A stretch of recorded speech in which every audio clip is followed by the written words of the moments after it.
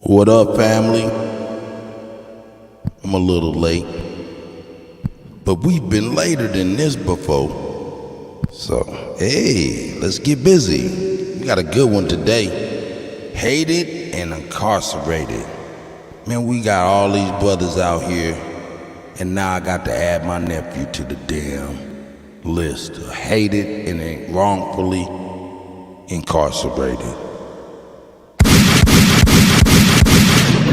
Y'all know what it is. It's the go.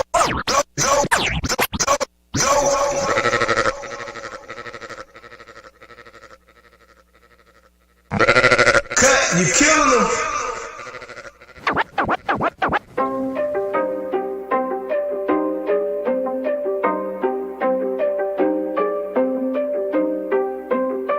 CSG Pain.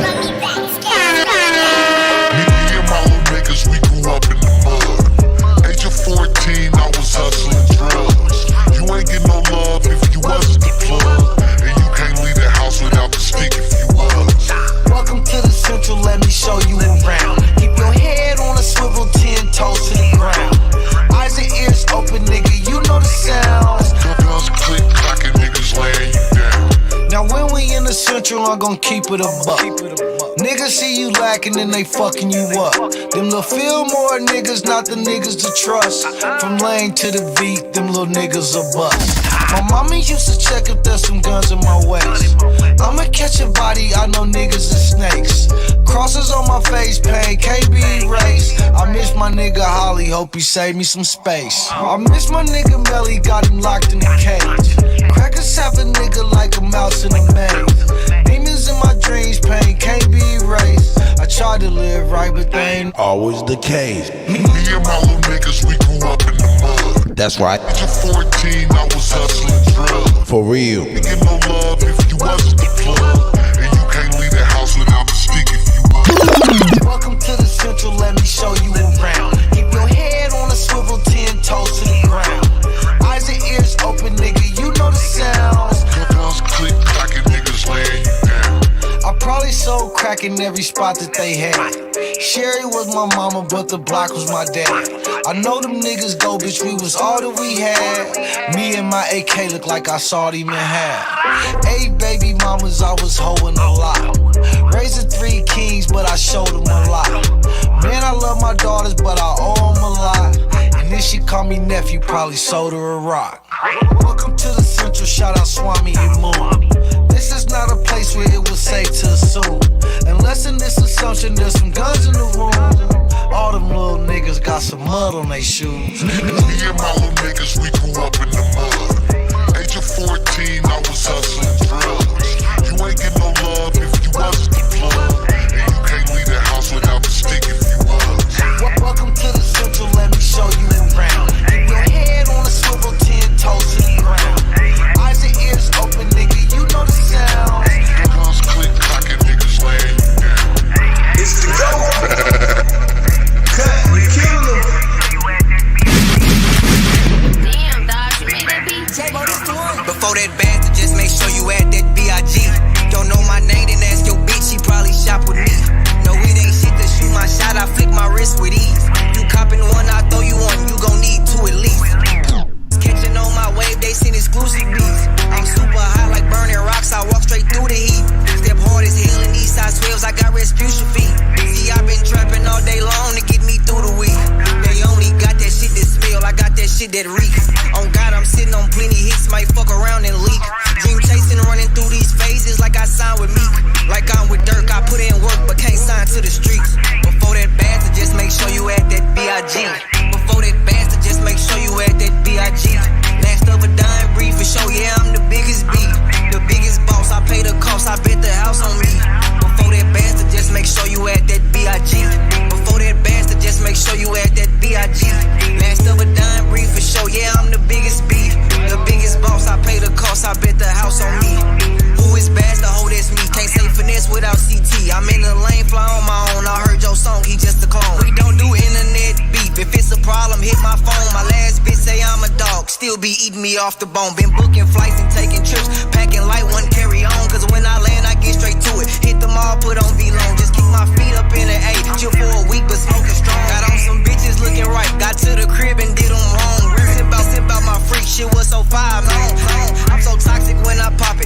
dripping rolls. I just wanna hit a wifey, ice my neck and rolls. Pocket stocking filled with broccoli, pay the price to get them blown. Before that bastard, just make sure you add that B.I.G. Before that bastard, just make sure you add that B.I.G. Last of a dime, brief for show, yeah, I'm the biggest B. The biggest boss, I pay the cost, I bet the house on me. Before that bastard, just make sure you add that B.I.G. Before that bastard, just make sure you add that B.I.G. Last of a dime, brief for show, yeah, I'm the biggest B. The biggest boss, I pay the cost, I bet the house on me. Yup. Wild Indian, yeah. Hey, V, line them up. I'm a wild Indian, you know I go crazy. Ain't really Indian, that boy fugazi. I just keep it player, you can never play me. You got an ass so fat, girl, let's make a baby. And another one, then I'm back to the trap, I'm trying to double some. She a bad woke chick, and I love her tongue. We some jurisdiction boys, we some one-on-ones. Look, don't compare me to no Martin dog, I'm like Malcolm X. Die by our freedom, we'll leave a crack and stretch. Round of applause, boy, you know we crack the text. Chucky ball, child's play, yeah, nigga, that's who's next.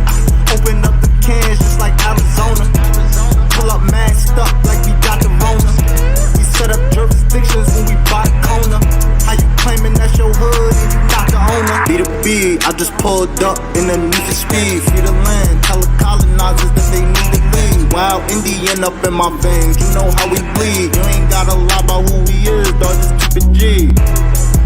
We at war, we can't keep the peace. Since we at war, gotta keep the peace. Hold up. Then I meditate. Yo, Keep an Olmec head when we slide, dog, cause we the shit. Sister Beth. Niggas if bitch we the shit, I can keep the peace. If it pop off, then I wanna beat. I can keep the peace. If it pop off, bitch we the shit. Like my niggas said, bitch we the shit. Like my niggas said, bitch we the shit. I can keep the peace. If it pop off, then I wanna. Man, who's that? Shy Apples, New Era Grassroots, Drake Cobb's music, Aboriginal React. I don't give a damn, understand. Stole this land. I don't give a damn, understand. Fuck who stole this land, white or black or tan. Understand it's fuck who stole this land. I don't give a damn, understand. Fuck who stole this land, white or black or tan. Understand it's fuck who stole this land. I don't give a damn, understand. That's all we need to hear right now. Understand it's fuck who stole this land. I don't give a damn, understand. Fuck who stole this land, white or black or tan. Understand it's fuck who stole this land. I don't give a damn, understand. Fuck who stole this land, white or black or tan. Understand it's fuck who stole this land. Might have seen me get little buddy these hands, he wasn't no ammo man. Now these dudes is Sambo man, they full of shit like my ammo can. What they call an N-word out the wrong mouth as an ambulance. Wild Indian, get it in advance or you can post date it. Redskin, Straight sacred, they stole acres, no ape shit. see Morning Star, Sister Bethy, Autochthonous Goddess, Speed, free the land. Shy Apple. They need to leave. Wild Indian up in my veins, you know how we bleed. You ain't gotta lie about who we is, dog. Yeah. We at war, we can't keep the peace. Since we at war, gotta keep the peace. That's right. New Era Grassroots. Keep an Olmec head when we slide, dog, cause we the shit. Man. Yeah, man, let me give a shout out real quick before I get in the mix. Miss Stephanie Birch. She was here quickly, early. She was here early. Shout out to you, sis. Aboriginal React, Anthony Pickens. I see you, my guy. Who else? Yeah, Empress Freedom Feathers is in the building. You know, Shy Apples, Autochthonous, yeah. Wakandi's in the building, yeah. Okay, yeah, we starting to build. Wow, Indians, that's what's up. That's us. Aboriginal up in this motherfucker. You know what I'm saying? We ain't like you olive oils. We come from this motherfucking soil, and that's a motherfucking fact.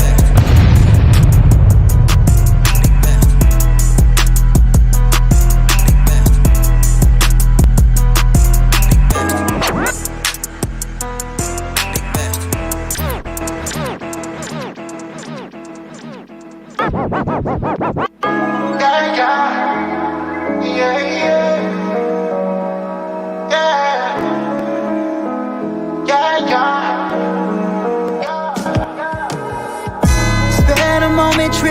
to Vegas. I feel like spinning the set, taking chances. Ain't scared to take a risk, cause that's what life. That's right. Drake Cobb. Music. Another chance, whatever, I'ma pay the price. But first I gotta roll it down. Shake 'em up, shake 'em up, shake 'em. Roll 'em in a circle of homies and watch me. Shake 'em up, shake 'em up, shake 'em. Roll 'em in a circle of homies and watch me. Shake 'em up, shake 'em up, shake 'em. Roll 'em in a circle of homies and watch me. Shake 'em up, shake 'em up, shake 'em. Roll 'em in a circle of homies. This that shit. I done gamble past my budget. Ballin' beyond recognition, so homie, what's the subject? I give a fuck what you niggas utter. I put a thump on my side and you can't get the stuttering. Keep my head high, knowing that these haters hovering. Loving how I move, yeah, but you fuck with cousin them. Cutting them can't be trusted, ain't nobody fuck with them. You hustling with the homie with the tilted brim. Yeah, you on the sideline, sit with them, homie. We in the VIP, sit with them, homie. So many places, different faces, taking chance in advance, so you know we made it. Spend a moment, trips out to Vegas. I feel like spinning the set, taking chances. Ain't scared to take a risk, cause that's what life is. And we only live once. I shake it up and roll it down. Win or lose, I'ma get it back and take another chance. Whatever, I'ma pay the price. But first I gotta roll it down. 7-Eleven, 7-Eleven, came back on little phone. 7-Eleven, 7-Eleven, 7-Eleven, came back on little dough. Check it, we bought that sack dope. Safe is good and we bout to blow like sack smoke. And clean the house, grab that scratch low. We bout to bounce, motherfucking 6-4. And shoot whatever, bet whatever, what you propose. We out here taking chances and we setting goals. The distance the race, with red setting goal. I'm on my show enough shit, homie, I got the glow. Oh, you never knew, the blue flame is emerald blue. The reason why I'm choosing you. Pick a side, pick a side. You know the rules. You know it cuz shooting with the crew. Spend a moment, trips out to Vegas. I feel like spinning the set, taking chances. Ain't scared to take a risk, cause that's what life is. And we only live once. I shake it up and roll it down. Win or lose, I'ma get it back and take another chance. Whatever, I'ma pay the price. But first I gotta roll it down.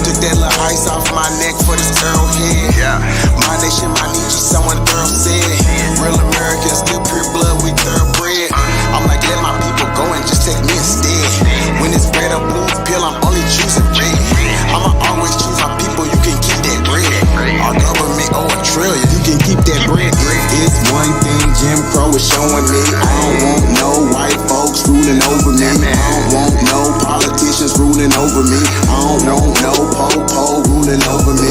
Only somebody that's like me gon' treat me like me. I'm Iron Cherokee, Chief and Dr. GLE. I'm still a G like this.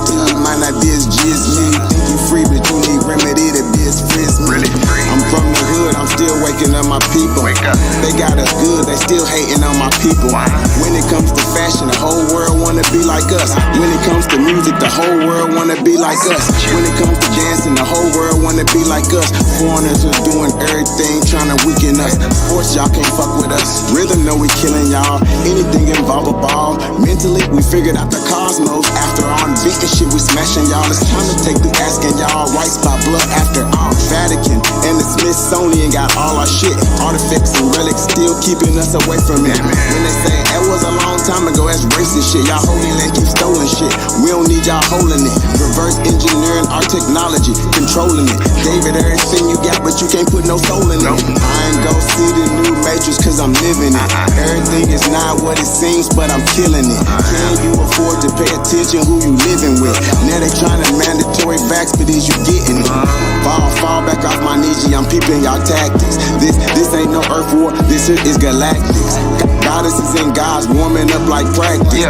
We gon' put arrows on your chest like that. Mongoloids can't style like us, them fake natives ain't wild like us. They ain't got a soul, destiny as a child like us. Nobody power like us, nobody peace pipe like us. Boxing, y'all can't fight like Bronze, black power, God. Wake 'em up, I'm in the way. Say too much, I'm in the way. They tryna kill us anyway, so listen what I'm. Ghetto Child Clinic. Body, I keep we wage y'all anyway. What that since finna say, everybody ain't here to stay.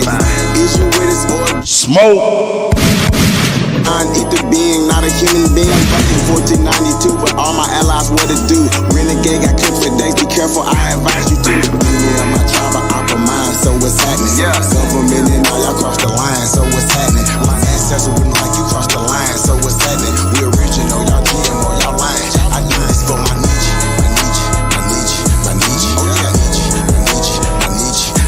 For my niche, I do this for my niche. Yeah. We do this for y'all, man. This is tribe.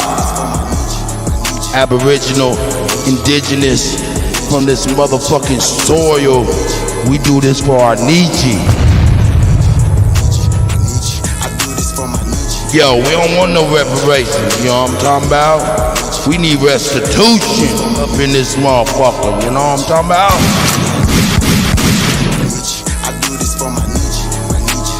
Yo, Thread, Ja Brick, Trey, Dre Cobb, you know, Bonnie, CT Finesse, Mr. LB, CSG Payne, Mr. Munchie.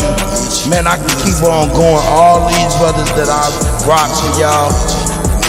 We do this for our niche. Sister Betty, she most definitely do it for. That's right, for my niche. You know what I'm talking about? Maga does it for my niche. You know what I'm talking about? Dre Cobbs, he do it for my niche. Everybody, Lou Aaron Grassroots, Big Dog Philly OG, we all do this for our niche. You know what I'm saying? Tasco, the CEO, Gretchen Helms, Miss Elizabeth, Mississippi. We do it for our niche. You know what I'm talking about? Chief Holiday, Big Aboriginal Power, A1, Ab TV. You know what I'm saying? Everybody. Man, that's it.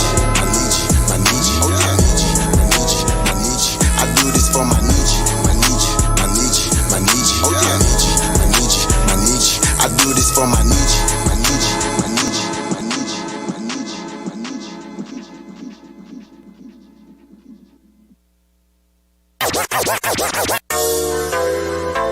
Let's not forget, we some beautiful niggas.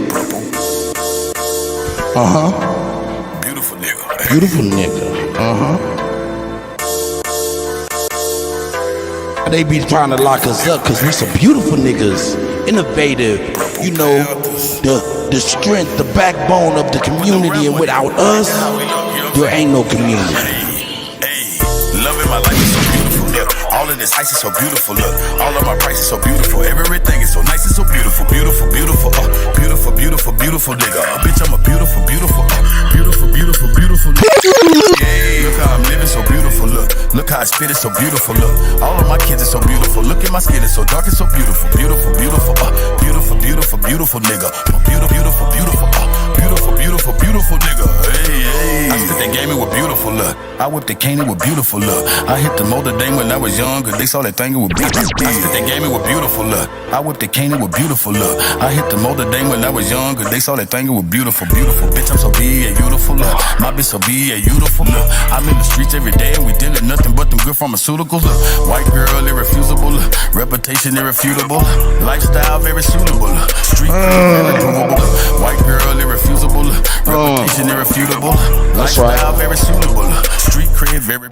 You already know. Sergeant, I'm recruitable. OG Genie, you can Google them. Drop the top, it's so removable. Ain't no budget, ain't no moving them. It ain't nothing you can do with a beautiful bitch and a booty for. Watch how many tricks her booty pull. Titty nipples looking chewable. Heads turning looking screwable. Selling coochie in a can, count cat cornered in a cubicle. Ain't no telling what I do to you. Know that I do to do. Round and round and round and round like a hula hoop. DD, I banging out hits on the fruity loop. Look, loving my life is so beautiful. Look, all of this ice is so beautiful. Look, all of my price is so beautiful. Everything is so nice and so beautiful. Beautiful, beautiful, beautiful, beautiful, beautiful nigga. Bitch, I'm a beautiful, beautiful nigga. Hey, hey, look how I'm living so beautiful.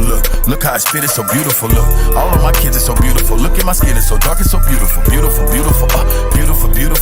nigga. Bitch, I'm a beautiful nigga.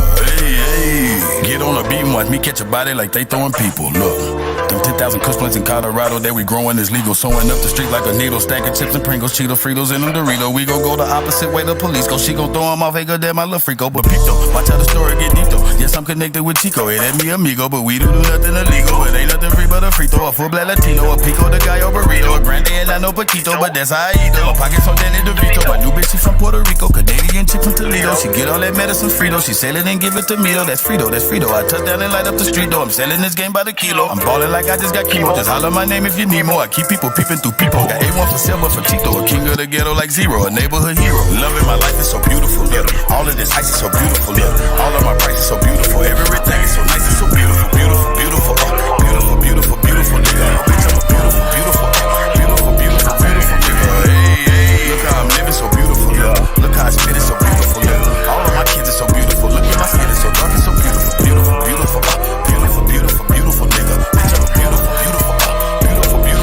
nigga. Hey, It's the go. They know me, I'm coming around. I turn it up when they playing my sound. To my little jig when they turn it up loud. Others that gotta be town, blue diamond. They know me, I'm coming around. I turn it up when they playing my sound. To my little jig when they turn it up loud. Others that town, blue diamond. They know me, I'm coming around. I turn it up when they playing my sound. To my little jig when they turn it up loud. Others that gotta be where they at now. On 635 and they bumping my sound. So I won't beat the eyes, look at me now. One motherfucker starring that shooting range fire. Listen, I told them I come with that heat, but they didn't believe me. Why would I come in here being conceiving? I want to hear this, please give me a reason. Get this folks something to believe in. I can't compete, baby, I don't play fair. You can't compete, baby, you don't compare. And all of my niggas aware, they gotta play fair. You know I'm it, I am the pure definition of bleak. Capital IT, cause I'm that bitch. If I toss a bone, all the bitches gon' get leaving. I can't compete, baby, I don't play fair. You can't compete, baby, you don't compare. And all of my niggas aware, they gotta play fair. You know I'm it, I am the pure definition of bleak. Capital IT, cause I'm that bitch. If I toss a bone, all the bitches gon' get move, bitch, get out the way. No, not a bully, but did come to play. Blue Diamond. I'm on the safe, I like that, it's all I ain't calling me baby. When I'm on top, they won't believe it. Crossing the hands, I cut the fingers. Not an illusion, this the real thing. Booking a flight to and off 4 seasons. I'm turning up, it's Virgo season. Said I'm the one, they wouldn't believe me. Look at them now, they bump my single. I'm the hottest around. I told y'all they wasn't begging the soul to make them believe. I just keep writing until I start flying. And once I take flight, baby, you at a sight. Better get right. Blue came to eat and she won't leave a bite. What is the leftover? Bitches be leftover stages. It's rotten, it's leftover cheese. I'm a hard hater, producers agree. I got the juice, he tryna squeeze. I got the flow and it's kinda ridiculous. Teaching these bitches like here is the syllabus. I am the one, baby, I do not miss. Told me it's rain when you know that it's piss. Once I find out that you lied, I'm cutting out ties. Can't hop on my train and get rich. So got a sound, blue diamond, they know me, I'm coming around. I turn it up when they playing my sound. To my little jig when they turn it up loud. Others that gotta be where they at now. On 635 and they bumping my sound. So I won't beat the eyes, look at me now. One motherfucker starring that shooting range fire.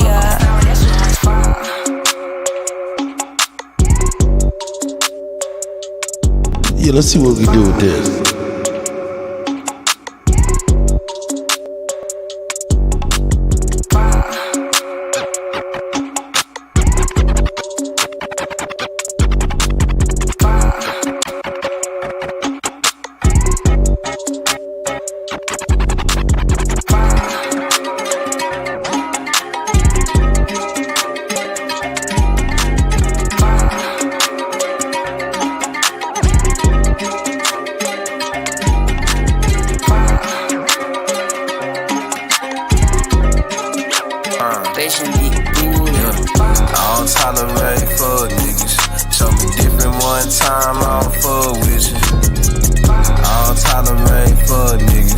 Show me different one time, I don't fuck with you.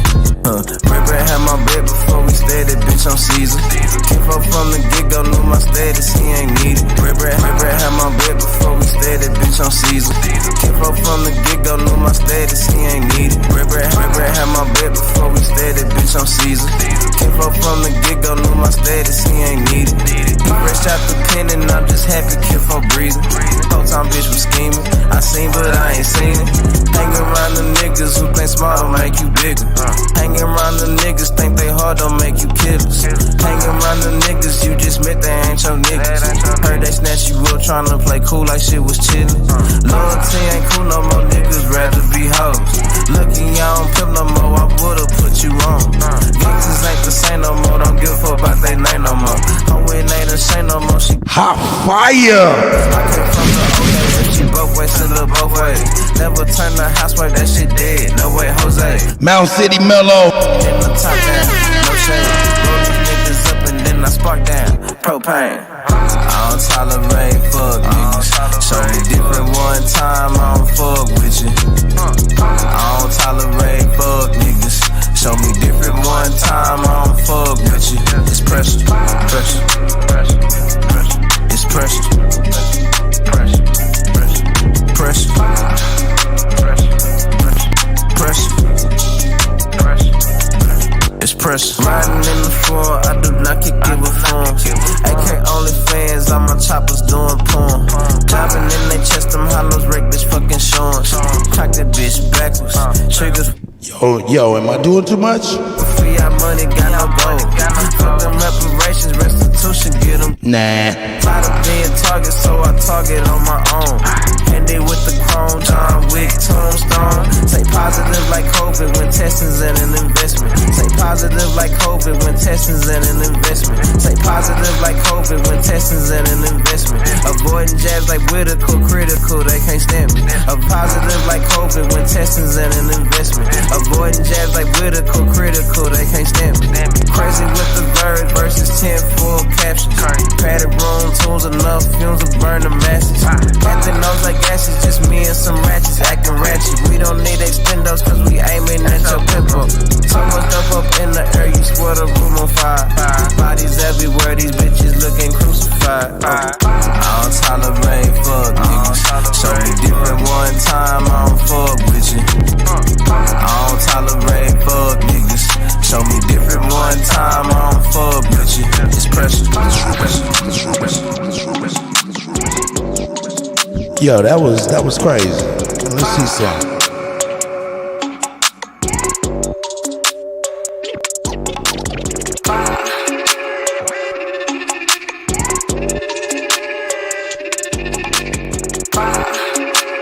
Swim team shit, nigga. Dope boy shit. Hey, just got off the pack. I just left the store, I'm about to head back. Gotta call my plug again, they asking where it's at. Niggas on the drugs again, they don't know how to act. You killing them. I just got off the pack. I just left the store, I'm about to head back. Gotta call my plug again, they asking where it's at. Niggas on them drugs again, they don't know how to act. Hey, I just got off the pack. I just left the store, I'm about to head back. Hey, I just got off the pack. I just left the store, I'm about to head back. Gotta call my plug again, they asking where it's at. Niggas on them drugs again, they don't know how to act. Hey, I just got off the pack. I just left the store, I'm about to head back. Gotta call my plug again, they asking where it's at. Niggas on them drugs again, they don't know how to act. Hey, I just got off the pack.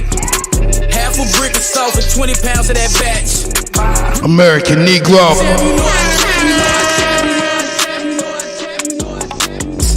If she a freak of the hoe, I'ma bust all on her back. Mr. Brooklyn. We in Neiman, we in Gucci, we in Saks. I got the Uzi and G&O got the Mac. You ever play with the G, I turn you to a pack. Boy, you can't take the heat, it turns you to a rat. Tasco. Trying to shake this D and turn all of this crap. You know we play for keys, you play with me. Mr. 24. Get in that water, see us swimming for them racks. You see them blues all in my them stacks. I probably need an intervention, and that's facts. My Remy dirty, this 30 got me relaxed. Just got off the pack. I just left the store, I'm about to head back. Gotta call my plug again, they asking where it's at. Niggas on them drugs again and don't know how to act.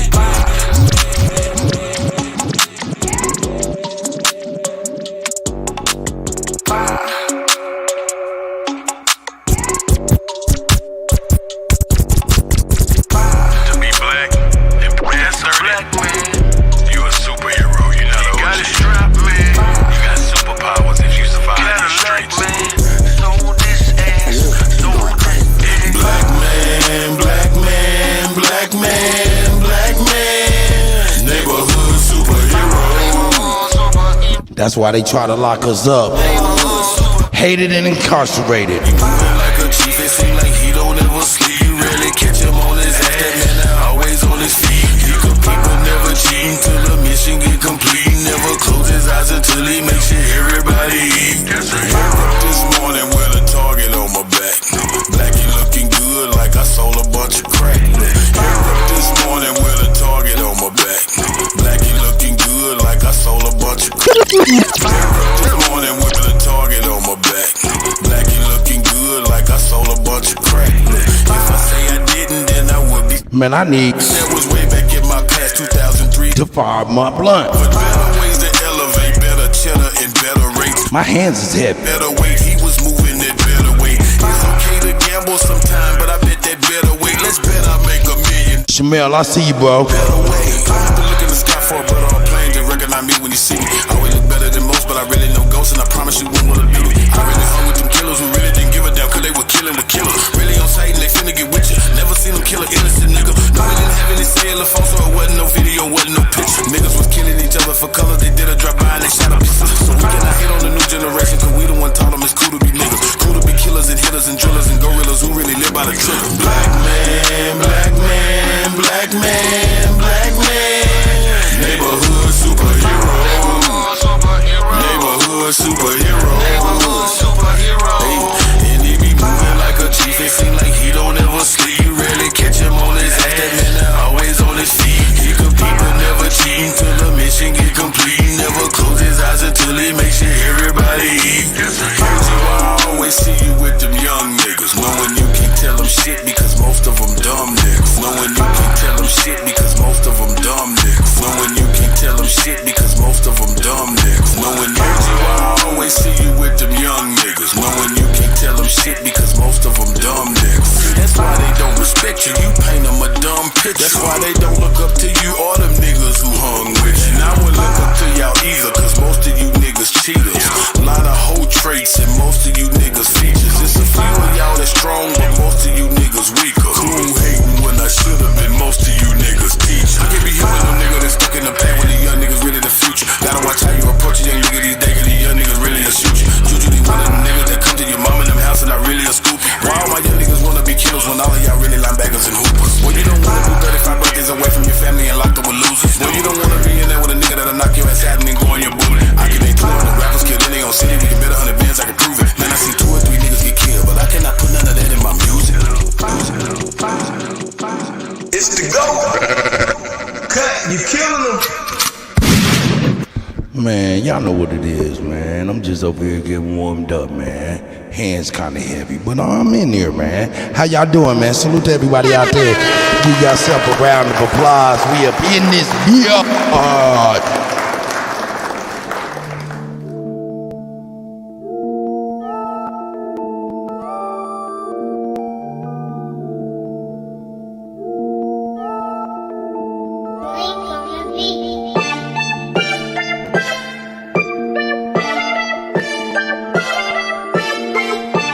Rich the Factor,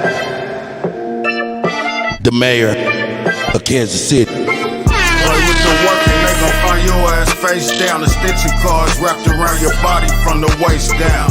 Over 60 band-aids on me from the waist down.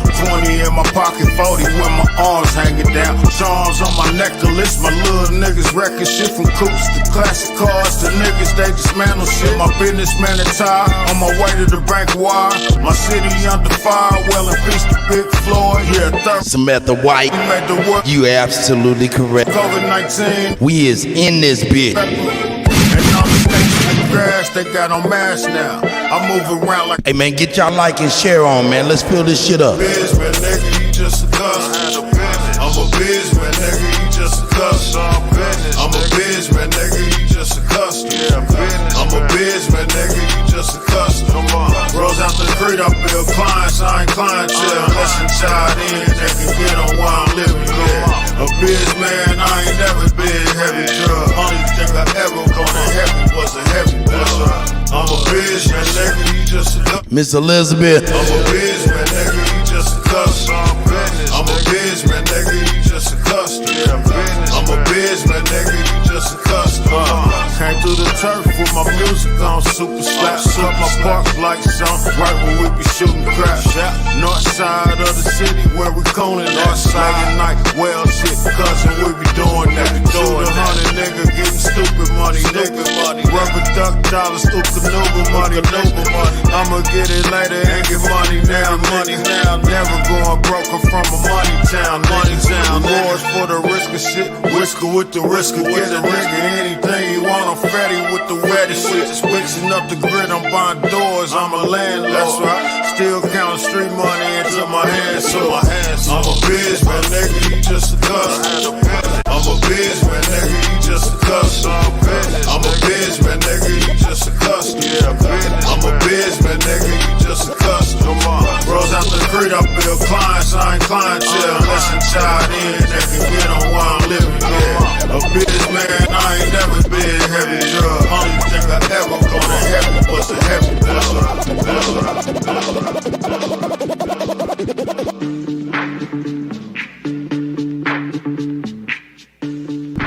My OG. You going crazy. Ice. Dum dum dum dum dum dum. Dum dum dum dum dum dum. Been getting money on the east and the west side, yeah. Been getting money on the south side, Bunton, Rub City, Back Street, nigga, yeah. Renting out a house on the north side. Get it 8 ways, ain't no telling what I'm doing. See me in the hood, then I'm selling what I'm doing. Let the window down, they be smelling what I'm doing. Stay away from rats, they be telling what I'm doing. Been getting money on the east and the west side, yeah. Been getting money on the south side, Bunton, Rub City, Back Street, nigga, yeah. Renting out a house. That shit is so hard. Telling what I'm doing. See me in the hood, then I'm selling what I'm doing. Let the window down, they be smelling what I'm doing. Stay away from rats, they be telling what I'm doing. It's the go. Then I put it in a plan. Took it out the pot, then I put it in a If you want to cop, then you better understand. Pull it out your pocket, bitch. Cut, you killing them. I never worry about another nigga paper. That's why I never been on another nigga paper. I would been the type to do another nigga favor till I almost got killed in another nigga cake. Pocket got blue, but my pockets ain't sad. Got a lot of cool haters, but my partners ain't mad. Still invested in the street, cause the profits ain't bad. Fuck it, I'll hit them both if a partner ain't trash. Eugenie, baby, I'm a old ass nigga. Yeah, 45 years, still a throwed ass nigga. I say anything, I'm a bold ass nigga. Like ice, baby, I'm a cold ass nigga. Ice, baby. Eugenie, baby, I'm a cold ass nigga. Ice, baby. Way before George was a throwback nigga.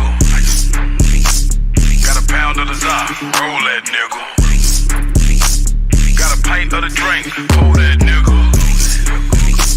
I'm a project, baby, like Kuttack, nigga. Everywhere in the city, bitch, they know that nigga.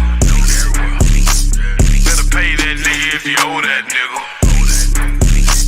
I ain't never hung around no hoe ass. Yeah, digging in the pussy real deep when I'm in it, like yeah. Ride around the city with a Drake in my lap, like yeah. Gotta keep a cutter for the snakes in the grave, like yeah. Don't ask me why I keep a gun, just in case you would know if you ever had a gun to your face. With your baby mama sleeping with your son in the place. Get the niggas what they want, money, guns in the safe. Number one rule is to see another day. Can't die for the streets just to be another face on a RP shirt. Niggas always do dirt till they dead. Now the nigga won't see another day. Bet $1 million, I can bet $1 million. Spend $1 million ain't sweat $1 million. Niggas sold dope over 25 years. If you add it all up, that's $7 million. No rap money, but I still rock ice. I done bought me some lands and my car look nice. Still owe back pay all my child support. If they try to lock me up, I'ma pay the shit twice. True Genie, baby, I'm a cold ass nigga. Way before Jordan was a throwback nigga. Got a pound of the Zah, roll that nigga. Got a pint of the drink, pour that nigga. I'm a project, baby, like Kuttack, nigga. Everywhere in the city, bitch, they know that nigga. Better pay that nigga if you owe that nigga. I ain't never hung around no hoe ass nigga. Better pay that nigga if you owe that nigga. Got a pint of the drink, pour that nigga. I'm a project, baby, like Kuttack, nigga. Everywhere in the city, bitch, they know that nigga. True Genie, baby, I'm a cold ass nigga. Way before Jordan was a throwback nigga. Got a pound of the Zah, roll that nigga. Got a pint of the drink, pour that nigga. Say she heard about me and she heard I got a whole lot of groupies. Tell them folk don't worry about me. First of all, hey bitch, don't do me. She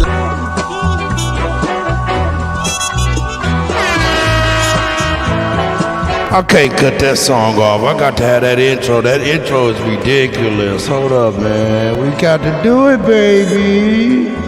We got to do it, man. This is a fan favorite right here. This is, who is this? Oh, this is Mr. LV. God damn it. Give him a shit. Yeah. say she heard about me and she heard I got a whole lot of groupies. Say she heard about me and she heard I got a whole lot of groupies. Say she heard about me and she heard I got a whole lot of groupies. Tell them folk don't worry, don't worry, don't worry, don't worry, don't worry, don't worry, don't worry. Say she heard about me and she heard I got a whole lot of groupies. Tell them folk don't worry about me. First of all, it's the go. She like in the way I put it on, and I think the cologne kinda made her juicy. Asking me what I got on. All this that gon' ahead, give me that cut. You killing them. I'm so goddamn classic, might fuck a ratchet while I'm in a two-piece. I'm so goddamn classic, might fuck a ratchet while I'm in a two-piece. I'm so goddamn classic, might fuck a ratchet while I'm in a two-piece. This that grown man shit, you don't know about this, going shop in a two-tees. I'm so goddamn classic, might fuck a ratchet while I'm in a two-piece. This that grown. Y'all vibing with me, man? What? In a two-tees. Been doing this, you a newbie. Money is the only thing move me. Nigga ain't talking about shit if it ain't about a lick. You remind me of what kind do y'all know? Pouring up drink and a liter, counting up money while I'm hitting it reef. He ruled the Duke of the Great Lake. FIFA, rocking up the door, killing shit like Jeeper. Man, what stylist? I don't even need him. He'll be sharp on the tip of a needle. Boy, hell no, I don't need no help. Stay feeling myself, no need for a sneaker. I put it on even though it's in me. Won't get me never putting on an image. I swear these hoes eat it up like Dennis. I'm automatic with it, not a semi. I can get flavor out, I got plenty. I wear that heat on me like I'm Jimmy. Since I been counting up, I been envy. Coulda ain't count nigga like a scrimmage. I put it on even though it's in me. Won't get me never putting on an image. I swear these hoes eat it up like Dennis. I'm automatic with it, not a semi. I can get flavor out, I got plenty. I wear that heat on me like I'm Jimmy. Since I been counting up, I been envy. Coulda ain't count nigga like a scrimmage. Shout out to Mr. LV.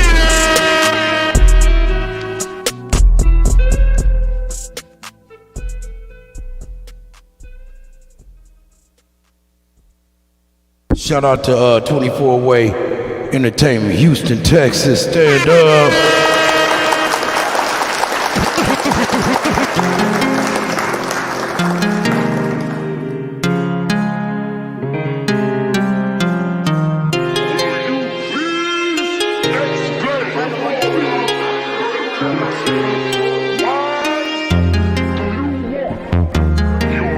I'm gonna be bringing my sister Mick up in here, Mickey, man.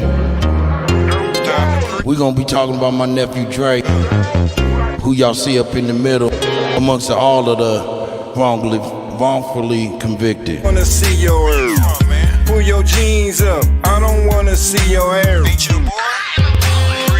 don't wanna see tail. Pull your jeans up, I don't wanna see your ass. Pull your jeans up.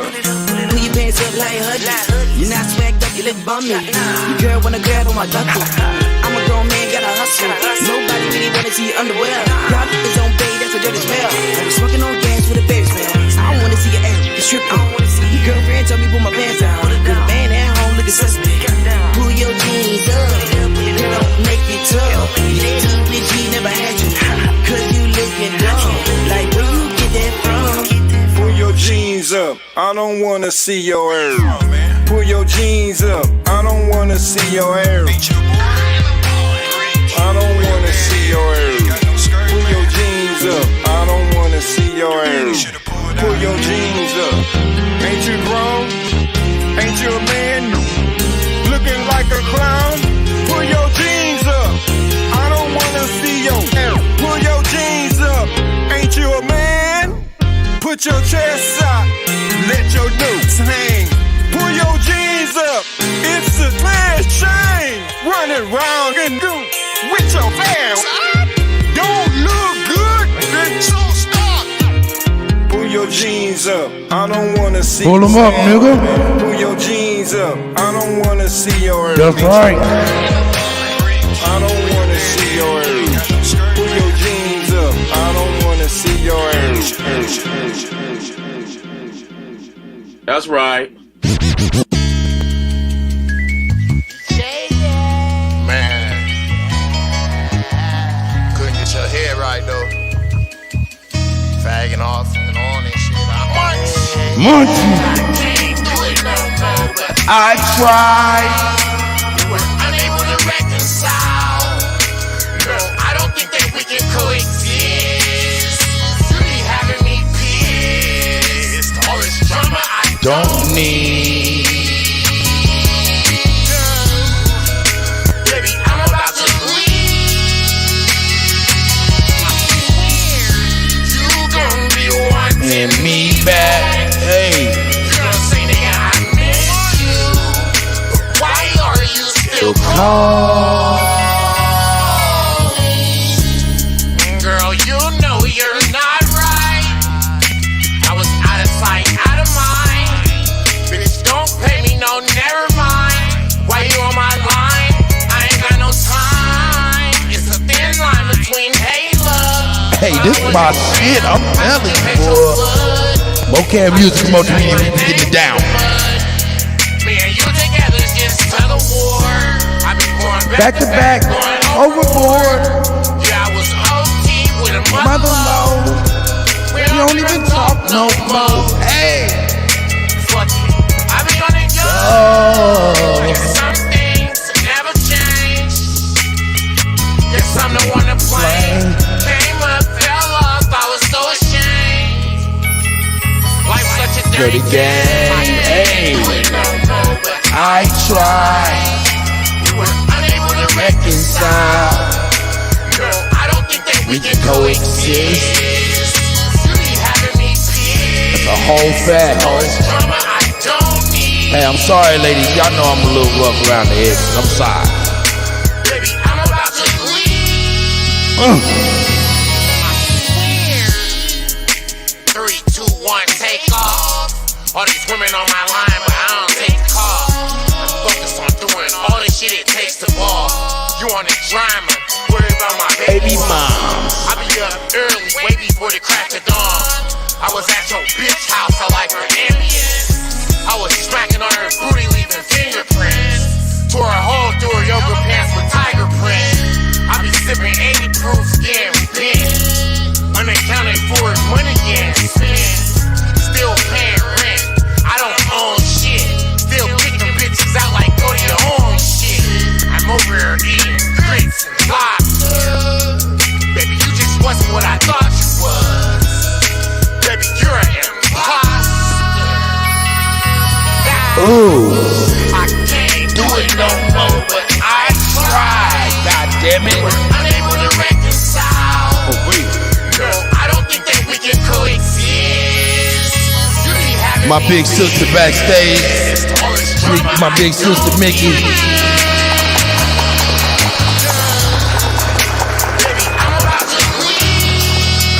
It's me. I see you, Miss Sissy. It's me. Wanting me back, hey. You don't say, nigga, I miss you. Whoa. Why are you still calling? That's a whole fact, man. Hey, I'm gone. Don't call me. I was about to cuss. Sister Beth, Chief Elder, Sister Bethy, please forgive me. You know I was about to be naughty. I'm sorry. We on high vibrations today. High vibrations, Sister Bethy. Before you get at me right now. Straight up. Let's get busy here. Let's see what we got going on. Yeah. All right, family. All right, family. Y'all see the... Hey, man, what's up, man? How you feeling, God? Man, what's the deal? Well, we is all well. Special guests in the building, man. Most definitely. We got a special guest, and this is my sister Mickey. In fact, I want to bring her on, but I'm going to make sure I'm on camera with my sister so she is not alone. Hey, party people, do you see me? I'm sweating and all of that because I sweats for the family. And this here is my sister Mickey, everybody. Say hi to Mickey.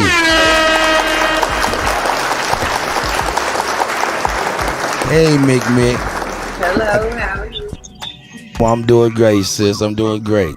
I'm gonna, I just wanted you to be able to say hi to everybody and everybody say hi to you. I don't know if you can see the chat, but you'll be able to see them talking to you as well. And different comments I might throw up on the screen as well. So right now I'm gonna get into these commercials real quick, sis. Okay. All right, love you. Love you. All right, here we go.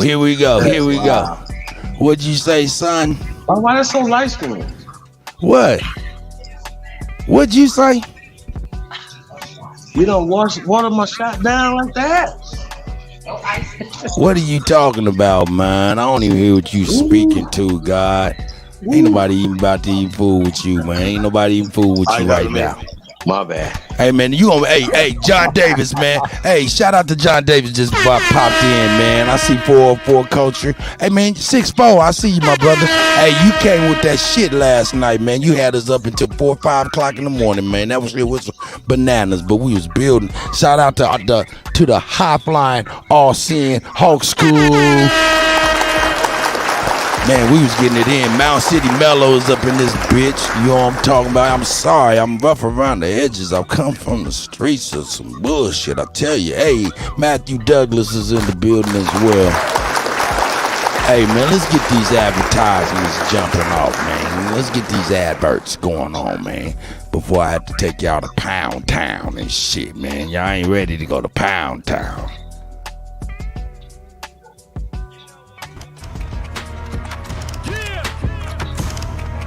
Shout out to Lieber Son. Lieber Son Studios, the first American Gods, coming soon, featuring the Jaguar, the full-length animated film, coming soon by Lieber Son Studios, our brother, our tribe.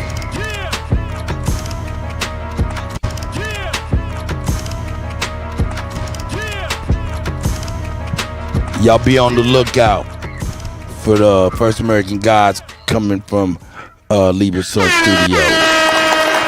Like I said, our brother, our tribe. You know what I'm saying? We promote our family, you know what I'm saying, and their business endeavors. Let's get on. Y'all know the order in which we do this. Shout out to J-Rock. Are you a connoisseur? Are you an expert judge in matters of taste? Are you an expert judge in matters of the finer things in life?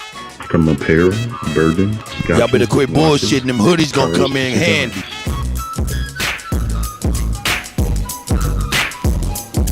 Are you a knower what's the best of the best? Do you embody a lifestyle of upper echelon in a society of leaders, winners, and bosses? Well, if you are, then you know a connoisseur is an honor reserved for a chosen few. To be a connoisseur of the finer things, is like the highest honor life. Connoisseur, the finer things. Shout out to J-Rock. It's a lifestyle. Shout out to J-Rock and Carve, connoisseurs of the finer things. Yo, like I said, it's getting cold for y'all, you know what I'm saying? We're gonna need to be getting up on this stuff, man, and quit playing, you know what I'm saying? Let's get it on there. Shout out to Cold Figure TV.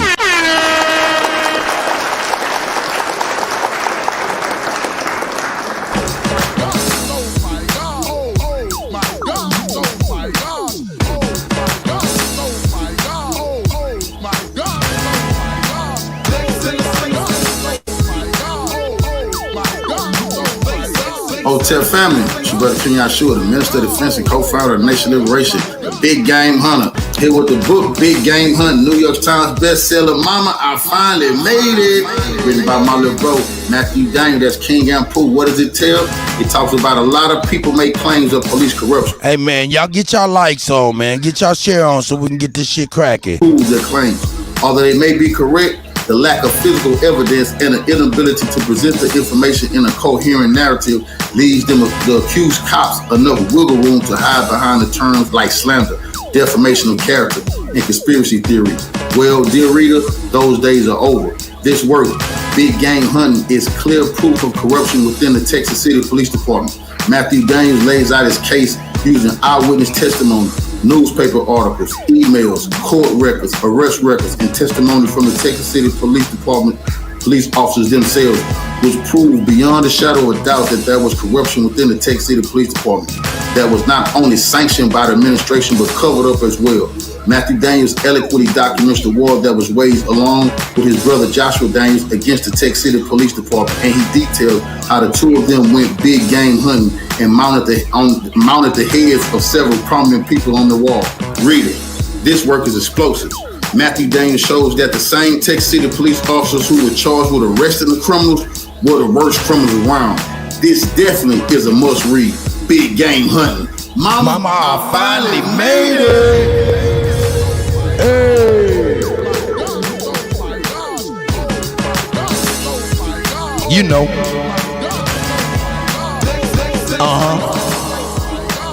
New York Times bestseller list. Shout out to Cold Figure TV.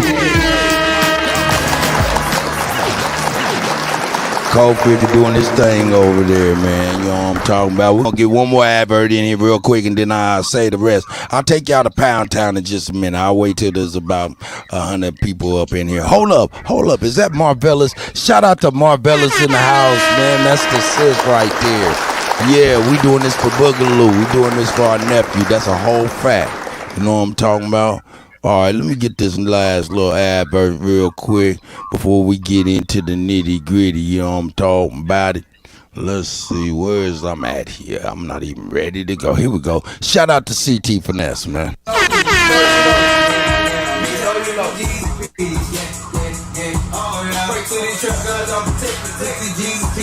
Break to the trap, guys, I'm protected while I feed speech. My phone threw me my first package and he said, make what you can. Turned to 28 to 56, came back and hit his hand. You always pay the plug, that showed you love, that shit make you a man. Put on the plug, you niggas dumb, you still ain't close, let me understand. Knock off the phone way at a text, so I went right back and copped the A. Got it going like this a race, Jell you run some dosey cake. Hotline blinking, had them thinking I've been out here moving weight. You start flexing and finessing, pussy boys supposed to hate. Flicky on me when we meet up, ain't no lacking, concentrate, can't throw me off thinking we cool. I know how goofy niggas play. The closest to you try to do, you try to knock you out the way. Send him the guy, he think it's safe. Send him the guy, he relocate. I used to break down 28 just to keep my money straight. My real trappers, they relate. Tell the nut, smoke out the shake. How much you got, I'm on the way. Don't take too long, no, I won't wait. I coach him up, draw up the plays. I'm getting paid and getting laid. I went from G's to P's.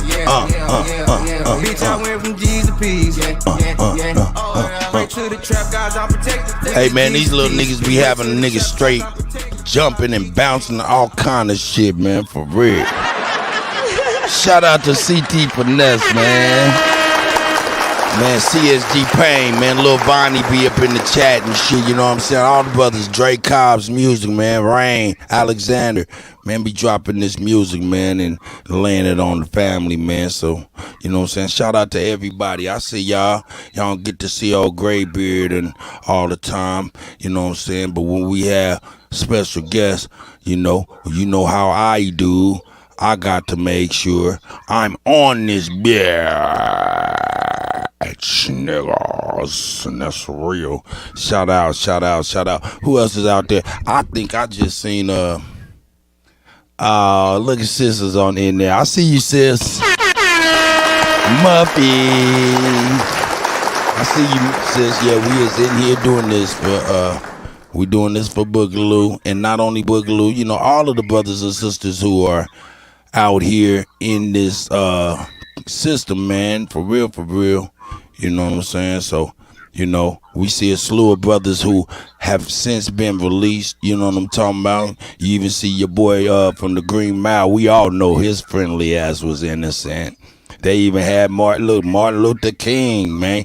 You know what I'm saying? We got all these brothers, and we know they all were exonerated at some point in time. Right now we come and we build on being hated and incarcerated. That's exactly what we dealing with.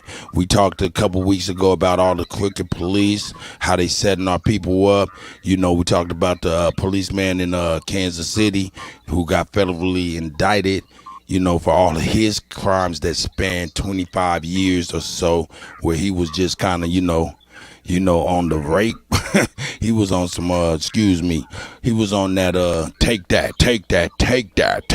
Yeah, well, I'm reframed from the R word. We don't want the algorithm to be rhythming and shit.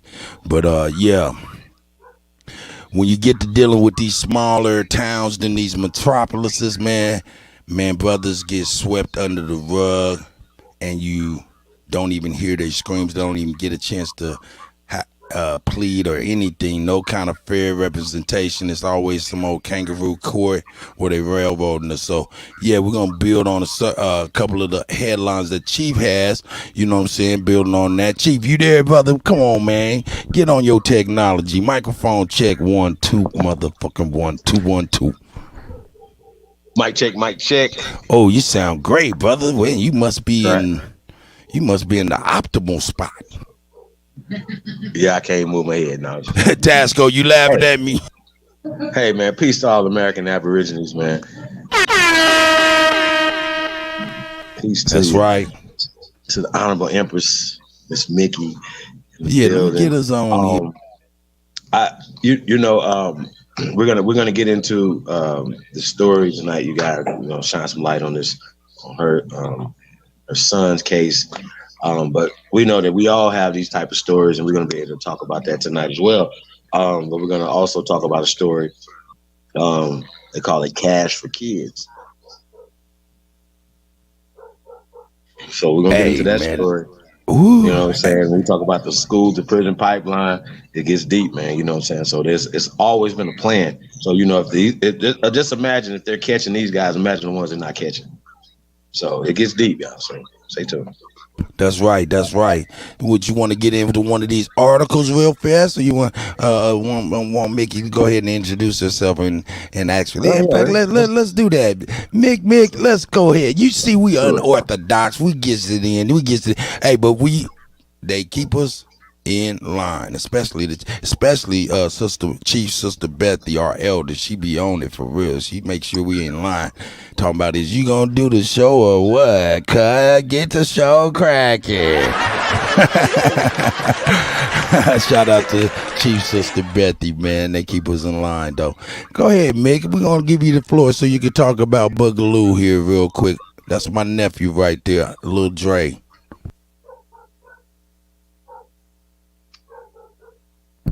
Okay, hit the microphone button at the bottom. There you go.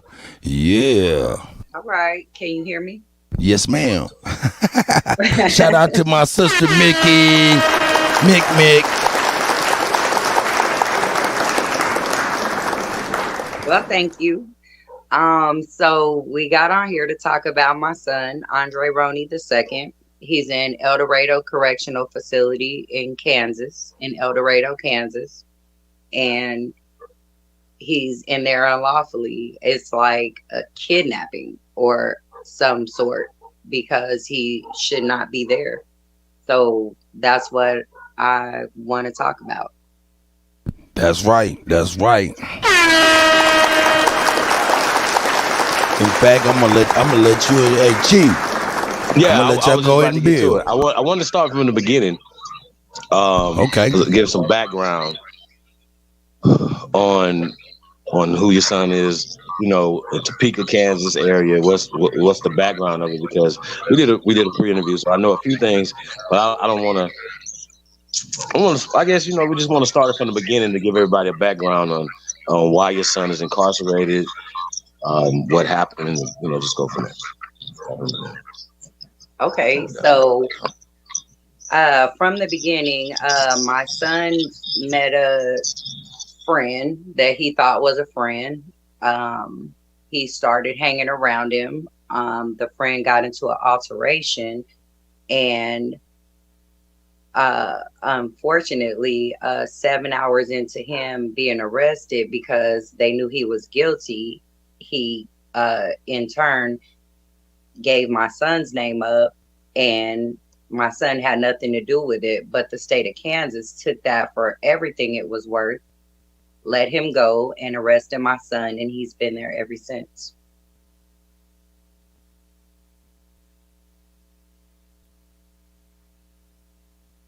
You got to give him a second. He be on his phone, and it be a little delay. Okay. Smoke said, Mick in the building, you damn Skippy.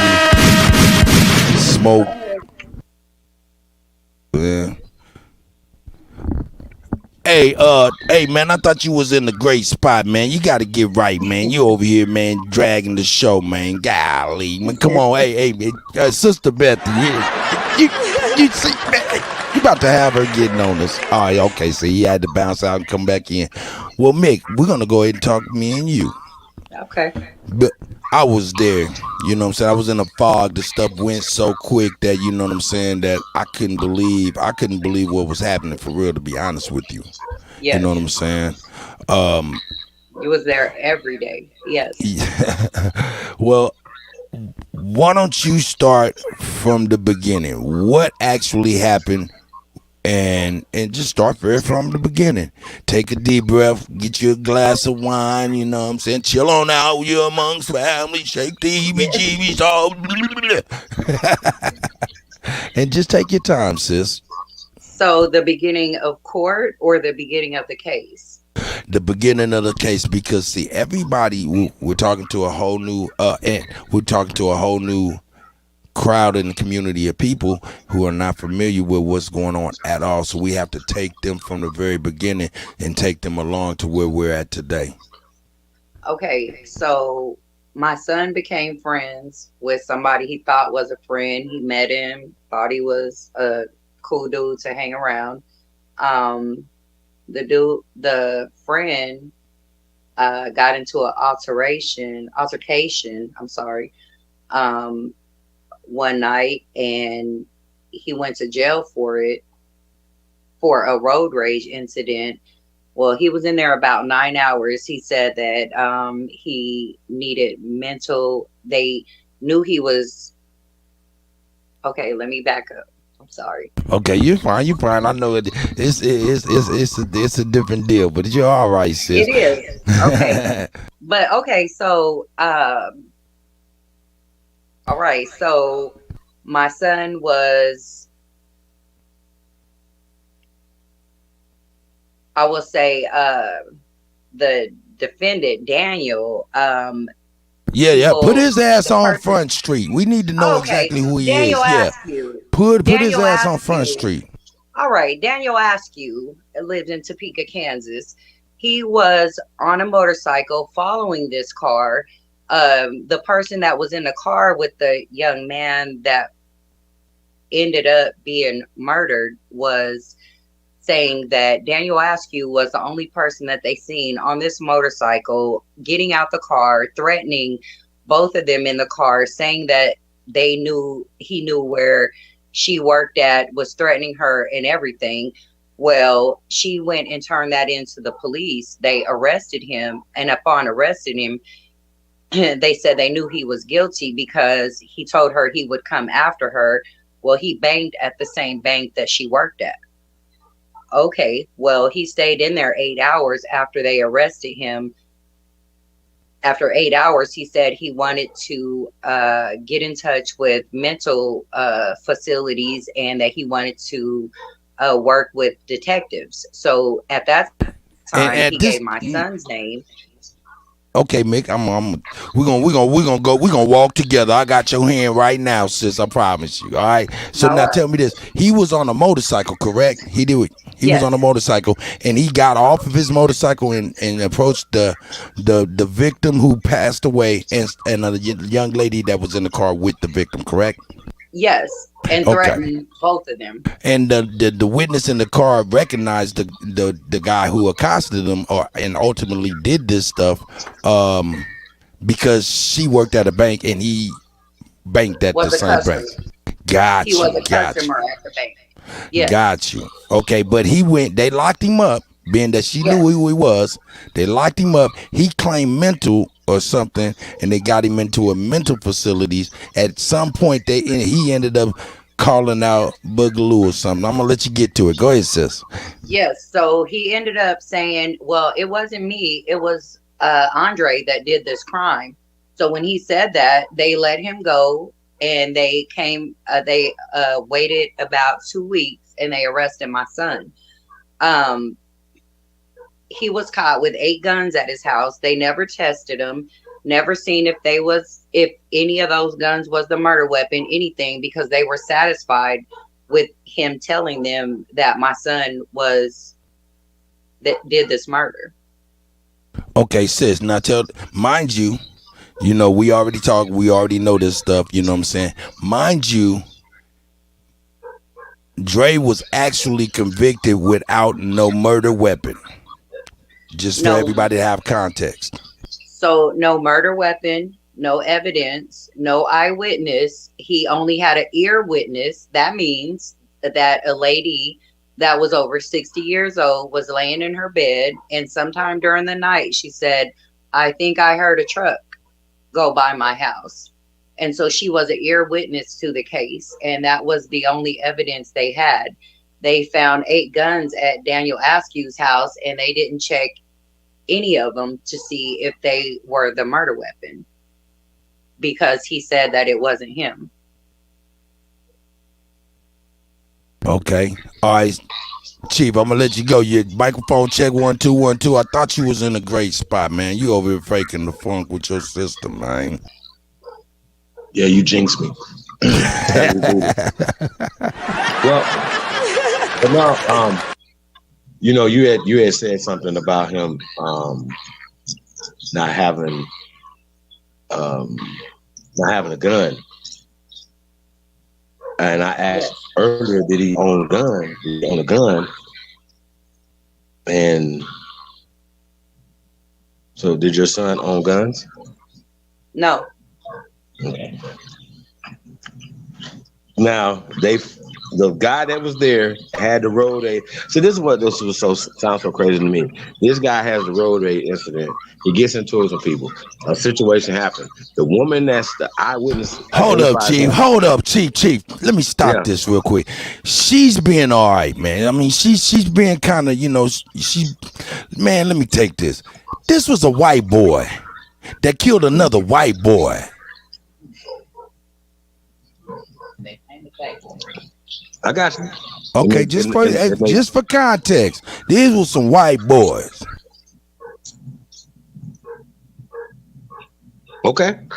So as soon as he said that it wasn't him, they took his word for granted, and they came and arrested my son, and he's been there ever since. Yeah.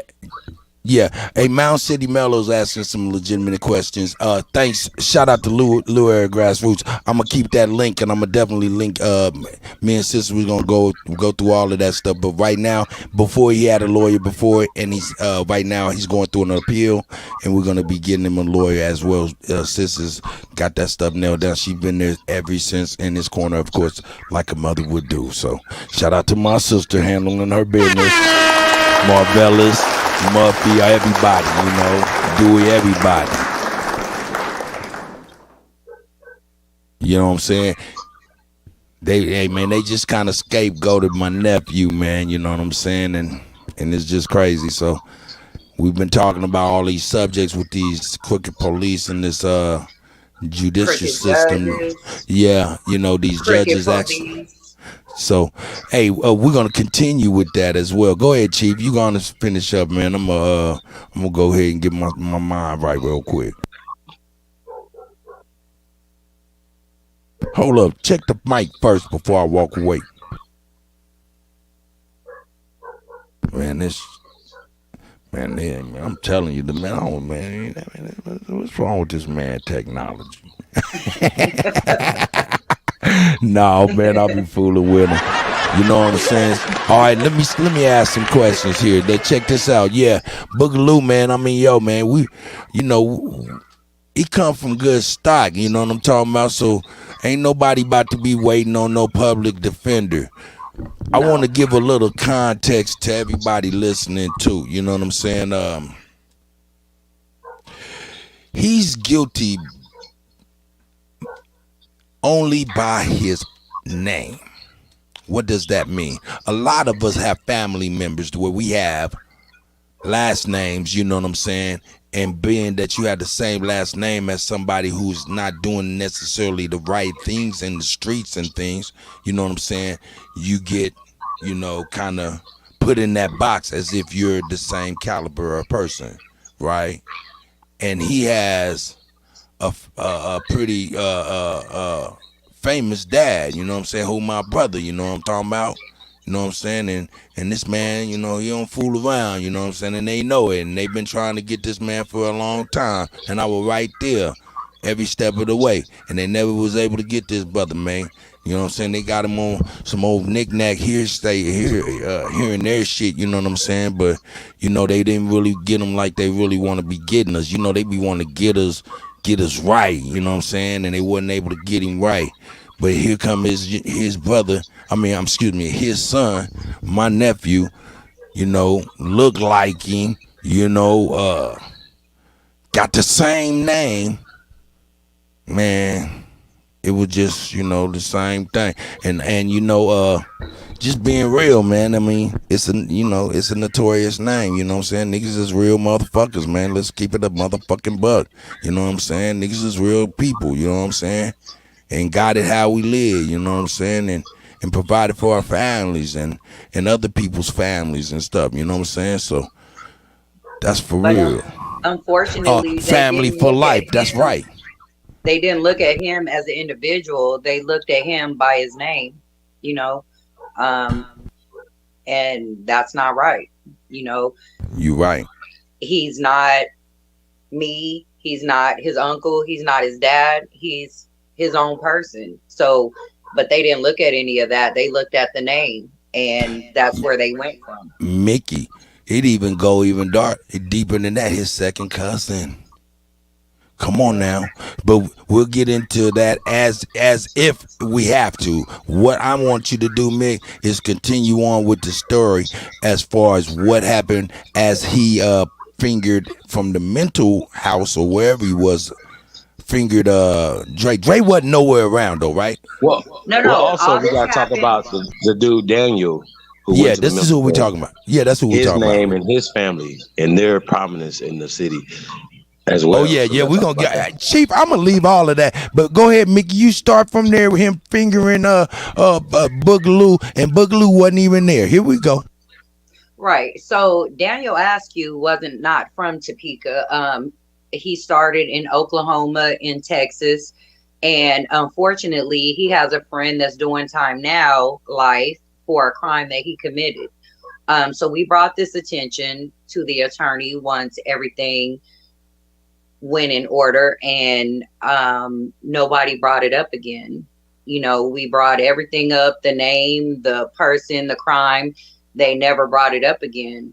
So I know that these attorneys have their own agenda. I know these judges have their own agenda. But unfortunately, my son wasn't a part of it. So I just feel like he got cheated out of everything. I got cheated out of everything. Like, We all did. I don't want my son's life to be played with over nothing. Like, if he committed a crime, prosecute him for the crime. But if he didn't commit the crime, don't just go off of him because of the color of his skin, because we can't help that. We can't change it. That's right. If we wanted to. And he can't help his family. He can't help his family. He can't help who his family is. He's going to love them regardless. So after this, Daniel told them that he was not guilty, Andre was. They waited a couple weeks. You know, I never got no police came to my door, not a warrant arrest, not nothing. Now, that was strange because that year we had 11 police reports to our house because my house got broken in. Andre's truck got stolen 3 times. I have all these police reports from things that happened. There was a home invasion with me, Andre, my daughter, and my grandson was in the house. We had a home invasion. So the police knew where we lived at. They didn't send a warrant. They didn't send police over. Nothing to say that he was guilty. But then 2 weeks later, you come and try to say that he is wanted when he was on his way to his cousin's house to better his life. So it's really strange. And then that was just the beginning of the whole circus before the trial started. Go ahead, G.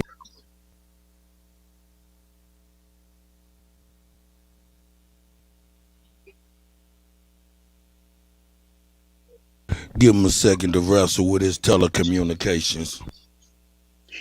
So I just want to say, so the trial, his first lawyer, he really believed in my son. But the thing was, so with him, he came in on the day of sentencing and he told us that he had been on morphine all week and that he was sorry, but he had a bum knee. So he really didn't know what had been going on all week. This was at sentencing. What? Yeah. And they knew this. There's a record of that? Oh, there's a record of that. He said it right in court in front of the judge, the Lord, and everybody. So, and at the same time, his son was also going through a murder trial. Let me just say. Yeah, hey, hold on, Mick. Yo, shout out to Dewey, man. Evil Low, Mean Bug Records, man. Top City representative. Hey, yeah, Marvelous. Yo, check this out. This right here is my Aboriginal, my indigenous community. You know what I'm saying? We Aboriginal of this here continent known as United States, but we know it as Turtle Island, Time Mary, or whatever you might want to call it. You know what I'm saying? So these brothers and sisters in this chat, believe you me, they're very, very, very smart individuals, and this is why we're doing this here. My brothers and sisters here, we gets it in. We tribe over here. So yeah, they here to help, sis. Everybody, y'all look at that, look at the description so y'all can check out that GoFundMe, man. You know, his appeals coming up, you know what I'm saying, if people can help, you know what I'm saying, everything could be, you know what I'm saying, wanted and needed and appreciated, you know what I'm saying. Chief Holiday, check your technology, nigga. Yeah, I was talking on mute. No, I mean, before we get to the trial, she said it was 2 trials. So 2 trials, yes. Right. And they tried him for first-degree murder. Am I correct? Well, the jury instructions was for any murder, like first-degree murder, second-degree murder, second unintentional murder, but they charged him with felony murder. Now check this out. One more thing. Excuse me, Chief. Don't mute though. These brothers and sisters in here, we be in the paperwork. We be in the deep paperwork, real old paperwork. So Mickey, if you don't mind, if any and all documents that you have that's digital, put them. You know what I'm saying? We'll get together tomorrow and I'll put it in the Google Drive, and these brothers and sisters can go through this stuff and see what they can do. You know what I'm saying? Because like I said, we got the best chat in the wizard. Straight up, we tried. That's facts. I'll actually send everything to you tomorrow. Because yes, so he wasn't. The jury instructions was for any murder, but they charged him with felony murder. But the jury instructions were for second-degree murder, unintentional first-degree murder, third-degree murder. They could have been for anything. So. But when he got charged, it was for felony murder, which they never had instructions on. Now, the jury asked the judge, David Dublin, was it a lesser charge because they didn't want to take this man's whole life? And he told them, no, it's not for his crime. Now, a lot of this was fueled because of the not only the race, but kind of speak on the family and how you had spoke on your job. Kind of get into that. How this affects you, how it affected you, how it affected your family, not just your son, how it affects you as well. Going into this first trial before we get into that. Okay, so from the first trial, so I started working. The day that I started working, I was supposed to go into orientation. They had me go into a room. So I stayed in the room about 45 minutes, and then I came out and I said, well, aren't I supposed to be training? They told me, well, we just want you in this room because the guy's sister works here and she doesn't want to look at you because you look too much like your son. So now we're talking about the victim's family. Now we're talking about the victim's family. The victim's family. And he wasn't even there. No, he was passed. And this is his sister, the same sister that actually went and threatened all the witnesses that they had, that if they didn't come testify, that they would be in jail. So this is the same sister that posted pictures of my son all over our job every day that I was coming to work, which eventually made me move out of state because my daughter worked there as well, and I didn't want her to see all of this stuff every day that they were negatively posting about my son, because nobody knew about the case but her and I. But she made sure the whole job knew about it. They tried to fire me and everything, and I eventually ended up moving out of state because of it. Yeah, Mick, man. But when she posted all over your job, what did she post along with this picture? Chief, go ahead and follow up after this.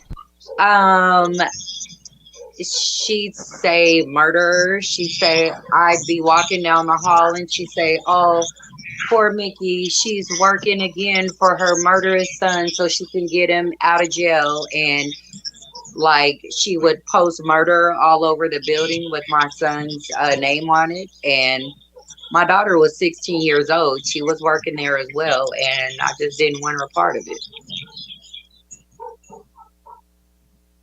They actually tried to fire me because she didn't want to see my face because I looked too much like my son. And, you know, unfortunately, he knew if he fired me that it would be an issue because I did nothing wrong. I just started working there, and I didn't know that Rachel Stokes worked there as well. because Drop she their was names. petitioned. Drop their Yeah, names, because this Rachel is a public Stokes. record. Rachel Stokes. I didn't know that she worked at the healthcare resort of Topeka. And so this is where we came into conflict at why I had to move out of state. We got death threats. We got so many threats. I'm in the healthcare profession, and so I work with families. Unfortunately, I got off the elevator at court with a lady that I knew very well because I took care of her father. When she got off the elevator, she said, "Why are you here?" I said, "Oh my gosh, why are you here?" Just so happens we was there for the same reason. The victim was her nephew, and my son was on trial for this. So then I lost my second job in the other state because it all connected. Wow. So, and I was the only one that was able to take care of him because no one else could handle him. So, but when this trial happened and she seen that I was there on the other side, like everything ended.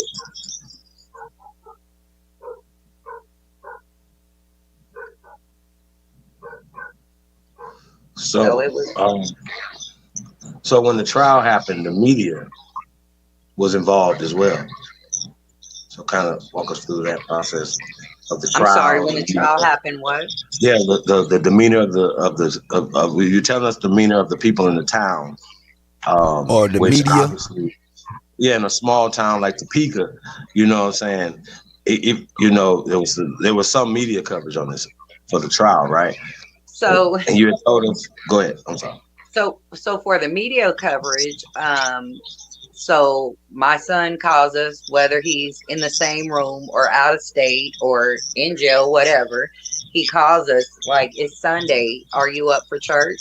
So on this particular day,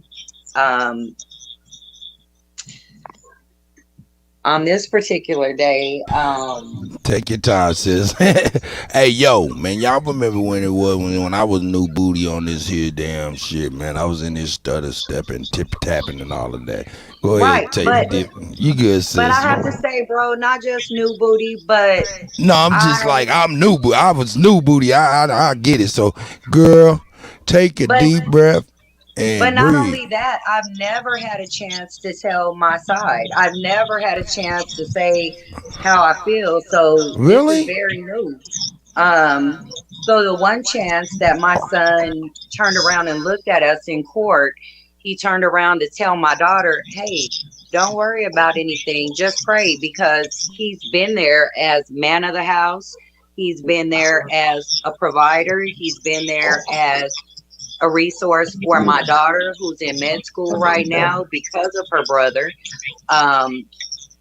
He turned around to tell her, "Don't worry, just pray with mom." And he smiled. That's the only media coverage that they had of him over this trial, of him smiling like he was so evil. But that's what he turned around to say. "Hey, don't worry, just pray with mom." That's the only media coverage that he got during this whole trial. So they made his smile something positive. Oh no, they made it very negative, very evil. Okay. So now we got the media and the judge as well is the first judge we're talking about. No, was it the same judge the second trial by any chance? It was the same judge every trial, David Dublin. It was how could that even be? That don't even make sense. Right. So it was the same judge for both trials. Hold on, Mick. Hold on one second. Hold on, let's stay on the first trial first. Go ahead, Mick. You good. Drake Cobbs like, "I'm over here heated, man. We got the family heated over here, sis." That's a fact. So he was the David Devaham was the judge for both trials. He wouldn't let you sneeze. He wouldn't let you wipe your nose. He would kick you out of court. So before the first trial, I overheard the district attorney telling the family, "We will get a conviction." Well, I thought it was innocent until proven guilty. How would you promise a conviction if you don't know if this man is guilty or not. So they already have their mind made up of what they were going to do and what they were going to say and what punishment they were going to give him.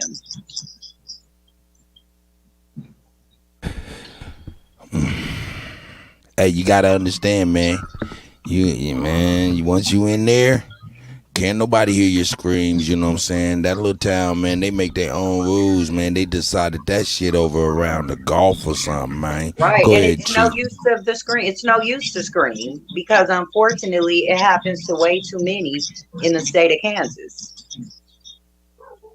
All over the world, really, not just in Kansas. To the point where these brothers and sisters, man, are all around this nation and even the world. Cause it's a little early, but hey, cats be falling in and they be watching us from all around the world, all around this nation and everything. And this is not a good thing, you know what I'm saying, at all. And the thing about it is, when you're in these small towns and these small, they can pretty much do what they want. They make their own rules, you know what I'm saying. So you as a one individual or one family or a collection of people within a family, you just have no say. You have no kind of anything, and it's just like demoralizing. I'm gonna go ahead and bounce back. Go ahead, Chief, man, take it from here. Well, yeah, man, it gets crazy. So this first trial, now the eyewitness that was in the car with the victim did not ID your son, who was driving what kind of vehicle was your son driving? A neon blue truck. Okay. So he was never identified on the scene by any eyewitnesses. Is that correct? That's correct. And she went to middle school with him. So she absolutely knew who he was. She never mentioned him. She said she didn't see anybody else except for Daniel Askew until she talked with the Topeka Police Department. And then everything changed. Family in the chat, y'all do some research on these names. If y'all need me to kick these names back up, do some research and stuff like that. I'll start sharing screen and we'll start breaking this shit down right here while we speaking as well. Go ahead, Chief. Handle your business, boy. So back to the trial, right? This first trial. Judge was very. Now, was he like this to everybody in the courtroom, or only to your family and the? Only to my family. My sister scratched a lottery ticket. He kicked her out of the courtroom for the rest of the day. I nodded my head in agreement. He told me if I nodded it again, I would be kicked out for the rest of the court proceedings. So he was only like that to my family. Okay. So trial happened. Now, another question I had: the lawyer, was this a public pretender, or did you guys have a paid lawyer? No, I paid for this lawyer $20,000. I paid for this lawyer on my own. That's a whole fact. And I just want to say, man, I just want to say, man, you know what I'm saying? We have a lot of sisters that been through shit, man. This is my sister. She been through shit. You know what I'm saying? All of our sisters been through a degree of shit. And man, I can only name two on my fingers that I can say, man. Let me carry them up so you can see my face, man. Only two that I can say, man. It's real. Jeez, man, this is my big sister, man. She's a real motherfucking G. I'm telling you, get it how you live, you know what I'm saying? All of that, man, had to get down through there and get it, you know what I'm saying? So no, wasn't nobody faking the funk with me when it comes to Boogaloo, you know what I'm saying? No. At all. This is why the victim's family had so much to say, because they seen me working day and night getting this money for my son. So this is why the victim's family would post pictures at my job, because they knew how hard I was working to get this money for my son. So I just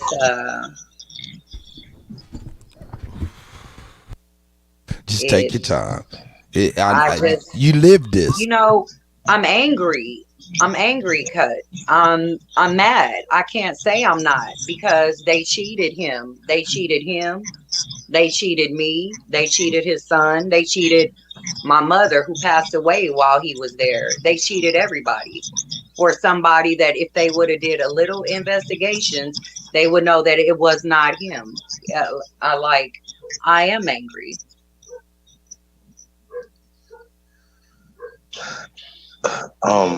So anything else you want to say about the first trial before we get to the So the first trial, let me just say that the first trial, we thought that everything was going great. Like they had no evidence, they had no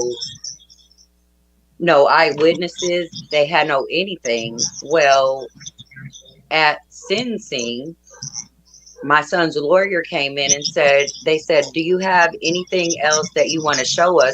He said, well, I just want to tell you, Judge, that I've been on morphine all week because I got a bum knee. He said, I'm going to have knee surgery on Monday. And I didn't get any more evidence ready. Hold on. Let's go back before sentencing. Like when the verdict came down. Like the first one. Okay. Like the jury was a hung jury, correct? It was a hung jury. They could not decide. So that's why we had a second trial. Okay, so you guys, it was a hung jury. Yes. Okay, so did he come out on appeal, or did he come home after the hung jury? Or no, and let me just say, after the hung jury, before the hung jury, the jury asked the judge, is there a lesser charge that we can convict him of? Because we don't feel like we want to take this man's life because we don't feel like he's guilty of that. The judge told them, no, you could only convict him of murder. Okay, so just keep in mind, you guys, the reason why this is important, why she's saying this is because if somebody walked in their house and seen their spouse in bed with somebody else and kill them, with crime of passion, it wouldn't be premeditated murder. They could get a lesser charge like manslaughter, things of that nature. Same thing with road rage. Road rage incident with somebody else, and they're saying it's somebody else that wasn't in the road rage incident. I'm just trying to frame it up. Killed somebody else, and they're charging them. They didn't want to do a lesser crime. This is what they're saying. You got it. Right. With no evidence. And the evidence they have of people who were friends of Daniel Askew, from my understanding, right? Yes. What was the evidence? Who were the actual? Because there wasn't eyewitnesses, you guys. So how do they have witnesses that were eyewitnesses? You said something about a hearsay. What about these other witnesses? Can you tell us about them?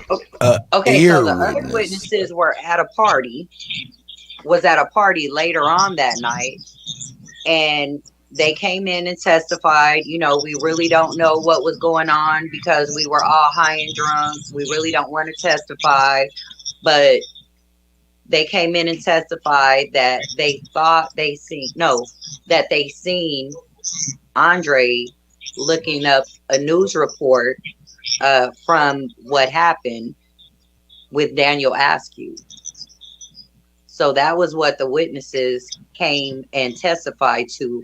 But also, Daniel Askew invited my son to a party that he knew nobody. All of these were friends of Daniel Askew's, and they didn't know Andre. So when he got there, is this a party that same night, or just a party weeks? Yes, later on that night. Wait a minute. So this incident happened, and they went to a party. Later on that night, yes. Okay. I guess it was a house party or was friends getting together at the house. I don't know, but yes. So at some point, Boogaloo met up with this guy at the party. Yeah.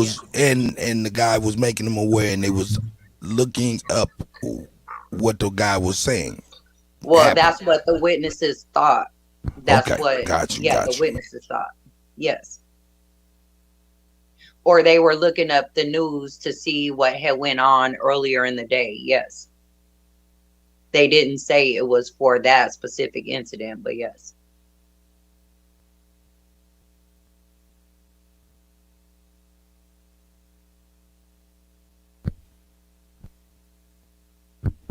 Yeah, man, this shit is bananas. This shit is bananas, man. I just know this.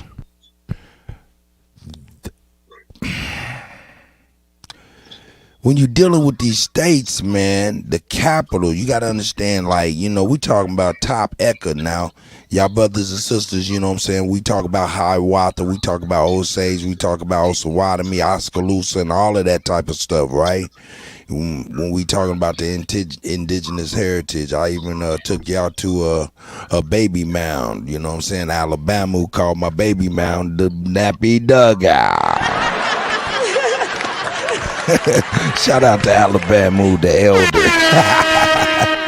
But, you know, when you in these small town or small states, or, you know what I'm saying, or these states that, you know, are like they are, you know, the capitals of these places reign supreme. So where in that particular state can you get you a lawyer that does not look up to the capital state and the capital city and its lawyers and hierarchy? You know what I'm talking about? So it's like everybody is working together, from your paid attorneys to your public defenders to your prosecutors, your judges, and they all go to golf. They chill. They've been knowing each other for 50, 40, 50, 60 years, and they judging brothers' lives up over around the golf, man. And that's just how it feels to me. You know what I'm saying? And this is how it feels like they did my nephew. And when we get in these courthouses as men, we get in these courthouses and it just be like that light, that wood, them people get to talking and we get numb and zoned out, don't know what the fuck is going on. You know, and they be taking our people away from us, man. And you know, it's painful, to say the least. Chief, get your telephone communication together, man. I ain't gonna keep on telling you about that shit, man. God damn. No, I'm good, man. Just having a good conversation. It's a good conversation, man. Very interesting. Very, very interesting. So hung jury, hung trial. Second trial, same damn judge. I don't understand that. Now, did you have the same lawyer? No, we didn't have the same lawyer. We had a public defender. Who can come up with $40,000 up and down, man? Come on, man. Yeah. I'm saying though, if you're, and then they say they will give you a public pretender though, right? But and it's almost the same, honestly, to be real with you guys. That's my point. Go ahead, Chief. It's almost the same, but they even work even closer because their offices right next door, or probably in the same offices, prosecutor's office. They're the same people. They sometimes checks. They be the prosecutor's office, or they be the public pretender's office, and they go back and be the prosecutors. They go back and forth, so they all the same people. And in this whole judge thing, as you guys are going to see a sample of this that's in these times. But imagine when they talk about slavery by another name. You know what I'm saying? Right. How long this has happened and how they have used this to usurp power, along with murder, along with everything they've done to put us in a position to where it's almost like, you know, it's like socially. Like we be trying to get to the bottom of why we socially don't do certain things is because of all the terrorism and all the things like this that be against us, you guys. So we gotta call it like it is. You know what I'm saying? But also we have to have a community that is just as determined as they are. Right. Yeah. I wish I could say some shit, but I can't. So read between the lines. Y'all understand what I'm saying? We have to be just as determined as they are. Right. Hey man, I wanna Mick, if you don't mind, I'm gonna let you take a couple deep breaths and we're gonna continue with from the end of the first trial, am I correct? That's fine. Okay, what I'm gonna do right here is I'm going to share something. I'm gonna share something. Who was that? Who did that? Was that 6-4 or somebody shared that yesterday? Cause it is definitely connects. All right, check this out. Cause we find ourselves in these positions and we don't know why. And I'm going to tell you why. This right here is the Democratic Handbook 1898. It's actually from the State Democratic Executive Committee of North Carolina, 1898. I'm going to take us down. What was that? That was page 39. 39. And I'm going to read this with my remedial ass. Don't be laughing at me when I get to stutter stepping like y'all motherfuckers. You know what I'm saying? Like I'm in front of the class and shit. Alright, it's 38 actually. 38. Alright, I want y'all to hear what the Democratic Party was talking about. And y'all see how this is gonna relate. Shout out to Wisdom Show. I see you, God. You know what I'm saying?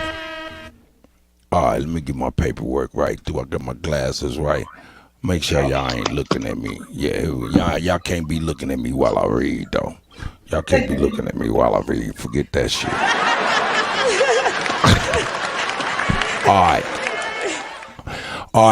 I want y'all to know, y'all don't put yourselves in the mind of 1898. What would you think is happening in 1898? What was happening in 1898 is something that you would not even expect. So I'm going to read this stuff. Hold up. Is this? Hold up. This ain't the one. Hold up. It was a 4. Let me make sure. Hold up. Okay, here it is. It's 39. Here we go. Yeah. I'm gonna go ahead. This is small little stuff, but I'm gonna read this. Here we go. I'm gonna go in for the plunge. Here we go. To rule over white men. It is no fault of the Negro that he is here, and he is not to be punished for being here. But this is a white man's country, and white men must control and govern it. They must govern it not only because they are white men, but because they can do it better than the Negro. The Negro has, whenever tried, demonstrated his unfitness and inability to rule. It is better for the Negro as well as the white man that the white man should take and administer the laws. It is a mercy to the Negro himself to save him from his own ruin. It has been in the past, and it today, the special mission of the Democratic Party to rescue the white people of the East from the curse of the Negro domination. Okay, what are they saying? They saying, hey, we can't keep getting ruled over these niggas, but we can't keep getting ruled by these niggas. Okay, well, hold up. That's different for what you think. This is the Democratic Party. They talking about, hey, man, we can't be up under niggas. But you think in your mind that, we was always slaves. No, we ran this shit. See the real history, man.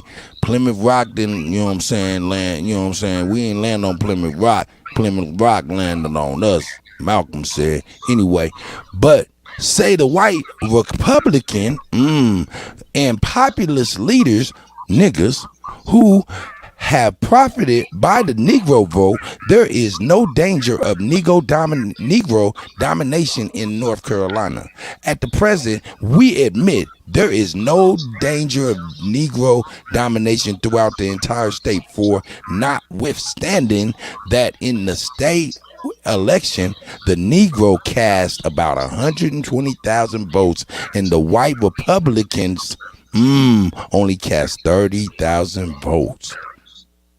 The Republican Party does not dare to put a Negro on their state ticket because they know the white Republicans of the West would not vote the ticket. The Republican leaders relied upon the white Republicans of the West to vote, to put the Negro over the white men and women of the East. See? But not over themselves. Four out of every five of the vote cast for Republican state ticket are cast by the Negro, and yet the leaders do not dare to put a Negro on the state ticket for the white men of the West. For the white men of the West to vote for. Senator Pritchard appoints and consists the appointment of Negro postmasters in the East, but he does not dare do it in the West. It is because there are no Negroes there. For there are, I'm gonna skip past this. I'm gonna get on this right here, man. We're gonna get past here. Here it is. We do these Western white men the justice to say that we do not believe they vote for the Negro domination in the East. If they really knew what they were doing, they came to the rescue of their white brethren in the East in 1876, and we believe they will do it again when they learn the facts. They have heard the Republican populist leaders say there is no danger of the Negro domination, and they have believed them, hence have continued to follow them. But white men of the West before you follow them no longer. Come to the East and see for yourself. Okay, they saying, hey man, you know what I'm saying, white men of the East, you think it's cool fucking with these niggas? Go to the East and see how these niggas is running these shits. Okay, anyway, it is useless for you leaders to tell the people of Greenville that there is no danger of Negro domination, for it is already, this is the good part right here, for it is there already. You had just as well tell the American soldier who had been pierced through and through by Spanish bullets that there is no danger of war, as to tell the people of Greenville that there is no danger of Negro domination. Now, they were living in Negro domination. We ran shit. Now, I'm gonna pose a question. Okay, there's a reason for this. Believe that. I ain't reading this shit for nothing. Believe that. And we read this last night, almost all the way through. Anyway, they had just as well tell the fever-stricken patient who lies parched with thirst and dying with black vomit that there is no danger of yellow fever. They see it, know it, and feel it every day of their lives, and have done so since May 1895. What I'm trying to tell you, we was running shit. We wasn't no goddamn slaves. Anyway, here we go. Now, this is where we get good. These two paragraphs right here. But this one right here in particular. It is useless to tell the people of Wilmington that there is no danger of Negro domination when they see the Negro policemen every day parading the streets in uniform, swinging the billy. If you don't know what the billy is, the billy was the club that bust you over your head if you ain't do what was said. That's a whole fact. Anyway, swinging the billy, ready to let it fall upon the head of a white and black alike. It is useless to tell the people of Newborn. Now, these are different counties now, different places and counties. It is useless to tell the people of Newburgh and the people of Craven County that there is no danger of Negro rule when they have seen Negro magistrates issue his warrants for arrest of white women, of a white woman, and put it in the hands of Negro constables, have her arrested, brought here before him, and then when her attorney asked to have her case sent for trial before some other justice of the peace, sent it before the Negro magistrate with a Negro lawyer, they're the prosecutor. All this they have seen and may see again any day. Now, I'm gonna stop right there. Why am I reading this? I'm saying, yo, while they said we didn't ever had nothing, we wasn't never shit, we was running shit for real. We was arresting their ass as well as our ass when we cut it up. We had a real civilization. Now, my thing is this right here. This is why we see this kangaroo court shit going on as much as we do. Because these people, these judges, they know this book. They know this book, and they know the other books of history of us dominating and running the whole East Coast. You know what I'm saying? Before all of the in fact, that was even after the Trail of Tears. So you know what I'm saying? So I pose the question, are these people doing us wrong like this in these courthouses based on the things that they've seen? Is this old style vengeance? And how would we be if we went back to policing ourselves or judging ourselves, prosecuting ourselves, defending ourselves, just our people on our people? Because this is a real reality that we have got to get to in some lifetime so our grandchildren can enjoy that right there. That was right there. So I land my plan right there.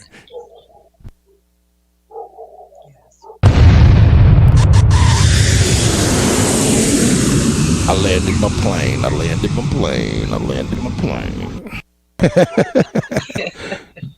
You got it, Chief. I'm sorry with my soliloquy and reading fucked ups and shit. You know I ain't, man. Hope y'all got the point though, for real. We were so much stronger then, man. And this is the Democratic Party now handbook against niggas. And they also had a mandate that they said they would have niggas voting Democrat for 100 years, and they still true to that. You know what I'm saying? So I'm gonna digress from that. Hey, Chief, get back on it. You know what I'm saying? Yeah. I'm sorry, Muffin. I'm sorry, I'm over here. She said, you just said a mouthful, bro. That's crazy. You did.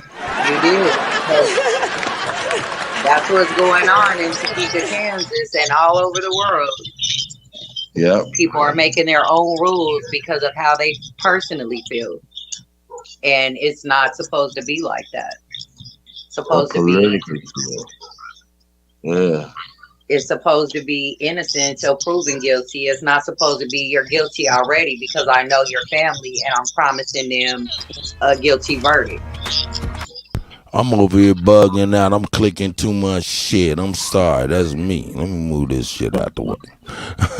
Over here clicking too much.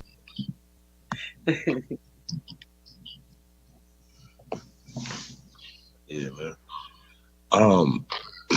So 6'4", you hear that yo. information right there. Go ahead. Oh, my bad. 6'4", man. Yeah, you know I'm dropping that. You know, man. You dropped that last night, man. That right there is a jewel. That Democratic Party handbook is a must read for everybody on this. Within the sound of my voice. So I'm about to make that available so everybody can cop that. That is a must read. You'll see why they had the hot sauce. You'll see why Bill was playing that saxophone for your way, nigga. Right. But once again, though, we talk about these numbers. What happened after 1898? Ellis Island. Millions and millions and millions of immigrants were sent here to usurp Americans and place themselves in these magistrate positions, place themselves in these positions of administrations. And once again, all the things that we can document that has happened, when we talk about reparations, we should be talking about restitution and for crimes that are that have happened, that are continuing to happen to this day. You know what I'm saying? Anything else you want to say? Of course, the second trial was terrible. You want to tell us about the second trial, which was after the hung jury? They didn't let him out. So after you don't the have second a same trial, lawyer now. You have a. Okay, go ahead. So after the first trial, like I said, I paid this money by myself. I didn't really have it for the second trial, so they gave my son a public defender, which was Joe Herder. Unfortunately, Joe Herder couldn't focus on my son's trial because he was too worried about his dad and his friends from 30 years ago. So he talked to me the whole time about, you know, something that happened with one of his dad's friends, which didn't have anything to do with his father.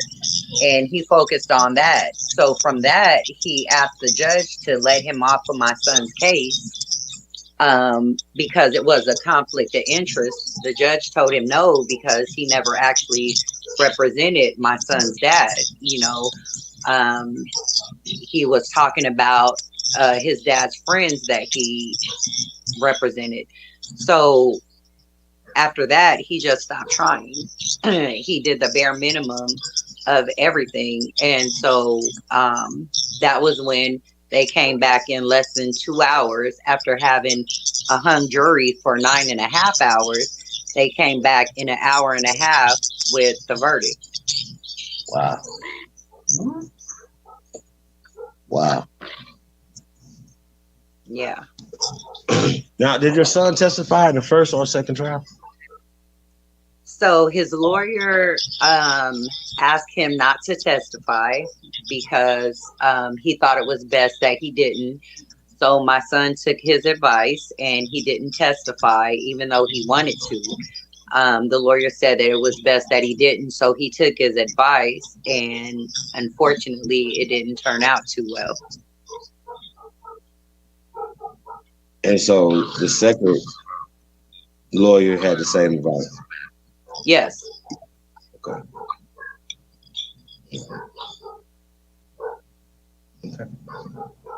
And because they were worried about his father and his father's friends from years before. Actually, they were worried about, I don't know if they were worried about that. Honestly, actually, the one thing they were worried about is that, like me, my son doesn't like public speaking. And so they thought he had a nervous tick to him that would make people think he was laughing. So they advised him not to testify. Yeah, I used to get mad at him, man. I'd be like, man, why you laughing at me, boy? I'm about to, nigga, I ain't playing, nigga. Hey, he just be like, with a little smile on his face, and I'd be like, man, what are you doing? He's like, I ain't doing nothing. I'm like, man, all right, man, let me get away from this nigga, man. He was nervous. He thought it was going to. Well, I'm fucking with my nephew. Reason, they asked him not to testify, and he took their advice, which made him look more guilty in the eyes of the court. But we didn't really know this until afterwards. But it made him look more guilty than what they already had their mind made up that he was. So did he have anybody that was testifying on his behalf? I testified on his behalf. Yeah, well, see that. Just no disrespect, but of course, everybody should expect his mother, no matter what, to testify on his behalf, right? And I know a lot of people that I understand that, but it wasn't anybody else there with him and Daniel. So they asked me to testify on his character, and I did. But he wasn't there when the shooting happened, correct? No one was there when the shooting happened. I wasn't there. No one else could have testified. Right. No, I'm just saying any of these air quote friends. Like, okay, here's the thing, right? So your son was hanging out with people outside of y'all community, correct? Right. All right. So that means that you don't know these people, right? Right. They don't come. You don't know their mamas. Y'all follow me? No. You don't know their daddies. Not. Right. No. Now, right, you know what I'm saying? Even if you might know them because of going to school and certain things, they're not in the same communities. So no, they're not. The dangers of going into the other people's community, these are one of the dangers of, because once again, they're going to protect their community. Right.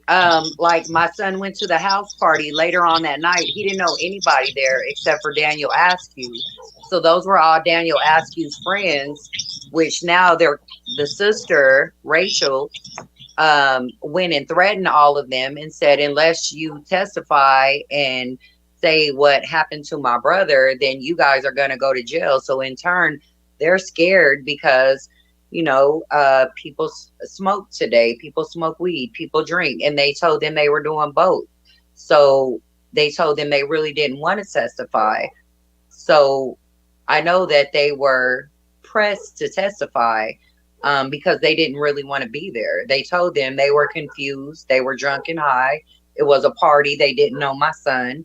That was the first time meeting him. And they made them testify anyway. So they were reluctant witnesses.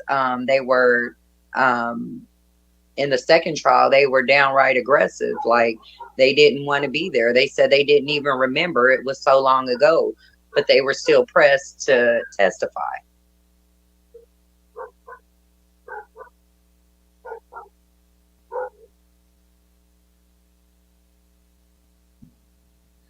Yeah, man, I think you definitely have a great appeal. But I mean, now, of course, if you're going straight into that same judge, another thing, I think change of venue should have been in order. I mean, just from the first time, like, was that ever mentioned? It was never introduced. It was never introduced. It was never mentioned. The lesser charge from the first trial, they never introduced. So, no, they never mentioned any of this stuff. So you say your son was never taking any pleas. He maintains his innocence to this day. He maintains his innocence. He's never testified. He's never got on the stand. He's been saying his innocence since the first day. And this is how it turned out. Like, no one's ever talked to him except for his attorney. They just had their mind made up of what sentence they were going to give him. Wow. So now let's get to the sentencing. He loses the second trial after an hour and a half of deliberation. Yes. The public defender. Got you. Yes. Joseph Herder. Okay. And of course, that's terrible. Sentencing. Get the sentencing. I know it was kind of tough earlier. So you want me to just say it? Yes. Okay. So at sentencing, you got 25 years, correct? Yes. And he has been away for 6 years now. That's including pretrial, correct? Yes. Okay. So this young man has been away 6 years now. He had a 1-year-old son when he went in. Anything else you want to say? I just off the platform anytime. You definitely have the floor right now to express yourself. However you want to express yourself. I'm sorry, I'm trying to get my phone together. Don't worry about it. I feel cheated, Nobody listened to my son. Nobody heard him. Nobody listened to the evidence. They were sure that this was my son that was guilty because a white man said he was. I'm not going to trip over my words in this podcast. Because a white man said he was guilty of this crime, then they made him guilty. This man never was checked. They found 8 guns at his house. They never checked one of them to see if it was the murder weapon. They never found evidence. He was a white boy. Right. They never found evidence, eyewitness, or anything on my son, and they still convicted him of 25 years. Everybody else was white. Everyone else was. And just Boogaloo was, everybody was white. Man, they all just. So he was let out to go back find a very good job, a prominent job in Topeka, and go back to working while my son lost everything, including my mother, as she passed away.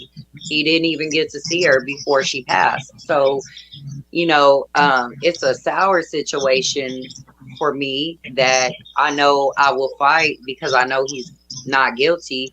I will fight until my last breath because I know that he is not guilty. I know that, there should have been more to it. There should have been more on the judge's part. There should have been more on these detectives' parts, but they knew what they were going to do before we walked in that courtroom. Wow. Hey, salute. Hey, Smoke, I'm about to get ready to drop the link in just a moment. Mick. Oh, I don't want to forget though, Go ahead. Oh, no, okay, we'll wait on that. Real quick, Go ahead. You got something you say? Go ahead. You got to say. Go ahead. You got something to say? One of these officers had some misconduct in the same. Oh, go ahead, Ed. Go ahead. Tell them about that. Yeah, because we were talking about that and we kind of tied it together.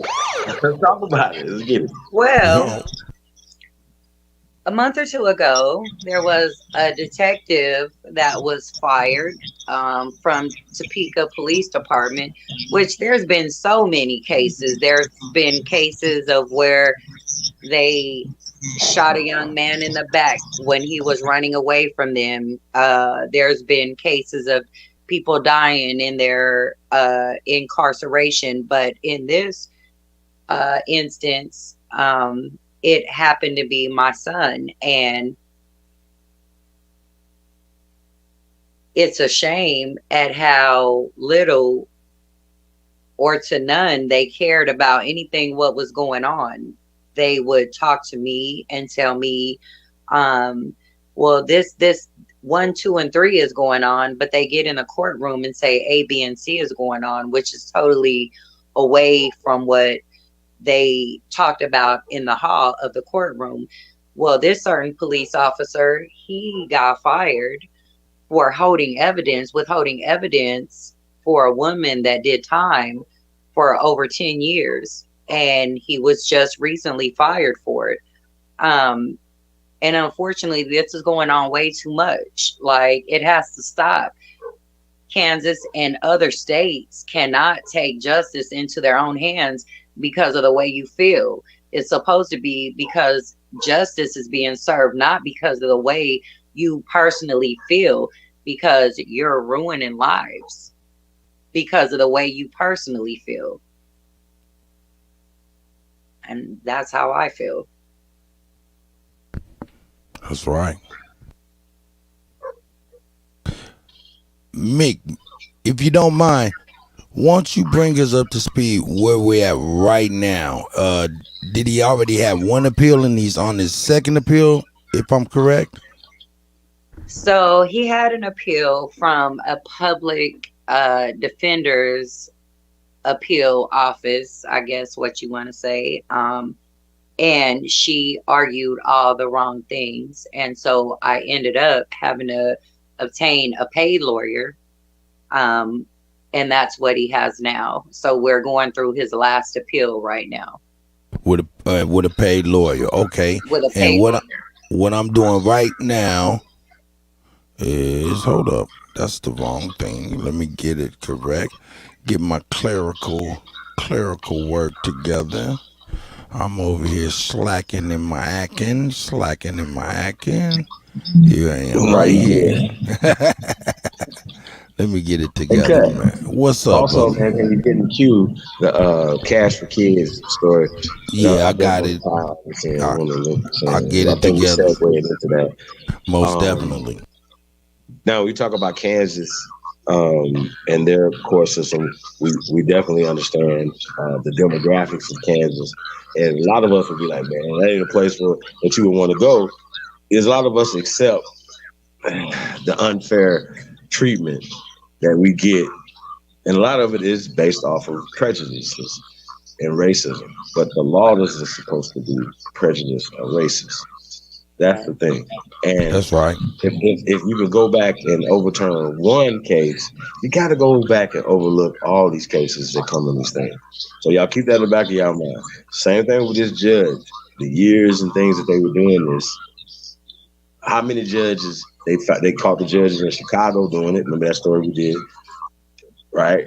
Judges do it all this misconduct. This is happening definitely happening in the South.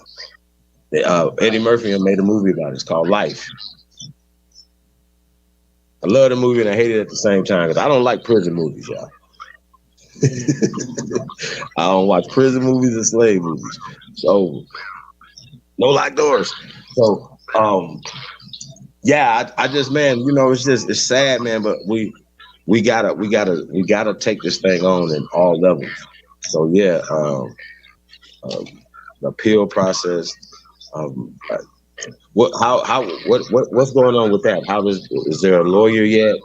So we just started his appeal process with his new lawyer. Hopefully it's not in the same court. So if you wanted to talk about his case, it's going to the Supreme Court next to get a hearing on it. Unfortunately, David Ham, that was the lawyer on his last two trials.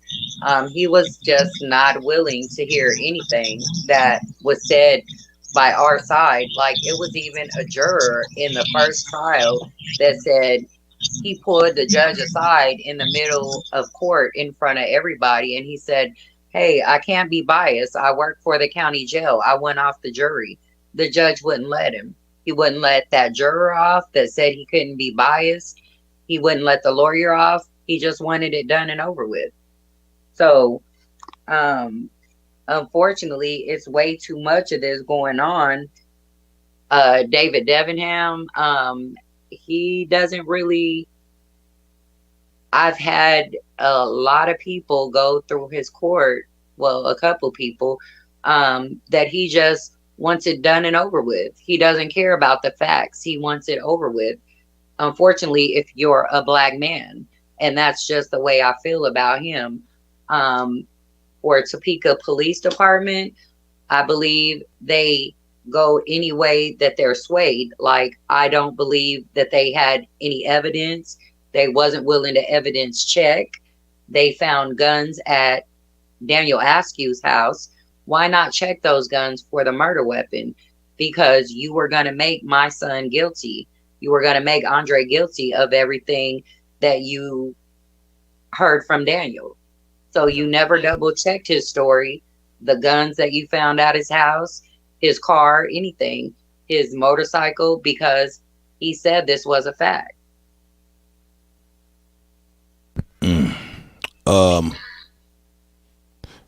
Family, I'm also sharing it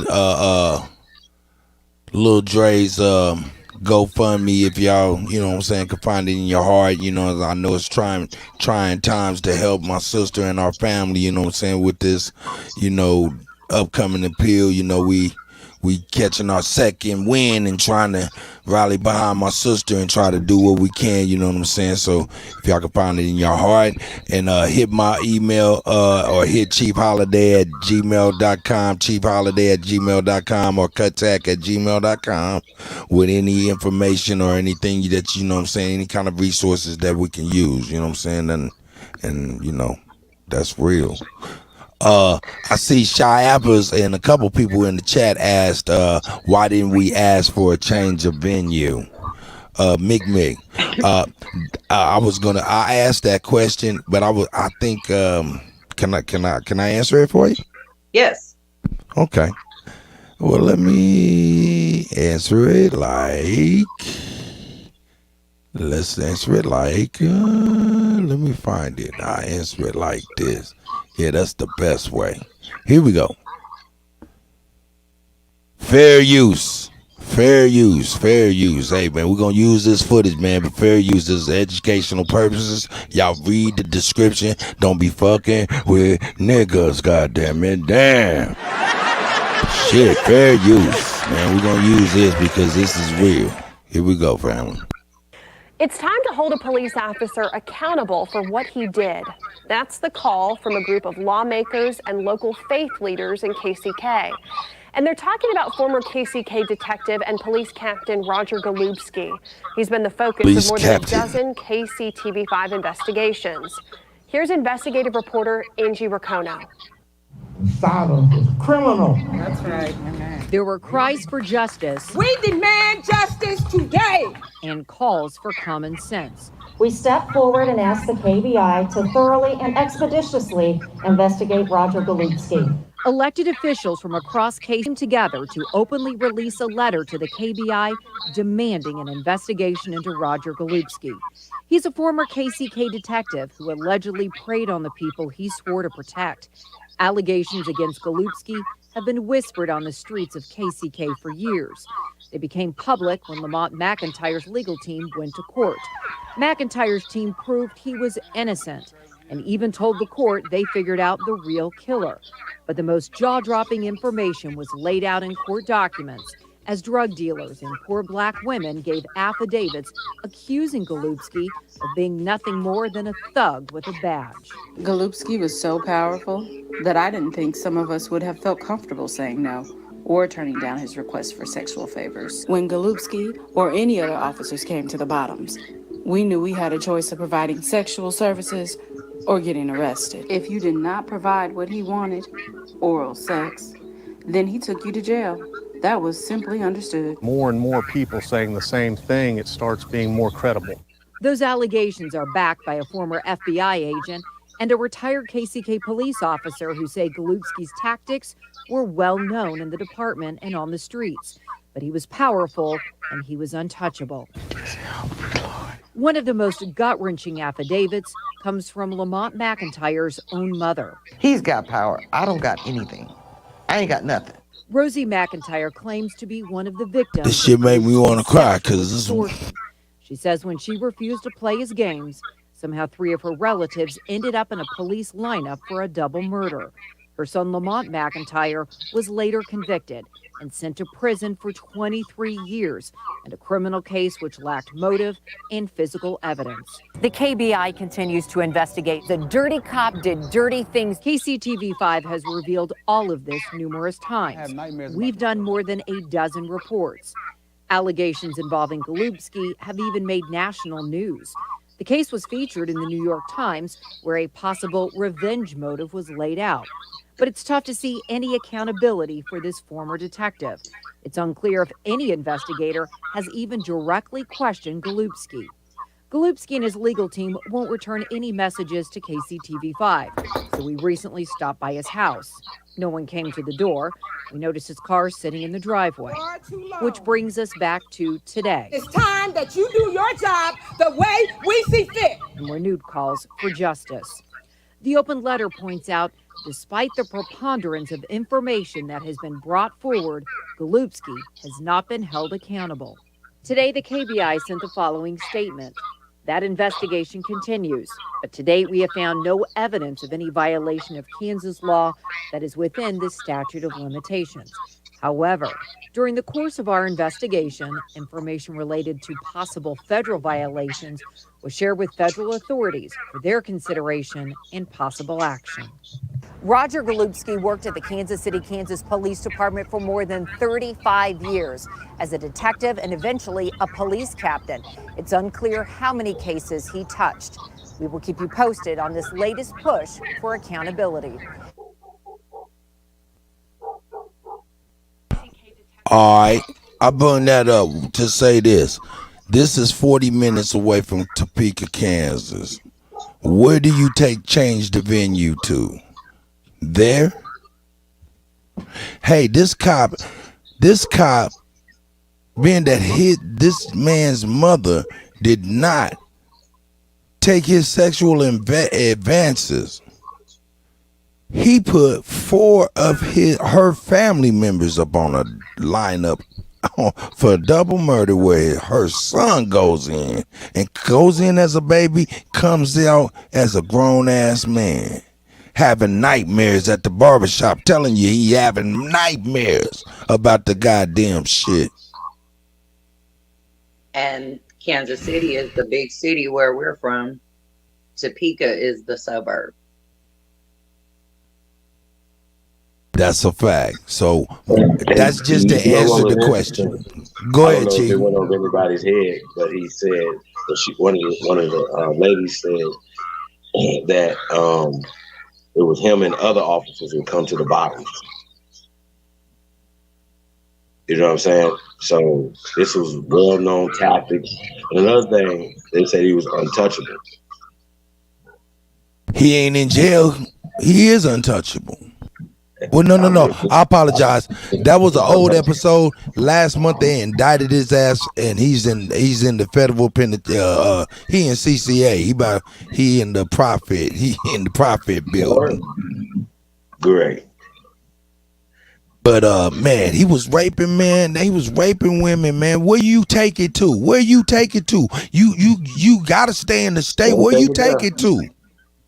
I mean, but I don't know though. But the people there aren't really, or any other county outside of that county.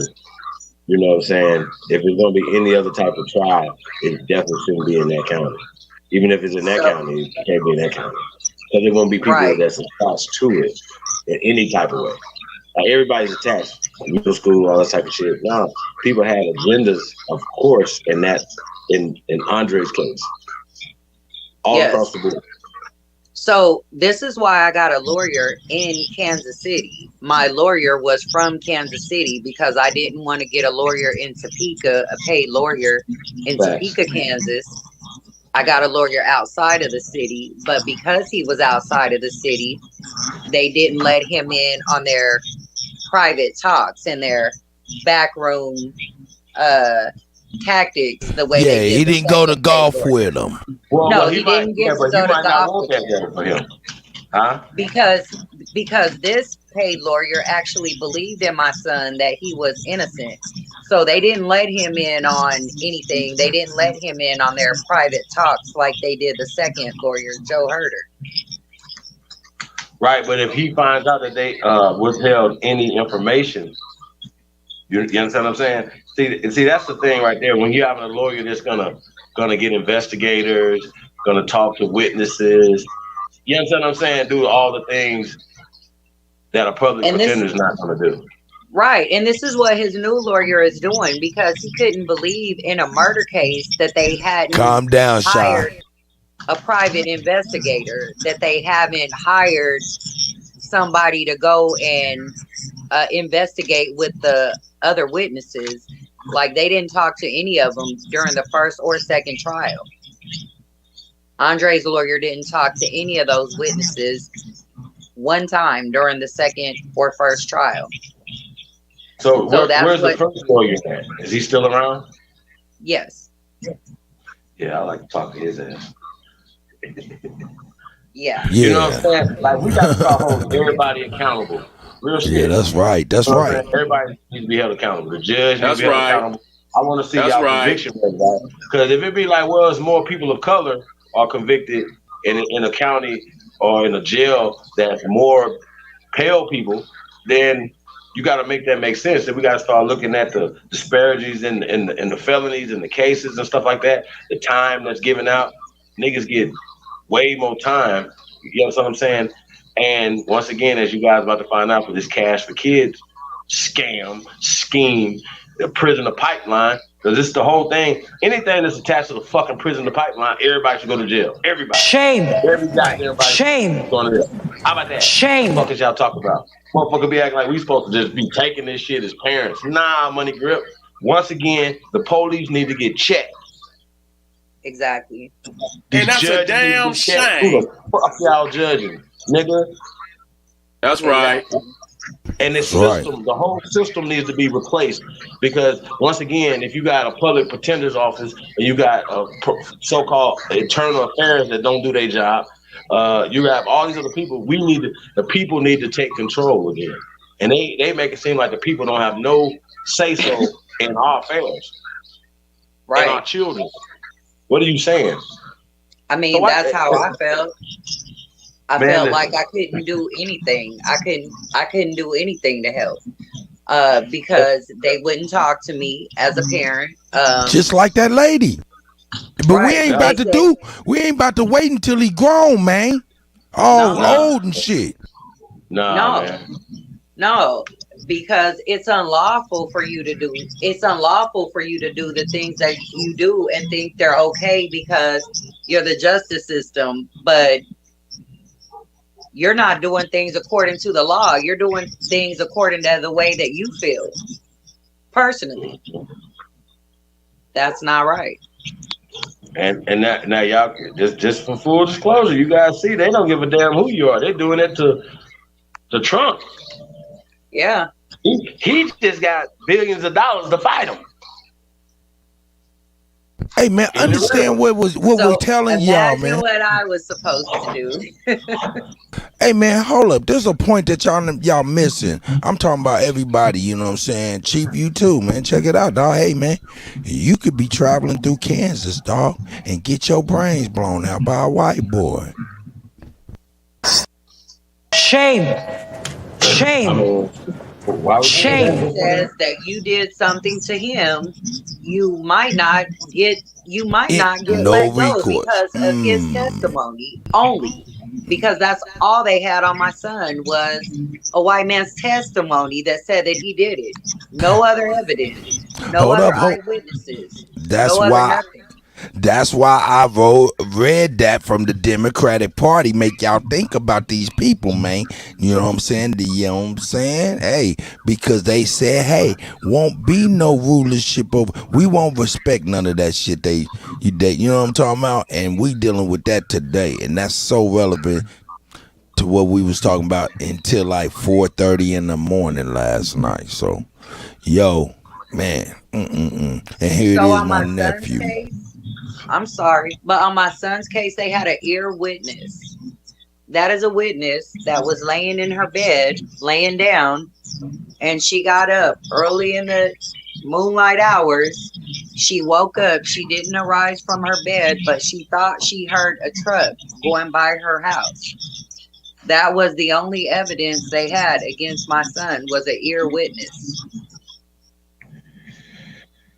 Please share this with any family that can help us with this situation. If you guys can do anything, I will be continuously putting the GoFundMe and y'all got our email address. That's Kuttack@gmail. That's chiefholiday@gmail.com. You know what I'm saying? Any resources, anything y'all can do, you know what I'm saying? It'd be much appreciated because, like I said, we're prepping ourselves for a second win, so we can go ahead and fight again.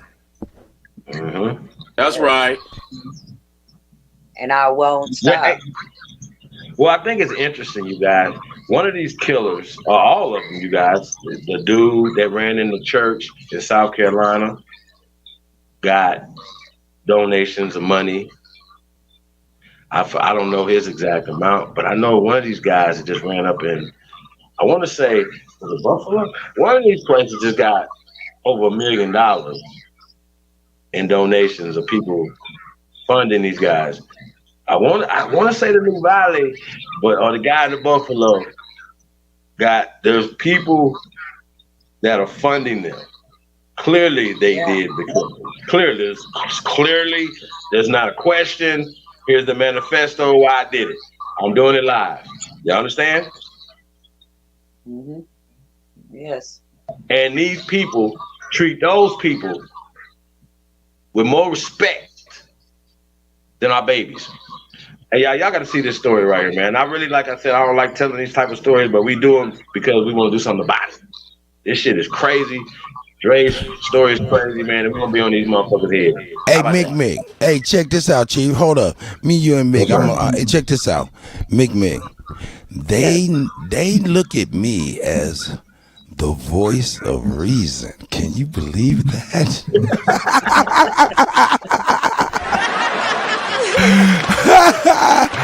No, man. Hey, man, fuck that shit, man. We got to start getting mad, though, for real. We got to start getting mad again, man. That's a whole fact, man. Hey man, I'm gonna stop holding y'all back from y'all rage and shit, man. I only do that because I Nah, be man, we don't feeling need to do like all y'all that on about the to internet. bust a blood No, vessel in your forehead or something. but can I What we say don't have this? to do. Yes, ma'am. But can I say this?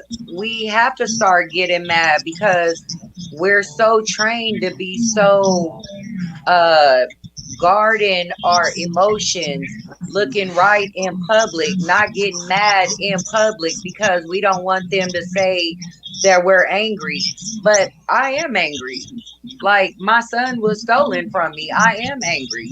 So why would we have to not talk about our feelings because of how you treated us when we didn't feel like we had another option to go to tell anybody how we was treated? That's right. Hey, tell me this, Mick. I just got a comment from my brother Ghetto Child Clinic. Shout out to Ghetto Child. He said, what about starting a petition on change.org? What do you think that would do?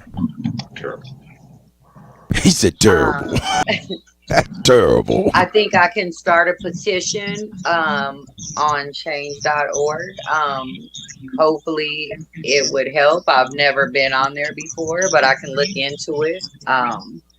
Hey, look, they got petitions on, whether or not you should have a certain type of colored goldfish in America. No. So you could put a petition on any goddamn thing on that shit for real. It's more urgent than change.org because this is a life. Like, this is a life that they stole. Okay. This is a life that I feel like the state of Kansas kidnapped from me. My mother has passed away. He didn't get to see her. That was her closest grandchild. She didn't get to see him. He's missed out on his sister going to med school. He's missing out on his son. Like, I feel like they robbed him from me. So I don't think change.org is going to help us because it needs to be immediate. Like, his appeal is 2 months away. Like, it is immediate. It is right now. It has to be changed. It has to happen now.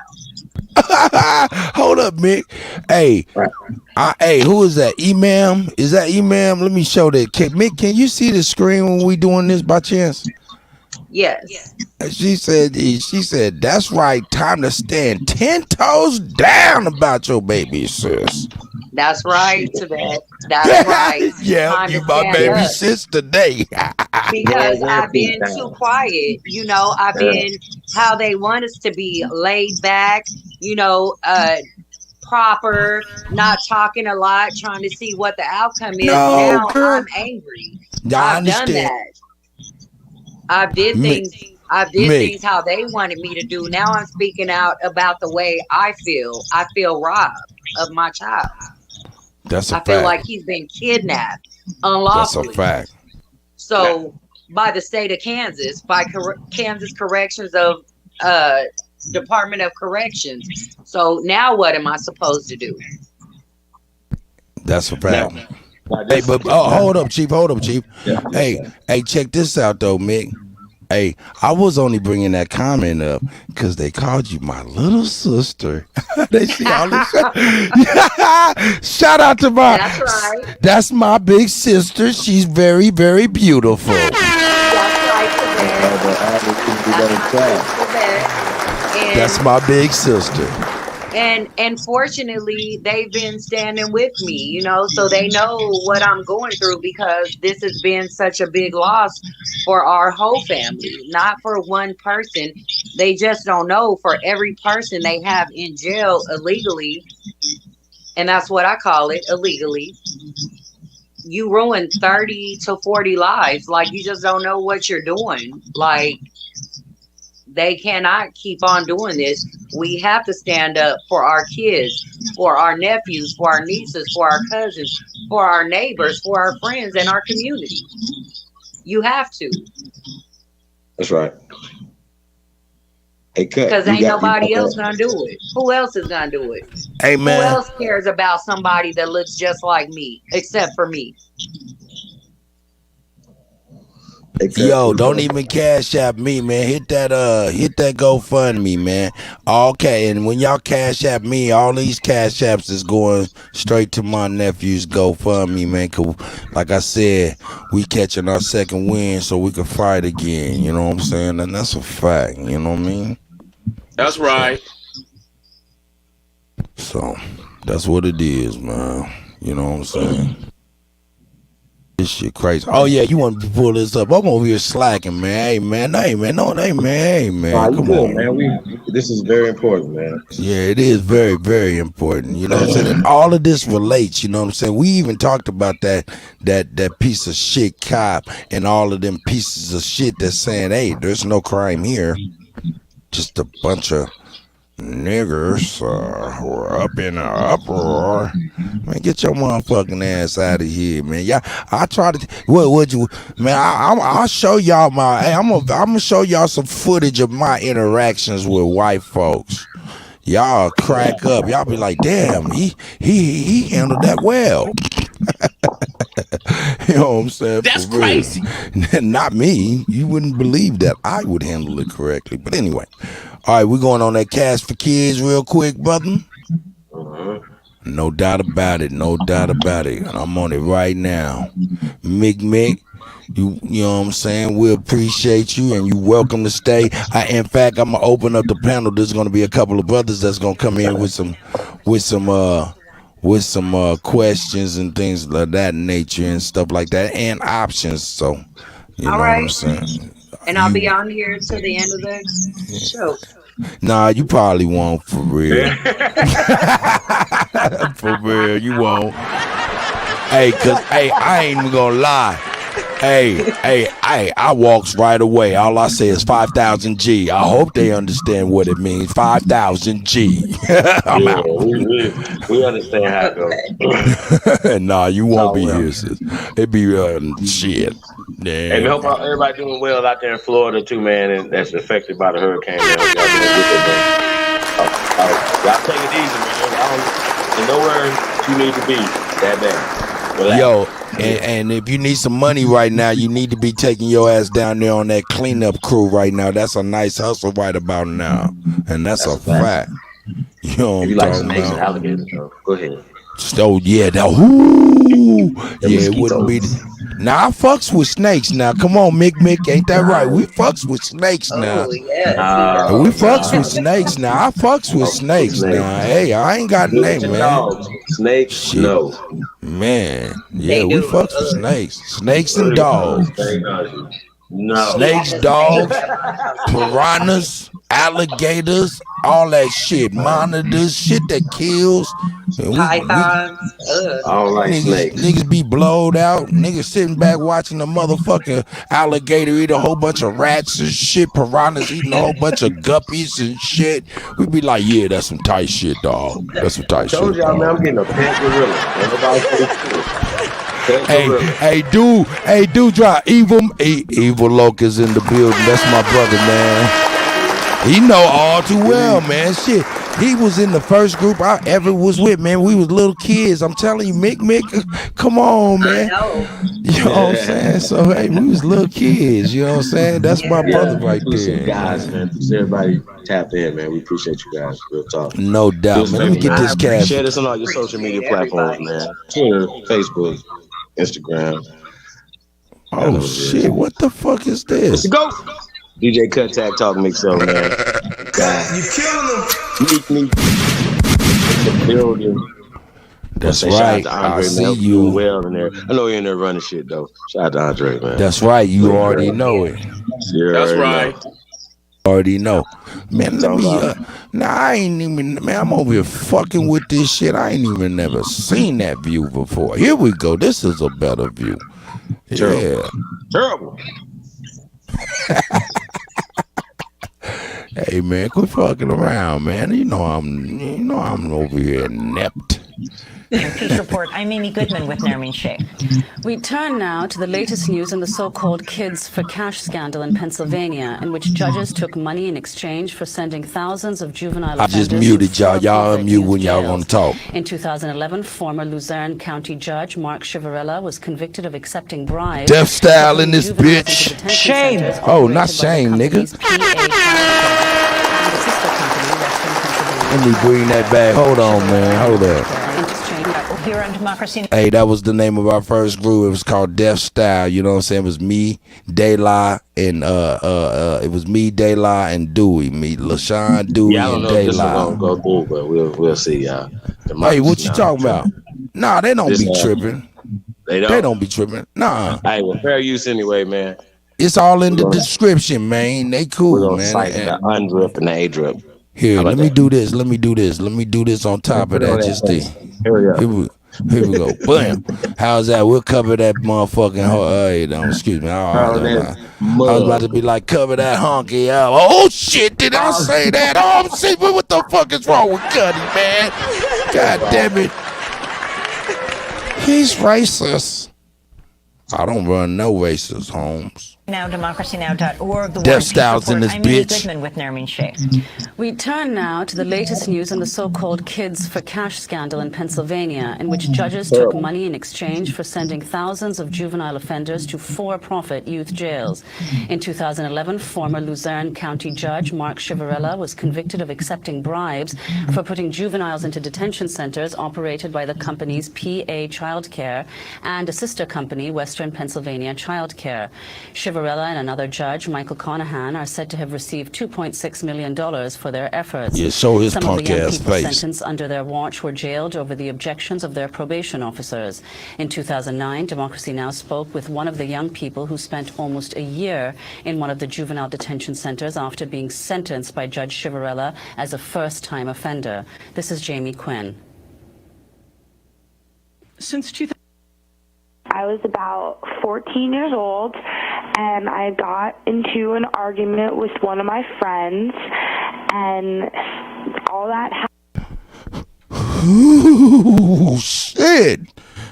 That sound like a white girl. Ooh, that shit scares the fuck out of me when I be like, they do their own people like that. God damn it, boy. We had no chance. Here we go. happened was just a basic fight.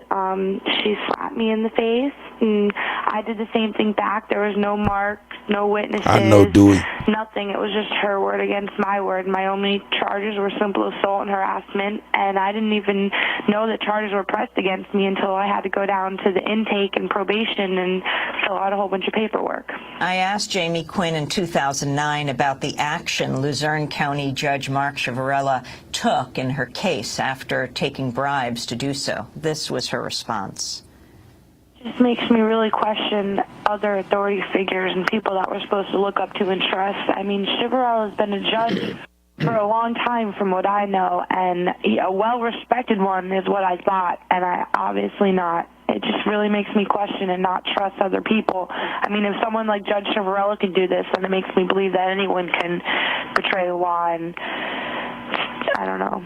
Well, now the private juvenile detention companies at the heart of the Kids for Cash scandal in Pennsylvania have settled a civil lawsuit for $2.5 million. The state's also passed much-needed reforms aimed at improving its juvenile justice system and ensuring that such abuses aren't repeated. For more, let's go to Philadelphia to Marcia Levick, chief counsel of the Juvenile Law Center, which helped expose the corrupt judges and represented the family's class action suit. Welcome back to Democracy Now!, Marcia. Just lay out this latest settlement, which follows an earlier one a few years ago, and just the horror of this. These two judges who were found guilty of bribing are in prison now? The two judges are in prison. The latest settlement is a fairly straightforward settlement, as you described it, $2.5 million that will provide further compensation to the juveniles. I really think that this is an opportunity obviously, to close another chapter on what happened in Luzerne County.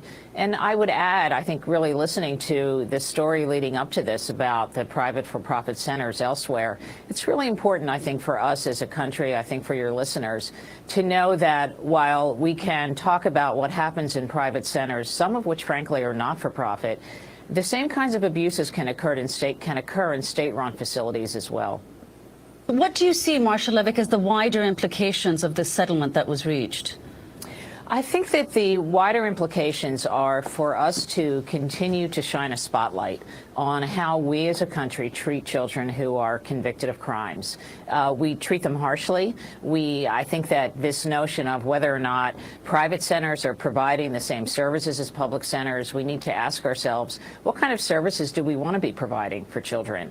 In Pennsylvania, I think that by exposing what happened with the judges scandal, we've also had an opportunity to achieve great reforms. We have really changed statutory policies in Pennsylvania with respect to children's right to counsel, with their ability to obtain appointed counsel on their own, presuming that they, in fact, don't have financial resources to do that.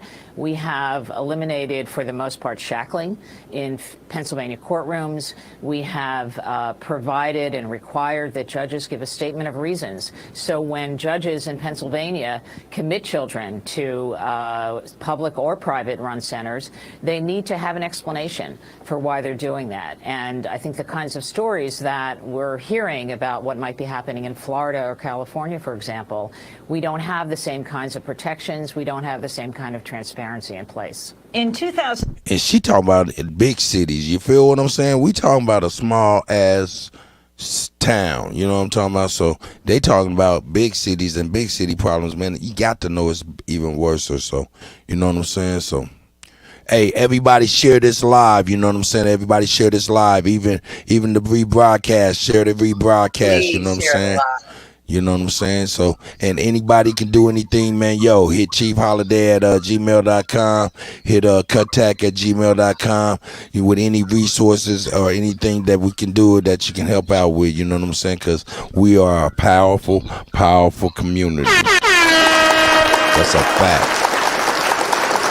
Who the first Americans, Chief? Who's the first Americans, Chief? Who the first Americans, Chief? We are. That's right. We are. Now let's look at this old hippie ass white bitch. Oh, shoot, I'm sorry. I said that. I'm sorry. 2011, Sandy Fonzo confronted former Judge Chivarella outside the courtroom after his sentencing. Fonzo's son, Edward Kenzakowski, was sentenced by Chivarella to a youth jail and then a 4-month boot camp. Edward committed suicide in June of 2010. Confronting Chivarella, Sandy Fonzo blamed the judge for her son's death. My kid's not here. He's dead because of him. He ruined my life. I'd like him to go to hell and rot there forever. Ma'am, come on. No, you know what he told everybody in court? They need to be held accountable for their actions. You need to be. Do you remember me? Do you remember me? Do you remember my son, an all-star wrestler? He's good. He shot himself in the heart. You scumbag. That was Sandy Fonzo, whose son committed suicide after being put away by Judge Mark Chivarella. She was yelling at him right.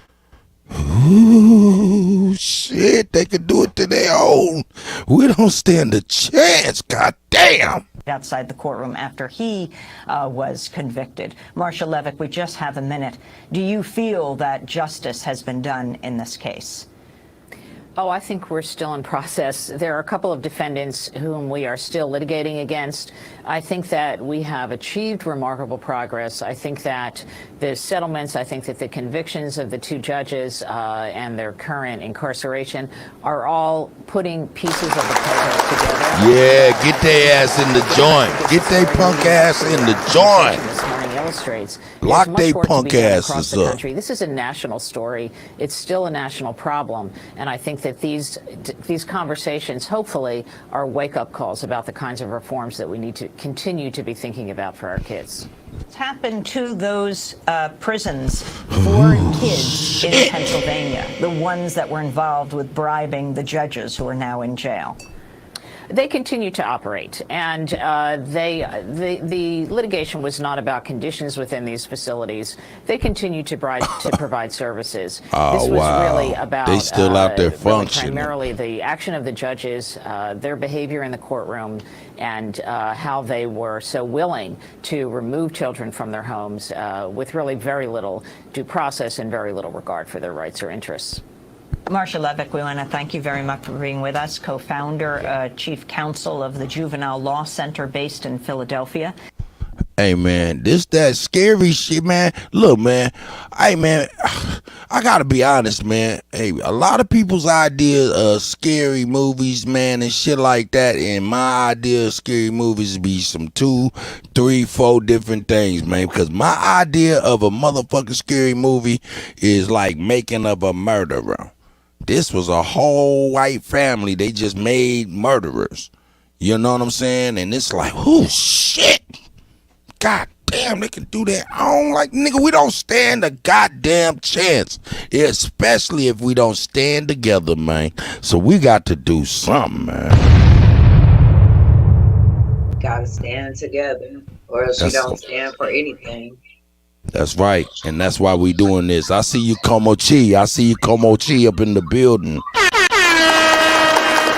Como Chi came up in the building. Cold 5 is in the building. You know, but that's what this is about. You know what I'm saying? Y'all, yeah, hey, yo, on the for real, Mick. We gonna go on and show these. We gonna, hey, man, hey, man. We talking about Topeka, Kansas, the Central. Yeah, man. We'll give them a dose. Let's give them a dose, Mick. Check this out.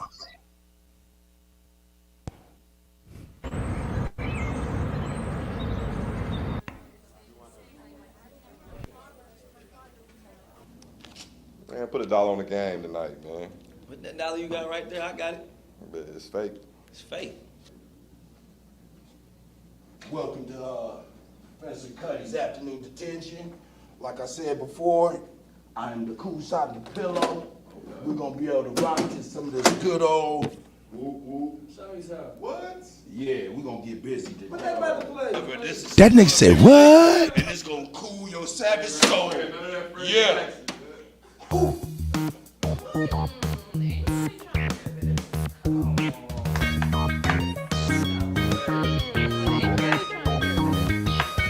Hey! Next time they tell you to do it, you need to do it. I ain't even do nothing. My little nephew, that little nigga crazy too. Oh my God, this That nigga's banana. I don't care. I don't care. Get in there. That nigga is the bananas one. Shout out to CSG Payne.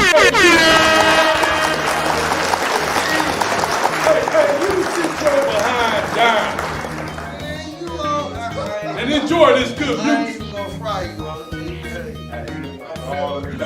Hey, what you know about that,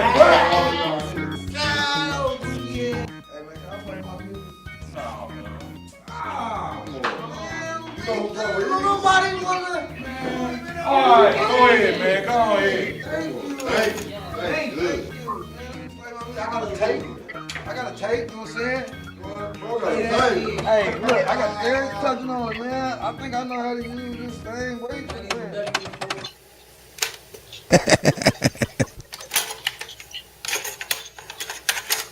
Who funny?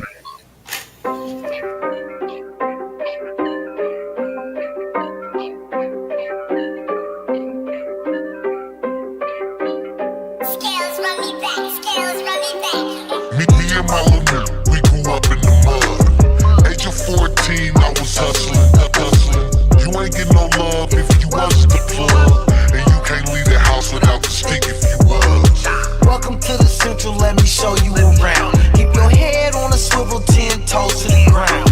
Eyes and ears open, you know the sounds. Your guns click, clacking, laying you down. Now when we in the Central, I'm gonna keep it a buck.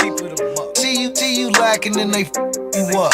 Them little Fillmore new, not the news to trust. From Lane to the V, them little news. Top City. There's some guns in my waist. I'ma catch a body, I know niggas and snakes. Crosses on my face, pain can't be erased. I miss my nigga Holly, hope he saved me some space. I miss my nigga Melly, got him locked in a cage. Crackers have a nigga like a mouse in a maze. Demons in my dreams, pain can't be erased. I tried to live right, but they ain't always the case. Me and my little nigga, we grew up in the mud. That's right. 14, I was hustling. You ain't get no love if you wasn't the plug. And you can't leave the house without the stick if you would. Welcome to the Central, let me show you around. Show you around. Head on a swivel, 10 toes to the ground. Toes to the ground. Eyes and ears open, you know the sound. You know the sound. Down. I probably sold dope in every spot that they had. Sherry was my mama, but the block was my dad. I know them niggas, though, bitch, we was all that we had. Me and my AK look like I saw them in half. 8 baby mamas, I was home a lot. Raising 3 kings, but I showed them a lot. Man, I love my daughters, but I owe them a lot. And then she call me nephew, probably sold her a ride. Welcome to the Central, shout out Swami and Moon. This is not a place where it was safe to assume. Unless in this assumption there's some guns in the room. All them little niggas got some mud on his shoes. Me and my little nigga, we grew up in the mud. Age of 14, I was hustling. You ain't get no love if you wasn't the plug. And you can't leave the house without the stick if you was. Welcome to the Central, let me show you around. Let me show you around. On a swivel, 10 toes to the ground. Toes to the ground. Ears open, you know the sound. You know the sound. Hey man, hey, it's Kansas, but there's niggas everywhere. Y'all, hey, you see me get my acting chops on, my acting chops. You know what I'm saying? Shout out to CSG Payne, my nephew, man. That nigga doing his thing too. Yeah, I'm gonna go ahead now. Hey, Chief Holiday, are you there? Microphone check. Yes, sir. 1 2 1 2 1 2. Hey, shout out to CSG Payne. Man, shout out to CSG. Hey man, Lou Air Grassroots, man, you just not getting here, or is that just me seeing you first time? Damn. Shout out to the God, man. Shit, he's manifesting all things. Sagittarius Jones, half man, half motherfucking stallion. And let it be known, a stallion is a male horse. You know what I'm saying? Like, you know, the Italian stallion. I mean, I ain't saying nothing without saying nothing. I don't know nothing about nothing. I don't know nothing about nothing either. So, hey, fuck it. Here we go. Go ahead, man. You got it, brother. Where we going with this, man? Hey, let me know. I'm gonna pull the trigger because there's a couple cats, man, anxious and itching to get in here, acting like they itching to get in here. As soon as we get to sharing the link, niggas be like, man, shit, I had to cook some food. They ask me questions, man. I don't think I have any more questions. Maybe just one more. Go ahead. Does Dre's confessing his innocence, right? But does he, because dude said it was him, does he say it was dude? Does he, you know what I'm saying? Does he turn around and be like, well, nah. Yeah, you know what I mean? While I'm asking that question. Yeah, you muted. I'm sorry. I do that, sis. I do that, sis, so it don't feedback. You got it. That's cool. That's cool. So he keeps his innocence that it was not him. He didn't say it was anybody else. He just said it was not him. So they never put him on the stand. He's never confessed. He's never testified. They never listened to his story. Like, he's never said anything on his case. And so these are conclusions they came to from Daniel and from everyone else. He's never said anything but I'm innocent. Like, I didn't do it. The last thing he said when they said that he was guilty, the only thing he said, he turned around and he said, I hope you find the person that did this to your family, because it wasn't me. I didn't do it. That's the last thing he said before he walked out of the courtroom. So He stands by his innocence. He said he didn't do it. He stands by it. He's never confessed. He never laid it on anybody else. All he said is that he was innocent. And unfortunately, it didn't turn out that way. They couldn't hear it when he said that. You know, they couldn't offer him a lesser charge, which they could have did, which the jury asked for them to do. There was a man in jail, in the county jail, that was the same color as my son. He was out. He had gotten out on bond from being on probation. He had gotten out on bond. And he was out on bond when he committed a robbery. Well, this was a person that said that they heard my son from across the room confess to doing the crime. So they was unbondable because they was out on bond as they did a crime. But as soon as they testified on my son and said they heard what he said from across the room, then he was let out the next day. So it's like a game of checkers, but I'm ready to play chess because I'm not giving up on my son. I'm going to fight from wherever I'm at for how long I have to fight until my last breath. That's right. right. I know he should be here with his son. He should be here with me. He should be here with his family. He should be here at his grandma's funeral. He should be here cheering his sister on for being a junior in med school. He should be here. And I feel cheated. Shout out to JD, baby. You know what I'm talking about? You know what I'm talking about? Doing her thing. Niecy Pooh. You know what I'm saying? Dewey up in there. You know what I'm saying? I see everybody, Marvelous and everybody. You know what I'm saying? It's bananas what the family dealing with, man. So this is a blessing. You know what I'm saying? So this is a blessing. This is a blessing to be on here, being able to share for the first time what really went on. And you know, because you were there every day, but everybody doesn't know.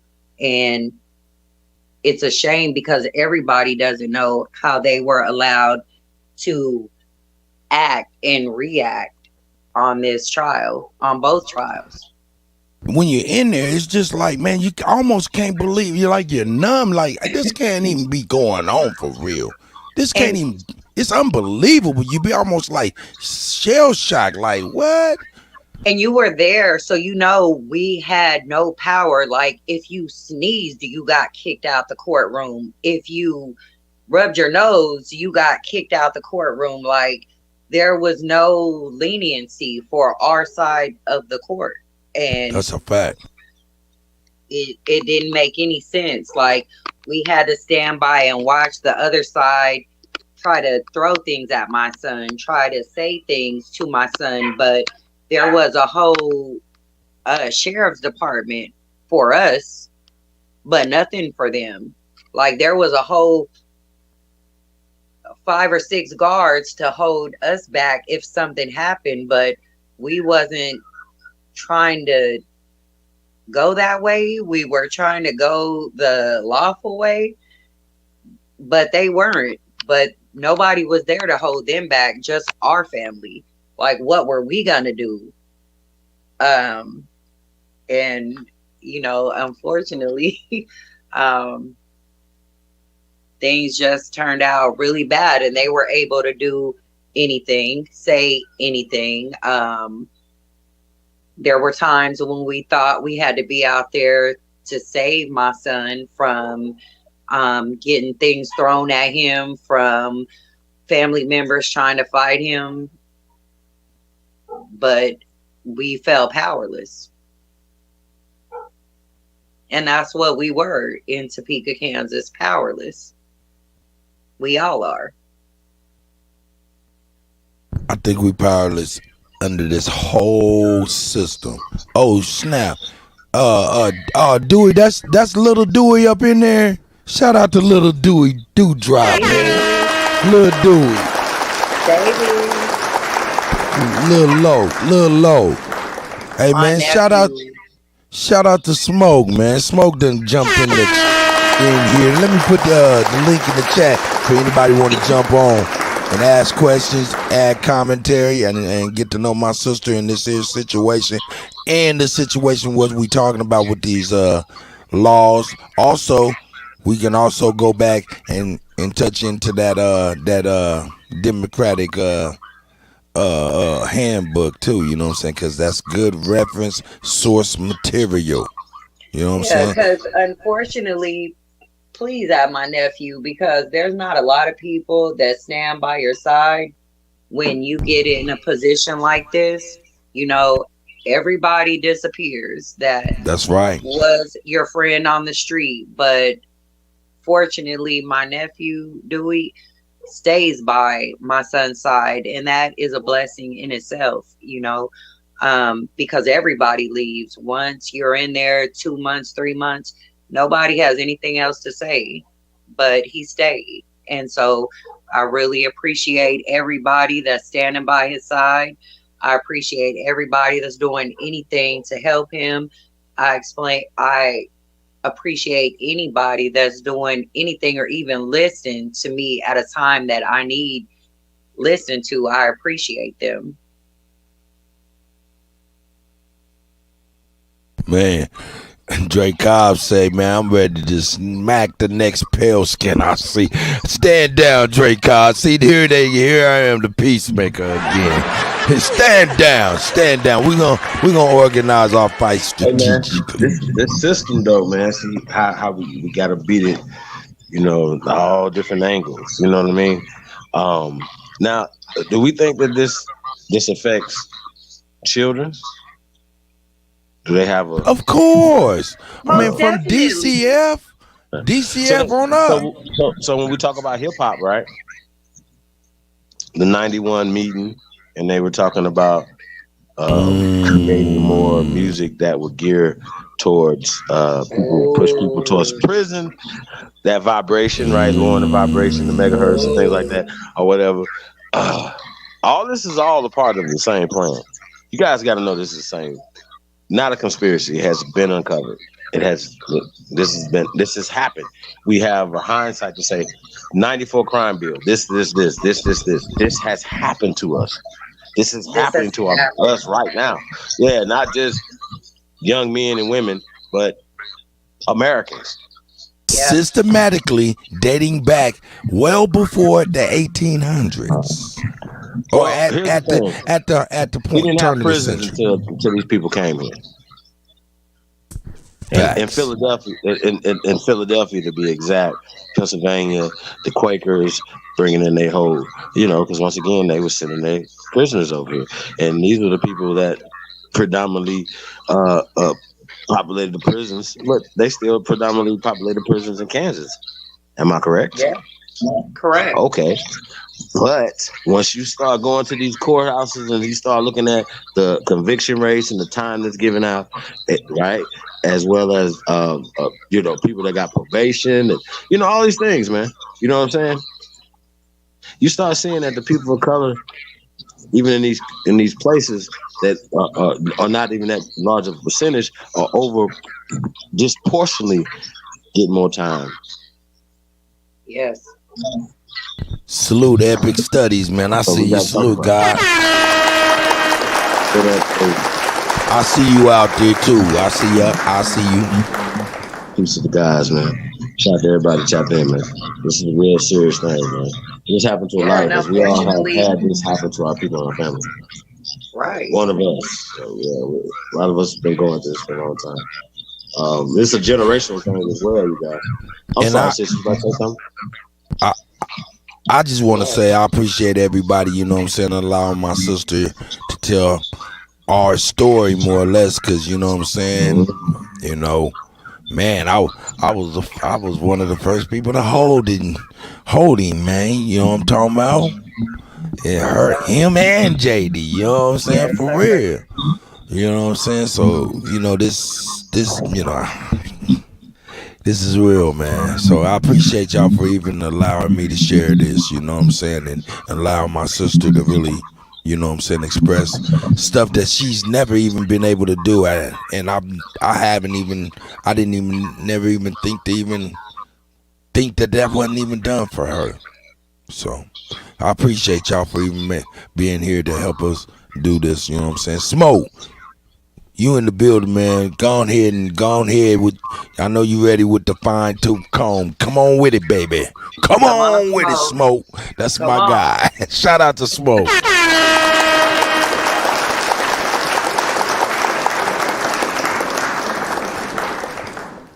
Microphone check. 1 2 1 2 1 2.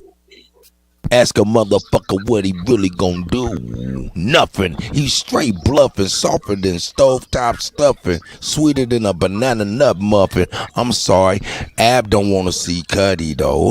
Oh shit.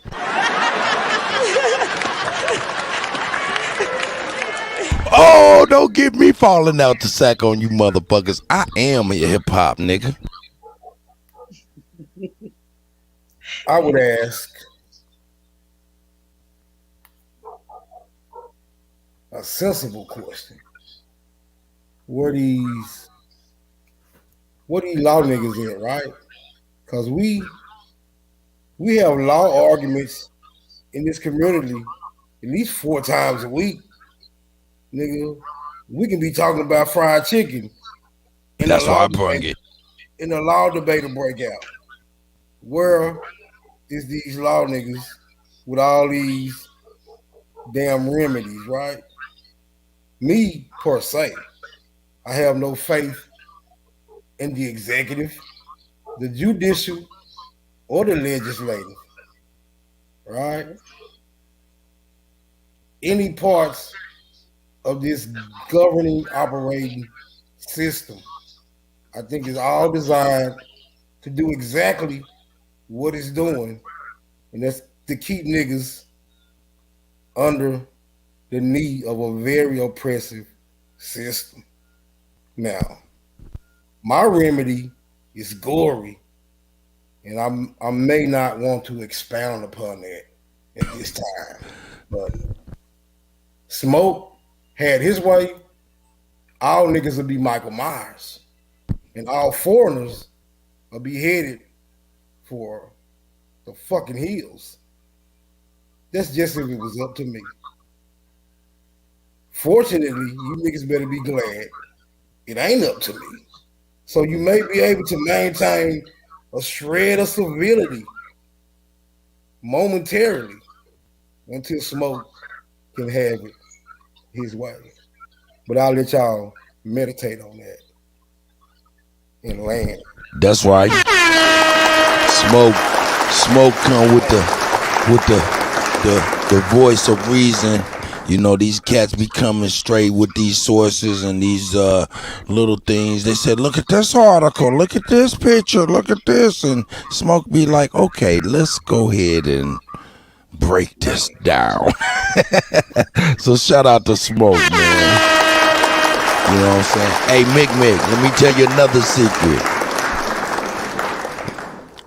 My sister is very beautiful, but really, you can go ahead and hit the camera. You can live your everyday now. You can live your everyday. No, I want to stay. No, I'm saying there's a camera thing where you can turn your camera off and it'll have your symbol on at any time you want to, because that's what I be doing, you know, because we live this life, you know what I'm saying, and I be over here getting my mind together, and everybody don't even know how I get my mind motherfucking together. Shit. Okay. That's right. Man, it's crazy, man. But just imagine if we still had black police officers walking with the Billy, the magistrates out there sending warrants for the white folk and shit like that. Hey, man, I'm telling you, man. And this is who wrote that manifest is who we vote for all the time. You know, we actually do ourselves a disservice, don't even know it. But I digress. Let me go ahead and put this in the chat one more time.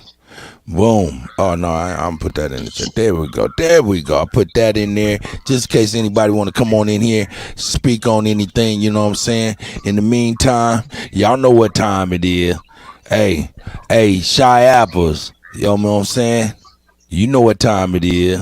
You don't know what time it is. You don't know where we going. Don't nobody know where we going. Don't nobody know where we're going. I think y'all do know where we're going. Shout out to Jeray Alizé, this little sister, blowing up, doing her ting-ting.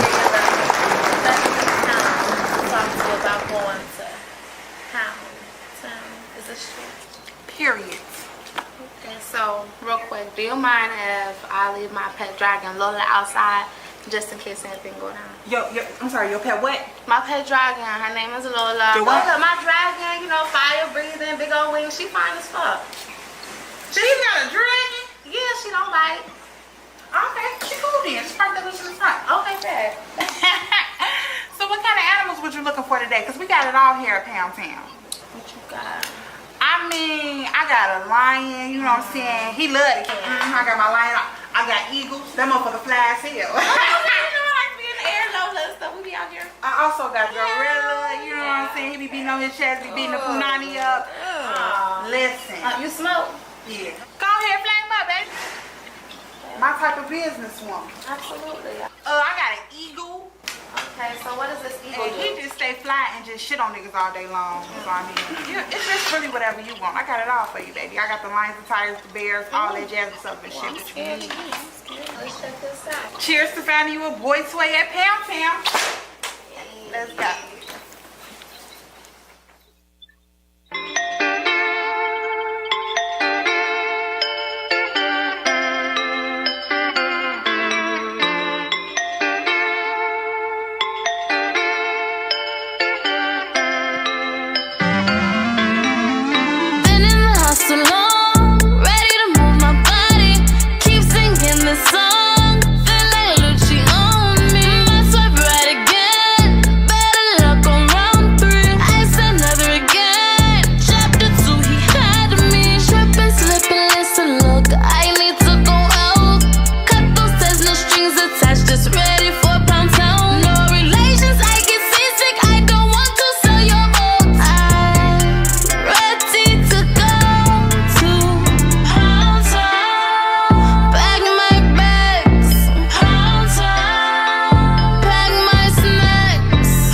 Free my nephew.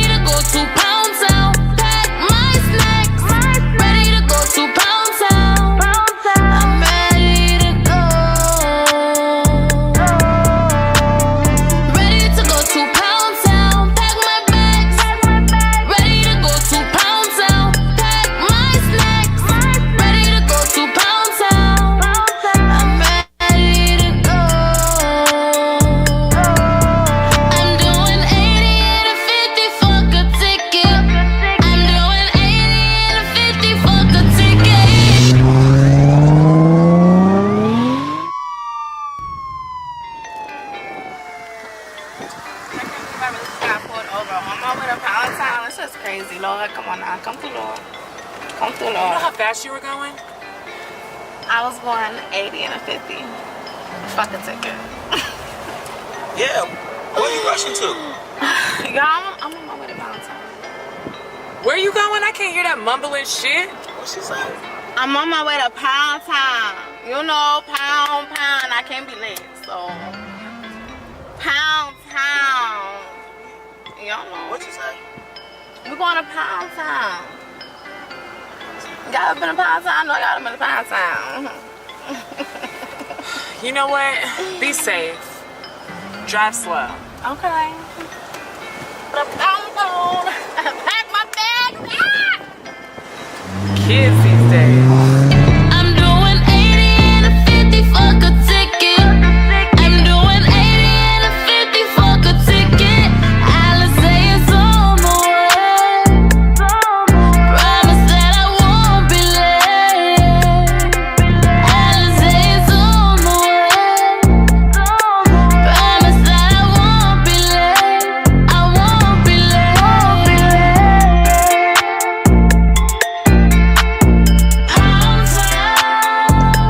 Shout out to Joy Alizé.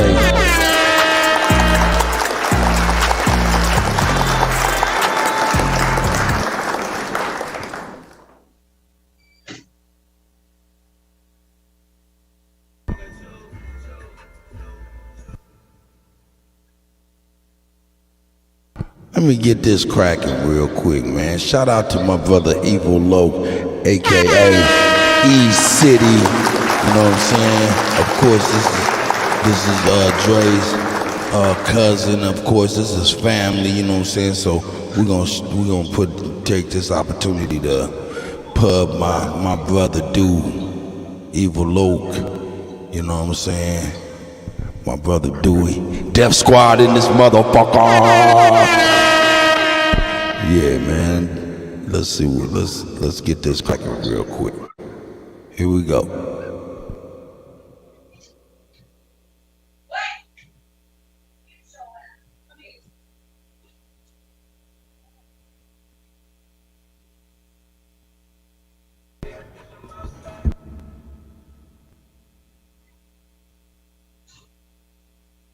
Subscribe to the Real City.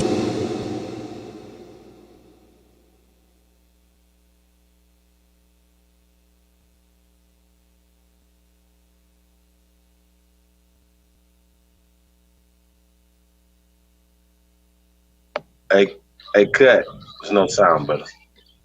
Ain't no sound on that? I don't know why that ain't working. You can't see that? You can't hear that? We can see it, can't hear it. I don't know why it ain't working. Let me see. Well, let me go on there and stop it. Let me reload it, cause that's crazy. Let me get my guy back. You know what I'm talking about? We gotta get him back, cause he was spitting for real. All right, boom. Let's bring my guy back. Boom, boom, boom, boom, boom, boom. You can't hear that. Y'all can't hear that? All right, well, let me give my guy his due then, damn it. I'm bringing it back. And I'm giving him his full screen. Yeah, let me get his full screen. There we go.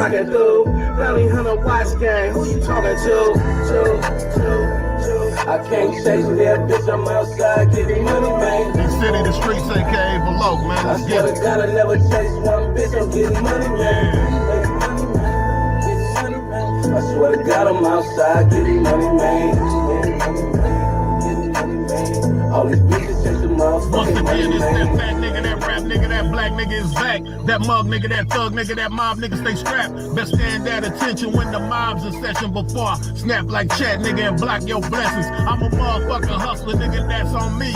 Like a car without no gas nigga, that's on E. Most of these niggas talking to the police, that's just facts. I feel like the Pied Piper, all I see is rats. I'm an OG bitch, check my stats. All we do is get money in my part of the map. So fuck what you say, nigga, I ain't for play. If I put you to work, you best bring it back like the DJ. Fuck the government, nigga, and everything that they say. Standing in front of the penitentiary, nigga screaming, nigga, free Dre. Ever since I was a kid, I was with this shit, it ain't nothing to me. I bet your mama told you don't fuck with Dewey. That nigga crazy. Lean mug, nigga. That's right. That's right. Mug gang, nigga. Top city, nigga. That's right. All day. People low, nigga. I swear to God, I'm outside. That's right. That's right. City the streets, all these bitches chasing motherfucking money. City, niggas. Shout out to Evil Low, man. East City, the streets, you know what I'm saying? Hey, subscribe to the Real City, man. Shout out to my brother, man. You know what I'm talking about? Off top. Out there in front of the joint talking about free Dre. Understand? Yeah. Hey, you know, elephants move trees. Hey, man, that's a baby elephant, man. You know what I'm talking about? We gotta go get our baby, man. He moved trees, man. You know what I'm saying? We gotta go get him. But anyway, man, shout out to everybody. I appreciate y'all taking the time out to receive this, and anything y'all can do, please, man. You know we here. And not only that, like I appreciate y'all being here. You know, for us, if there's anything that's going on in your lives and things like that that we need to bring to the attention to the community, you know what I'm saying? Y'all let it be known. Y'all know cats start falling in here about 11, 12 o'clock. You know, cats get to watching the rebroadcast before you know it.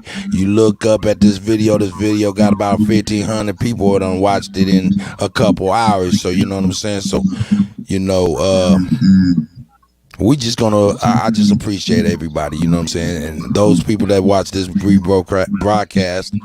If you have any kind of problems, issues, and things of that nature that we need to put on the forefront, or that's on the top of your heart and your mind that we can help you with, please do not hesitate, just like we doing now, and that's a fact.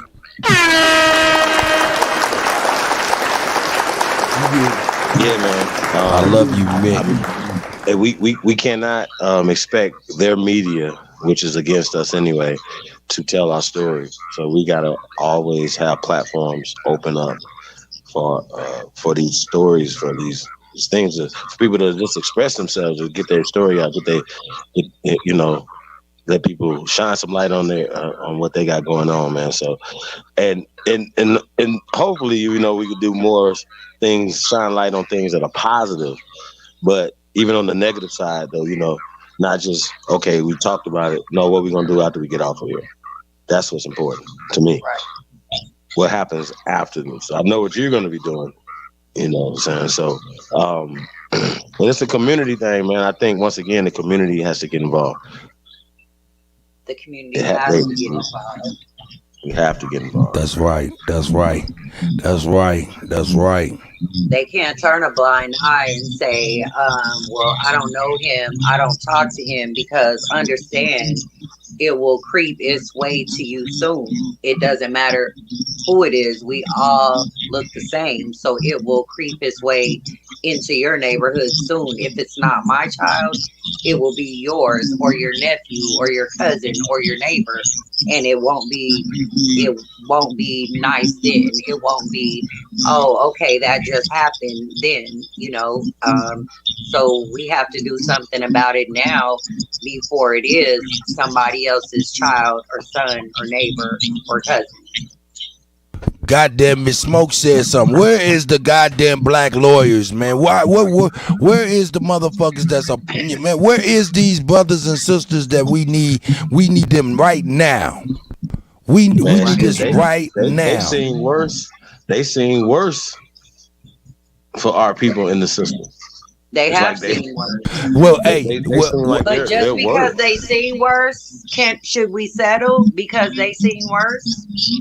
No. I'm just talking about the ones that we're asking about, these so-called black ones. Nah, they be like, they be trying to be the best at that system.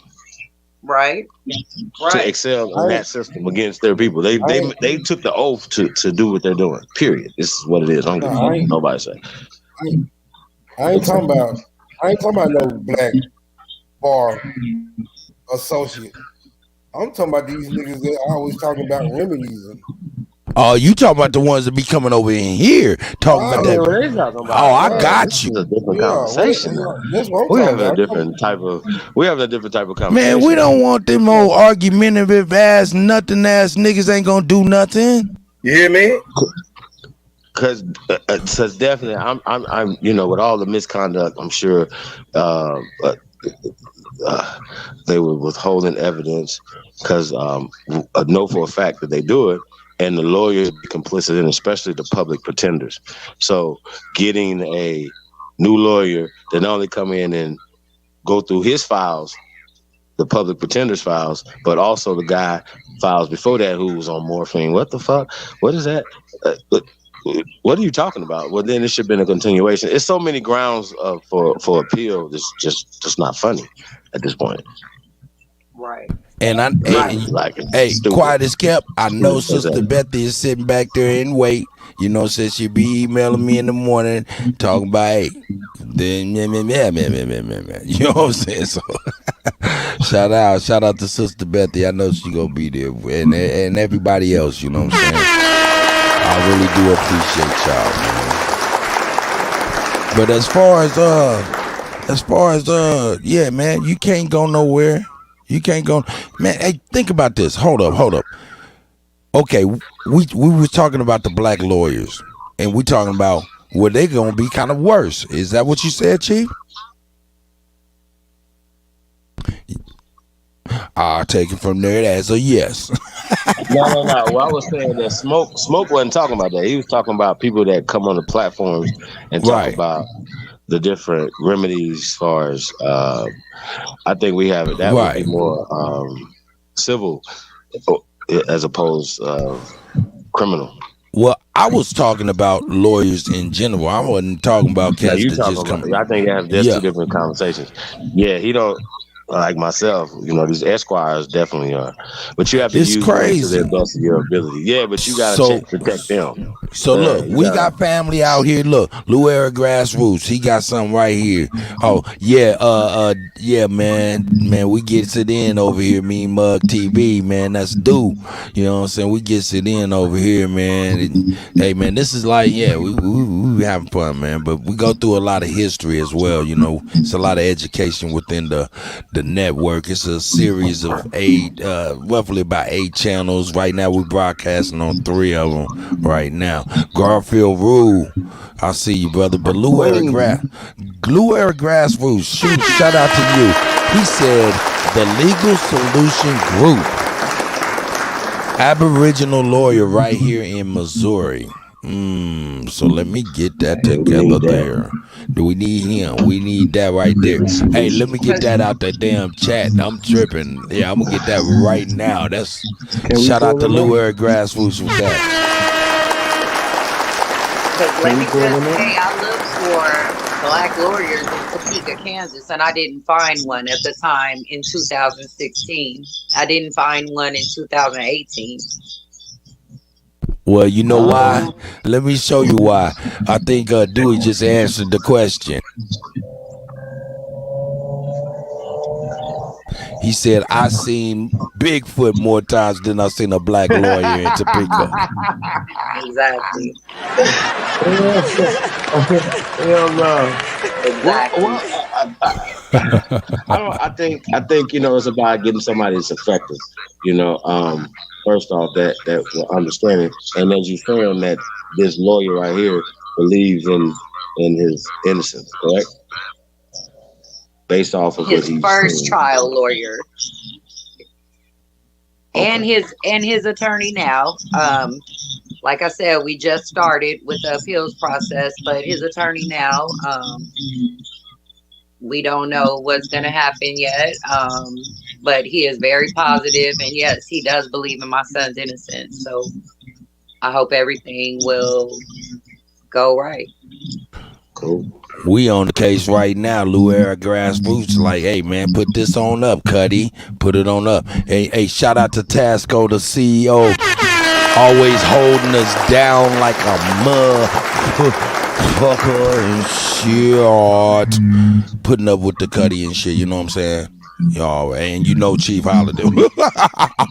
Shit. Anyway, terrible. Anyway. She says, if anyone knows of similar situations that turned out with a positive court decision, please email onlybuilders chiefholiday2022@gmail.com, as well as chiefholiday@gmail.com and Kuttack@gmail.com. Any one of them that you can, please hit us up, and please include the case number. See, that's Tasco. She's on it. Tasco, the CEO, be on it. You know what I'm saying? But let's peep out my man right here. Hey, man.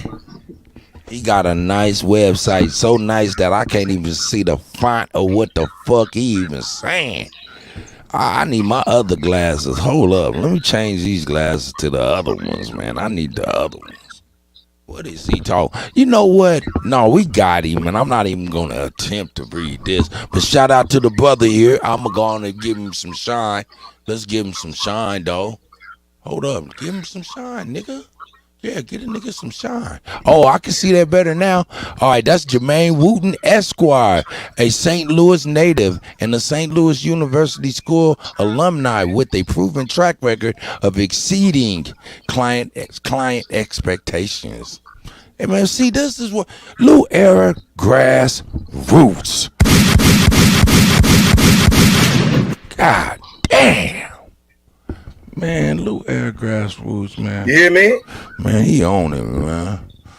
He says here, quote, I firmly believe in empowering and serving my community with the highest degree of integrity, and I built my firm upon this belief, says Wooten.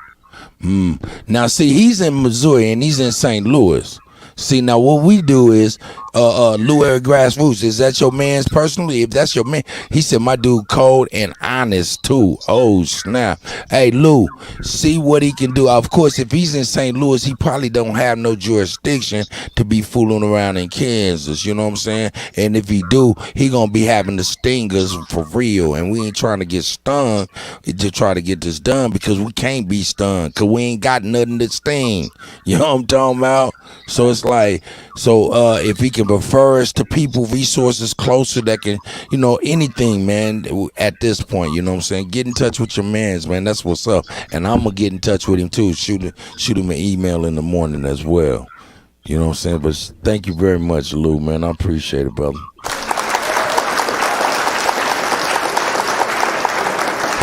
Well, we got about, it's about 54 people up in here. Yeah, no doubt.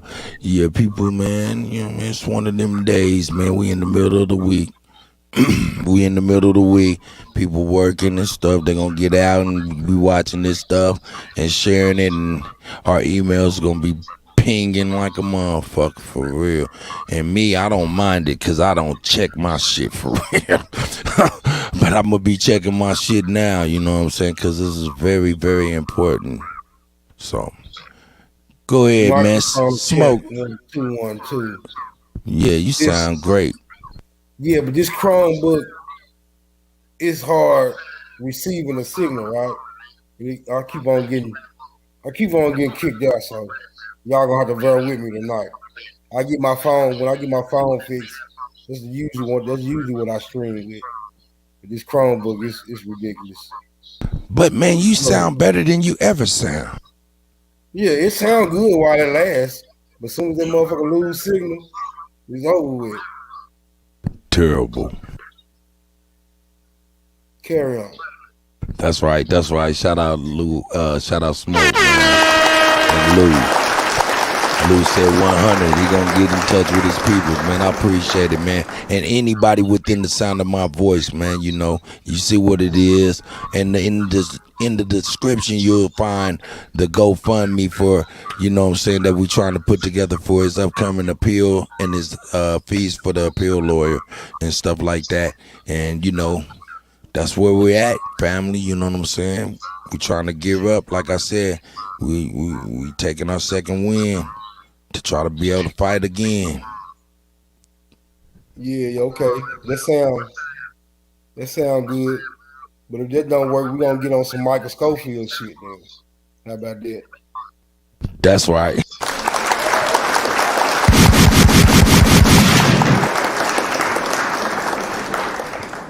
Man, because we can't keep on losing our people like this, man. We can't keep on losing in the future too. We can't let them keep doing it to our futures, man.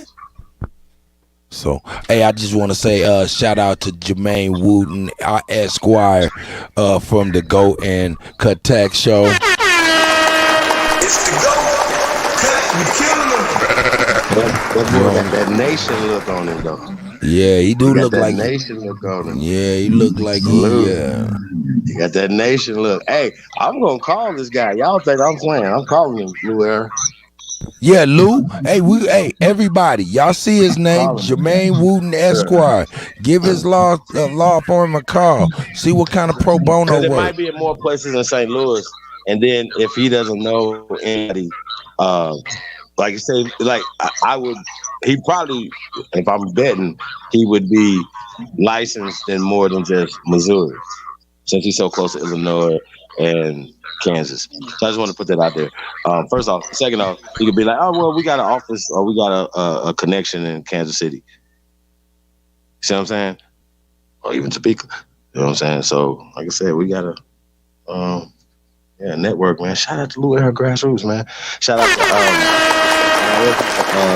another name that came in earlier. Salute. Appreciate all the help, man, that everybody's coming up with. That's right. That's right. Everything is welcome. Real talk. Hey man, for real, he better not have no cell phone number. You know we got a goddamn. You know we got a phone number. We'll call his ass right now. He better not put no cell phone number on there. That just say phone. P for phone. Hold up, is that one of these? Probably a cell phone number. We'll call him live. Hey Jermaine, you're a guest on the Golden Kuttack show. You know what I'm saying? You know what I'm saying? It's the GOAT. Yeah, it's kind of late for if it was he gonna be like, what in the motherfucker you calling me for? Right. What's happening? Hey man, we need you. The Legal Solution Group. We need you. We need you. We need you. Advertisements. Hey man, that was a good one right there, man. Shout out to Jermaine Wooten once again, man. You know what I'm saying? Hey, anybody in the St. Louis area need a good lawyer, you know what I'm saying? Hey, go reach out to Jermaine Wooten, man, for real, for real. Or if you like that bean pie with the pecans on the top, he might could hook you up with that one too. You know what I'm saying? Shout out to Jermaine. Hey, cause I like the bean pies with the pecans on the top. I know y'all ain't up on that one. Nah, I don't know about that one. Yeah, I don't know about that one. That's the special pie. Yeah.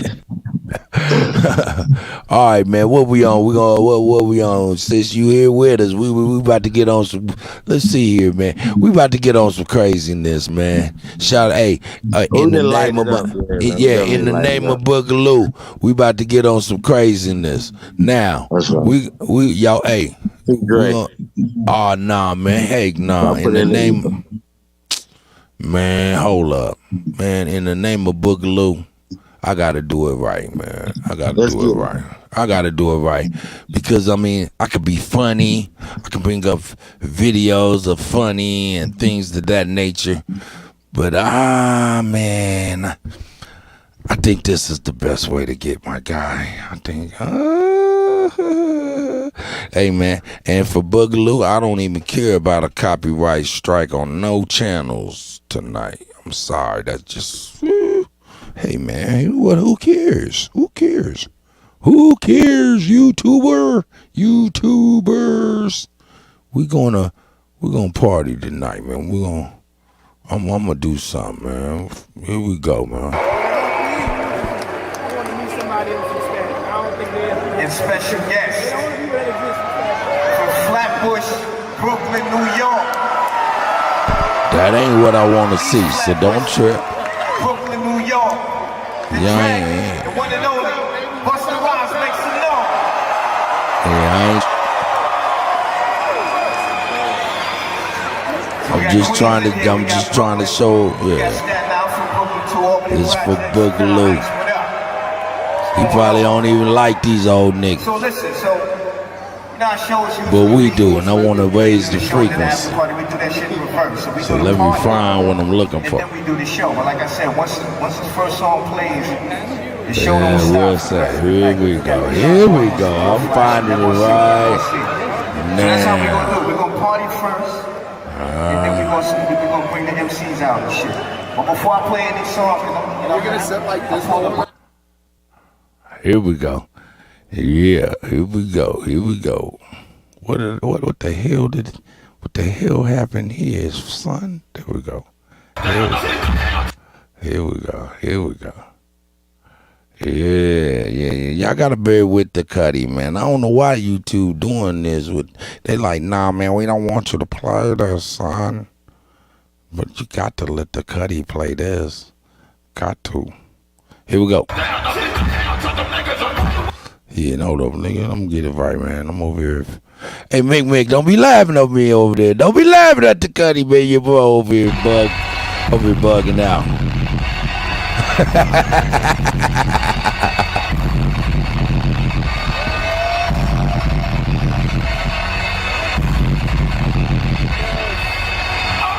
This for you, Boogaloo.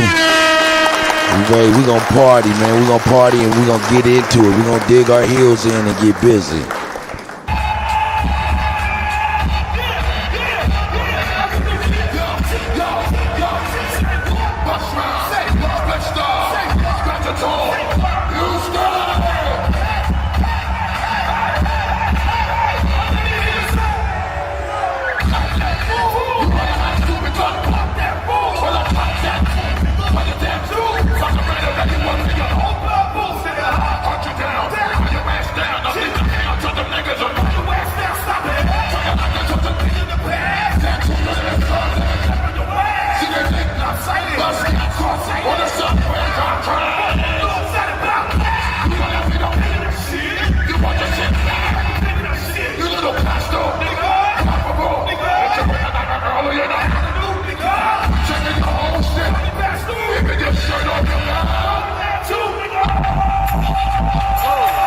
So your cut.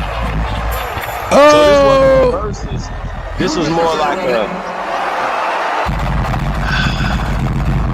I mean, cause was Nas on here, Wu-Tang, and somebody else on this? Yeah, the whole thing. I'm just playing Busta Rhymes so we can get on up, man. Hold up, don't be, man. Quit fucking with Bust. What's wrong with you? No. I was looking at the all the names on this. This wasn't a versus because you had Wu-Tang. It wasn't Wu-Tang versus whose other group again? This ain't no versus. This is them rocking. They on tour. I got you. It's the New York State of Mind Tour 2022 in Houston, Texas, baby. I had to wake the God up so he could stop fucking with Busta Bus. God damn. Here we go.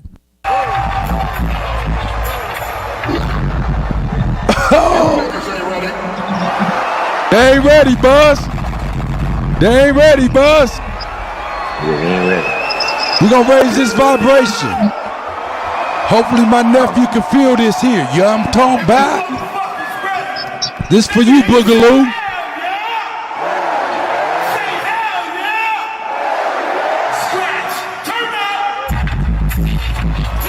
Hey. You know. Hey. Boogaloo, hey! Nigga, I got my hands up like the Good Times pick. Oh.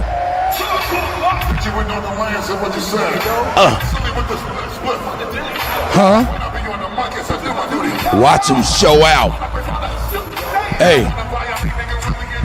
Turn that nigga down. Turn that nigga down. Turn him down. Turn him down. Oh, they clouded. Hey, yo. Hey, turn him up. Turn that nigga up. Turn that nigga up. Turn that nigga up. They ain't fucking with Cut. Cut, you killing him.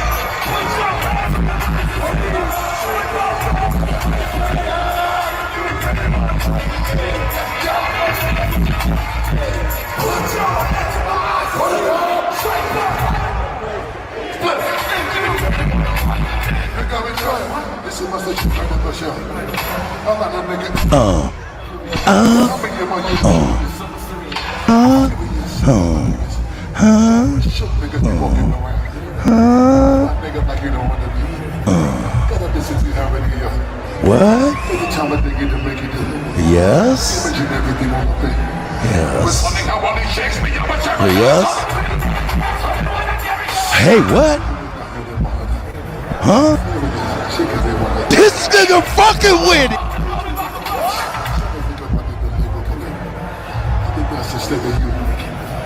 Niggas know better because they're enough. Us niggas is not gonna be found. I hear more people off at the floor that oh shit. Good, right? Yes. Oh. Yes.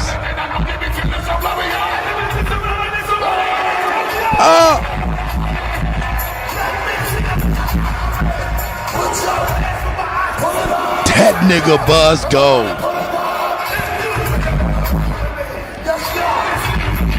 Tell me this don't get your motherfucking blood motherfucking pumping, baby.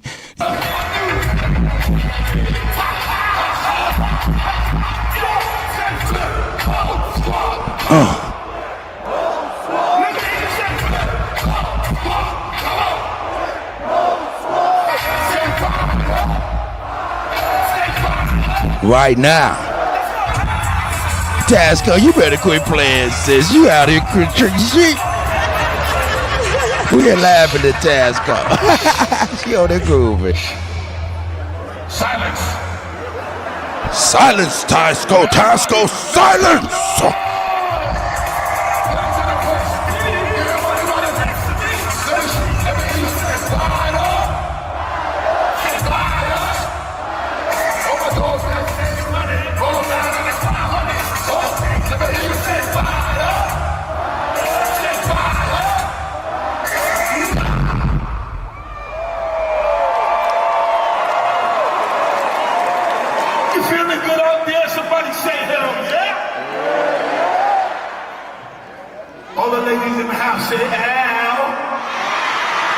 This for you, Boogaloo.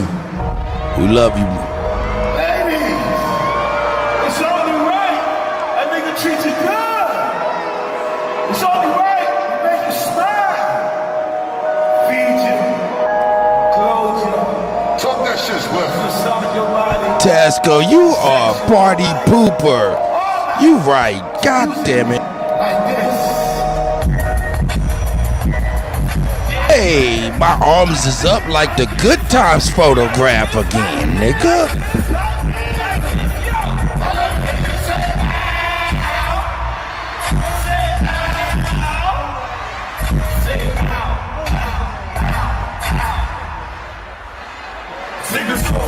Baby, if you give it to me. Hey.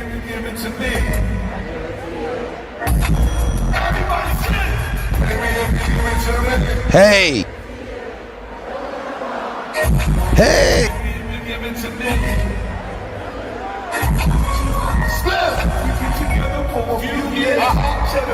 My nigga.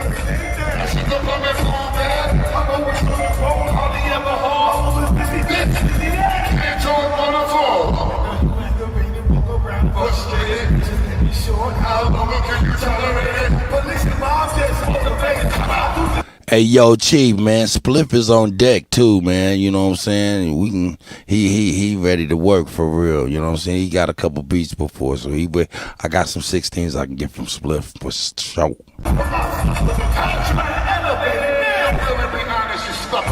My whole struggle can't even express the words. I was a kid, understand as a man. I can tell that you're different from us. How they approach you? That ill shit, bad and we don't stand sippy.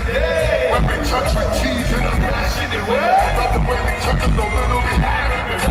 Watch the God, you'll never waste in my life. Sing the song, so baby, if you give it to me. Baby, if you give it to me.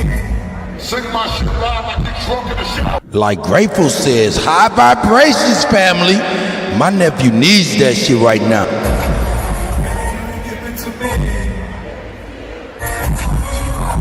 Mommy, listen. I see your love for me, baby, and how it moves to you. I've been longing for the moment to talk to you.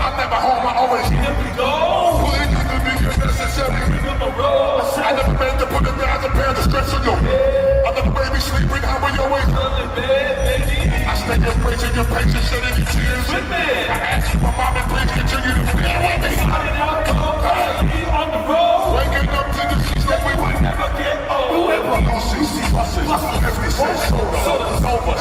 Honda, Lexus, over. Bad years, now still. Word ball, never do none of this. Industry cats, girl. Relax, so and older, walking shoulder to shoulder. Look at this game, hoping I see. Sing a song to him. Baby, if you give it to me, I need you. Baby, if you give it to me, everybody sing. Baby, if you give it to me. We love you, Dre. We love you, Mickey. We love you, Dewey. We love you, Little Dewey. We love you, Elder Twins. May you guide us well. Always try with you. Give you my love and cry. I will climb a mountain till our love will touch the sky. Baby, come and get real close to me. Bro, we got it. We trying to do it, bro.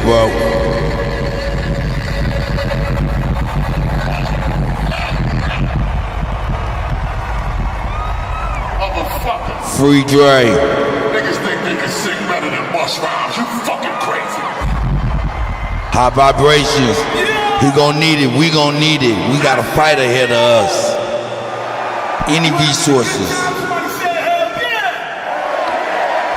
Hey, yo. We need it, family. I've been rocking with Bus Rhymes since day one.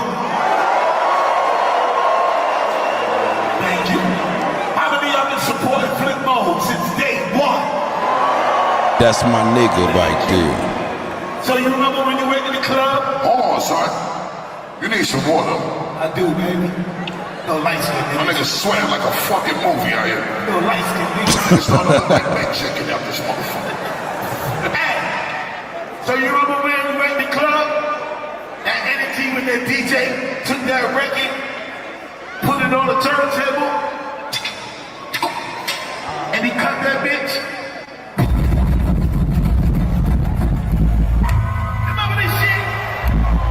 Hey! Hey!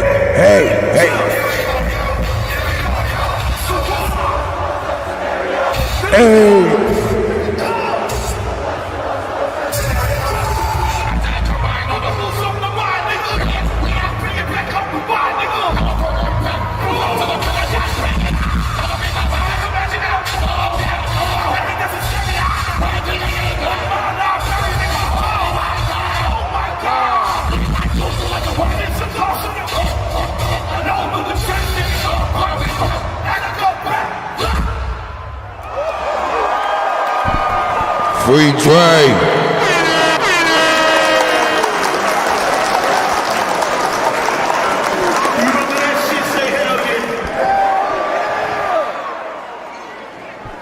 For those that wasn't there, doesn't matter, because I was there.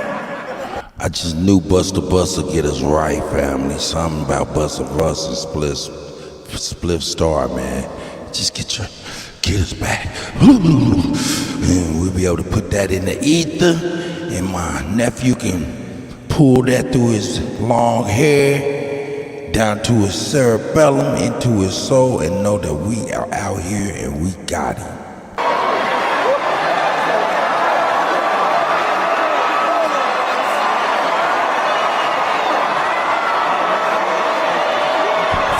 Free Dre in the chat, please. Free Dre in the chat. And put some bow and arrows, fire emojis, and all of that. Free Dre in the chat.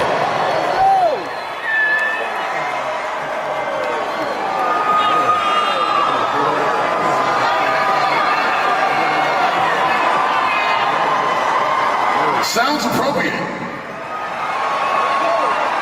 Looks even more appropriate. Without question, it definitely feels even more appropriate that I show you how to keep the dance rolling when you're doing that. Feel that chat up. Feel that chat up. So my sister can feel that support.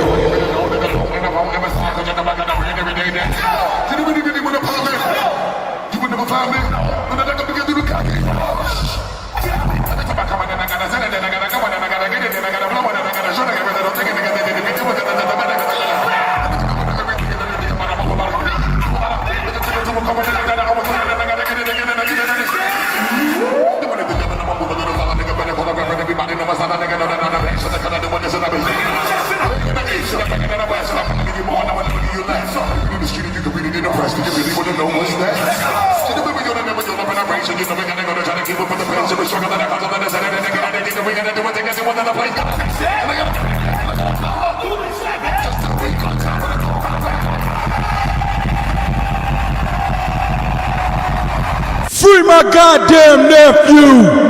Free Dre in the chat!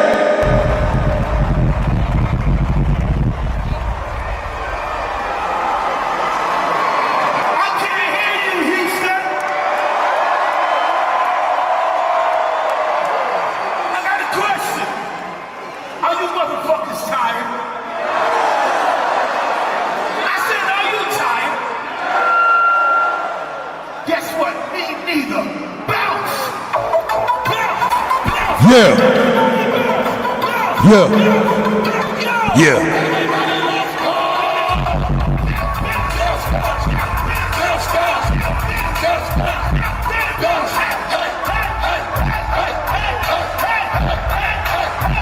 Bounce with my motherfucking nephew.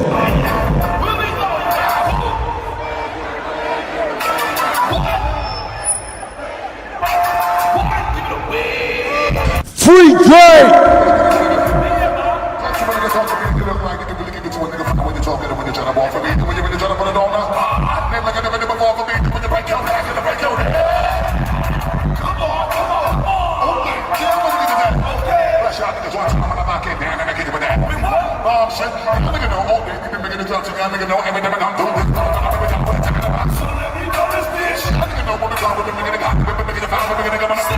Stop.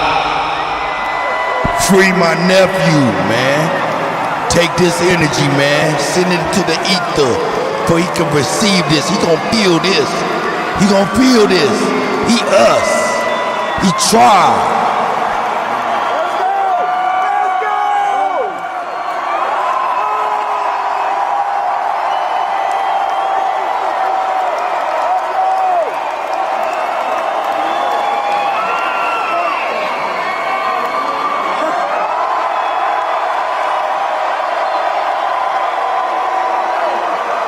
You want to do that shit again, don't you? I said, do you want to do that shit again? You want to do that shit again? Somebody say, hell yeah! Free Dre.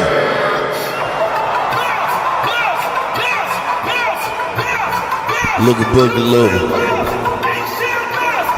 Oh my God.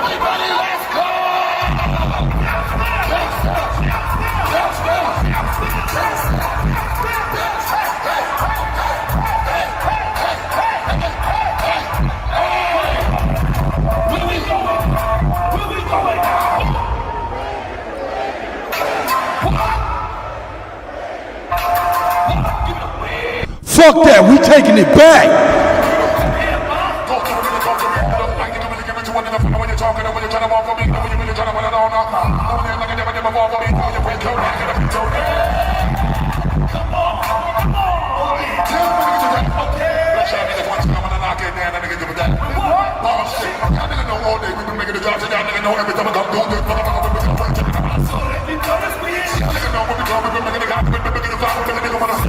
Free him.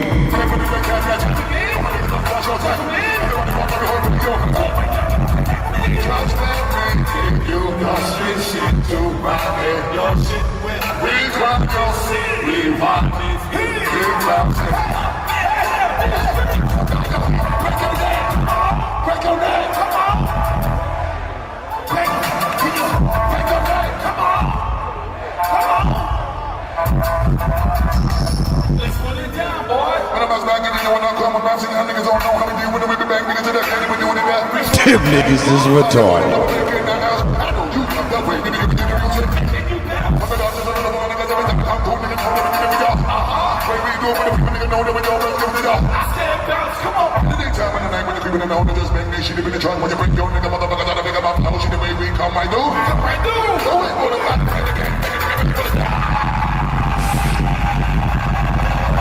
This for you, Boogaloo. I love you and I miss you so much.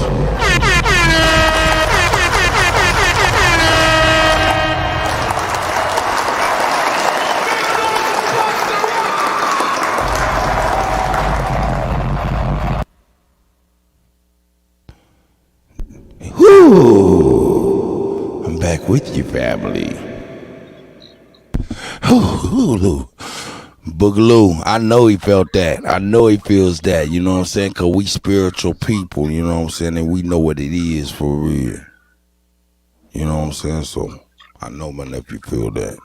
You know what I'm saying? And I appreciate everybody. You know what I'm saying? Let me put myself on the screen for y'all can see. Ooh, oh, I did some magic, didn't I? Magical mistake like a motherfucker. Here we go. Here it is. Here it is. Bam. Didn't you say, God damn, that was a dope jam? I'm an old nigga for real. Free Dre, all in the chat. I appreciate everybody, man. That's real. Free my nephew, man. Come on, man. That's right. Damn it. All right, man. Here we go. Now let's go ahead and see if we can battle with this nigga's telecommunicational systems. Smoke. You with me, Smoke? Let me go ahead and do this. Let me do this while these brothers Smoke might be there. I'm active in the background. I hear you though. I know. I see you in the background lurking, just in case somebody come with some documents, photos, or historical news clippings and all kind of pissy newspaper. I be like, man, this nigga done pulled out a pissy newspaper clipping. What the fuck is going on here? Hey, man, somebody knew it wasn't real because they pissed on it, man. Shit, all right, man, you reading the pissy paper. Man, there's a pissy times and shit. Chief Holiday. Pay attention, folks. Chief on the streets. Pay attention, folks. Chief on the streets. Tasco, get out that man's motherfucking ear. Como Chi over here laughing at the cutty. Shout out to Como Chi. Where we going, brother? Where we going with this, Joe? Man, wherever y'all want to go, man. Like, you know me, I don't know. I wasn't feeling Buster, but, you know, he's the boogie. Hey, man, yo, you a hater. I'm not a hater, man. Before he said that, I was just like, you know, Buster was cool. Hey, man, Tasco, you didn't have to ruin the mood. So is that Joey's favorite artist, though? Who? No, that was me, man. I was trying to raise the vibration, man. I had seen that a little bit of it early, and I knew that shit would just get us, get my shit back right. I know to get other people's back right, and you know what happened? Hey, the people got back right. So y'all sit back. Now, well, no, don't sit back. Keep your mic open and everything, and hey, yeah. What we on? I got some crazy shit. I got some crazy shit. You know, Tariq said what? Or we can go ahead and see how, you know what I'm saying, we can go ahead and look at the mole people of Las Vegas, you know, see how they live life up under the let's do the streets. Tariq one. We're gonna do the Tariq. We're gonna do the the mole people. I definitely think we can play that Barstool joint, bro. What you say? Now that Democracy Now! Didn't shut us off, I definitely want to come back to that Haiti one. No doubt.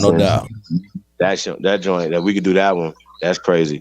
But when you want to do that one? Shit. I mean, because this Tariq one's very new. This Tariq one's new. Hey, check it out. Tariq Nasheed. The title is, do people understand what a real pull-up is? That's a good one, brother. That's a good one. Yeah, I think that's a great idea. That's a great conversation to have. But we're just gonna talk about this. So pull-up is the new marching. So I just want everybody I ain't like that, man. I just want everybody I hate to be that guy, but going that's right. Shit and protesting, which is cool, but there's other things that have to happen with that. I'm not saying nobody don't protest or whatever, put up signs and go to people's church, but sometimes it has to be an end game, a beginning, a middle, and an end game to these marches, pull-ups. Because my pull-up does not mean y'all pull up.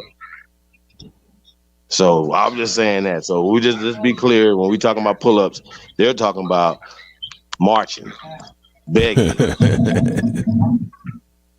Man, well, ain't We're nothing not talking wrong about with the same marching. pull-up. Ain't nothing wrong with ain't nothing We're wrong not with talking about marching. it. The pull-up will not be announced or televised. Hey man, really, there's nothing Like, wrong I'm with just marching. saying, man. What's up?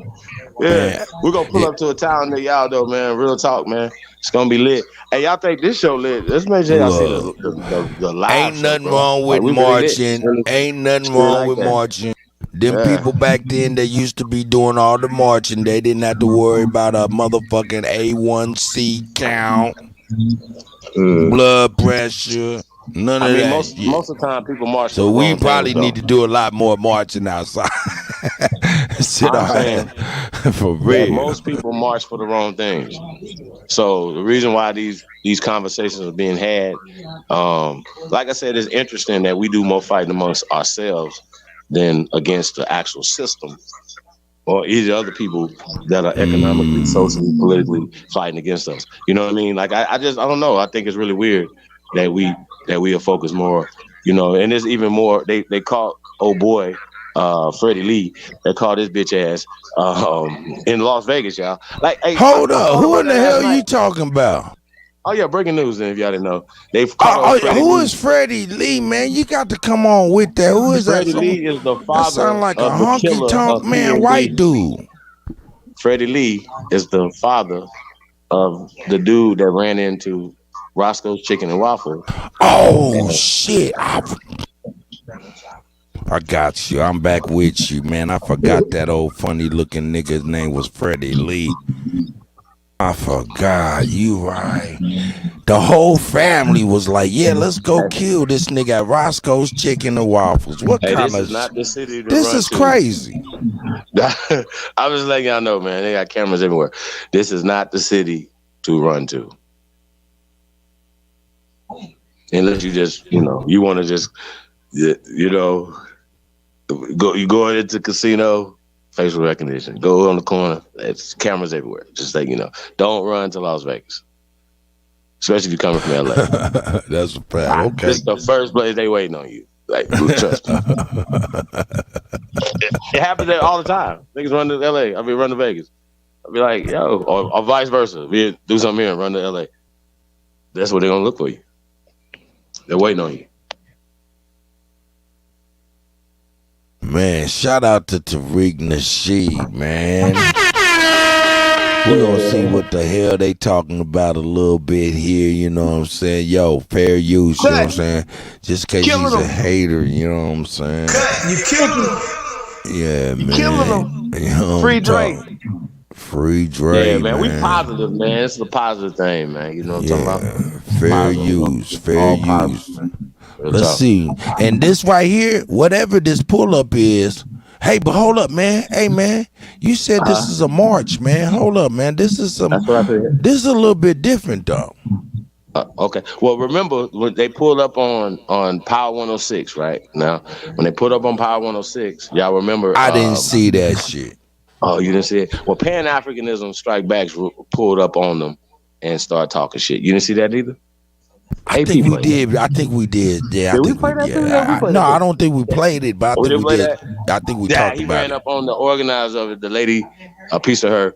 And like I said, man, secure the tribe and stuff that's going on. So there's a lot of internal stuff going on. How I see it, jealousies and stuff. Here's I'll tell y'all my take on it after we get back to that or whatever.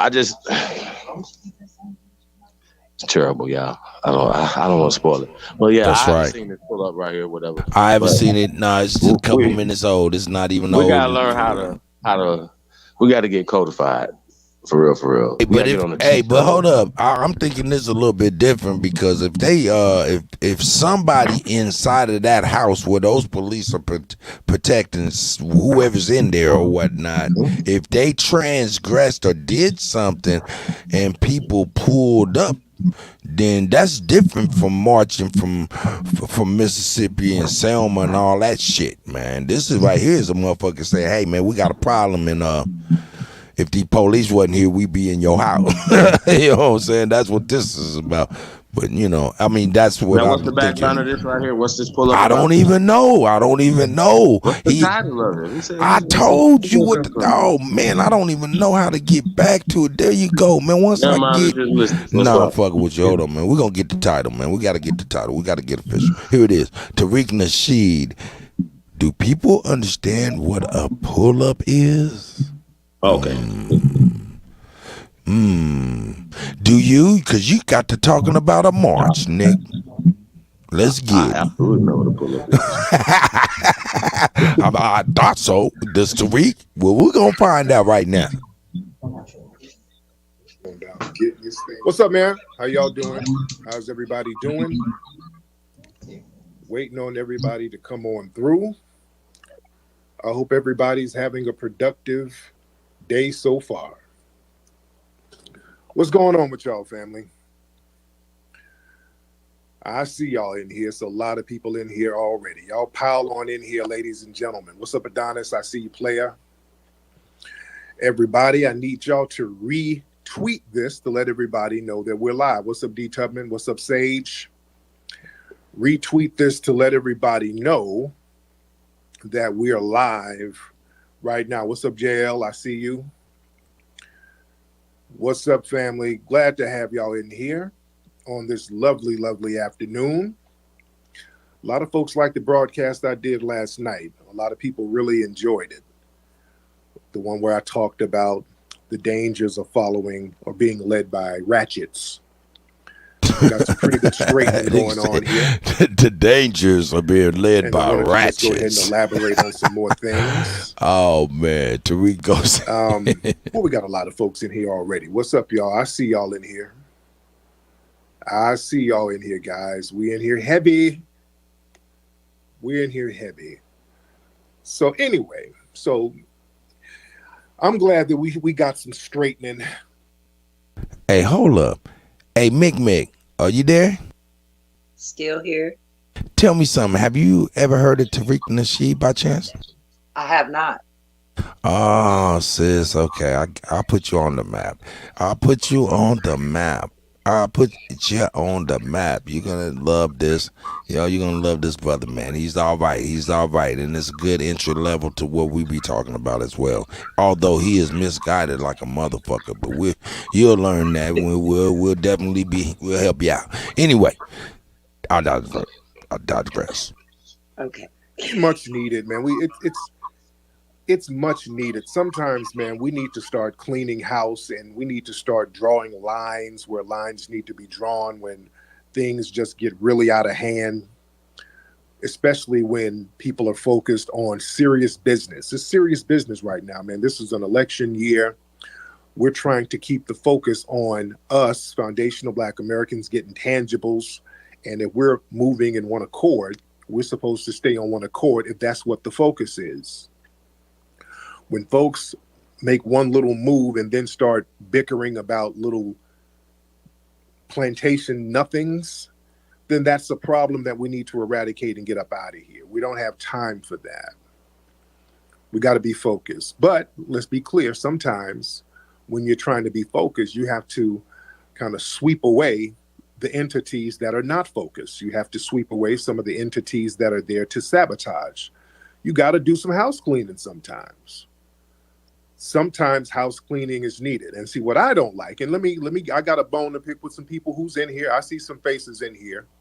Shout out to the homie Wayne. See you, Wayne. Let me get some bones to pick with some of the people in here now. See, let me say this.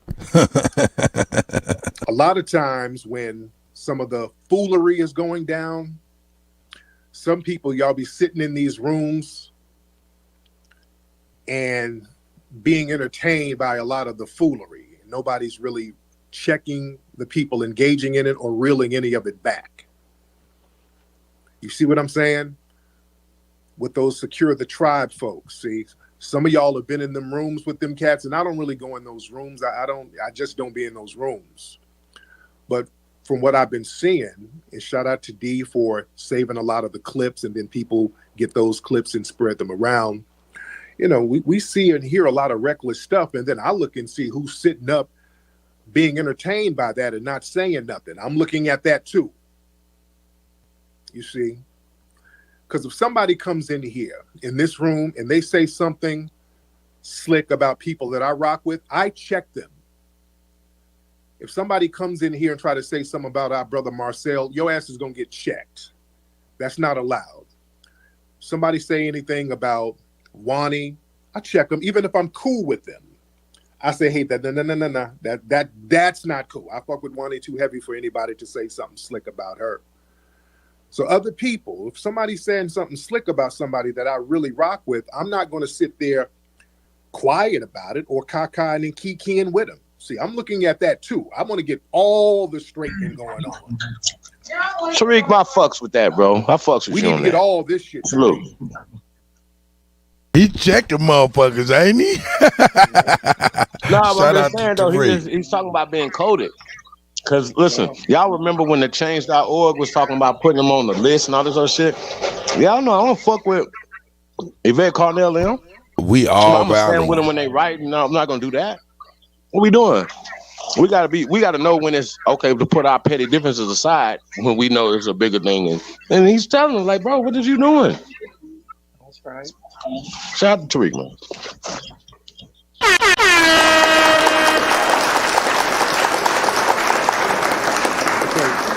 There's a thing called loyalty. Folks and Mammy Y'all might not know nothing about that. They were doing some real foul stuff, and I'm looking at the people that's just sitting around cacaing and kikiing too. What's your deal? What's going on with you? You see? We got to stop all the fake bullshit popping off. Even if we have disagreements with each other, I respect realness. Let me keep it a buck here. I'm not Yvette Carnell. Everybody, I don't do this where nobody's supposed to have their own thoughts. And if you don't think like I think, get the hell out of here. Swallow and follow. Y'all remember that? When the A-Dunce people were running around talking that swallow and follow bullshit? Nah. No, even if we disagree, I respect your consistency. Well, I'm going to give you an example. A lot of folks have problems with our brother Sir Major. A lot of folks, because Sir Major might disagree with this person, that person, people that I like, which is fine. I understand that. Some people say, oh, we don't rock with Sir Major. Some people might have a problem with him. But let me tell you about Sir Major, what Sir Major has over a lot of these other fuck niggas who be in and out of these rooms. Sir Major don't be in here faking the funk. If he don't like you, he just say the shit. He ain't cacaing and kikiing and then go in a room and say something slick and then go in another room and start copping pleas. At least that nigga's consistent. I respect consistency. You understand? No matter what your opinion is of cats, like, I respect the consistency. If he fucks with you, he gonna fuck with you all across the board. He don't like you, he's gonna go out the way to say how much he don't like your ass. Nothing but respect. That's how you supposed to roll. You dig? I don't do all that fake stuff. I'm not in these rooms cacaing and kikiing with niggas and then dissing them behind the scenes. I don't do that. I don't do that at all. I don't all that behind the back stuff. No, if I rock with you, I rock with you. If I don't rock with you, I'm gonna clown you every time I see you. You see? I'm all about consistency. Draw that line in the sand and be consistent about that line. Don't be in these rooms behind the scenes saying all types of foul stuff and then denigrating people's families, and then you get in the room with them and you giggling and, hey, brother, no, don't do that. No, we're not doing that. Some of those tribe people, they were talking greasy about Marcel. A lot of people behind the scenes. And again, I really don't follow them like that. I've been hearing stuff, and again, I don't trip on it because I'm a thorough nigga. What little bitty niggas say behind the scenes, that shit doesn't affect me. But if they get a little too bold with it, then you're going to have to do some straightening. But the thing is, don't sit Gotta in these get some rooms straightening going on. with these folks talking greasy and you're silent and you snickering with them. And then when y'all see I'm about to lay the hammer down, niggas want to start putting on kufis and kente cloths and reading Maya Angelou poems. Like, no, brother. Let's not go there, Tyreek, brother. We got to do better than that for the community, my brother. Don't get the motherfucking plebiscite babbling when I'm about to do some goddamn straightening. Shout out because to y'all Bro. low-key rocking folks. I'm looking at some of y'all too. who sit up and let that fuck shit go on and then want to help these people cop pleas. Y'all cut that out too. When y'all saw I was about to lay the hammer down on the twerking granny, I saw a couple of koofies pop off. Listen, Tariq, as a community brother, still I rise. A butterfly can only spread its wings so high. Shut the fuck up with all that Maya Angelou shit. That's not happening. We're not kumbayaing right now. It's too late for that. Y'all didn't say nothing to them. Hey, this is when a lecturer goes off. These little dickheads in these rooms talking greasy. I didn't see y'all pipe up and say anything. Y'all didn't say, hey, y'all shouldn't be saying shit like that. Y'all shouldn't be talking about this dude's family, and y'all shouldn't be saying that. Where were y'all niggas? I'm looking at everybody. I'm looking at everybody. Where were y'all checking these folks? I can shout out certain agent people like he was at least checking them. I can shout. That's why I shout that brother out and give him respect. At least he was going in on them. Where were some of these other folks checking these assholes doing all of this little slick shit behind the scenes? Shout out to Afro Elite. He was hollering at him, checking them. See? I'm looking at the people who wasn't checking folks. Shout out to Adonis. Y'all get on Adonis's case. At least Adonis was checking some of them, knowing that they were doing some real foul stuff. Where were you? Where were y'all at, man? All these faces in here. How many people in here now? We got damn near 1,500 people in here. That's right. We got to start feeling each other's I'm gonna pain. put the spotlight on everybody in here. Some of y'all quiet down there. Where y'all at, man? Because some of these faces be in these rooms quiet as a motherfucking church mouse. And don't be saying nothing when this foolery is going down. What's up with y'all, man? Because we can clean all the house up. We can clean the attics. We can get down there behind the toilets. We can clean the whole house out. Because the goofy stuff is going to have to stop. Yo, Juice, I seen your email, man. I responded back too, man. You know what I'm saying? Get with me, man. Especially when these folks are disrespecting people who are trying to help them. There's zero justification. Shout out to Lex Vortex up in here, man. You know what I'm saying? You still got a wrench. You know what I'm saying? You know what I'm saying? You know what I'm saying? Shout out to Lex Vortex, man. We got to have some contrarians, but we got to have our contrarians on a motherfucking leash. That's right. For any of that disrespect towards me. Nobody can spin it. Nobody can sit up and talk about, well, you have to understand where they coming from. Get your ass out of here. Is no justification for that little slick foul shit that them niggas was doing. Disrespecting me. Zero justification. Zero. None. Hold on, let me get a couple of folks in here. Let me get Capital Floyd in here because people want to get up early. We got a lot to talk about today. Capital Floyd, what's up, brother? Cap, microphone on, bro. Yo, what up, big homie? What's up, man? How you doing, fam? Everything good. Yo, so I'm from New York, and I just wanted to check in because I see a lot of straightening going on. So, I be in these rooms. I gotta let you know I'm good, bro. No doubt. You know what I'm saying? My man, I appreciate that. You ain't saying nothing wrong. I'm out, though. No doubt. All right, let me get Princess in here real quick. Princess, hop on, beloved. Yeah, I'm about to start skipping to where he's starting to check motherfuckers because you know he about to go in. Hey, Tariq. It's a pleasure always to see you online. You're a busy man and you don't have to do this, but I appreciate it. I want to say that. And I also want to say I was up until almost 5 o'clock this morning trying to explain to a young lady that you can't just go in public and start talking about people and not expect backlash. Right. The issue, and, the and talk, thank you the for bringing that up. conversation. Go ahead. I was going to say the conversation was reckless. Yeah. Yes. Yes, indeed. Can y'all still hear when I do this? A lot. Let me get on this. Thank you, dear. I had to land your plane real quick because I want to touch on some stuff. Let me know if Yeah, y'all can still hear. Definitely reckless. And here's the thing. Okay. This whole narrative about how the new black media don't support them, and all you do is talk reckless behind the scenes. What kind of support are you talking about, right?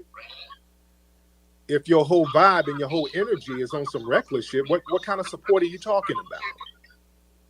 You there? Support you how? You want to talk reckless and talk slick, and then we're supposed to break our necks shouting you out? No. It don't work like that. You don't burn bridges and then talk about somebody's not supporting you after you out here trying to burn bridges. You see? Thanks, Drake Oz. Thanks, Juice. We got to get some real good straightening going on around here. And people out here trying to pop their collar talking about their pull-ups. Again, I shout out people having rallies, and let's be clear. Let me get real clear about some stuff. These were not pull-ups. All of the secure the tribes, secure the self. Hey man, I don't know why y'all be fucking with Tasco. Tasco will straight snipe your ass. You say something slick in that goddamn chest, she is a straight sniper. And that's a damn.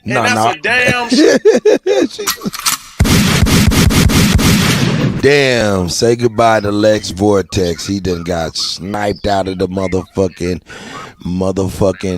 We just hear a vapor of Lex. He'll go live on Tasco tomorrow. Tasco done removed me from the chat over there. They don't want to hear me in Jesus Christ. Cellulite, all that. These are not pull-ups. These were rallies. Let's be very clear. That nigga got sniped. We got to get these definitions right. They're so-called upset with me because I didn't call them pull-ups, because they're not pull-ups. These are rallies.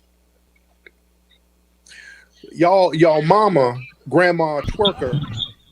Wait. What do you call them? Hey, hold up. I don't know. Hold up. There's a couple things. Hold up. Hey, man, shout out to Indigenous 56, man. What's going on? Brother, you retracted your statement, but I can still see it, man. Hold up. You said Lex went in on Phoenix Moon tonight? Man, come on, man. Hey, I'm going to put the link in there. You might have to go ahead and elaborate and bring us up to snuff. See what happened. Phoenix Moon went in. She was on Sinetta TV tonight.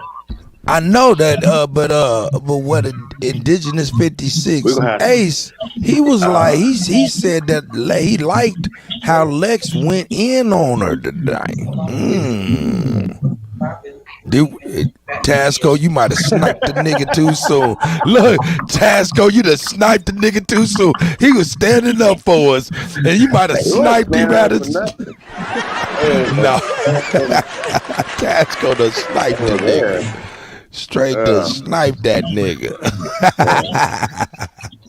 Hey, Indigenous 56 Ace, he said, hey, I like how Lex went in on Phoenix Moon's head tonight, LOL. And then he's just kind of seen that Lex got sniped, and he said, let me retract that statement. Nigga, I can still see that shit.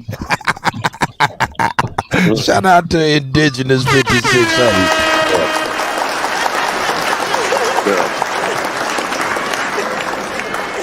Tasco hit that nigga from a motherfucker half the nation away. Got that nigga. One shot, one kill. Hey, but what you was saying, Tariq was saying though, I need to bring that back. We shot him in his black African ass.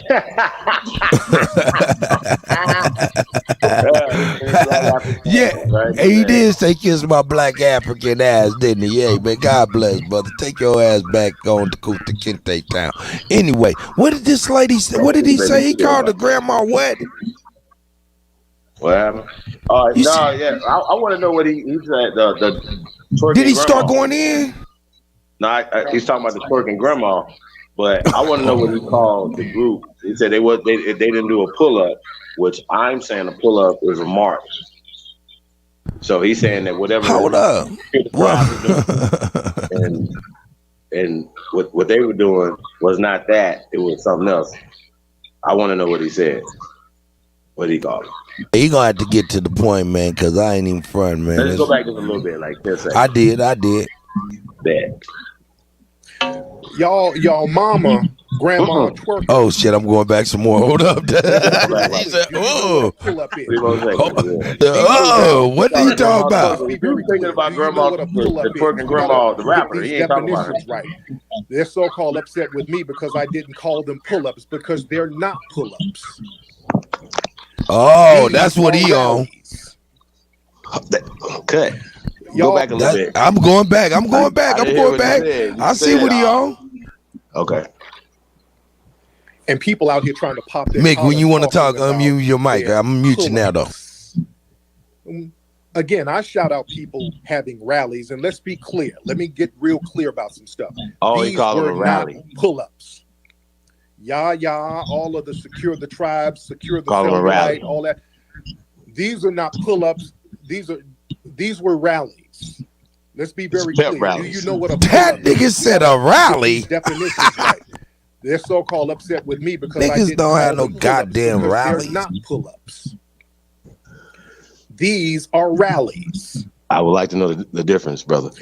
Y'all mama, grandma twerker tries to use these street terms, and she's not a street savvy person or a street smart person. This is a goofy square broad who don't know any rules or regulations of no street shit whatsoever.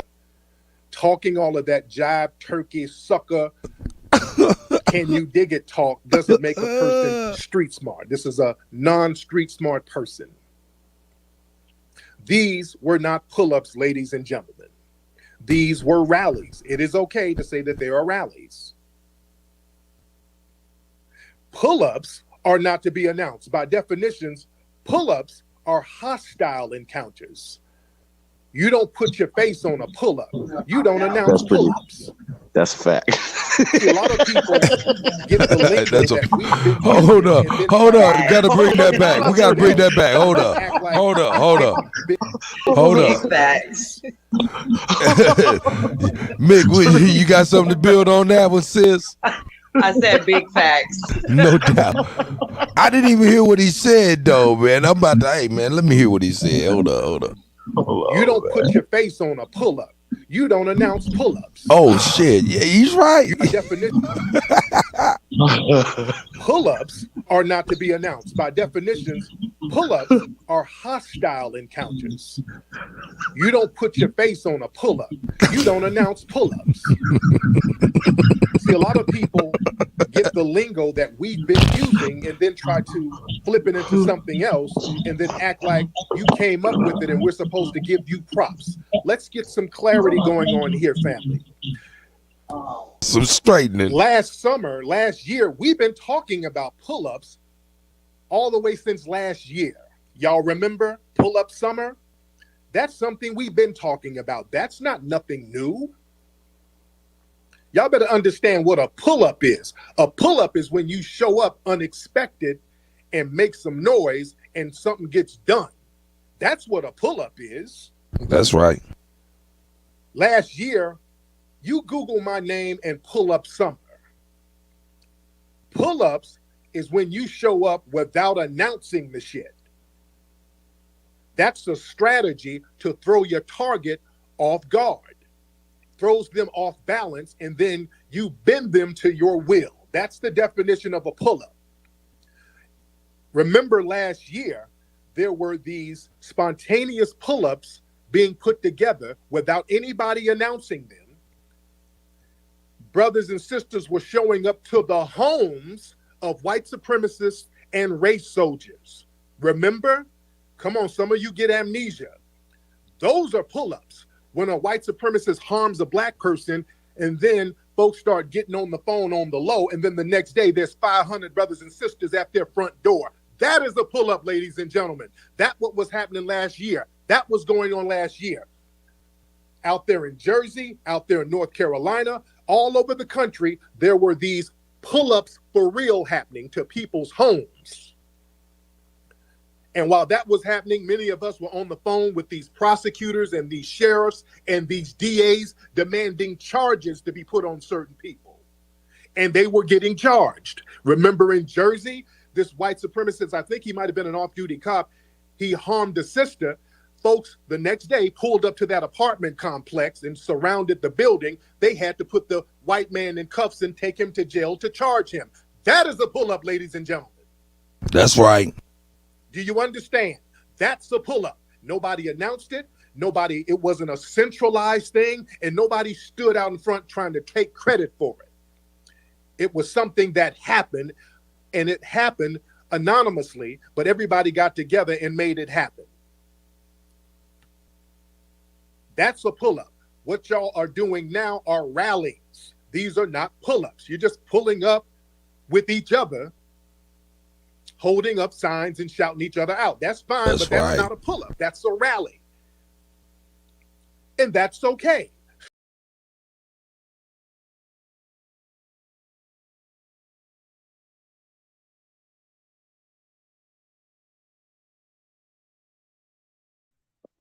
Peace to the panel. Did it cut off on cut? Yeah, it cut off on me too. I was No, it cut off. It cut off because I got this super fancy ass mic, mouse or whatnot, man, and it's so fancy that I can throw this shit right through the motherfucking wall, man, right now, for real. Hey, but why is the pause? I really don't feel good tonight. I just wanted to come in and just speak my piece on what I said earlier. Go ahead, brother. You can build. Go ahead. No doubt. I got you. No. Lex, he went. I mean, a lot of them jumped on her. I mean, Black Jesus jumped on her, but y'all should play that later towards the end though. But yeah, she got it.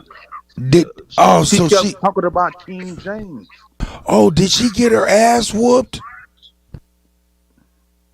I mean, man, Tasco, hey, unmute your mic. Tasco, the CEO, sniped the motherfucker before I can get what he done said on the panel. That's why I didn't realize what he said, so I retried. Tasco don't want to hear that motherfucker. Neither do Chief. He's like, man, fuck I really that don't nigga. either. But you know what I mean. You know, me and him hadn't got into it a couple of times, but it's all good. But we're gonna do our own reaction. Yeah, no doubt. I'm about to get ready to throw that shit on. Yeah, I want to see her. I want to see it. I want to see her get done. I don't want. Now, actually, hold on. Let me clarify that. Hold on one second. Hold on.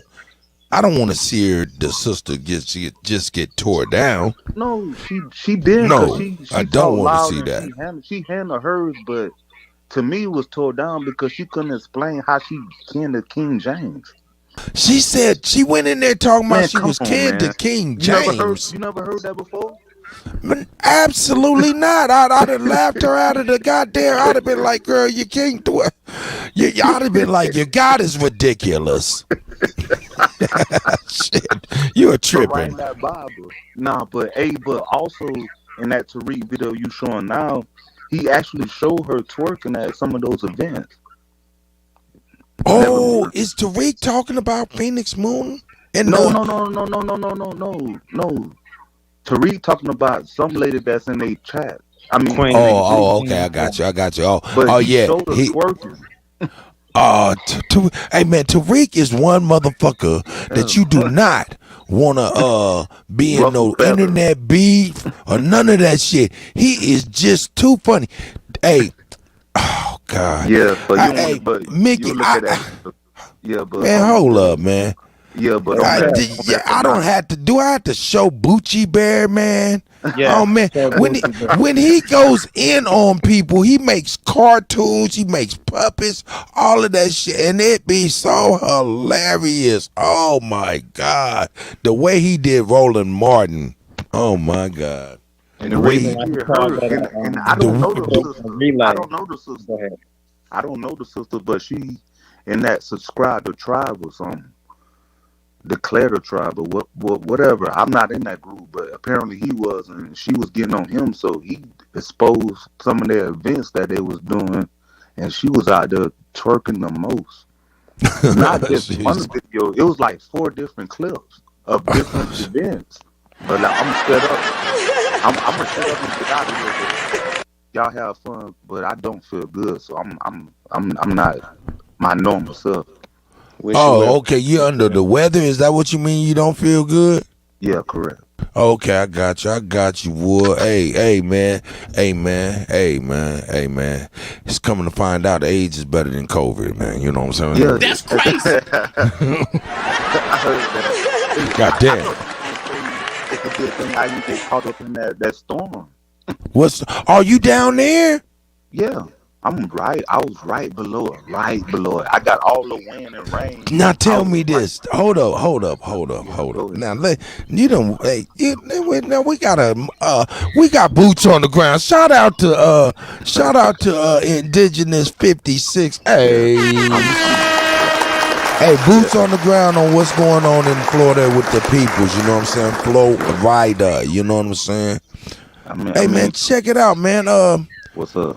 My first question is when did they tell people to leave Florida? Where you at? I didn't even know about it until the night before. Like I didn't hear about it until like Tuesday night, Wednesday. When it just hit yesterday though, right? Correct. Yeah. Okay, but when you heard about it, was they telling people to get the fuck home?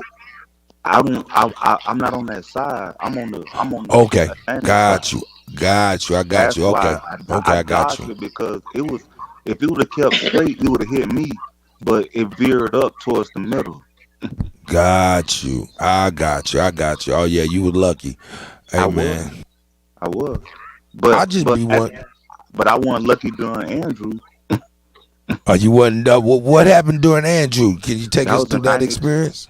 Nah, it was the same experience during Andrew. Oh, did you board up your house? Did you get the hell on? What did you do? We didn't. We actually stayed, and I had to go towards the tub and like huddle up because our roof was starting to come out. Hey man, and we in the middle. Y'all be talking about these tornadoes, man. These tornadoes, man, don't be shit. But see, the difference between a hurricane and a tornado is that a hurricane has like 7, 8 tornadoes in it. That's what I'm saying. Yeah, man. The motherfuckers be talking about. But I lived in Hurricane Alley when I was up there in Iowa. So, like, tornado is bad because you don't know it's coming. A hurricane, you can prepare. Yeah, I got you. Yeah, that's the only difference. That's the only. Well, I'm gonna tell you this. Pull up on Tommy though. He pulled up on Tommy like a motherfucker, didn't he? He did pull up on Tommy. Yeah, he did do that. He pulled up on. Who gave you that? Tasco gave you that one. Yeah, that was. Tasco gave you that one, Chief. Don't even take it. I read that. Yo said that in the chat room. Huh? Oh, did he? Oh, okay. Yeah, he did. Yeah, he was sure. He said hurricane winds. What's that? What'd you say, sis? I said these hurricane winds. I'm from Kansas. I'm in Georgia now. I'm not used to them.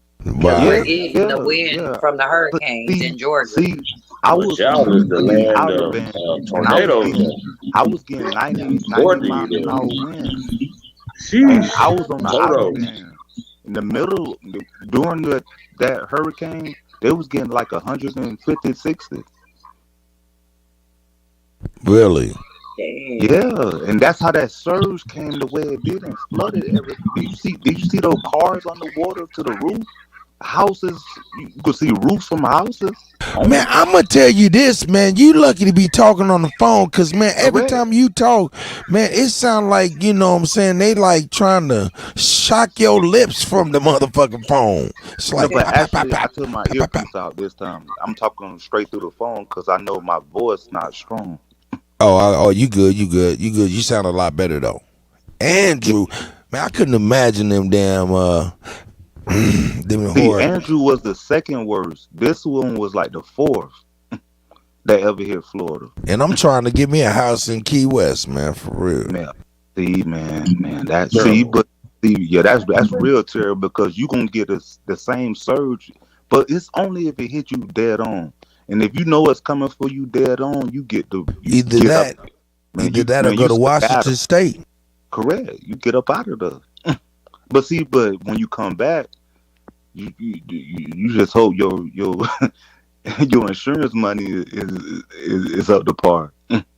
Man, I ain't going down there fucking with the Santos and shit, man. But Fuck but that but but shit. it happens like every 5, 10, 15 years. It's not like it's every day or every year. No, brother. You know that's where I had to beg to differ. Cause even though I don't live down there, I do know hurricane season comes every year. No, it does, but that type of it depends on if it hit you dead on for it to be that. It was only worse for who it hit dead on. What I'm saying. Okay, I got you. Cause You know the actual landing spot, and you know what I'm yeah, saying, it varies. yeah, wherever the eyes headed, that's where it's gonna be the worst. Hey Pig, man, what's going on? Hey Pig, man, what you got to say, God? I was gonna say peace to the panel. I'm gonna be sending my legal knowledge over to you and Chief. You know, they kind of touched my heart earlier. I appreciate it. For sure, I'll get out y'all later.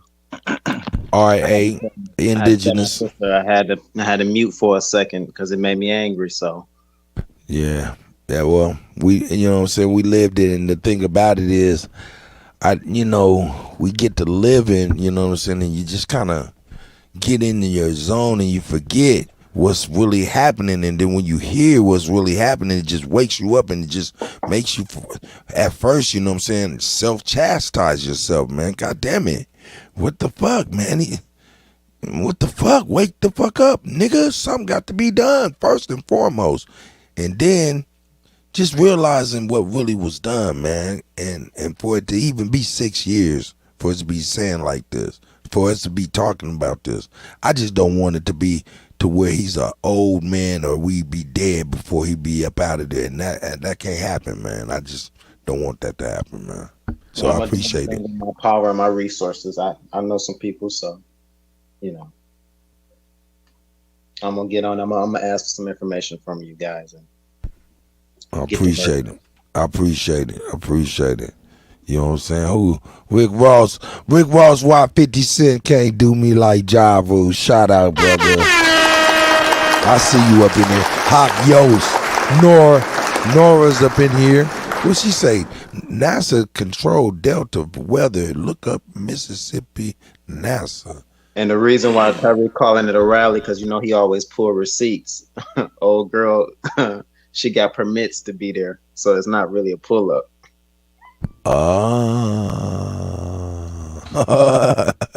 Hey man, Tariq, man, he a different animal, man. He a different animal, man. Leave that brother alone, man. Here counts petty. Oh man. Hey man, he ain't nothing getting no pettier than a pimp, an ex-pimp. Run around here popping your collar. We pulling up. Pulling up to do what? You pulling up with other niggas from your chat room and standing around twerking and taking photos and then going back home and nothing is happening. That's not really a pull-up, and that's okay. It's a rally. Just say that. And don't start breaking your arm to congratulate yourself. We outside. So is the fucking squirrel and rodents. They're outside too. What are you doing that a rodent ain't doing, nigga? Are you effective? And are you going to follow up with you being outside? Or are you going to jump your bitch ass up in a Twitter space whining about what nigga didn't give you a participation award? Uh-huh. Come on now. Y'all better know what a pull-up is. These are not pull-ups you're doing, and that's okay. Stop trying to use jargon from the streets that you're not a part of. Y'all not a part of no real street business, and stop pretending you are. It's okay to not be a part of that type of shit.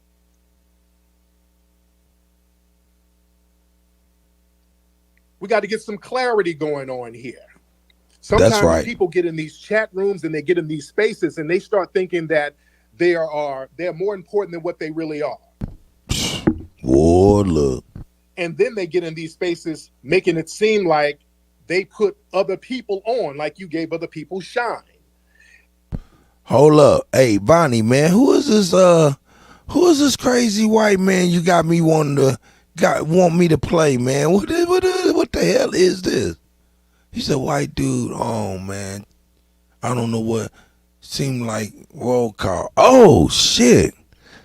You mean like he calling for action and shit? All right, I got him on deck.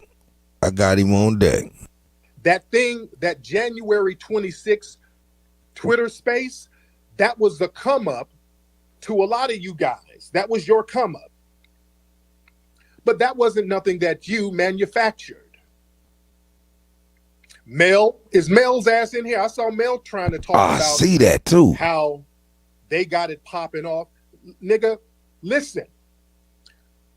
Understand what you're bringing to the table. That January 6th Twitter space, do you know why it popped off? Do you know why it popped off on that particular day? Understand what the real deal is.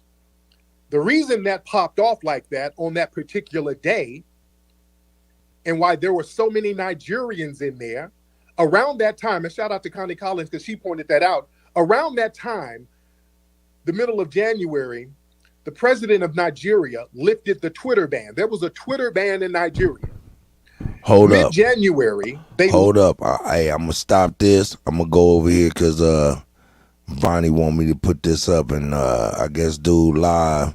We're going to see what Vonnie talking about.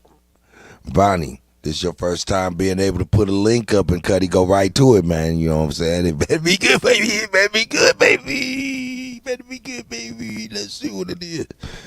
Oh, man, this man talking about the Mandela effect. What the fuck? Opiates, vets, people wake the fuck up. What is he talking about? Let's see what he's talking about. Nothing. The man can talk about nothing. Hold up. Let's see. Oh, I didn't share the screen? Oh, there he is right there. Okay, here it is. He's a wordsmith. You know what you get out of fucking Edward Snowden? Nothing. The man can talk about nothing forever. Fair he can use. Take one subject and have an entire lecture of nothing. Robert Wood, you ever talk to Edward Snowden? Fuck no. He's a liar. Doing codes. What is the hell do backwards we codes, do? forward Vonnie, codes, backwards words. Vonnie, your link sharing privileges are going away by the motherfucking Everything second. has its meaning in a revolution. This man is sitting over here with a raccoon skin hat. They won't publicize it correctly. There's a revolution. The King of England is being fought against. Ray. This motherfucker got a Viking cup. God. Ray. God damn. Ray Evans. Ray Evans. Old man broke horses. My mom went out to meet him, and this is my father. She was like, aren't you related to the... Yeah, he's like, yeah. He's old cowboy.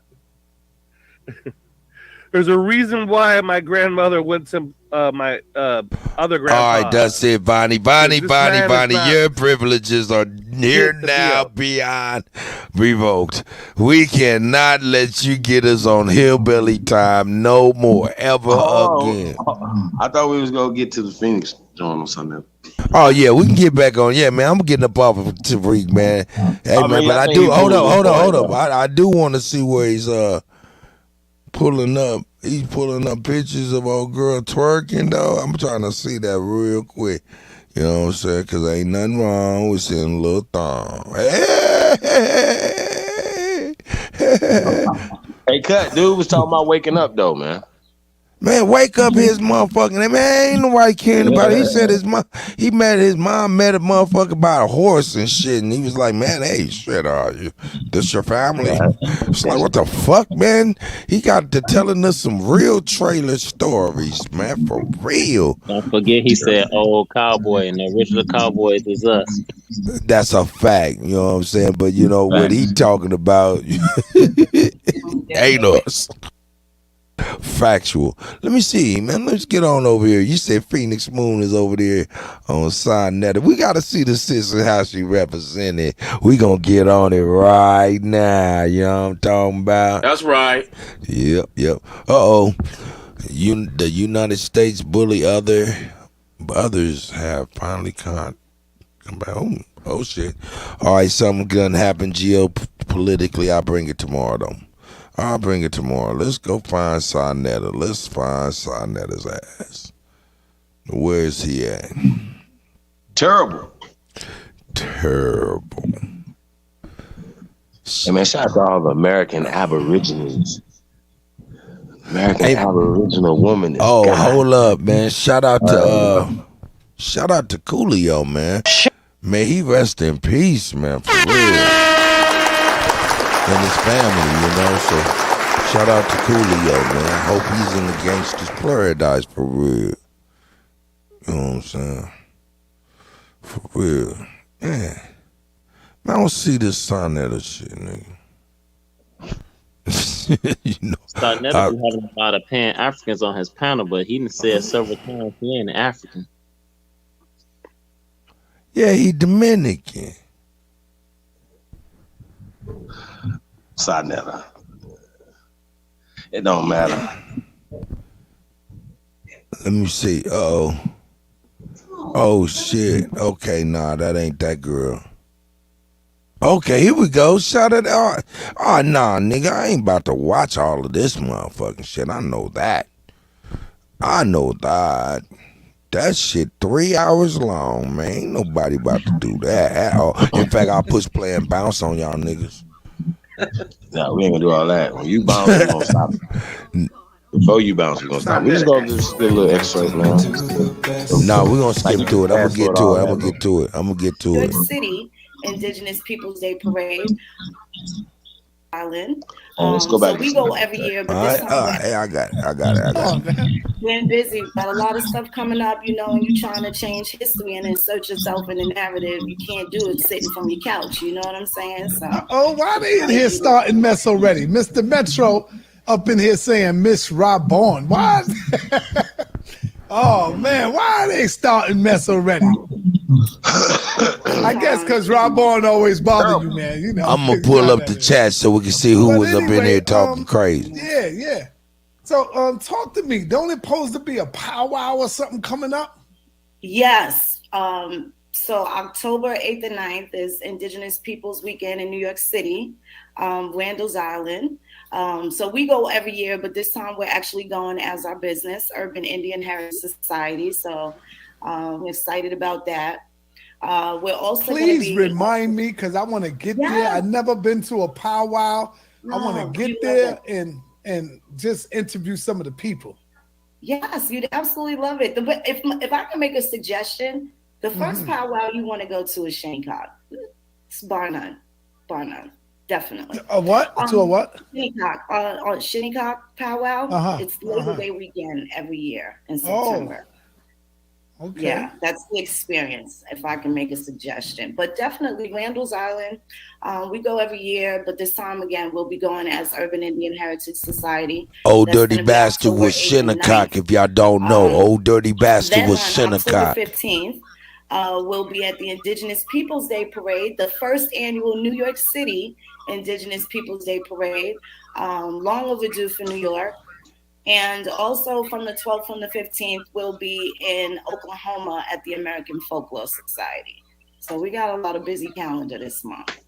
Wow. So you really taking this thing serious. This is serious to you, huh? Absolutely. Absolutely. Why? Tell us why. Well, again, you know, I'm not good with oppression. I don't like bullies trying to take my cornbread. You know what I'm saying? I was just right. I was arrested at 12 years old regarding, Michael Griffin and Howard Beach. So I've always been a revolutionary and an activist, It's not going to surprise anybody that knows me in real life. So now we have this petition. I definitely would like to share. And this is one thing we can all agree on, ethnocide, genocide, and policide, how it happens, and the fact that a lot of people, irrespective of whether or not they're American Indian or not, they have been misclassified. So if you find that in 1840 your family is listed as Black on the census and it changes by 1860 and then another change occurs 1870, this is what we're talking about, because that's a direct contribution of ethnocide and genocide. And it's also been a way that they have not been able to establish U.S. representatives to represent particular groups of people, especially such as ourselves. So this is why they definitely didn't want to call me an Indian, but they also misnomered and, misidentified other classes of people, races of people as well. So the petition is at about 3,000 strong, a little over 3,000, the last that I checked. I definitely would like to share it and read it to the people. There's some serious elements in there, and we're kind of, pretty much naming all of the people that are involved in the, oppression of people of color in the United States. So we definitely make a mention specifically before the American Indian, and this is how we separate what is restitution worthy versus what is reparation worthy. And I definitely wanted to make sure, we got into that as well. The petition, I don't know if you've seen it, but I don't know. Did you sign the petition? Shout out to Zaza Ali. Shout out to Zaza Ali. She showed support for us. Appreciate you, sister. Thank you very much. So we got a lot of people that have been contributing, specifically because that's something that we all can agree on, irrespective if you're American Indian or not. Even if you are white and you went from white one census to Negro another, this is a crime, and that's the criminal activity. So instead of shadow boxing and kind of, just being mad and not really hitting a direct target, this is how we're able to make things stick like glue.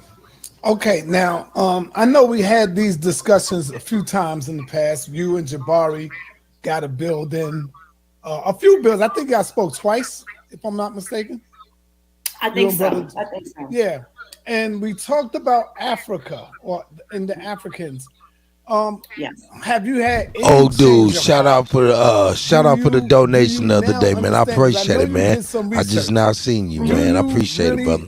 Have you found out anything as far as African blood and indigenous? Now, I know I have some native blood in me, but I got the majority of it is African. What did he say? Hold the fuck up. Hold up. Not one. Hold up now. We got to bring this back. But I have some native blood in me, but I got the majority of it is African. Native blood in me. See, now he must be referring to the Mongol side of him because he's Dominican. Yeah, he must be talking to the Mongol side of it. People have a problem with the they have one of the people from. I would like to kick over the 1619 project, right? Emmanuel Cumbo is one of Emmanuel Rodriguez. He is my descendant. He is from the House of Savoy.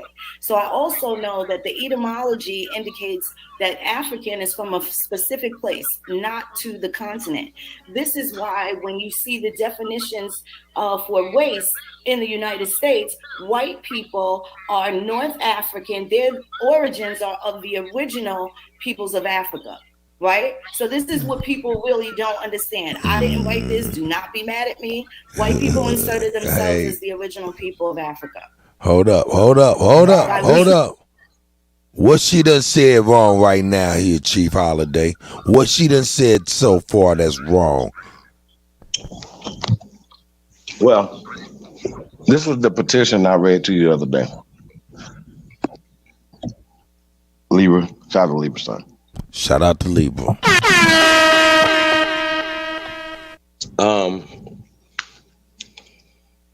I say this, man. It's all about levels. I think getting this information to as many of our people as possible is a great thing. So far, I don't want to have critique, nitpick everything. You understand my point? Like it does. It's what she's saying is right and exact. Far as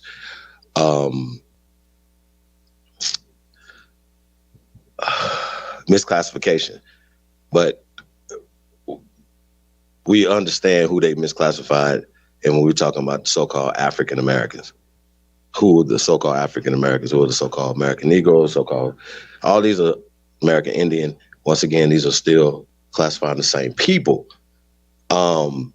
Some people have a different distinction for who the American Indians are. That's a problem, and that would be the only problem I would have at this point right now. All right. One more question for and then also, how does Sarnetta know? My thing is, I would have to ask Sarnetta, just for Sarnetta, could you please tell the people, how do you identify yourself as an African? He's gonna say he took a couple or maybe one DNA test. That would be it. He doesn't have any other stories other than that. So that's just facts, y'all. And he knows this. And everybody else that talks this Africa shit don't know what y'all talking about. So well, say that. if you go into Ancestry.com and things like that to figure out your ancestry, and they tell you from Africa, and we know Africa is not even an ancient term. For real. I'm still trying to figure out how people talking about they Africans from 5,000 years ago, but they don't know who their granddaddy is. Ooh. Man, hold up. You're gonna have to bring that. You said that so clean and proper. It went over my motherfucking head. Say that again, Ant. I said I'm trying to figure out how people taking DNA tests and say the ancestry goes back 5,000 years to Africa, but they don't know who their granddaddy is. Yeah, and then they say it's black news, it's for black people, and they trying to liberate black people, right? Now, Sarnetta stood with Dr. Khaled Abdul Muhammad, right? So, right? So, Sarnetta, when you're pushing the whole out of Africa hypotheses in the theory of evolution, right? You're pushing their agenda, brother. You're pushing eugenics. You're pushing their agenda. And all these smart guys around you know this is happening. They understand these social constructs. People that come here right now today, you meet somebody from Nigeria, he's not going to identify himself as an African. Might not even identify himself as a Nigerian, because we understand, everybody should understand colonization and things that happened and things that changed. So if they're not considering themselves that, they'll be like they from Ethiopia, Togo. Y'all get the point, right? Right. We so know. They don't even become African Americans. They become Nigerian Americans. They become Ethiopian Americans. They don't become African Americans. It's really interesting how we the only African Americans in this paradigm, because these people have a vested interest to take us off this land, socially, politically, economically, as well as mortally. Hence, Planned Parenthood, eugenics, babies going to prison. If he's in prison, he's not having babies. He's not being productive. He's not learning. If he comes out, he's going to be hardened. Chemical warfare. It's just so much going on, bro. School hated warfare, and incarcerated. You know, it goes on, man. But here's Sarnetta. Hey, look at Sarnetta's face when he was talking about that DNA shit. You know that nigga was kicking that shit out the side of his ass. Hey, man, get the hell out of here. So I'm not gonna do that. You know what I'm saying? So I would. No, I'm talking about far as and then even far as, like I said, we have the declaration, we have certain things or whatever. We don't feel that we need a petition for something that's already lawful. What we do need, though, are social documentations and stuff like that. And I believe all these things like that or whatever to get the word out about about this, and its levels. And once people come to certain understandings, like just imagine the people that are not on this and they're hearing the information. You understand what I'm saying? Whatever their confusion is, because Sonnet are definitely attaching the American Indian to Native American, and they're gonna say it. I'm sure the Aboriginal or Aborigine and Autonchon is never gonna come out of nobody's mouth unless one of us go up on this panel or call in. That's never gonna happen. They're not. They would even ignore it in the chat room for a reason. So that means that the words matter, right? If words matter, and we're talking about words that empower us, we're talking about words that we need to be empowered with. So yeah, I encourage everybody to read this petition. That's on change.org, by the way. That's right. So yeah, I'm not knocking anybody. Anything. But the blueprint has already been set by the guys. Peace to Leave Son, man. Peace to the guys, man. Peace to all American guys. That's right. Here we go. Yeah, man, I'm about to get ready to skip around and see if we can find some hot spots, man, especially some I ain't gonna lie. It's a lot of little nuggets gonna be dropping, because I'm real analytical, you guys. I look at everything. I hear everything. Yeah, we're gonna let it go. We're gonna let it go. I'll be on it. Hey, Mick, you know what I'm saying? Feel free to turn your camera off, gravitate, and ultimately be like, leave the studio. Shout out to my sister sis. Okay, yeah, hey, we about to get into some learning right here. Yeah, we getting in. This is where we start building overnight. Right now, so here we go. Here we go. So here we go. Shout out to you don't even have Phoenix to Moon. stop it, man. We can talk over it if we don't. Yeah, we got it. We got it. This is what the consensus of saying. This is why they have a problem with what you are saying, because to not have I'm not saying anything. We got to clean that up. No, you said you don't have African blood. That's what you said. Yeah, I don't. To not have African blood in you, looking at your features, sister, the lips, the cheekbones, the eyes, the nose. I mean, that right there says African to me. Now, you gotta go look at an African fool. You gotta go look at a goddamn African fool. Man, come on, man. This is bullshit for real. I'm not disqualifying your Aboriginal, your Indianness. I'm not doing none of that. Correct. I say I agree. What did you say? He said Aboriginal. Shout out to Sonetta. Did he say? Hold up. Did he say that? Let's give him his pride. Let me finish. I'm not disqualifying your Aboriginal, your Indian. I'm not disqualifying your Aboriginal, your Indianness. I'm gonna get that clip. You don't think I'm not? I am. So thank you very much. At the 8-minute 47-second mark. At the 8-minute 47-second mark, I will be getting that, sir. Thank you very, very much, sir. We're gonna snipe you, baby. I'm not doing none of that. I say I agree with you. You have native in you, but I'm saying you got to see the African and the native, because if you're not African, then goddamn it, you got twins out there. They look just like you. I literally do have a twin sister, and she does. We do look a lot of like, and we're fraternal. You serious? But I do have a twin. We don't have any African ancestry. Hey, I could be real fucked up, y'all, but I'm gonna keep it about this.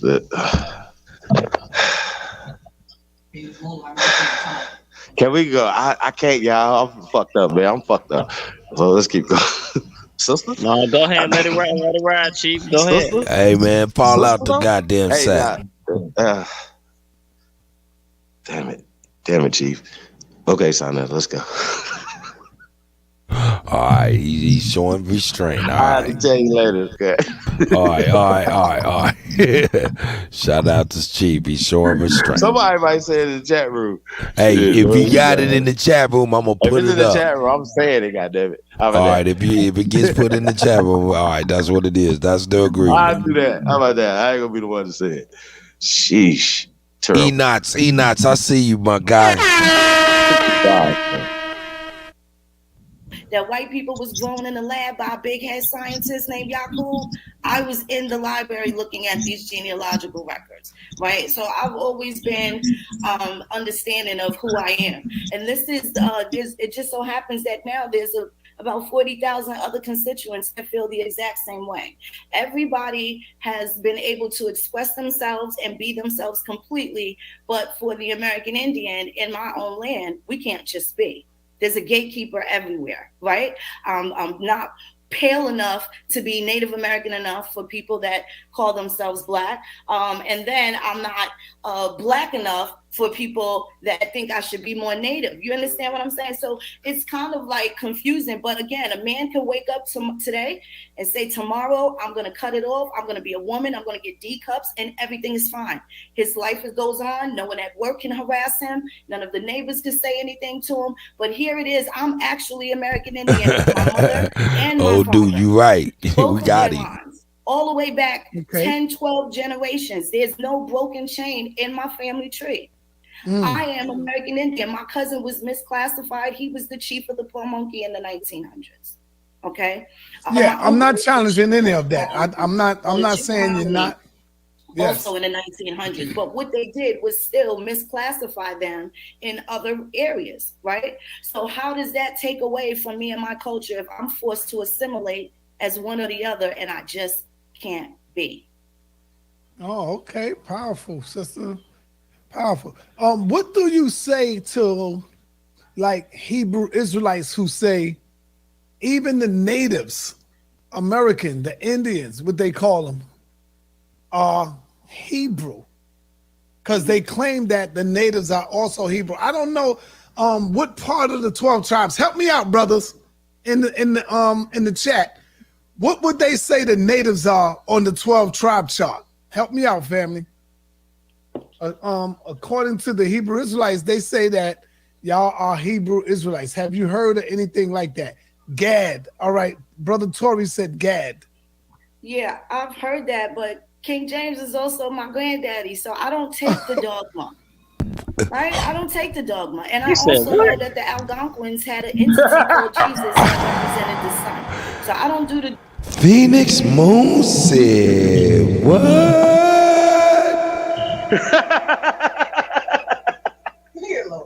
So I don't take the dogma. Hold on. We gotta according to the Hebrew Israelites, they say that y'all are Hebrew Israelites. Have you heard of anything like that? Gad. All right. Brother Tory said Gad. Yeah, I've heard that, but King James is also my granddaddy, so I don't take the dogma. Yeah, I've heard that, but King James is also my granddaddy, so I don't take the dogma. I've heard that, but King James is also my granddaddy, so I don't take the dogma. Right? I don't take the dogma. And I also know that the Algonquins had an entity. We getting some sound bites out here. So I don't do the dogma. And I'm definitely not letting anybody take my mind off the land when I need the tangible bloodline relatives to establish myself in history. The Woman King. It's one thing to know about Jesus's 14 generations, but it's another thing that I can name my own 14 generations, maternal and paternal. That's a little different. She mixing I don't, hang out in the cosmos and the astros and stuff like that. I chew the meat and spit out the bones. When they're speaking about polity and civics, I got the messages, the different downloads. Sound like she had a couple bones. The way that book is written, but I didn't accept the dogma. I couldn't accept the dogma because it didn't make practical sense here on earth. I don't have to die to reach heaven. I'm supposed to have it here. If the legal definition for hell is jail, prison, the expulsion chamber, then that means they didn't write it down in the dictionary what the legal definition of heaven is. But from context clue, it's got to be freedom, non-oppression, right? That's got to be what it is. So I don't need to die to experience that, right? I get a little slice of heaven every day. Talk to us about your spirituality. What was the spirituality of the natives? Some say I believe in God, Jesus, Moses, Abraham. What was your spirituality practices? Jesus is an entity of the Algonquins. In my particular region, we have Oki, Ahani. We have a couple of different gods, right? The Great Spirit, and that depends on the tribal lineage, I'm a plethora of different tribes, so they all had different types of gods. And I'm relative to the Mississippian culture, the Adena Hopewell culture as well. So they all had different entities and spirituality practices. Mm-hmm. Okay. So family, y'all should get ready when we ready to open up. But first, we're gonna let the sister come with her presentation. Do you want to show anything, sister, as far as the up and coming festival and stuff like that? Well, I do have the flyers. If I'm pretty sure, I know some of my people's in the chat. If they can drop the flyer, Indigenous Peoples Day, that's not my event. So woogie, nigga. But you should pull up New York City's first parade ever, Indigenous People Day. It's going to be amazing. And this is it from here on out. Everybody else has had their parade. Now the American Indians get to be front and center. This is going to be their first ever parade? First ever Indigenous. And this is going down where? Once again, where? It's going down in Brooklyn, Saturday, October 15th. Not this Saturday. No, October 15th. I got to be there. This is going to be the first. Oh, man, I got to be there for this. First annual. Yeah, I'm hoping to be there for this one. Yes. Hard, to get the permits, to have it done, the red tape, and then of course. If it's the first, it's not an annual, sis. I'm super excited until you do the second one. Then it's the second annual. So let's go, sister. Show what you got for us. Okay, first let Share me your pull screen. up. Yes, let me show you guys the petition if you haven't had a chance to. If you haven't had a chance yet. Much respect to the Indigenous People Day Parade. I'm going to be there. Yes, I'm going to be there as well. I got to make history. Got to be there.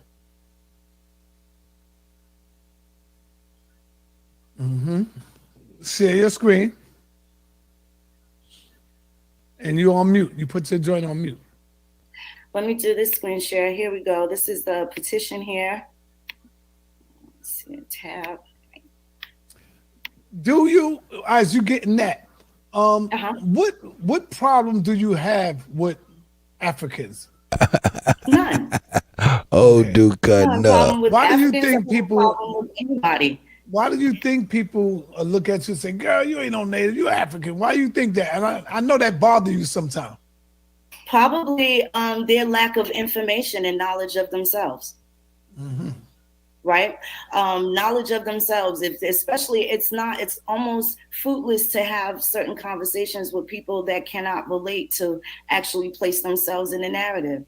If you ask what happened in the year 1610, I could tell you what grandmother I was think that's the movie called Ants. Grandmother owned what? Ants. They grew, right? So there's a different thing that comes with Not that. the grasshopper, I'm able the to assert ants. myself in a capacity where people can't steal what is attached to me. Everybody else is allowed to have their pride. But when it comes down to us being, gathering our things back, because they tried to say we didn't have anything. My granddaughter be having me watching that.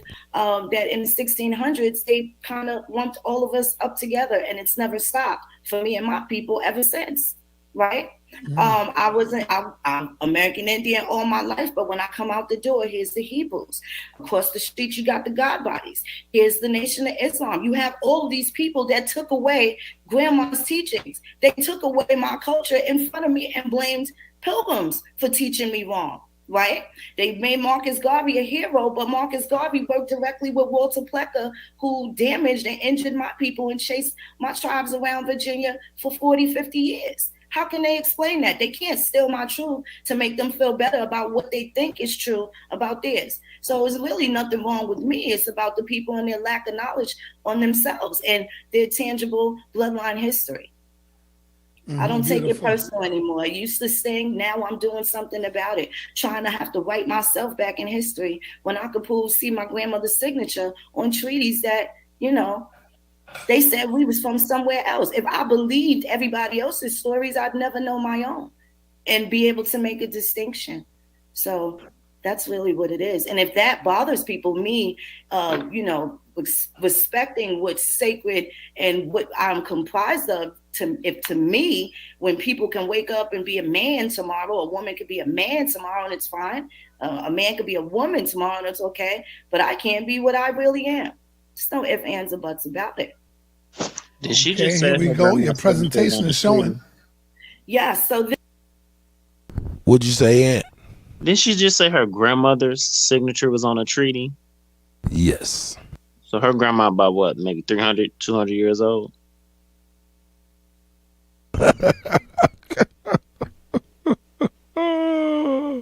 Maybe she just misspoke in the heat of the moment. But nobody's grandmama's that old. Nobody's.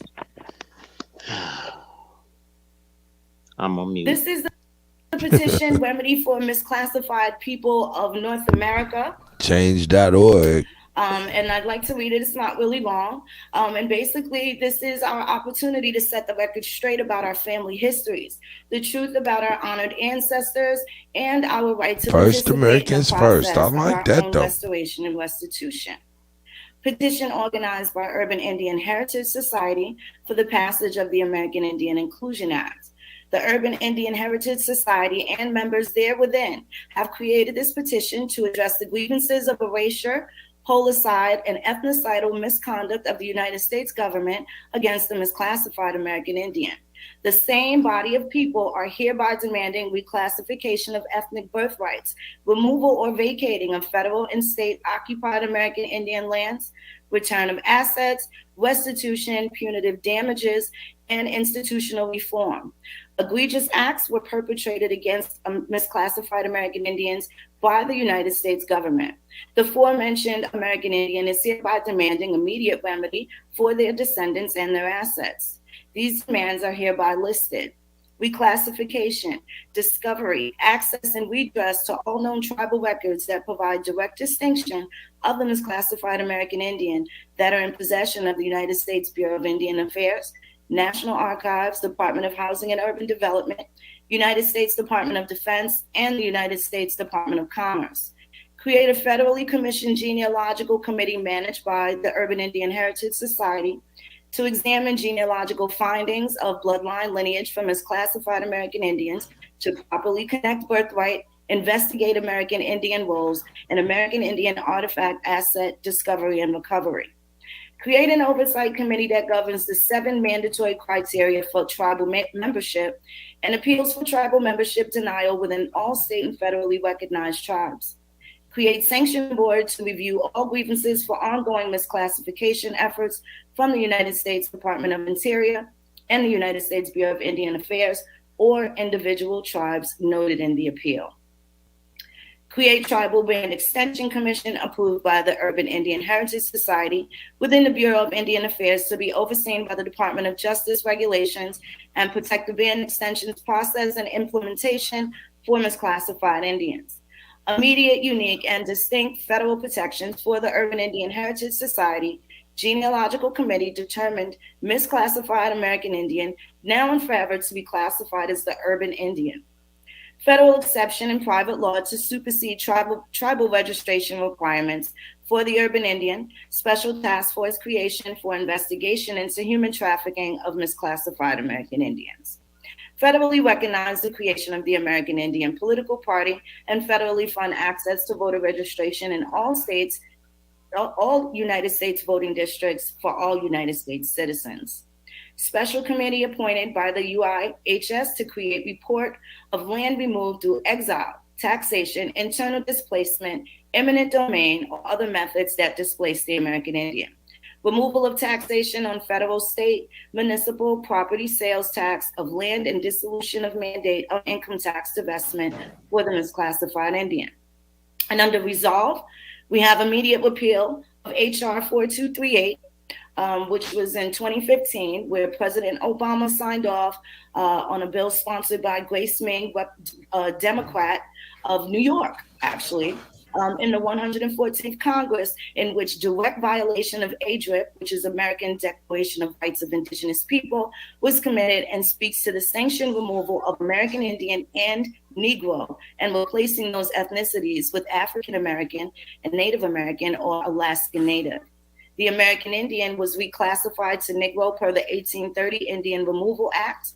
Within H.R. 4238, Negro has now been changed to African American. Special Reform Bill for Social Services, juvenile and reformatory institutions, jail, prison, and correctional system investigations. Special Reform Bill for care, universal media, housing and urban development, and education curriculum for correction on American Indian history.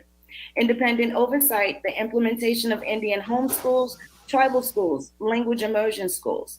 Implement and fund federally mandated American Indian culture, heritage, contemporary education, and the 7 arts throughout all federally funded American schools from Head Start to 12. Correctly identify via federal funding the American Indian schools which were renamed under misclassification to historical Black colleges and universities. Implement and federally mandate the American Indian Studies course throughout all historically Black colleges and universities in lieu of the African American Studies requirement. Federally funded college courses, vocational and trade school grants for American Indian Studies, formally including American Indian history formally including American Indian history to citizenship tests as a stipulation of United States naturalization process. Immediate moratorium on land, water, air, mineral space, property sales to foreign buyers and corporate entities. Immunity for all misclassified American Indians for possession, personal and commercial use of cultural, ceremonial, holistic crops, i.e. cannabis, tobacco, mushrooms, peyote, ayahuasca, etc. Freedom of practice of spiritual and ceremonial practices for all misclassified American Indians. And restitution, immediate creation of public misclassified American Indian trust for allocation of restitution funds. Utility tolls, transportation toll, and corporate tax to provide ongoing funding allocations to misclassified American Indian trust. Restitution for fraud, racketeering, and conspiracy committed against misclassified American Indians and families, i.e. illegal amendments, cross-outs, Bs and 13s on the census. Creation of special budget committee to create fiscal and monthly allocations to misclassified American Indians. Removal of all debts via the Department of Treasury and reimbursement of all educational fees paid by and for the misclassified American Indian.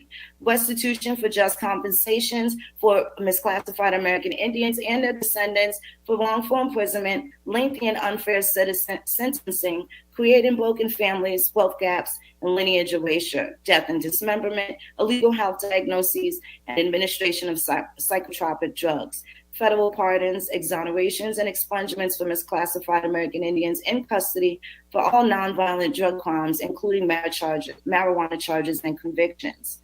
Federal fee waivers for all agricultural grow licensing and permits for misclassified American Indians, direct access for authority over American Indian agricultural sites for sacred and cultural ceremony holistic crops, i.e. cannabis, tobacco, mushrooms, peyote, and ayahuasca.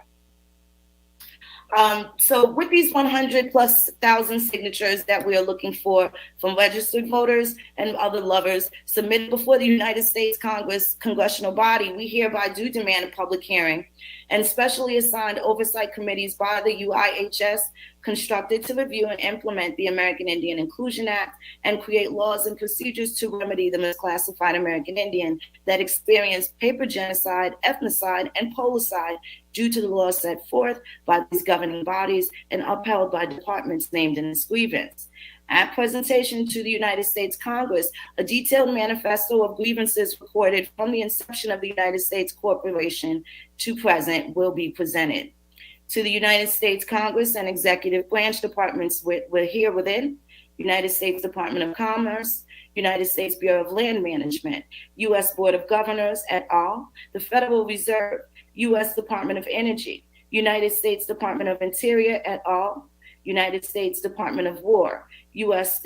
States Bureau of Indian Affairs, U.S. Department of Housing and Urban Development, U.S. Department of Defense, Department of Justice, Department of Corrections et al., Bureau of Prisons, Federal Acquisition Regulation Department, U.S. Department of Transportation, U.S. Department of Health and Human Services et al., Center of Disease Control, U.S. Department of Vital Statistics et al., all 57 United States and the jurisdictions there within, including the United States 4 Commonwealth territories. United States Department of Agriculture, U.S. Federal Drug Administration, U.S. Bureau of Department of Treasury, U.S. Department of Education, Department of Homeland Security et al., the Federal Emergency Management Agency, the Department of Veterans Affairs, Department of Labor, Department of National Intelligence, U.S. Drug Enforcement Administration, the Cherokee, the Muskogee Creek Nation, the Choctaw Nation, the Seminole Nation, the Chickasaw Nation et al., the 5 civilized tribes. All right, now, what is this all about? You are trying to get the petition to make it clear for the people. Mm-hmm.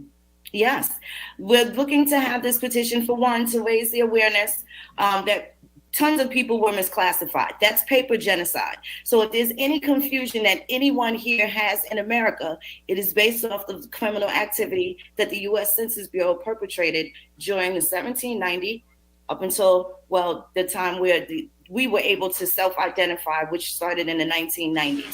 So from 1790 to 1990, you had no choice in the matter. But they certainly would not list you as your tribe or your nation or your race so that you were underrepresented and they didn't have to populate U.S. representatives, right? And the last I checked, the Constitution absolutely said no taxation without representation. And this is how they were able to do it.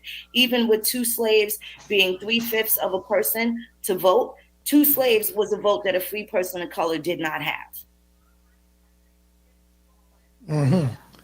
Now, during time in history, and I'm quite sure you know this, that what is the relationship, the secret relationship between the Africans and the natives? Well, that depends on which natives you're speaking about, because they're, again, when you're speaking to Africans prior to 1815, especially east of the Mississippi, you're speaking about Italians, Portuguese, some of the people of Spain that were kicked out, the ancient Berbers that were from the Barbary course, descendants of the Barbary Wars. So you're speaking to them. I've never said that Africans did not come here in the slave trade, but their slave trade is significantly different than the intra-American slave trade. There's the trans-Pacific slave trade that people don't speak about, the transatlantic slave trade that everybody knows about, the intra-American slave trade that's probably the least spoken about, next to the trans-Pacific. So now in 2014, Ghana apologizes for their role in slavery. I think Benin also just apologized for their role in slavery as well. And it came up again. They'll actually be here in Kansas within a few short days, maybe sometime this week, to have some discussions with the descendants of the people. And that doesn't mean that the descendants are in Kansas. That just happens to be where they're meeting at.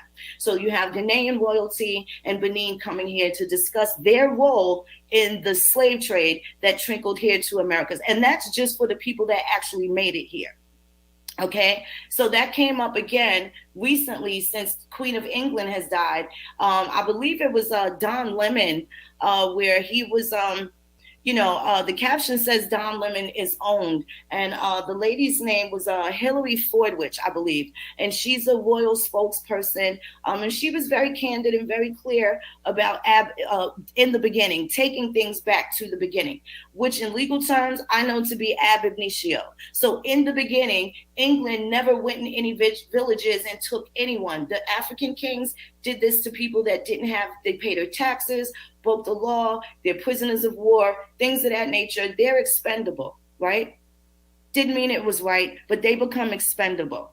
So when the English come on the shores, there were already people in cages waiting to be sold. So now the next step is what happened to them when they get to the prospective places that they ended up being. There's documentation in the 1700s, between 1730s and the 1760s, where England is taking out 2- and 3-page ads in the Ipswich Times, in Scottish newspapers, British newspapers, going back and forth with African kings, talking about please stop the propaganda. And they also explain how the people that volunteered to go to Jamaica, they don't want to return back. So when they get to Jamaica, they're living clean, they've had immaculate conditions, and their whole lifestyles change. So I guess it depends on what people are talking about during slavery, like, because I see slavery was legal all over the world, right? It really was. So the instance of suing for slavery doesn't really stand for me. This is why the American Indian, I get restitution because they have to restore to the original owner what's good.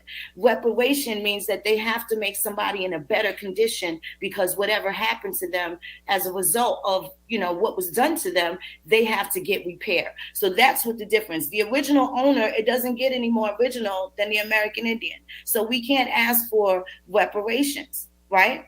Restitution is how they would have to make us whole. And then there's criminal activity involved in what happened with the erasure and genocide here. And that doesn't negate the fact that other people from different races, especially from the African diaspora, they have experienced the same things as well. However, the anomaly is being able to detail and explicate exactly in detail what happened to you, right? So now that Africa is saying Ghana and Benin are apologizing for the slave trade, what kind of reparations will African Americans work out with Ghana? It might be that Ghana offers them land. There might be some three-party information or money that gets exchanged too because of the conflict with the British throne and, the Ghanaian Empire and stuff like that. So people will have to dig back into their historical content in order to make sure that they have something that where you can prove that these nations broke the law. That's really what you have to prove. It's not about how you feel. You just have to be able to prove that the law was broken. I'm unable to hear you. All right, family. I hope y'all got y'all questions ready. As you can see, Phoenix Moon is always on top of her game. She got her information ready. And let me ask you, Phoenix, did you see the movie, the Woman King? Not yet. I'm gonna watch it tonight. My father. What are some of the stories you heard? Because it seems People like are that movie done bashing it. upset a lot of men. Why? They were Because it's a mentally ill woman also. king. They talking about a woman taking control, taking charge, standing up and, getting busy. So it's That like was the system, with the exception of Muslim countries. The matriarch is what determines someone's royal blood. It's the same in Africa as it is here in the Americas. Go ahead, teach. Patriarchy and the introduction of the Bible is what broke down those matriarchal clan systems. So, all right. I don't know. I haven't seen the movie, but I did see a lot of grieving brothers. I did. I've seen a lot of tears, but I didn't know where it was coming from. But I also know that people that got attached to different foreign ideologies have taken a patriarchal stance, even though that's not indicative to the culture that they're actually bred from. You know what I'm saying? So, yeah. So I don't know why Woman King would upset them. Queen Nzinga was pretty badass. She's pretty badass. You know what I'm saying? So I don't know. That's just what it was. And if it goes back to that, we all may probably be a little less oppressed. We weren't crying these kind of blues when they were in charge. I'll tell you that. Yes. Okay, so I'm gonna throw the link in the chat. If y'all have any questions for the sister, feel free to ask the question. You can ask the question. Now, if she get tired of your questions, your line of questioning, and she say, "I'm good, let's move on," that's what I'm gonna have to do, is move on. So yeah, let's get it, man. Come on in here and ask y'all a question. Don't be afraid of the sister, man. Come on in. We do this for the people. We do it for you. Come on in and ask the question. Melanated Goddess, come on in and ask your question. Brother Tori, come on in and ask your question, Tori. You always hitting that link. Come on in, young brother. We ain't dealing with no Bible and none of the Hebrew stuff today. Come on in and ask a question now. You could talk, sister, until somebody come in. You could teach. Yeah, I don't know how far people have gotten in their genealogy, but it would be a good time. New York City, if you read what they're looking to do with reparations, they're offering people to go to any one of the nations in Africa. I would probably, with the exception of Nigeria, people don't own land in Nigeria. The government owns every acre in Nigeria. So probably not there, but with the exception of Nigeria, I'm sure they would be welcome. Again, Ghana and Benin are having talks about that particular slave trade, and I think people should finally get some closure out of that and kind of stick to that script. If people are able to compartmentalize what happened to them, definitely based off of their lineage, it puts them in a winning position, and that's really it. Puts them in a winning position. Mm-hmm. Did anybody want to come up? Did they have any questions at all? I don't know. People be scared now. I don't know why. Yeah, I don't know either. Thank you, son. We gotta have these tough conversations. If we don't insert ourselves in civic engagement and in polity, being able to better equipped to understand what was really going on. Don't just let things happen around you if there's something that you can do. And I know that people have not really effectively used their vote. They've used skin color to base what they're going to vote on. But yet these people don't know how many children you have. They don't really know what your struggles are. And then I doubt that there's people that actually pick up the phone and call their representatives. If you want a street sign, I didn't like how, cars just speed down the block, my grandmother's block. It's become like a little through street so that people can avoid the lights on the major boulevard, right? So now they speed through here, but there's a school a couple of blocks away. If you call enough, the squeaky wheel gets the oil. And now Gregory Meeks and them put the speed bumps in the neighborhood. Now cars are forced to slow down. But if you want something done, you have to be active. Yes, go ahead. There are people that say, you tell the same lies all the time. So why don't you come in and see if she's lying? All you got to do is come in and ask her a question. And if they can't really stay intellectual, because if you want to talk about me lying because you don't like my lineage, that's not really my problem. That's really a personal problem to that particular individual. But come and challenge this knowledge, this information. Let's go law for law. What do you have better to inspire or uplift or bring your folks out of oppression, or even to lend to somebody that can help them on their journey towards getting out the box effectively? Because the people that they've been putting in charge all these years, they ain't did nothing but cry. And all that crying, I'll just see a bunch of babies. What the baby gonna do? What the baby gonna do? This is my land, so I have to take it seriously. I can't wait for someone to get elected that looks like me to hope that they know what's going on in my country. That's ridiculous. And the longer that I would have sat under that spell thinking that that's something that can go down that way and I wasn't going to be affected, we would be, crying the same tears. Right? But they wrote these laws down. You can't get mad at me. You don't have to like my ancestry. I wasn't there when my grandparents was doing a hookah. I wasn't there. But I tell you, I'm here and I know who they are and they deserve some respect on their name. I can honor my Aunt Janet. I don't need Nefertiti. I don't know who Nefertiti is. I know who my Aunt Janet is. My Aunt Janet is special to me. I didn't need to outsource. Nobody can be mad at that. Now, if they want to have a conversation about this legal work and the difference between reparation and restitution, then by all means, I'm looking to speak with the scholars. And this is why we're being invited to sit down and speak with the scholars on these matters, right? This is a particular area of study that I've been in the entire time. So for people that have studied other things, I can see that it may be a little complicated to comprehend, but really it's not. So it's all transparent. All right, come on, y'all. Don't tell me Phoenix Moon got y'all scared to hit that link, man. Come on. Hey, Phoenix, let me ask you, when you're talking in terms of reparations, what are you talking about? Reparations for Africans, Native Americans, or what are you talking about? Reparations, Native American tribes have kind of experienced some reparations. Right, that's what I was about to say. But that's not all of the tribes. Didn't they receive some money? No, that's not all of the From tribes. the government? Lumbee tribe still doesn't get a dime. They're federally recognized, and they're right in North Carolina. Afeni Shakur, part of the Lumbee, got Lumbee ancestry. What reparations did they get? They didn't get anything. They didn't get anything. My tribes didn't get anything. The 5 civilized tribes are not the only Indians here. And it's sad that that's the only things that people know, right? But where were the 5 civilized tribes prior to them walking on the Trail of Tears? They would have still had to been in Alabama with my folks. How do they connect back to us? It's not the other way around. And I think that we've had a lot of people that have been trying to give us all this other information so that we can't really see the forest from the trees. There's $5 Indians sitting over there that perpetrated a fraud, and guess where they are right now?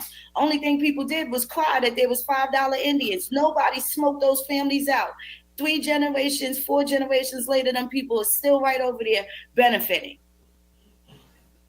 When I got the blood, and they got membership going on over there, and I got kinship. Who's the killer? If I was to wake up and say, okay, you know what? I'm going to buy into the Native American joint that's going on and say, all right, I'm a Native American. How do I come You to can't buy determine? into it. But You hold have up. to be born into it. But how do I come to say, She no, has to just like correct you, him. you She's ain't, not a Native you American. was a Native all your And I life. know she's You supposed to be realize Native that you American, probably was. but Sinetta, Oh, so we're you not Native American. Okay. So when you was going to school and all that, you always First knew fight that. was because they called me black. First fight, 9 years old. I played the dozens and all that, but that right there, I didn't get that. I didn't get that at all. I didn't like that. That was always a trigger. I'm not a crayon color. So how do I determine what tribe am I? How do I find that out without DNA? You have to trace your mother and father's lineage, your mother's mother, your father's father, so on and so forth. And you just keep going back. It's a big collection of data. You know how people get all of the books in Ivan Van Sertima's collection? Why not get all of the books that got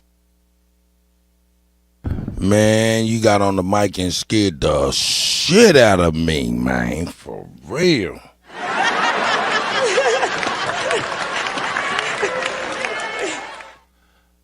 Hey, man, I want to give a special shout out to my sister Mick. She had to get on, you know what I'm saying? So early morning, she had to get to work and do her thing, you know. Shout out to Mick, you know what I'm saying? And shout out to my nephew, Lil Dre, you know what I'm saying? And everybody here that supported our presentation on that, you know what I'm saying? So I appreciate y'all, you know what I'm saying? For real, I'm also gonna get ready to make my sleeping quest.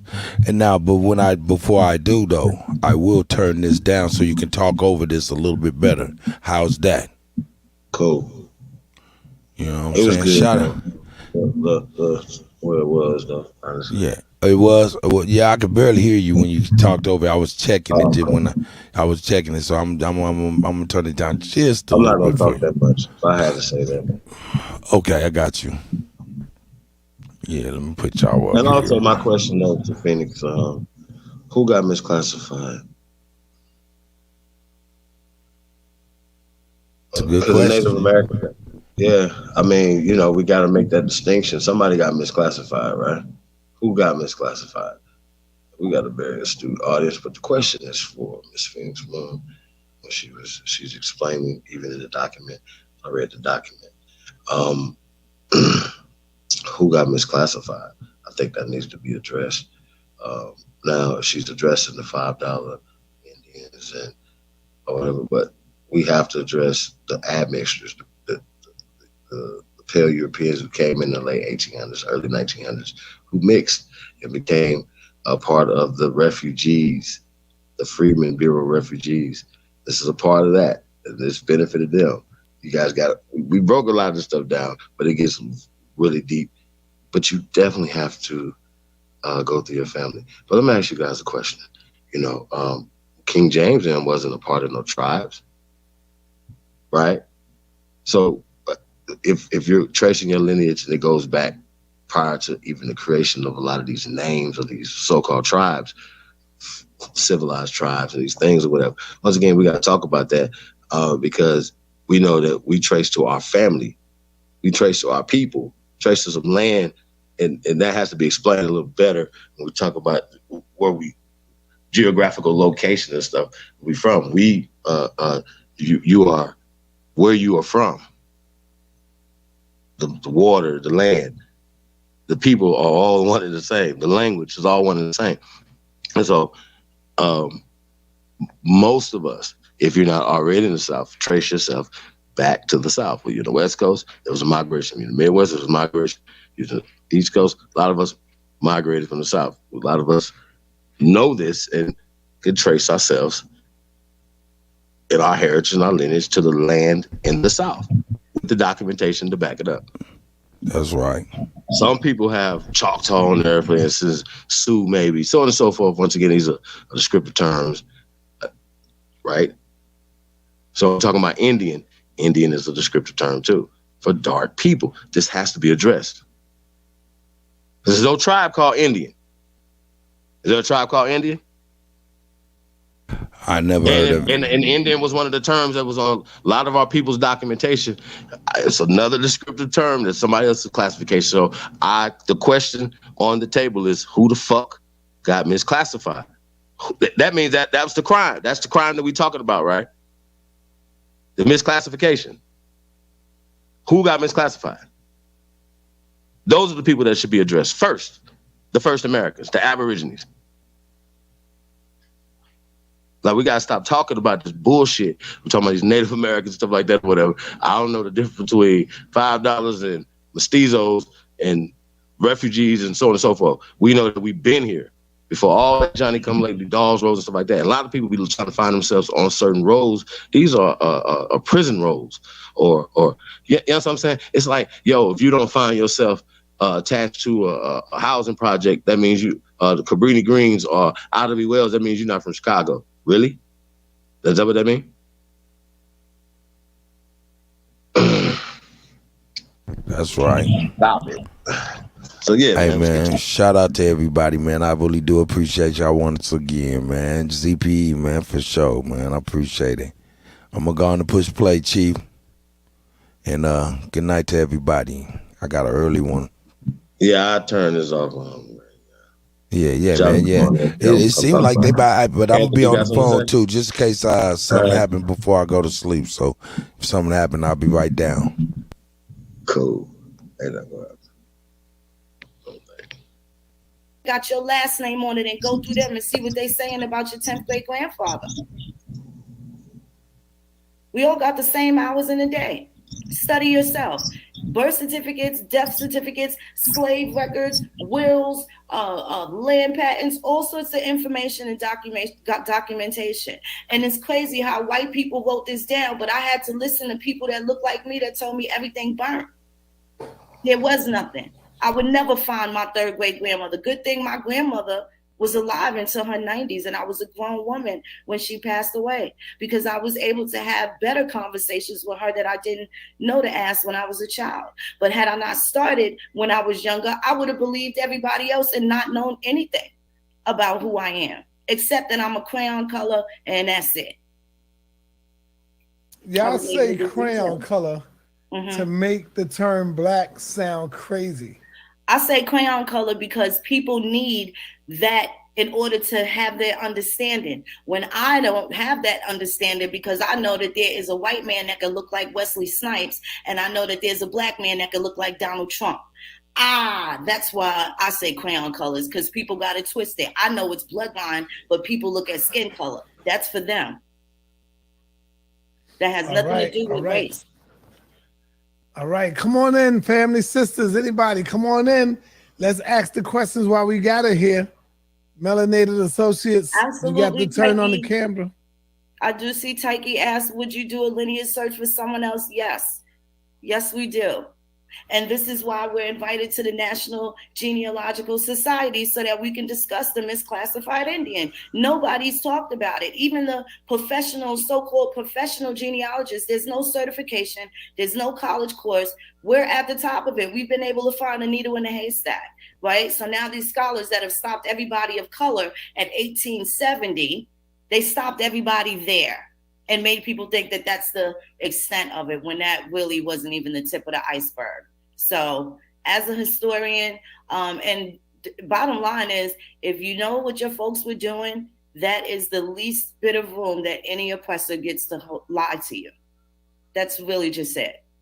You can believe blanket stories all you want, but unless you know what your folks were actually doing, it doesn't make it true. If you want the truth, you have to do your own due diligence on your own family. All right. Peace and black power, my brother. What's happening? What's on your mind, brother?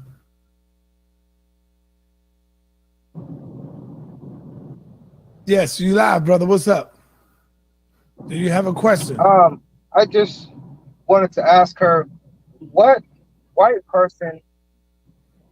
Okay, I just wanted to ask her what white person is as black as Wesley Snipes. I've never seen a black person. I've never seen a black person that was as. Excuse me. I've never seen a white person that was as black as Wesley Snipes. Mm-hmm. Mustafa Hafni, perfect source. He's an Egyptian man. Egyptians, Eritreans, Ethiopians are classified as free white people when they come here. They're not black. They look black, but they are very white and they get very white benefits that black people don't get.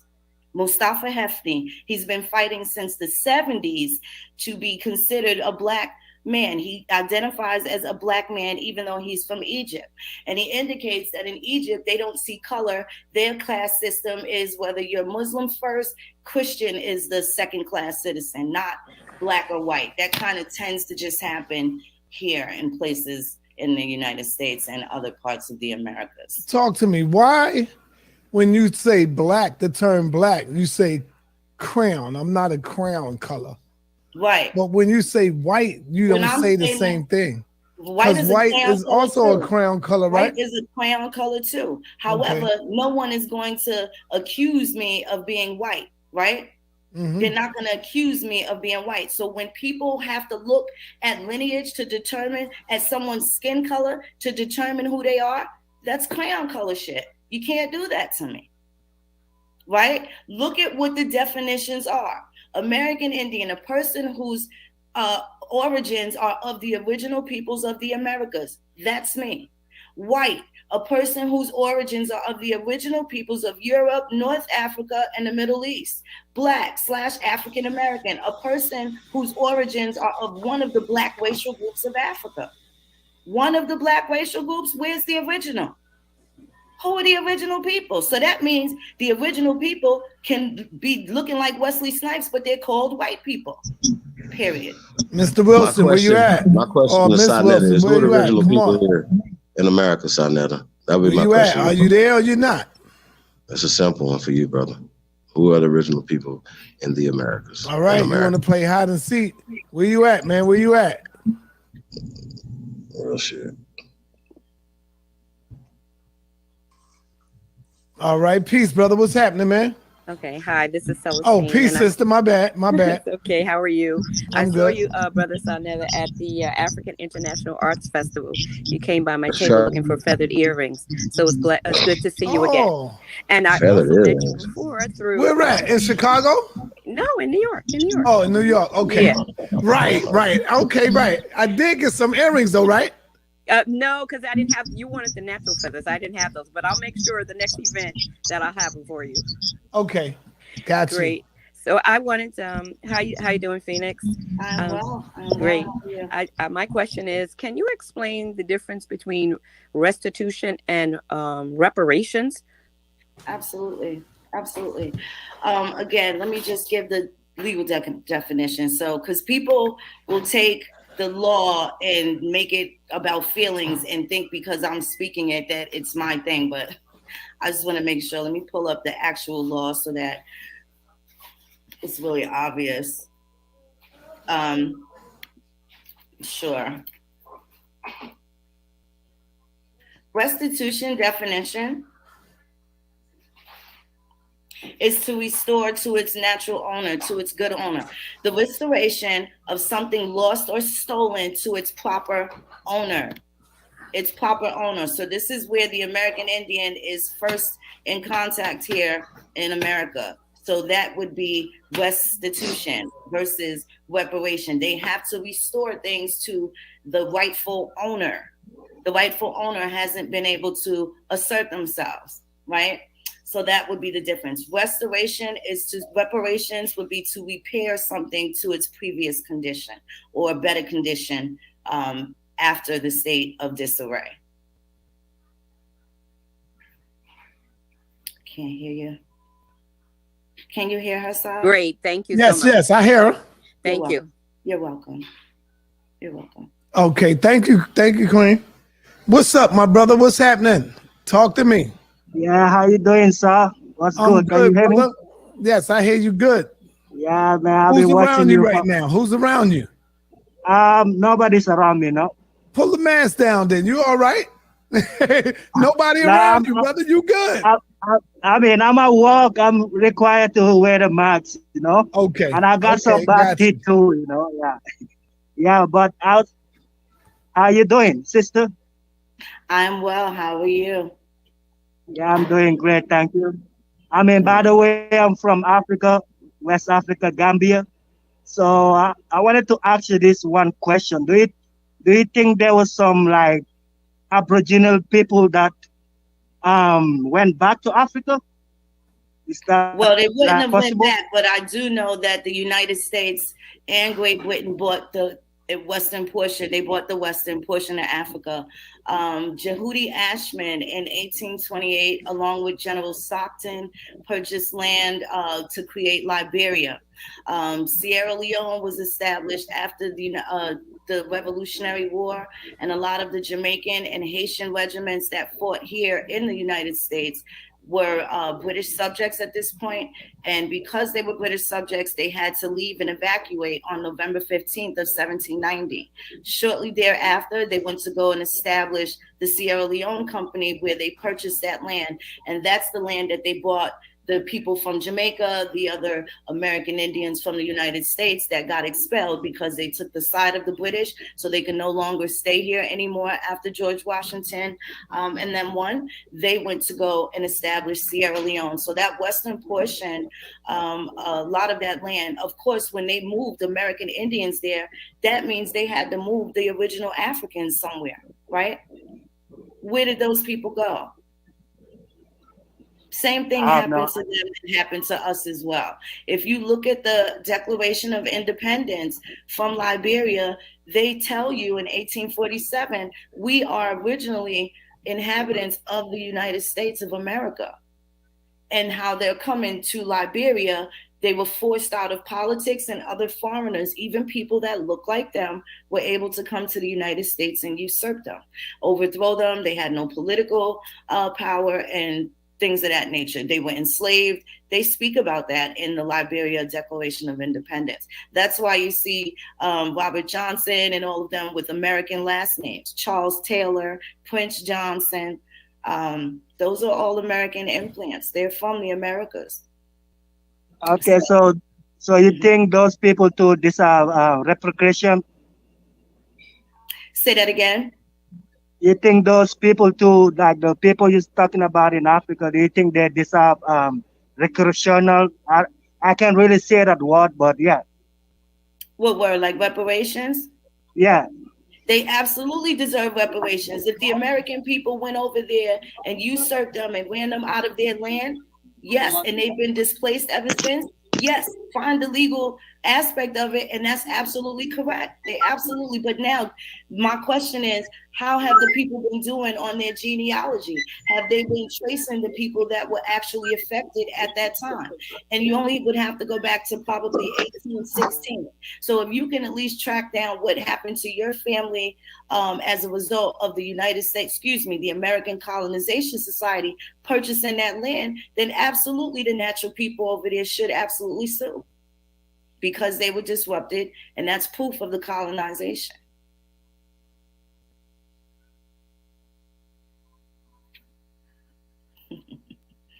Yeah. All right. Thank you, my brother. Appreciate it. All right, brother JJ, you up next, brother. Do you have a question for the sister? Yes. Yes, I do. Shalom to the Queen, Phoenix Moon. I heard a lot about you. I seen you go in. You're a very powerful sister. Thank you. I've never got to really do a one-on-one or talk to you. Mm-hmm. So I was wondering, where do you really come from when you say that we're Aboriginals? Do you actually believe? Here's a question: that slavery happened in reverse? And I say this with all due respect. I'm not coming to challenge you. I'm just trying to build and get to know your mind. No, I don't say slavery was told in reverse. I say that it wasn't told right. It wasn't told true. And then there's also, what do people consider a slave, right? Because someone that has a felony that's convicted of a felony may experience slavery. People that had a felony in Mississippi just a few short years ago were enslaved, right? They made things, they worked for pennies. So I don't say that slavery didn't happen. I don't say it happened in reverse. I do make sure that I throw the numbers out there because I know the records, right? So I do know where the African slaves came into the United States. I do know where they went, the numbers, the ships. 1,000 pardons, Queen. Sarnetta, I cannot hear, so can I come in and go back out? Yes, go ahead. All right, thank you. Yeah, so those numbers are there. I don't know about, with the term that it was told in reverse, but I do know that more American Indians left out of this country than slaves ever came in. That's written. Okay, that's a good point because he's back. He's back. Hey, I want y'all to come on in and ask a question, y'all. Come on in. Okay, hey, Jay, you got the floor. Yeah, the Queen continue to elaborate on what I was speaking on. Oh, yeah. I don't maybe not use the words told in reverse, but I do know more people left out of the Americas than slaves ever came in. More people left out as slaves than people entered in as slaves. And then the numbers are different. Where you find the African slavery, that also includes Europeans that were in those places that may have been court-martialed, and now they have, been thrown to the class, because that also means you lost civil power. It doesn't just mean some kidnapped person. You could be somebody that raped kids and they kicked you out your village. These are also people that were considered slaves. They lost their civil power. So when you have those documents, it pretty much tells you there's 4 criteria: slaves, passengers, transportation, and laborers. So you would be one of those 4 people on that document. Those is 4 different legal terms. So I know people haven't really dissected it, because they would know that the slaves actually came in very small increments, very small numbers, very sporadically throughout all 350 years.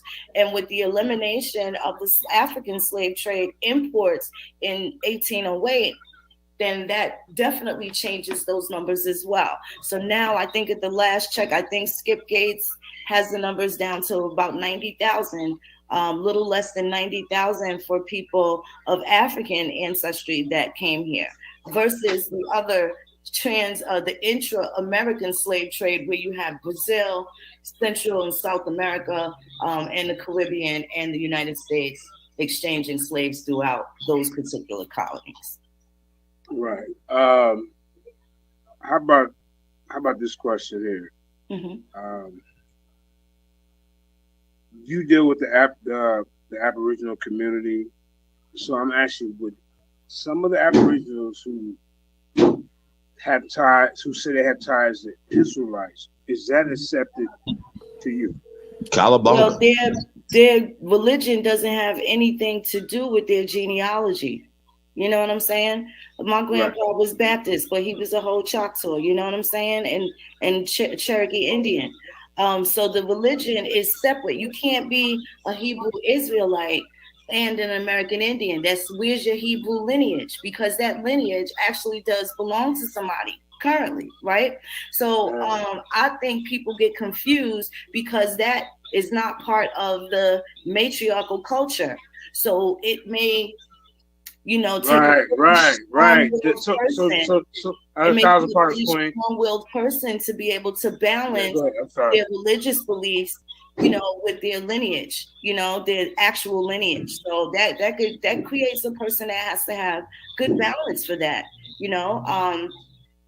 because the matriarch is a staple of the American. Right. So somebody like a Captain Tazariak, ISPK, Israelites United in Christ, those type of Hebrew Israelites who say that the Native Americans here in America came here through Second Esdras, they came through the Euphrates and came here on ship.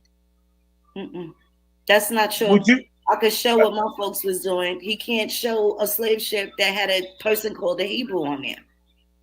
Now, I probably can help you out with that because they had communities over in the Caribbean where a lot of people had ties or say that they were Israelites. Mm-hmm. We can go over that another time. I would like to build with you, sister, but let's get back on track because you're working with me.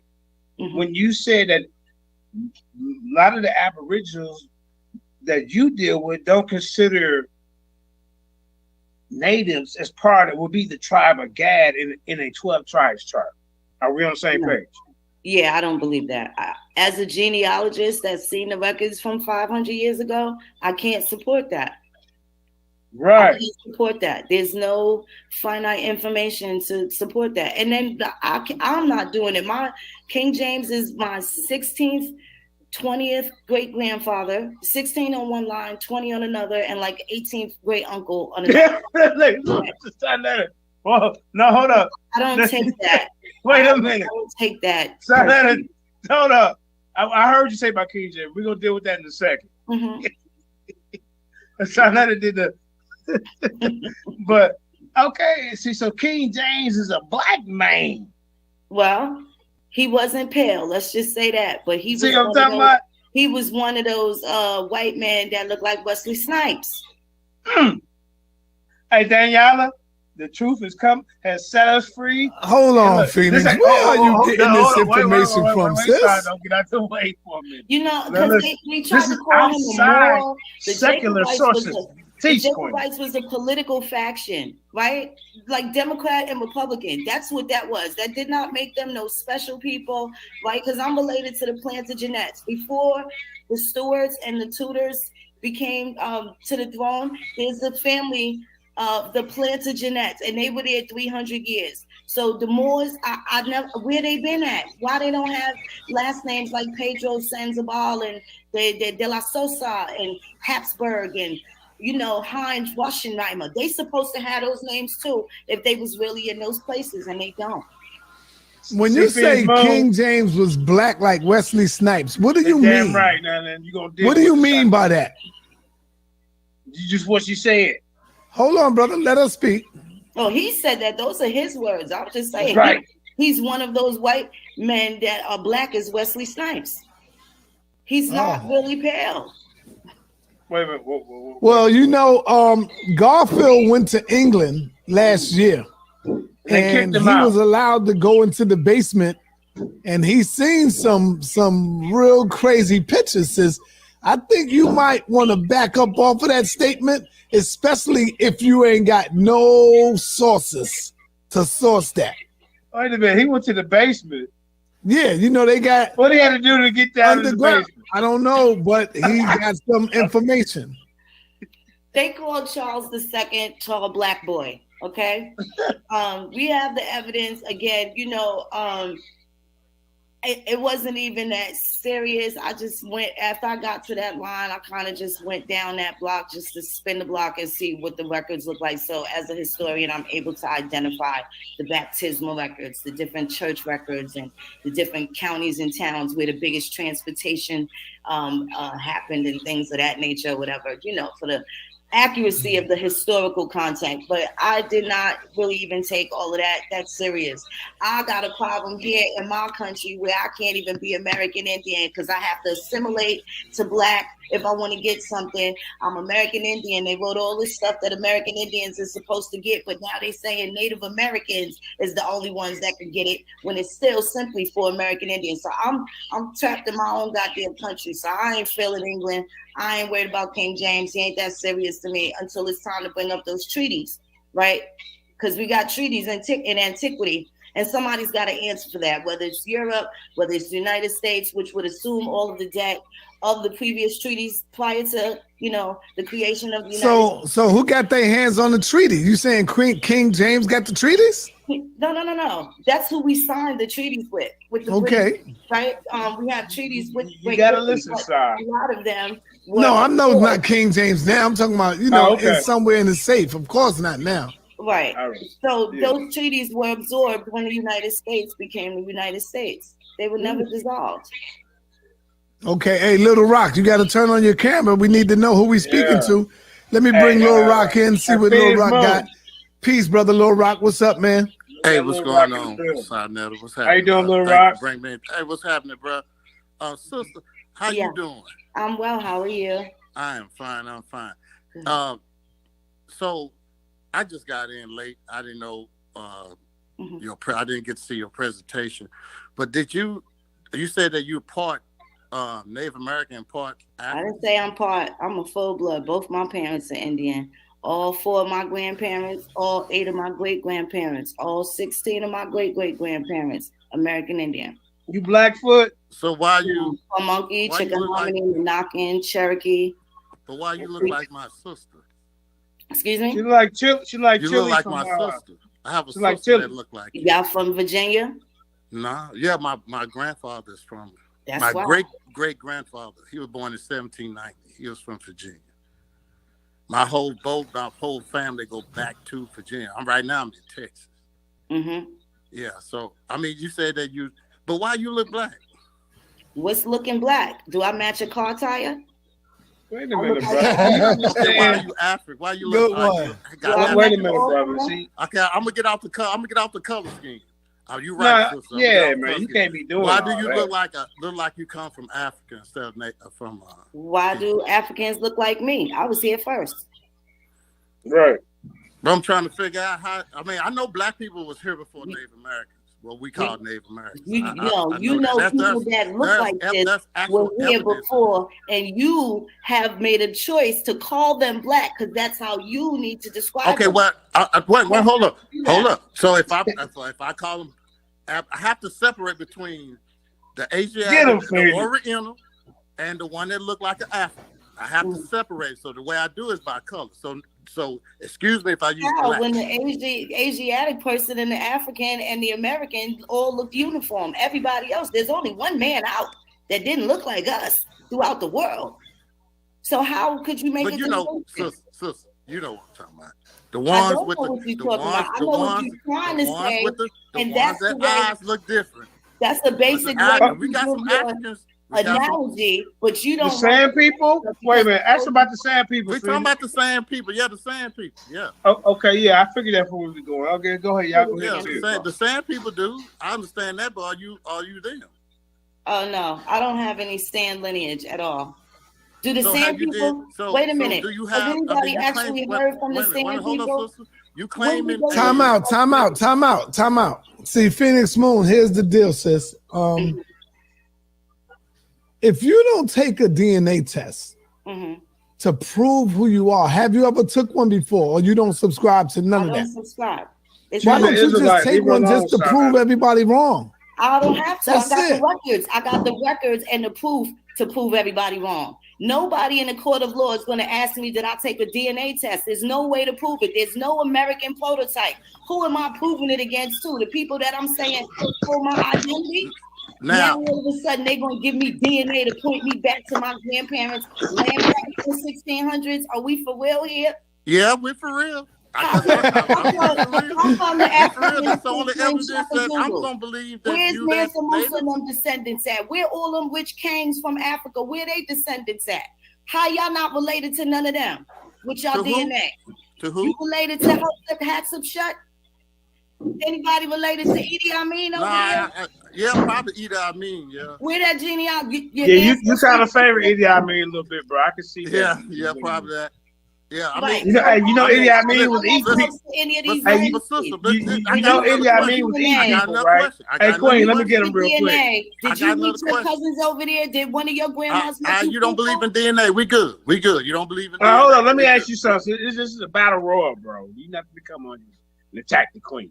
Now you talking about Idi Amin? You was proud of that. Do you know this brother? Well, you know they was eating people and stuff. Listen, I know Idi Amin. I know about Idi Amin. I know about that, but we get off subject. Say, sister. No, we ain't. Now, now, I do know. This beautiful sister's out here, and you trying to attack her. Attack her. I don't feel attacked. I'm used to it. Okay, I got you. I want you to come and join the Lions Den, sister. You gonna be an Israelite. That's what we gonna get you. I got a hard turtle shell. Yeah, Israelite sister. Yeah, I can see it in you. You just under the wrong tutelage. You over there with Top Cat, And see, Top Cat ain't bringing out the right type of information. So he I'm running old, from this I'm debate. probably older than both of y'all. I'm not my tutor. Y'all don't even know my tutors. And how old is you? Listen, You know, I know. Now, hold on, you bro. probably older than. Yeah, my Well, I ain't grandmother gonna say you're older than grandpa. 7,000. 7,051. But thank you. Yeah, You know. I don't subscribe. I wouldn't if I was able to subscribe to that, I'm pretty sure I'd enjoy life a lot more, right? Because I'd be able to just blend in and fit in. I don't have any problem standing on my square. That's cool. That's cool. And Right. I got your back, sis. So, brother, let her ask you some questions. Let me. I got one more question. And she can All right, go ask me ahead, a man. question. I'm picking around though. Go ahead. Now, I know a white guy named Yellow Dog who has his Cherokee car. He look like he come from the Nordic, from Sweden. What you call him, Yellow Dog? Yellow Dog. That's his name. Go Yellow ahead. Dog. I know a brother whose mother is Omaha Indian, and his dad is black. He has his card to identify himself you as know with his about- tribe. Both of these guys don't even look like the people who claim to be Cherokee or whatnot. Right. So I'm asking you, since your family traced themselves back to these tribes, do you have your card? No. Did you read the petition? You said you came here late. Now, Yeah, I did. Now, the way we doing it, these people got to prove they related to us. I got the record showing what my folks was doing when everybody got off the boat. I'm not the one under the spotlight anymore. You understand? We the first people to challenge these people to prove where they was at before the Trail of Tears, because they'd have to be in our Venus Moon. They'd have to be in our hood. See, everybody else Look was at trying to conform. Man, All I had to listen, do was man. figure out where they broke the law. Sonetta. You old like me, bro. Say, man, we seen this pseudo shit before. Yeah. He old like me. Sonetta, we seen this You know pseudo what's shit crazy? before. He's from Virginia. And Well, I'm not going to call a sister pseudo. I believe what she's saying. If she feel in her heart that she is that, I'm riding with her. This ain't religious, Sonetta. She have her birth certificate, brother. I got my 5th grade grandmother's birth certificates. The people are still alive. She got her 5th grade. What she Yeah, got? your people are Okay, from what Virginia, tribe and say you you belong couldn't even to? What name tribe one you say you Virginia belong tribe. I think that's real strange. What tribe you belong How to? can't you name any Virginia Hold up, brother, tribe? one at a time. Let her finish, and I'm gonna get to you. How are you from Virginia and you can't even name what happened in Virginia? Do you Right. know what even happened in Virginia? Yeah, he don't know, sis. Wait a minute. Walter Plecker died in 1946, and he chased around a whole bunch of families in Virginia. Was your folks already in Texas? Did they miss that party? Everybody know that. We was in we got in Texas in 1855. If y'all missed that party, then you're not qualified, because you could speak on Virginia tribes that you're probably rooted to. You went straight for the lookership of other people. Wait a minute. You said that you're from Virginia. So I dropped that bomb. He just doing I said my great grandfather is from Virginia. 1790. He left Virginia in 1850. 1850. With his slave master down here to and who was Texas. he before 1850? Before 1850, he was in Virginia. Who was he? What was he? He was mixed. He was a mulatto. And what did they call mulatto at that time? You tell me. Who was classified as mulatto in a time where blacks and whites couldn't marry? Indians. Yep. Stop it, well, that's what the law say. Indians. All right, stop. We can't let the brothers take over the show. I'm gonna allow y'all to ask her a question, and we're gonna move forward. So let me get, brother. You stay there. I'm your security. I got your Let back. me come to Kendrick. Kendrick Powell, what's up, brother? Peace and Black Power. Peace and Black Power. You got a question for her, brother? I think we need to go. Do you have a question, brother? I want to make a statement. I think we need to go back to what the people know. What they know, fam? You know, they got Libya, which was started with 11,000. Speak on it, family.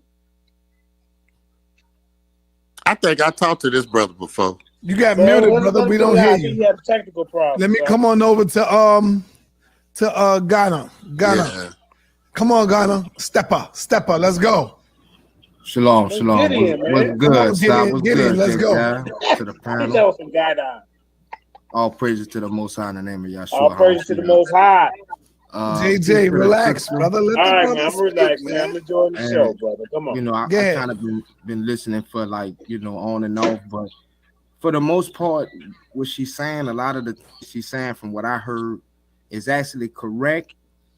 But I do want to end with a question.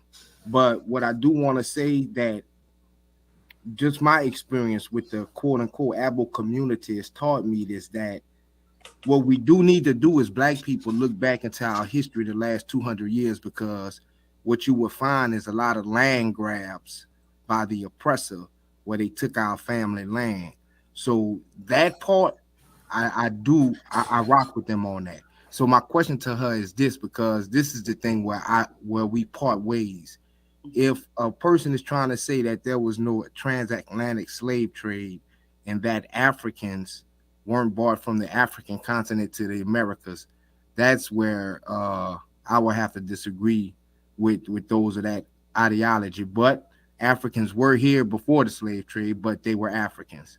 And if you want to go to the Native American, then you're talking about an ancient, you know, African people, like thousands of years. So we're not them. We come closely from the, you know, West African diaspora or transatlantic slave trade, although they had some that was here earlier. So that's all I want to say to the sister. And shalom, everybody. Shalom, brother. Phoenix, you can respond. You know, I get lost for words again. The when people start with the crayons and stuff like I that. wanted to help the sister out a little bit. Plus the fact that there was Hold on, brothers and sisters. Speak. The queen speaking. Hold on for a minute. just to express the fact that there were brown people here, he had to Africanize them. That's the go-to word, right? And it's like you can't prove that they were Africans, but you need to use that word to objectify the phenotype of people. Hello? And that is where you're getting it twisted, because the people that was here was American Indians. I'm those people. So when you say that, you're minimizing my whole existence because of your comprehension of what you think was here happening, when I'm telling you I could show these white people what my folks was doing. So I don't really know how to answer that. That's a That was a great answer, Queen. Meet people where they are and just kind of like, okay, yeah, I know what you mean, but I don't really interpret it that way. So I can agree in that instance that, yeah, there was people here that look like me and you before anybody got here, right? True. But I don't have to Africanize them, right? All right, Eric Bond, you need to turn on your camera if you want to stay in. Eric Bond. And if this was reversed, I wouldn't say that there was so-called Black people on the continent of Africa before the European got there, right? Do I have to say that? We know that there was people that looked like that there. There were African people in Africa. Okay, Kendrick Powell, say what you got to say, brother. Say what you got to say, Kendrick. Yes, I wanted to go back to the beginning of things of what people know, because you know, they had places in Africa that was started with people from America. So we gonna have DNA over there. Hey, I like you to bring that source up. That's a good one, brother. They don't like You to know, talk about that. even with Christopher Columbus, right? If you pay attention to the story, he came where? They say he found America, and he got his slaves from where? America, that they brought over to that side of the world. So we gonna have DNA over there. I got a recommendation for everybody. It's a documentary. It's a documentary done. Somebody need to mute their mic, sir. It's a documentary that's done by the Discovery Channel, and it's called The First Americans. And they went to Brazil and they found skeletal bones that was 50,000 years old. Yeah, you're right. Yeah, Pay attention. and right now they did DNA. It's another documentary I saw. They did DNA on these natives, trying to figure out, because the Brazilian government, trying to move them off their land to get the lumber. So the government told them they had to prove who they were, that they was natives that was there before they got there, right? And these white people telling these natives this shit. So they did DNA on them, and they found out not only that they were there, that their DNA traced back to black people who came from the islands of the Pacific Islands and Australia. They matched DNA with those groups, those black people. I mean, I call them African, but they called they're Native Australians. They had the same DNA as those people, and they had the same DNA as the people that was on the Polynesian islands before the Asians got there, which we call Polynesian. They were black. So the Africans came here before Columbus, bro. I understand that, bro. I'm working with you. I'm working with you on your theory on what you're saying. Yeah. Yeah, and then also you had Africans, coming over before, even after the Native Americans got here. Now I know y'all saying that Native Americans were shipped in here. I mean, that's a lot of ships. Who all right, hold on. Who brought them over here? I need everybody. Hold on for a minute. Let me see. I'm gonna bring y'all back. Let me see. Let me see something here. Let me see if I could see it.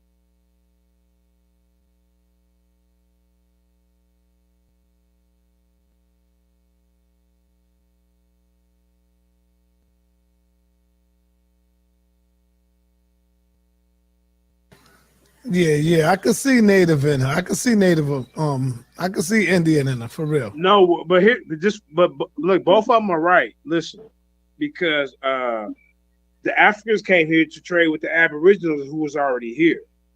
You see what I'm saying?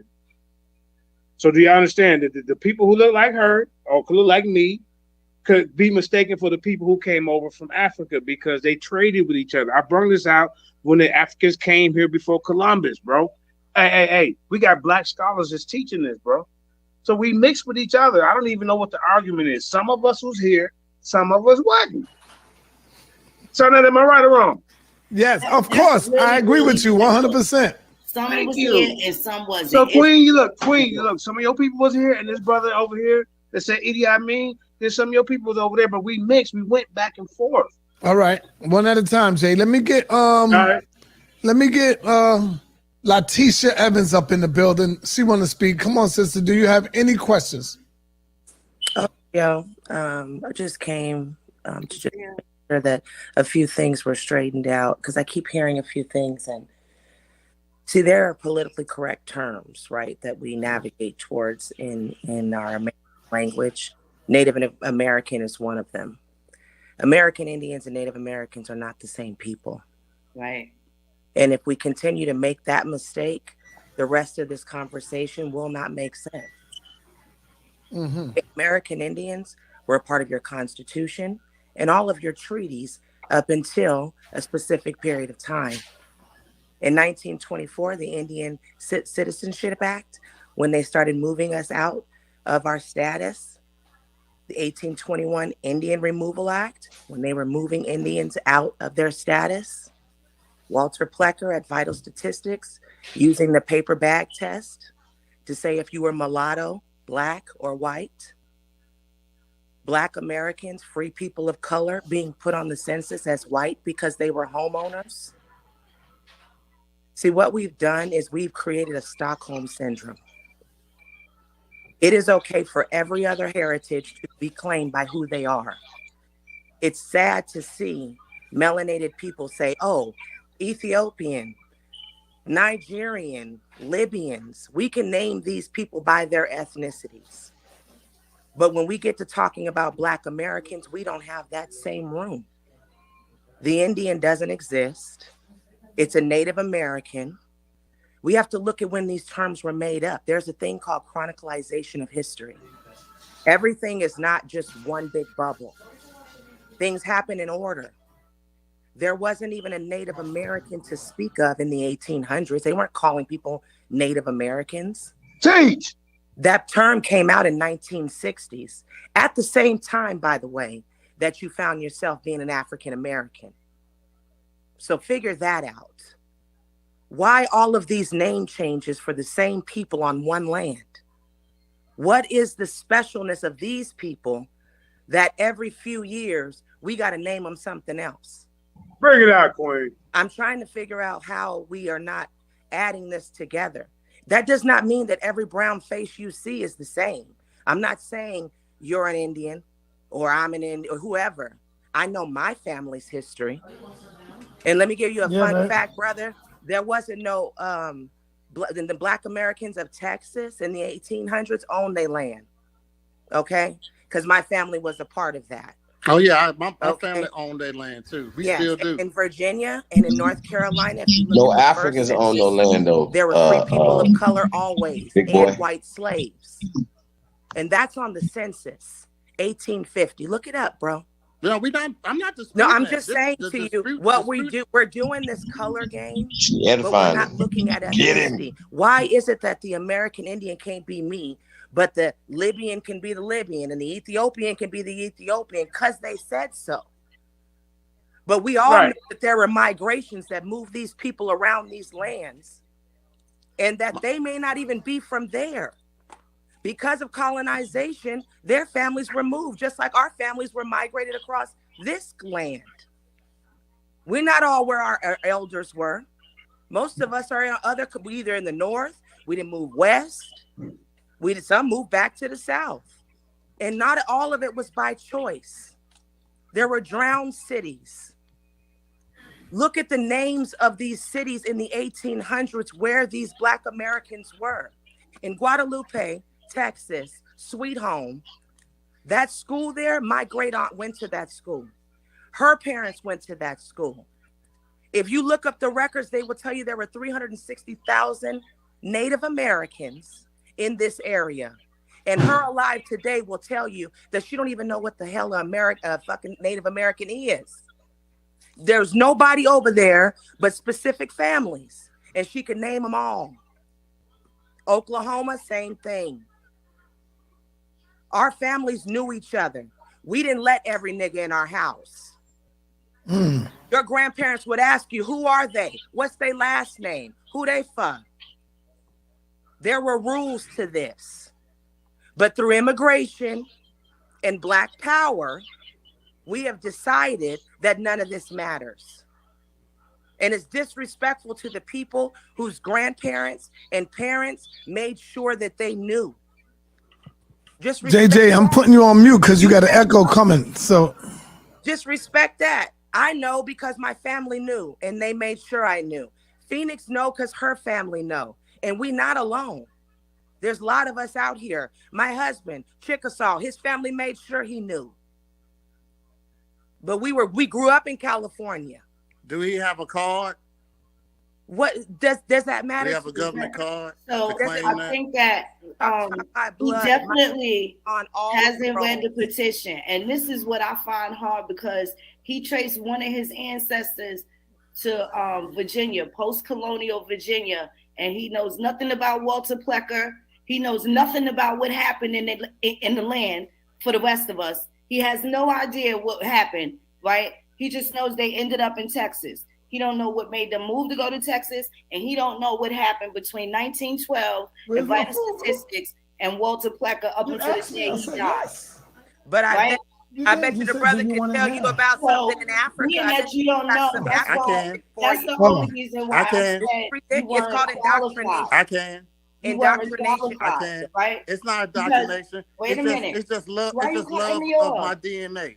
And y'all hate Hey, brother, you gotta let the queen speak, man. This is her show. Listen, they trying to tell me. But you gotta let her finish, brother. Please, man. DNA traces his ass back to Africa. That's That's why you gotta be in love with your DNA. Damn it. I mean, all due respect. You know. What did you say, JJ? Again. Hey, I'm just trying to keep order, man. Go ahead. Let me just say this. For the people that know who they are, just need you to consider that it's people that look like us that wish we didn't exist. It doesn't matter what we say. It doesn't matter how much proof we have that they don't. They themselves have to feel dominant with the least amount of information, right? And turn it against like there's something wrong with somebody knowing their self for real. knowing your grandma's name, knowing where they buried at. Like, can your kids go play hopscotch around the graves and stuff without no headstones and know where everybody at? Yes, right? mine can. You How, didn't brother? even You don't know where they're from. So I really don't even believe nothing you saying. So whoa, I can go back to let me come on. Oh shit, we about to get Let me ugly. finish. While you Now were let the sister finish, Damn man. it, Then you can man. talk about a fishing by the colonizer pool. to me. Go ahead, and you're sis. one of those black white men that I'm talking about. But you telling me I don't know Wait a minute, something. because you are having a problem with the details of my truth. You need a blanket story to make you feel better about my truth. You're Right. a thief. Wait a minute. This makes you no different than the people that stole my land. That's right. Right? You can't even meet me on the level of somebody being oppressed. You can't even meet on the level. You got a strong arm Be man ashamed of to yourself. assimilate to black. My brother, you're a colonizer. Oh! You take me to conform to something That's that dirty. I'm not, to satisfy how you feel about Teach what Phoenix. you think you know about yourself, baby. That Trying ain't to drop the bomb, man. Come on. we probably This gonna get guy that up here stuff. coming That in ain't my here. problem, love. Phoenix, let me get him for a JJ, second. cut it out, JJ. Say, sister. I never implied. I never implied. Say I that never you implied. don't have no I never compassion for implied. this being my land and me getting my I fucking never heritage implied. took. All right, one at a time, one at a time, one at a time. Let Phoenix finish, and then I want to go to some AWAB source, right? You saying it's okay. You're my oppressor, beloved.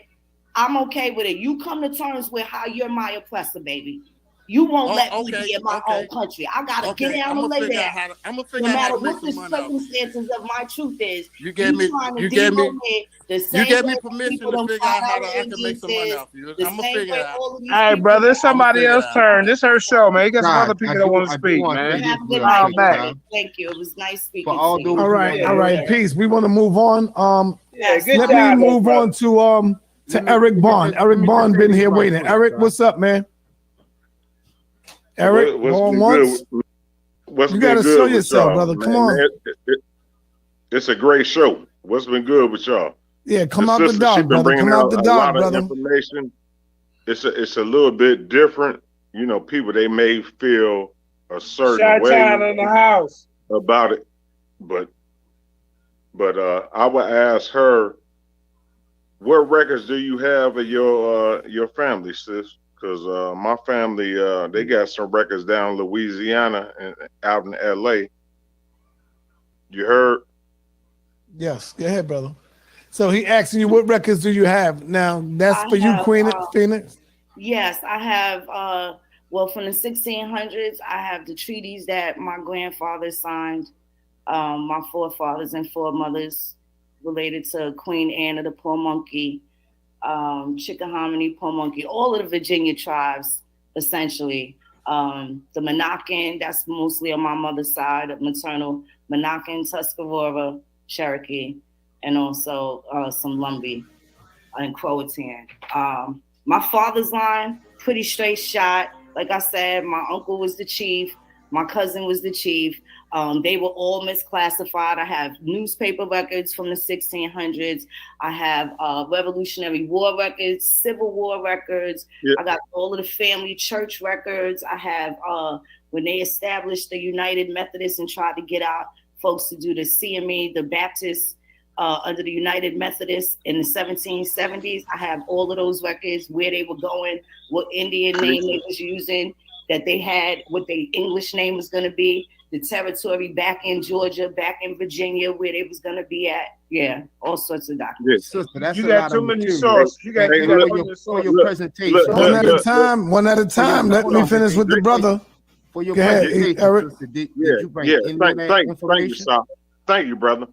Hey, JJ, you need to holler at me, bro. You already know I'm out here. You know, out south. Bro. Yeah. You already know I'm out south, so you know what I'm saying. You Hey, already we the know. boys from Illinois. You already know how we connect. Yeah, you already know. We got to touch down. You know, with the guys and everything.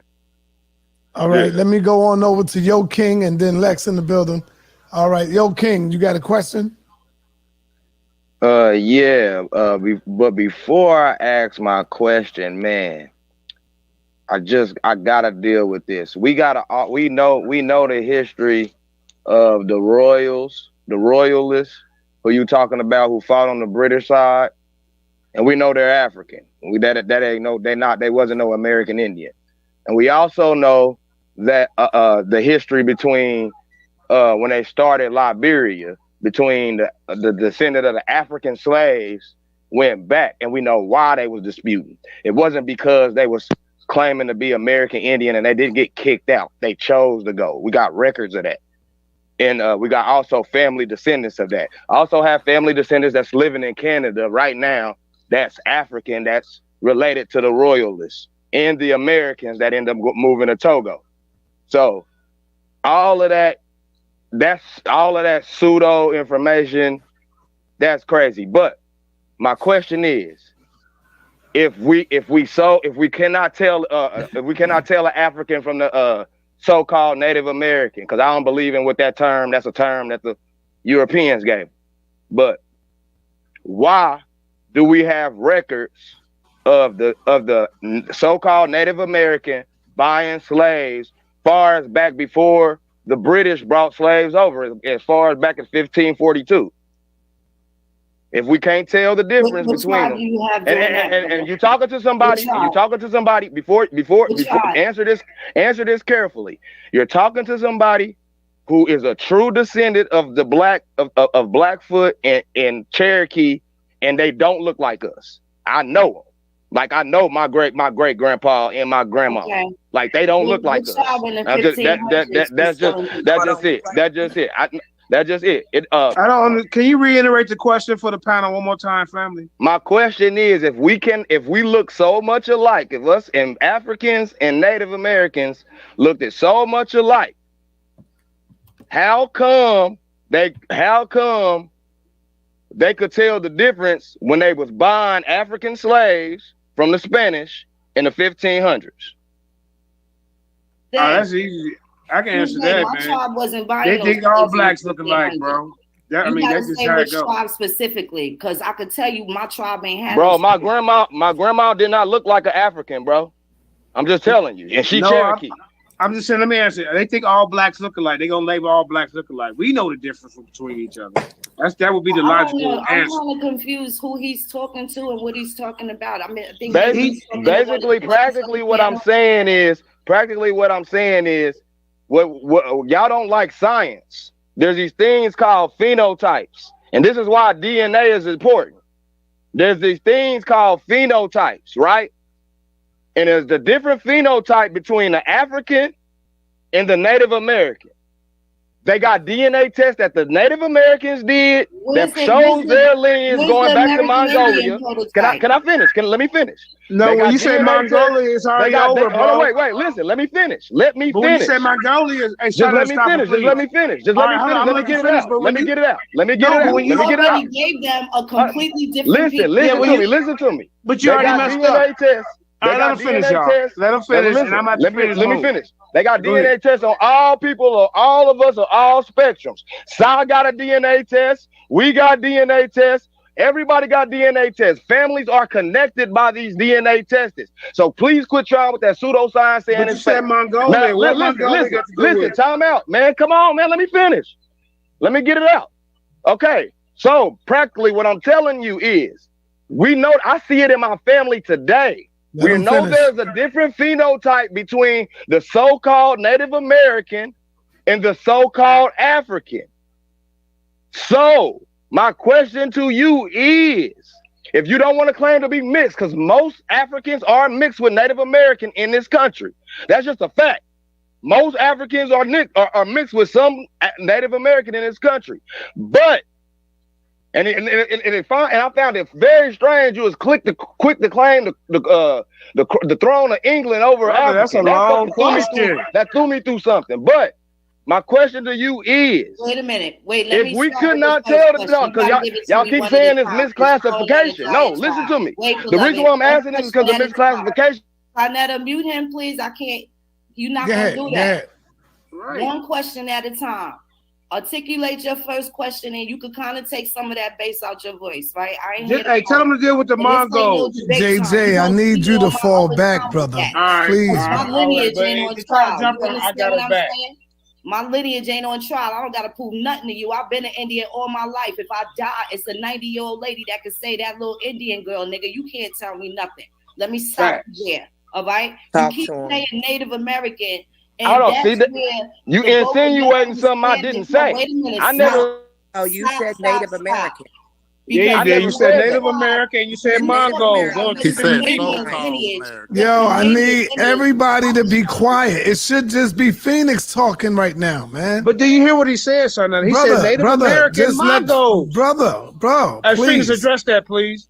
Just let Phoenix talk, man. What's going on with y'all? I just want her to talk. This is her show. She knows what she's doing. I don't have to address that because I'm an American Indian. It's not my fault. My brother ain't got the understanding of who was here before they created that word. Wait a minute. Let's deal with the law. Pull your sources up, brother. Drop them in the chat for me. Let's go source for source. That's how I like to do it. Let's go source for source. Let's drop these genealogical records. I got about 5 grandfathers that was in the Revolutionary War, and I got Paul Monkey and Chickahominy ancestors that ended up with the Ojibwe in Toronto. So let's go. Let's drop these sources. Show me in the law. First off, you said that there was tribes that was trading other Indian Africans before the white people got here. Name the tribe. And where they at? Where's America? I didn't say. See, you misquoting me. I never said that. You said, beloved. I said Spanish. Name the tribe, brother. In the 1500s, beloved. You did say that. You started off saying that. So I'm asking you, what tribe was selling slaves in the 1500s? He left. Cat got his tongue now, y'all. Did he not start off saying that, Native Americans? Yes, he did, Queen. Europeans got here in the 1500s. Why can't you name the tribe? And I can assure you, my tribe didn't have no slaves because my tribe got enslaved. What they talking about? What they talking about? Brother, you ain't ready for her. In the 1620s, when King James already started saying that the Indians, the Moors, and the Turks, if they wasn't in amity and commerce, that they was all going to be considered Negro. What y'all talking about? I got the law. What are y'all talking about? And the ancestor that was there when the law was made, so I can tell you how they got affected and who they were affected by, and what. It's not the same thing. So it's difficult to have those conversations when he's making these assertions. And if we take a lie detector test, as far as we both concerned, we both telling the truth. But can you? There you go. He ran off, sister. He gone. Put it in the court of law is my thing. I want to hear that DNA because there's still my time, bro. That's using. He ran off the call for help. Blood quantum was illegal. Y'all can have it. I ain't ran nothing. Right? And we proved the governor himself of Oklahoma just said that him and his blonde-haired, blue-eyed kids with a 1/1000th have a CBID card. So ain't nothing special about that. I'm talking about Aboriginal title out this mug, right? Right? So that makes people feel some type of way that they got to minimize it because niggas got their story straight. Right. All right. Put their hand in the cookie jar. I think that's some bombs, sir. All right, hold on, JJ. Let me say this right quick. When I tell y'all to chill, quiet, and you can't stop, you can't check yourself, I'm going to have to put you in the back. I don't want to do that. So that's what I did to Yo King. That's why he didn't run.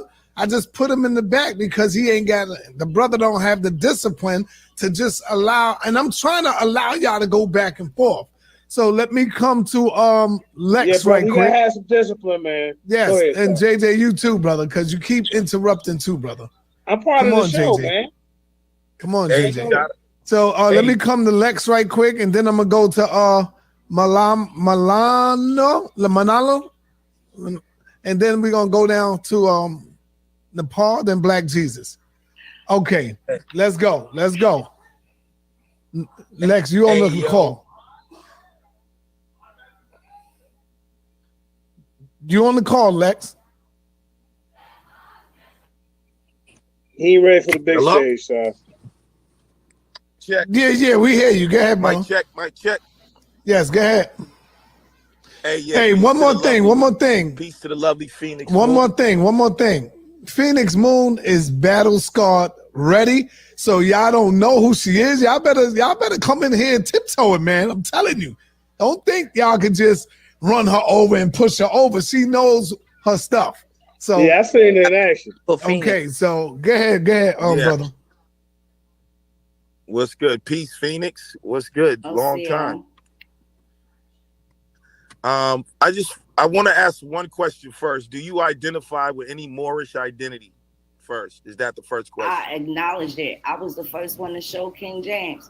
Now, if you want to call, he's not a Moor, but in Europe, that's what they call dark-skinned people. So that people understand that, yes.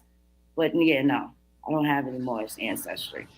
Hey, let me say this too. I want y'all, because Letitia is also I would like for her to participate with Phoenix, so it don't make it look like y'all jumping up on her, because Letitia knows her stuff too. I can tell, so she can get in when she ready as well. So go ahead, finish that. Hey, sir, I got that back as well. So I just want to take it, but I want to say this, man. You know, I've been a part of the Aboriginal community, and we just got to stop the ghetto scholarship. Straight up. Like, the elders put this scholarship down a long time ago. Dr. Carl Winters done bodied these people talking about they not African. Dr. David Imhotep and all of that. So what I'm saying is, Phoenix is not wrong. A lot of us are Indians, yo. We was here. But guess what? You're culturally an Indian, but you're genetically an African. Now, Dr. Carl Winters took the Olmec and deciphered the Olmec script. And guess what it was? From the Mende people. That's facts. From the Mende people. And we got the artifacts that show that Africans were coming here over 100,000 years. Fake. So yes, we are. That's facts. That's not true. We were whatsoever. Indians, but those Indians were African, and that's I think I might have to debunk that one day. Y'all are arguing with people, right? Saying they're not Indians. You're wrong for that. Lex lied about Dr. Clyde once. He never said that. As well as Dr. David Imhotep. We interviewed him twice. Come from the Olmecs, and even before the Olmecs. Now everybody want to be Aboriginals. Like I said, you got to check out Dr. David Imhotep and Dr. Carl Winters. They talked about the Makoyo civilization that came even before the Olmecs. So I did a show on that on here, Lex. So and Dr. David Imhotep came on my show too to say that he definitely met American Indians, and he only used Africoid to describe Negro features in the American Indian. Yeah, all my children. Ready to throw the whole baby away to correct the truth about the American Indian, right? So it's different when you get the genealogical records. I heard you mention, oh yeah, we always Choctaw and Chickasaw, all of that. Where's the paperwork, the paper trail to prove that? I don't talk about Olmecs. I don't care nothing about the Olmecs. Can't nobody show a birth certificate that proves they related to an Olmec. But you can show that you related. This person can say she can tell you she got some paperwork to King Goddamn James. It's there. It represents a culture and a geological place that is not found in Africa. There's no way they're gonna have these big head statues in somebody else's country, all obnoxious and stuff like that, right? And didn't even do it in their own land. Right? That's not. No. Hold on. Hey, Lex, let me help you out, Lex. No, you don't need to help me right now. And then tries to drag the Choctaws, Chickasaw in there. Let's just go with what you said. Prove that you was at least in that time frame, because nobody can attach themselves to the Olmecs just like they can't attach themselves to Methuselah's That's not true baby either, mama Phoenix. Linda, right? So at the end of the day, if you brought it to the Choctaws and Chickasaw, something tangible. Where is the tangible proof of that? No, I got you. That's what I'm saying. I wouldn't even argue about whether you would Choctaw and Chickasaw, all that. But the reason I brung up the Olmecs is because the Olmecs is the first serious civilization in the Americas, and they see that sounds dumb. That's not true. Hold on. And where's your correlation to Choctaw and Chickasaw having something to do with Olmec Africans? Because that was your correlation. Right. Bring that back for me. All right, so when you study the Olmec civilization, the first major civilization in America, they are the pyramid builders. And that mound building technology stems from them. And there's been It's extensive not true. archaeological work on that to prove that. So the Olmecs were just not in Mexico. They run all the way down through Florida and all of that. But anytime you deal with a civilization, you got to deal with the precursors and the forefathers of that civilization. So when we're talking about the Americas, there's no way you can get around talking about the people they call the Olmecs or the She people. And what I'm asking, you said they don't have those. They have those megaliths in Africa. No, they don't. What I'm saying No, they is, don't. so No, this they is don't. No, Let me help y'all out a little bit. There's no mound archaeologically going Lex, on. you a In liar. Africa. You're not going to find first of it. all, sis, But answer me this: what about hold on? Let me Pyro finish Indians? real quick, sis. Well, let me finish. A mound is not a pyramid, and it is not even close to the same technology that you can find in the Great Pyramids. But what about the Pyro Pyramid? Hold on, the closest thing you're gonna get to that is the pyramids, the Great Pyramid of Sun in Mexico and all that. Okay, but get back on topic, Lex, please. Hey, JJ, shut up, man. So how are you gonna? What I'm saying is, JJ, are you all right, brother? Please, bro, stop interrupting. I'm trying to build a gap. Let me just do the Man, gap for shut you. up, Lex, bro. No, man. I waited for like a damn near hour. Just both of these people's work together. JJ, It's stop, crazy. bro. Please, man. I don't want to put you in the back. Can I do 5 seconds? So Come all on, I'm man. saying is you got to look at the precursor, because when people talk about Aboriginal, they talk about the mounds, they talk about the archaeology, the technology. So when you look at the Olmecs, and she said, well, what are they doing with a Mende script then? What are they doing? Why is their language? Why is their language African? No one's talking. Nobody brought up any of that. No. I'm just okay. Right, he always off topic. I'm gonna tell you, I don't even bother with that. Phoenix, let me ask you this, tangible, beloved. So you can't compare Phoenix. that to what other Aboriginals are talking about. All right, I'm not Phoenix. an Aboriginal. I'm an American Indian. I'm a All right. Pomo Chickahominy. I got you, Phoenix. Let me No, ask you be this. quiet, Lex. Like you. Hey, Phoenix, So are when you you're bringing connecting? up the Olmecs, that's somebody else's teaching that you're trying to hold me accountable for. I'm No, not gonna I'm do that not, with y'all. sis. I don't Sis, do I'm that trying to them build with you, either. Phoenix. Especially when none of these dudes been no archaeologists and they Phoenix, can't I'm with you though. I think you're taking me wrong, sis. I think you're taking me wrong. I'm bringing up. Stop speaking for other people. When you talk about the Americas, are you just talking about North America?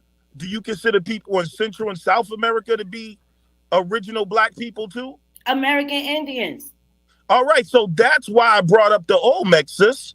Would you consider them? You brought them up to Africanize them, and I'm telling you that's not. I didn't Africa. Would you consider the Olmecs American Indians? They on American soil. All right, what are they doing with the African?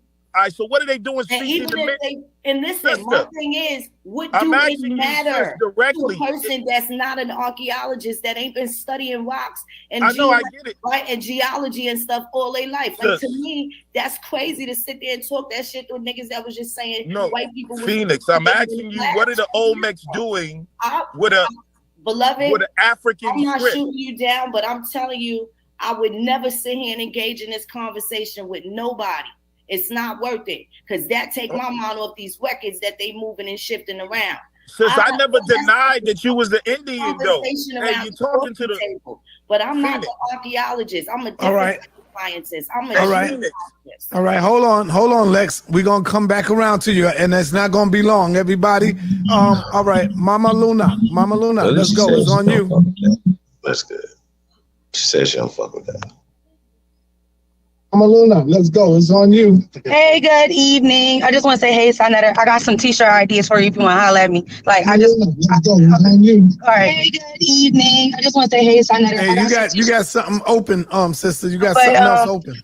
What I wanted to talk about is, her phenotype keeps being brought up in the comments in the chat. People keep bringing up her phenotype.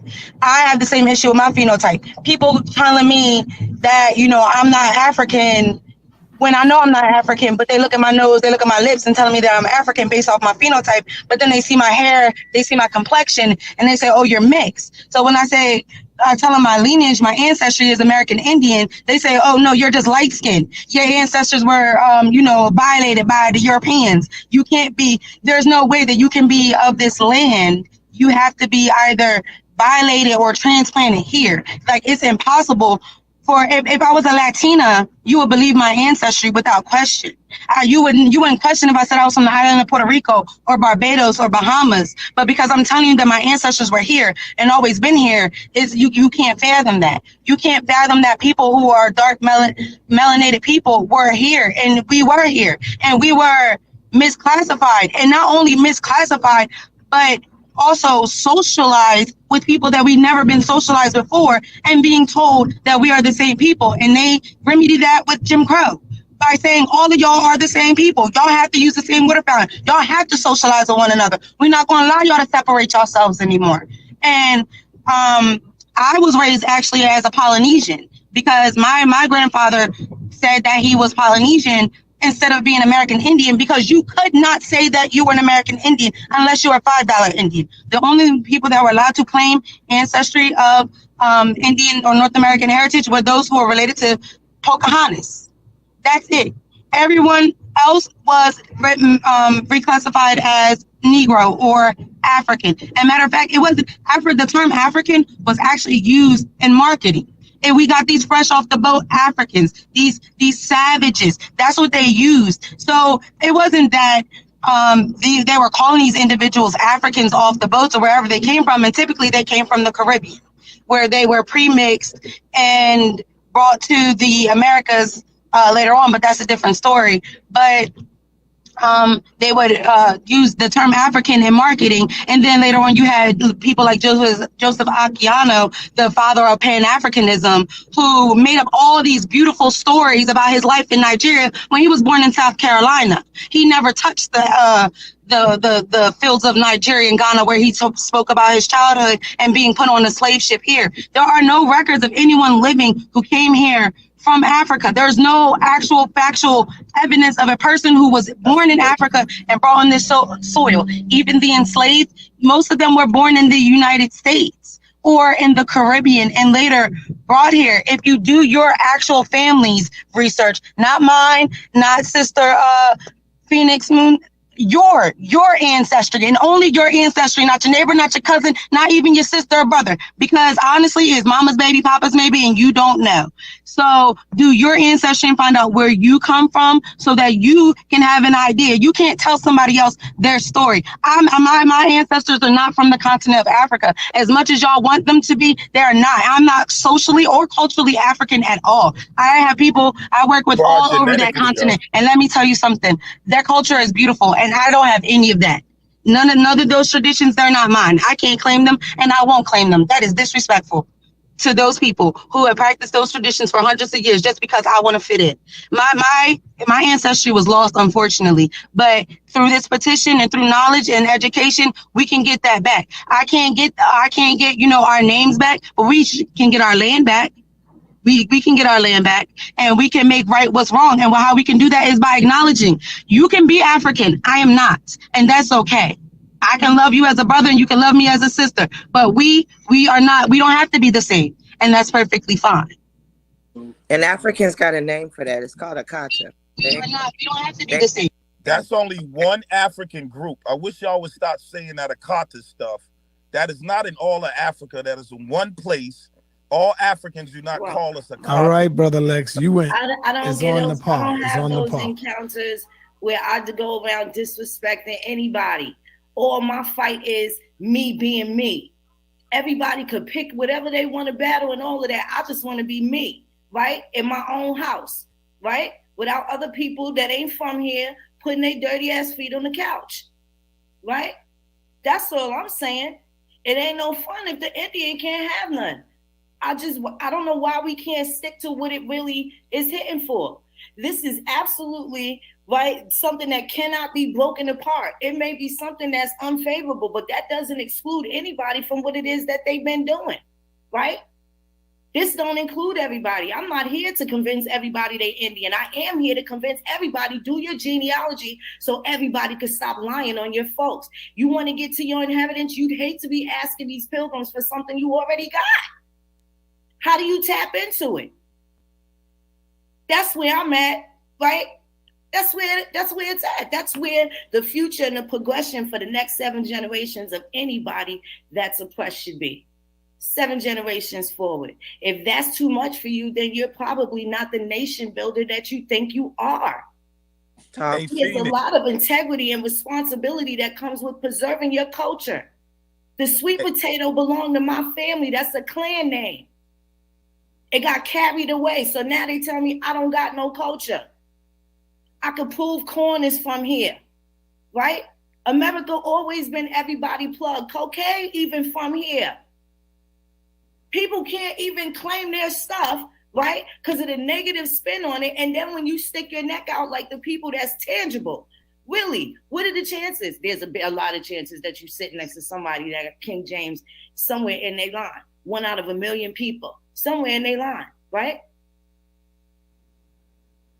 There's a huge chance that is. But if people don't know and see what occurred during these events, as it doubles up and it goes back, it doubles every generation. You got 2 parents, 4 grandparents, 8 great grandparents, 16 people you got to keep up with at your great level.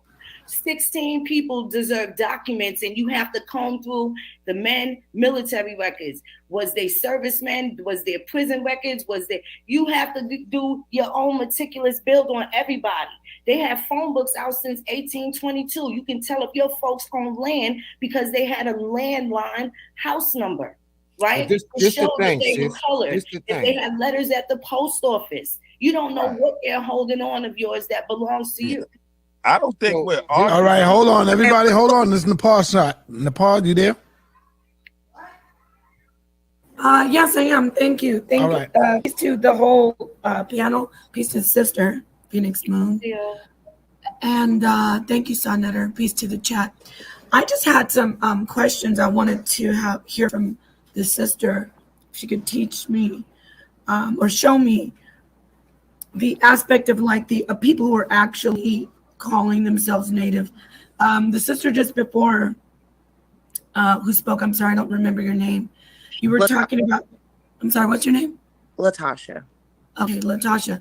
I think she was saying about how she doesn't want to, I guess, just in my words, culturally appropriate African culture. That she respects that, and that's a good point. So that brings me to my question. What about the people like the Hopi and even Mexicans who are, they claim to be ancestors of the Aztecs, but especially the Hopi? What about those groups who for thousands of years have been practicing this culture? Are they Native, Phoenix? Like, do you see them as also Native? Can you talk to us about that? Yes, I do. They just have a different set of admixtures based off of not only the geographical proximity, but what crown was the colonizer of a specific area at the time. I don't exclude them. I just know they wasn't in Virginia, right? Oh, they wasn't in Virginia. I know that 10,000 years ago, they wasn't there. They was on their side. I don't exclude them, but I can talk about what happened in my section. And that's what doesn't get spoken about. You know what I mean? So it looks like they're the only people that were here, but that's not what Verrazano, that's not what any of these people talk about. That's not who Columbus took from the Americas. Even Greenland is a part of America, and people are so, geographically illiterate, right? Because there's ancient place names and there's imaginary borders, they still contained people. And these people all took on commercial activity as time went on. And with that, first and last names, it came slavery, slave trade, all sorts of different commercial activities. But I know here in Americas, this is the only place where they've changed everybody's name over and over and over again. They didn't just change American Indians to Black, white, Negro. They changed them to Hispanic, Latino, they're Chicano. They did a lot of things. It wasn't just us that they did this to, right? So this is the same thing that's occurred in Brazil, It's the same thing that occurred in the Caribbean, North and South Central America. And that's why I challenge people to actually look at the records. For every 500 slaves coming into Jamaica, you'll see that there's maybe 10 to 20 Africans, who their father is, if they have any tribal marks, how long they're there for, what name they're taking on. Everybody else is another American Indian from, if they're Creole, that's from a French colony. Right? If they're Sambo or Mestizo, they're from a Spanish colony. And it shows you clearly, meticulously documented, where these things, where they came from. And you can tell that it's the intra-American slave trade. Okay, thank you for clearing that up. I wanted to ask you two more things. Yes, okay, so I think you're different than some other sisters and brothers like who are in the struggle, you know, that what you're doing. I don't know if you call yourself Native American or Indian, so I'm trying to be careful with that, because I've heard some of them saying that those groups are appropriating. Okay, so I wanted to say I'm glad you cleared that up, which I already did.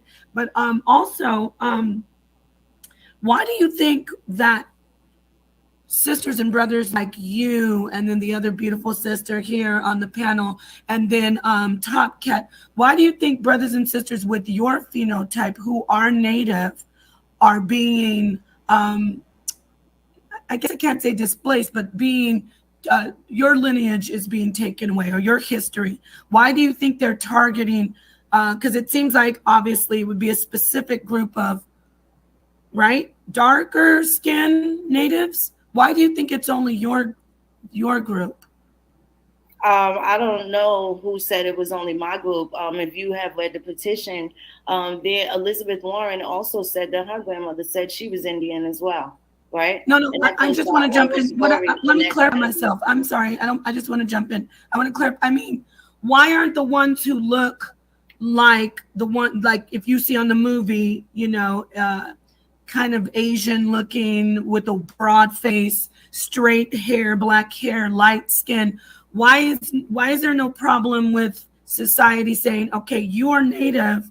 Why are they discriminating or keeping the history from so-called, African looking Natives? That's what I'm trying to say, sis. Like, can you explain? Is there something behind that? I could tell you that there's always been people that look like me that has lied to me about identity of themselves, of myself. Like, people done claim King Tut, they done claim Shaka Zulu. They did a lot of abusive things, a lot of grandma killing and grandpa killing, right? I've never had a dashiki, I never had a Nefertiti, anything, right? I always messed with my family. I sat at the elders' feet, you know. I always sat at the elders' feet, so I had a lot of information. I used to ask the right questions, and I learned through allegory and parables. My grandfather, he was amazing. He taught himself how to read, and he prided himself on us understanding a lot of things and how the old ways went, right? So I started off at my third great grandparents already. That was already almost 200 years worth of information from the people that lived into their 90s that I got to hear do this from the time I was a child till the time they went on. In addition to the old library card, I still have, you know what I'm saying, from the 80s.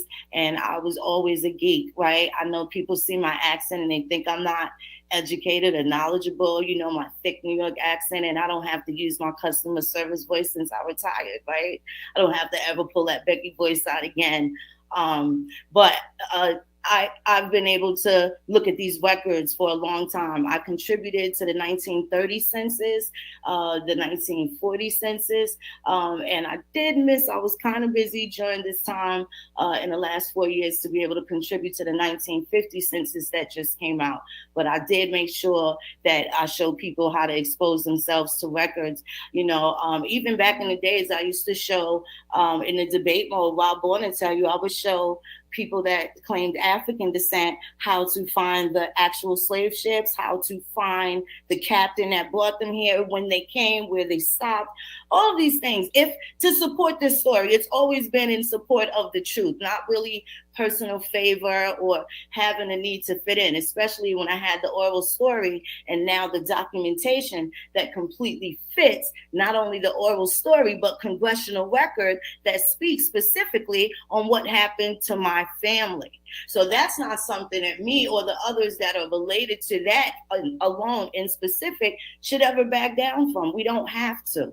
Right? And it's always been a matter of these unlawful and these illegal things from people that haven't learned the system, and they haven't learned it because it's probably not there.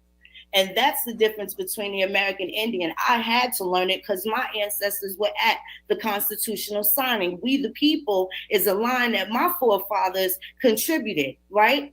When this was created as a republic in structure. Now, I know that there's a lot of people that look like me that made it very impossible to stay focused on what it was, in addition to the pale people that everybody else is mad at too. I'm not saying they're not guilty, but I can guarantee when I went out my door in order to preserve the little thing of my culture, just little things, knowing that grits come from the Chickahominy people, and losing that to soul food and got demonized to killer food, and now everybody's a vegan, but they can't tell you what herbs that they use to heal themselves, right? This is things that I know, local stuff about the land that me and my family know, because we're from here.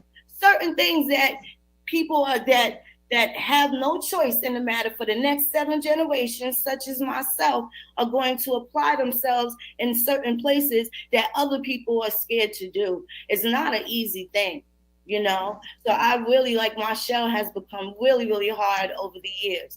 And what I'm saying is, regardless of what your designation is, I have to be who I am, and I'm going to be allowed to be. And then in the instance of people getting restitution or reparations, whatever it is that they're due to them, you have to have the genealogical proof and the tangible proof of what it is that your claims are going to be. All right. Thank you. Okay. We're going to move on down the road. Damn, Black Jesus just got off, and I was getting ready to call him. So we're going to Cosmic Chris 9 right now. All right. Peace to the panel. Peace to Phoenix Moon. I've been listening for a little bit. I agree with like 99.9% of what you're saying all the way. So I just got 2 little quick questions. Because I like that energy y'all just had when y'all were talking about getting our land back. So I kind of want to harness that energy again. Can you expound on the Freedmen's bank account? And for one, and for two, Yeah. I would like to for two, I would like to put out a question to the whole panel, the comments, anybody. Does anybody have a better way to get our reparations? What is owed to us than the American Indian route? Because I'm sold that the only way that we're going to get what's owed to us is if we accept or if we claim that rightful place. Yes, if we claim the name or at least the title that the people are owed, actually, like on the treaties or on all the documents and stuff, we have to actually claim that name. So, but yeah. Well, you can't claim it unless it's really yours. Just like people claim African and they don't know if they're African or not, right? Mm-hmm. They have no records, and there are records and ways to prove it. So if they, let's say everybody gets what they want, do people are they prepared with a chronological timeline of their grievances that they have? I'm not saying people didn't go through shit. I'm not saying no Africans wasn't here. That's never been what I'm saying. What I'm saying is if your family got bust upside their head at any point during history in the United States and you got grievances, how are you articulating them? How are you stacking them up against the laws that they created in order to use their shit against them? Or just are people feeling in such a way that they're missing what's actually written to protect them that doesn't get used? Because we're sitting here worried about phenotype, but the law blatantly says that white people are the original Africans. Y'all niggas ain't mad at that, but you're mad at me because I'm saying I'm Indian. Do something about that, right? Hey. If I was really coming for some damage, I don't have to really provide no specific answer to people, especially for the things that they don't know about. But what I am going to say is if I am imploring everybody, irrespective of whether you not have the slightest bit of American Indian or Native ancestry, if you feel like you have to associate it that way, right? But it still ain't going to erase my folks from the books in the 1600s. It's not, right? So when you get to that point, stack up every occurrence that happened throughout your family and make them pay the way. That's it. What do you have a problem with winning for a change, right? Aren't you tired of feeling defeated? Like they're not going to give us. Look at everybody curse. I cuss a lot, but I don't curse. People cuss and cursing when they acting like they defeated. And y'all just was saying that y'all created white people in the lab 50 years ago. I'm not running with that. That makes no sense when really people need to know what they folks was doing 300 years ago, 200 years ago, 100 years ago. All right. Remember his first question, y'all. Remember his first question. Yes, and I want to answer that. Go ahead, sis. Uncle Ben is not all of our uncle. Okay? We got to get over this amalgamation situation of everybody with this skin tone went through the same thing at the same time, and we got here to this place the same way. It's not even scientifically possible, nor does it make any common sense. We already know that people that look like us come from every continent in this world. There are pictures that show you what Black Russians look like, Irish, European, Australian. You can see these people. They're alive. They exist. And they've always have. So to play this game of this country is 250 years old, ladies and gentlemen. It's an experiment. There is no other land you can go to and live by any other rules than the laws that are on that land. When those laws were established here, the American Indian was a part of that signing. And if I may say, all right, those are our ancestors. I really believe that. And well, you have to just say, you got to prove it. It's not a belief. This is it's not all of us. See, that's the thing. Right. I understand that. But what I'm saying is that we say, like, as the conscious people, we give venerations to our ancestors all the time. So if we're going to really do that, we need to know who our ancestors are. And if our ancestors are the ones who helped build this country and we're here, then we need to not let that go in vain. We need to take our rightful spot. So if you're an Indian, now that's what? Right, beloved. That's what you're trying to say. If you're an Indian, now what? The answer is this. If you're an Indian and you have figured it out, and let's make it clear, if your Mexican homeboy, your grandmother is Mexican, he's a Mexican, okay? Right. So if you sit up here and could say the words that my grandmother was an Indian, guess what, sir? The math is right there for you, okay? Right. So in that, if you're an Indian and you know that, the next step is to start finding the land that they owned, finding the cities that they lived in. Not all Indians. They had straggling Indians. They did. They had landless Indians. They did. Yes, they did. Everybody not everybody had land. Let me make that clear. Everybody don't have something. Everybody don't have land. But everybody some do not have land. But you'll have to find for the hardworking ancestors, for our hardworking breakbacking ancestors, we deserve what they worked hard for. That's and if fact. we don't deserve it, beloved. If we don't deserve it, it should at least be preserved. And not only that, there were laws set aside for us. No taxation. Yes. Okay. We were the Congress. Okay. Land was promised to us. Okay. As a people, like in areas of, if this is where your people are, you should be able to be there. There are a lot of things that were promised to people. That look like, if you think about it, you own some people come in and make deals. The Indian was the honest man. Mm-hmm. That was their name. We were the honest man. We were the farmer. You check your census records for all these damn farmers. Okay? And these people that tended this land you're not going to another continent to bring people here to tend land when you got millions of people already here that already tend the land. They live on it. They live in these farms and on these mounds. This is what the petition is about. The petition is about the misclassification. Is about the fact that we were who we were on our own land. And it's a hell of a lot worse of a horror story to me to think that if my family was in their own homes, and on some of my lines where they got ran out of their homes, packed up and moved, they like, I'm not gonna get killed out here.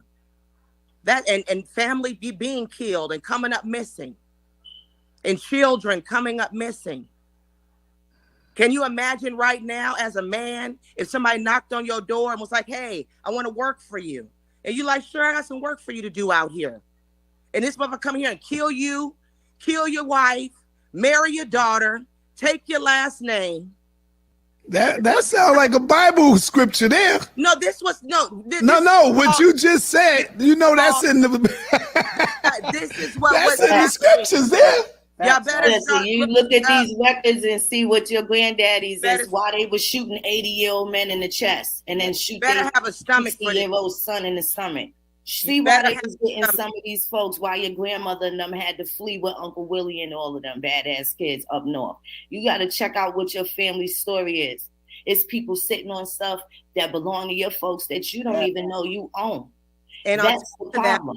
Once you work your genealogy up, wait till you start working it down. Do you know how many children we had? When grandmothers had 11 kids, and those 11 kids had 7 kids apiece. Those your cousins right now. Okay? We multiplied. There is a reason why we are out here, and a lot of them know a lot more about your grandmother than you do. Because a lot of people are doing research right now. You're going to have to get into who you are. This ain't a story about anybody else. Look, you want to know who this about? Go look in the damn mirror. It ain't all right. Let me bring on Mad Macca. Then we're gonna go to Apostle in the building. Are you froze, Apostle? Oh, okay. Mad Macca, you got a question, brother? Greetings, brother. Sir. Peace, brother. I got a nice to be in your show, man. Greetings to the yes, thank you. Show. I got a quick question for the ladies, sir. With all the research that Dr. Ben, Dr. Clark, and their extensive bibliography, Dr. Ivan Sertima, they came before Columbus. At the end of the day, all these Afrocentric scholars concluded that we Africans. Are the ladies trying to say that these scholars were incorrect? I am saying, I'm going to ask you a question. Have you read the sources, the scholars' sources? Tell me a source that Ivan Van Sertima got his information from. Can you? May I respond? Yes. He has multiple linguistics. He uses bones, spears. He has an whole plethora of sources that he used to conclude. Sure. I'm asking you not to name the things. Name the places where he showed that he obtained these things. These things, he had his own archaeological digs. Can I see the presentation of that? Because there's going to be some sort of body of work leading up to the body of work. So in the back of his books, he would have to have sources, right? So I'm asking you, what are the sources? Did you double back behind Ivan Van Sertima to see what his sources were and if it was absolutely correct? Or did you say, wow, this is a great book, I believe this man is the scholar? Because sometimes that's good enough for people, but I have to source the work. So you look at the scholar and then you source what the scholar is sourcing. What is the scholar using to come up with this? Because generally what I find is if I like the New York Giants better, I'm going to write a nicer description when I'm talking about football, especially when it comes to the Giants, right? Might not show the Bills the same kind of love because I'm a Giants fan. So if I don't give my reasonings why, it doesn't really matter to me because Ivan Van Sertima did not know none of my grandparents. I can assure you of that. So when it comes down to these great works, they're great bodies of work, but there were nothing that I had to take seriously because it still doesn't allow me to talk about the 1400s. He could talk about the 1400s. Then that means I had a granddaddy. He had a granddaddy. I had a grandmother. Who's that person from the 1400s so I can fit in the timeline? I found those people. All right. So, go ahead, brother. So are you saying then Dr. Ivan Sertima and his sources are not credible? No, I'm just saying that generally people haven't checked the sources because they like the great piece of literature. But ma'am, I'm not saying if generally people are not this or that. I'm just saying based on his research. No, I did not go and do independent research, but you can verify his sources because of the places that he visited, and then he himself sourced these materials. And I've based off of what? I should be able to point them out. I can source the Revolutionary War by actually finding uncles, grandfathers that are directly related to me during that time in the 1700s, right? And then they had marriages and married other women and children and have a record of that. And then here comes another line for me. And then all of these things lead down to me and my children, and now I got a grandbaby, y'all. She 100. I understand, ma'am. So, okay, we can get off Dr. Ivan Sertima. So are you saying when Dr. Ben, Dr. Clark, and the other... I'm not saying any of those men did not do great bodies of work.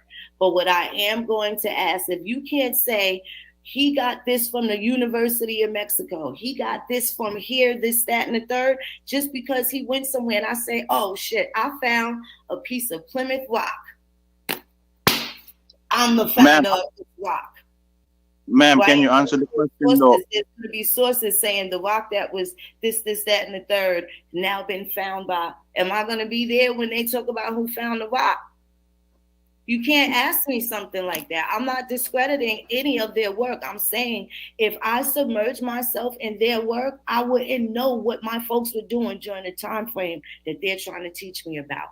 And then in that instance, I always wondered how come they couldn't insert themselves. So that means that their we excludes me.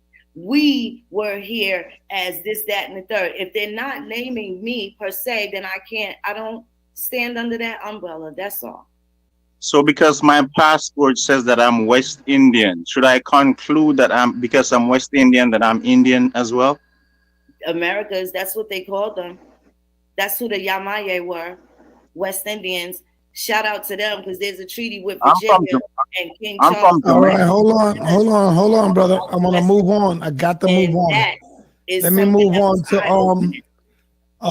Apostle, then Black Jesus. Apostle, let's go. Yeah, thanks, sir. I don't know why the brother can't understand. Her story is just different from yours. Maybe they were talking about your story. They're not talking about her story. We all got a different story. Sir, can I share my screen? God damn, for the first time, I agree with Apostle. This shit got to be a miracle. Hey, yo, I agree with Apostle on this shit here. Go ahead, Apostle. I can share my screen? Yes, sir. Go ahead, brother. Now, let me know, man, if my sound acts up or go out. Because when I share my screen, it does. But I'm gonna show me. All right. All right.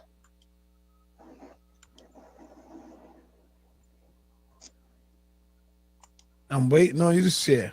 Okay, I'm coming up. It's coming up. Okay. I see it. Y'all see that on the screen? I see it. All right. This is my mother's grandmother, Levy. It's little, but we can make it out. The people will see it. They blow it up. They can see it. Yes, how do I blow it up? I don't know how to blow it up. I don't need it, but go ahead. Go ahead, brother. Let me see if I can blow it up. Yeah, well, let's see. No, just go ahead. Y'all see it? Yeah. Is it blow it up? Just go ahead, brother. No. Right. Yes, there you go. This is my mother, grandmother. This is her registration card. She's Cherokee, full-blooded. You see that? Mm-hmm. Native enrollment card of the 5 civilized tribes. Okay? This is my mother. 1898 to 1914. Right. This is my mother's mother. Right. It's her grandmother, my great grandmother. Okay, I want to show you something else. All right, this is her source. Now, this is Will Rogers. Hold on, this is coming to who my father is. This is my father, Homer Lavelle Rogers. I'm gonna go to his draft card. So this is your DNA. You took the DNA? Yes, sir. I got 3 DNAs, but I'm just showing this is one of them. See, that's what I'm trying to tell Phoenix. All you got to do is get your DNA, Phoenix. Look at how he's showing That's his. genealogy, so that's not DNA. I don't see no blood quantums, no nothing going on right there. Right. That has nothing She's to true. do with This is my DNA. This is my DNA report. Folks. Okay, this is my DNA report. I want to go to my father's draft card. This is my father's draft card. I'm gonna view it. What did it say, Sarnetta? Where you at? Right there. His race. Negro, black. So everybody, y'all see that? Yes. All right, so let's get off of the bullshit. Now, my mother's family, on her father's side, let me show you something. This is my father, the same guy that just showed us black. I don't want to, this is my niece. My brother is her father. From my father. Okay? So I want to end all that bullshit about my nationality. This is DNA. This is true lines.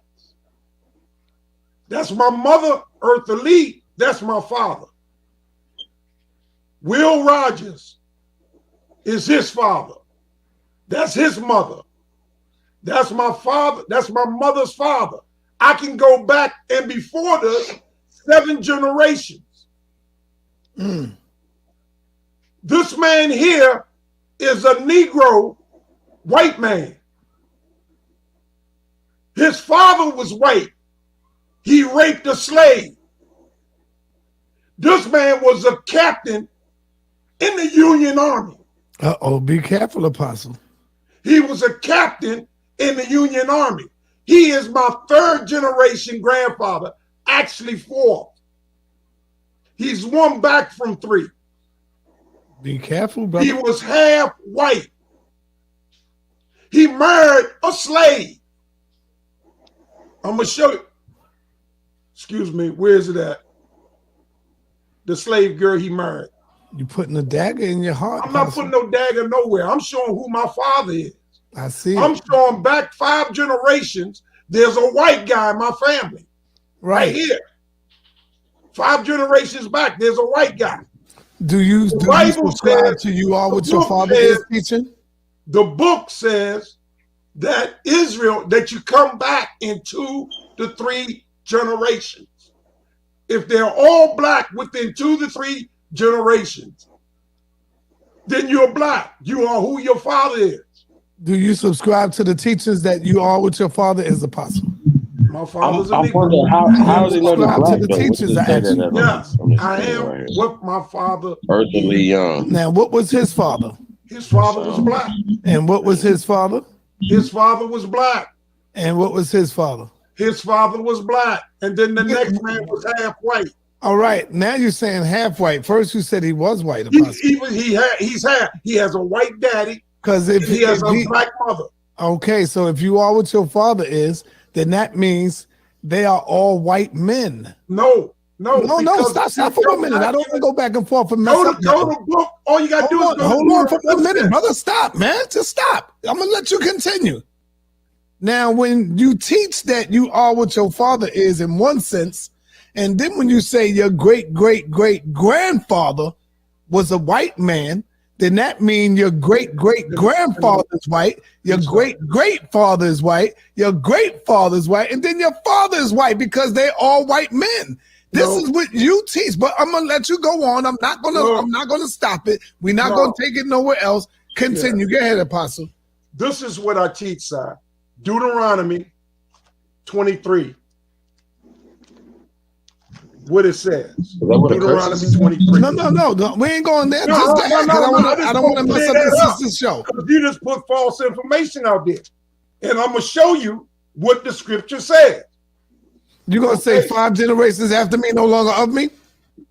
It says within 2 to 3 generations. Okay, I knew you was going to go there. Yeah, that's right. So then I'm black. God damn it. Don't put no misinformation. All right, go ahead, brother. Continue. For 4 generations, my parents are black. Both. Okay. All right, continue, brother. You got it. So I just wanted to show, and I was going to show you what Olivia's father looked like. Now, even if you're going to use that logic, Apostle, then you can't claim that you're a Hebrew Israelite, because how many generations? Stop. How many generations came before you got here? See, you just said 3 generations after me will no longer be of me. So brother, when I'm talking, can you please be quiet? Damn. Shit. I'm gonna let you go to defend yourself. And so when you say 3 generations after me, because you just used that, so now you know I got to use it with Isaac, Jacob, and all that stuff. See? So you don't want to shoot yourself in that foot. Either you're going to use the same logic when it comes to that, or just leave it alone. Go ahead so I can get back to the show. Go ahead, Apostle. Finish. I use the same logic, sir. It says it only takes 2 to 3 generations before a person can be allotted back in the tribe and in the sanctuary. It takes 2 to 3 generations. That white man is 5 generations back. Okay. So I'm well within the 2 to 3 generations of being black, of being Israel. How many generations you away from Jacob? And that's just on my mother. How many generations you away from Jacob? From Jacob? What the hell are you talking Where about? do you come from? Isaac? Isaac what? Come on. Sir, what are you talking about? Man, Jacob let me lived move on to 2,000 Jesus, because you acting dumb now, man. You know exactly what the hell I'm talking about, Apostle. And Jacob lived 2,000 years ago. You want All right, then. So how many? Watch this. Press 1 in the chat if y'all know what I'm talking about, family. Just explain to me. I don't know if you know what you're talking about. I don't know. All right, well, we're going to see. We're going to watch this. Press 1 in the chat if y'all know what I'm talking about. I don't know he's about playing them. dumb now. I'm telling you, I don't know. Now he's playing dumb. And I bet you Black Jesus even know what I'm talking about. Explain what you said to me. Okay, what I'm saying is you use the scripture to say 3 generations after me will no longer be of me, right? No. That's not what I just said. He's still my great grandfather. So what I was saying, my brother, and I don't want to get stuck on this because it's not too deep. If you have a white man that is your great grandfather, then that means all of those that came after him are white men. According to your, let me finish. According to your teachings, that you are what your father is, right? According to my teaching, I'm gonna say, you go to 23 and you start at the beginning. He that is wounded with a stone, Deuteronomy 20, the congregation, the bastard shall not enter within the congregation. A bastard is somebody that's mixed. So it's saying a bastard should not enter into the congregation. It says of the Ammonites and the Moabites, they shall not enter into the congregation, even to the 10th generation. But it goes on and tells you, but because they met, talking about Esau, down here, thou shalt not abhor Edomite, for he is thy brother. Thou shalt not abhor Egyptian, because he's a stranger in thy land. The children that are begotten by them shall enter in the congregation of the Lord in the third. Don't move on now. In the 3rd generation. So in the 3rd generation, I move back into the congregation. Okay, let me go to Black Jesus. Black Jesus, you there? You got a question, brother? Why you take my time? I have. Can you hear me, sir? Loud and clear, brother. Can you hear me? I hear you loud and clear, brother. To the Aboriginals who are here, all right, to the Aboriginals who are here on the panel, do either of you or all of you have a European last name? And then I'm going to make comments after that answer. Can I get an answer from the Aboriginals on the panel? My last name is Direction. No. Excuse me? My last name is a Direction. A Delection? Could you educate me on that? What is that? A Delection? West. Direction. No, ma'am. I'm talking about your birth name, your legal name. I'm not talking about the name that you made up, sister. I'm not talking about the name that you made up. The Direction. Okay, well, I'm talking about your birth family name, sister. Now this shouldn't be that hard to say. Do you have a European last family name? Direction. It's not a European name. It is a Direction. Okay, thank you, sister. Okay, well, let me hear from the other sister. Thank you. Let me hear from the other sister. Ma'am, I got you. A Direction. Okay, let me hear from the other sister. Sister, do you have a European last family surname? Miss Evans, he's talking to you. Where's she at? Is she here or she gone? I'm talking to the other Aboriginal on the panel. I think she's not here.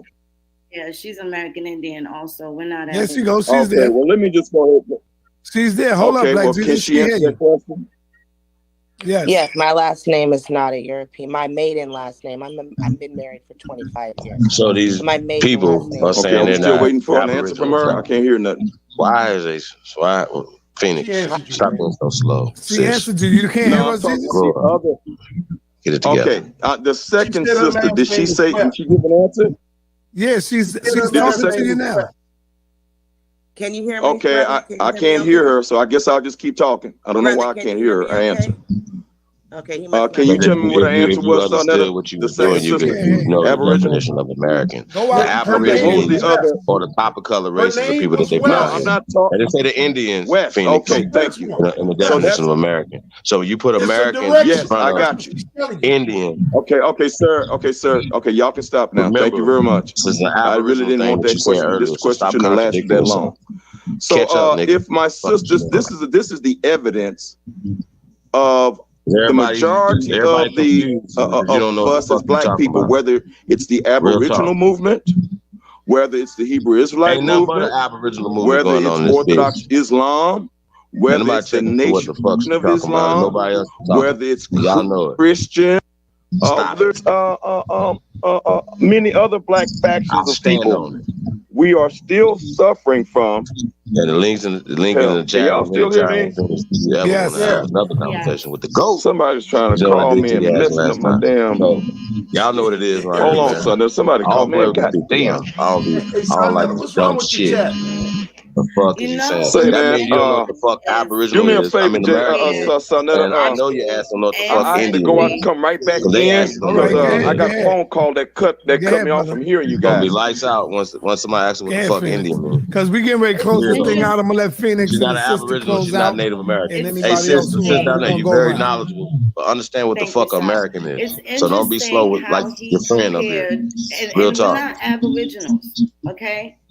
Damn it. Damn it, that's dumb. Genealogists, Triple like down we on go dumb record shit. for record. Like you gotta understand, this is not.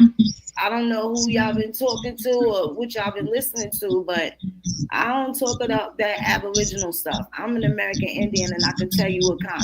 American Indian is my race, and I can tell you what my ethnicities are. That's something completely different. I'm not claiming Hebrewism. I'm not knocking y'all. That's not the same thing. That's not the people who was here in this land. Okay? We can prove what happened here in this land in a detailed manner that clearly a lot of people with these misunderstandings are unable to articulate.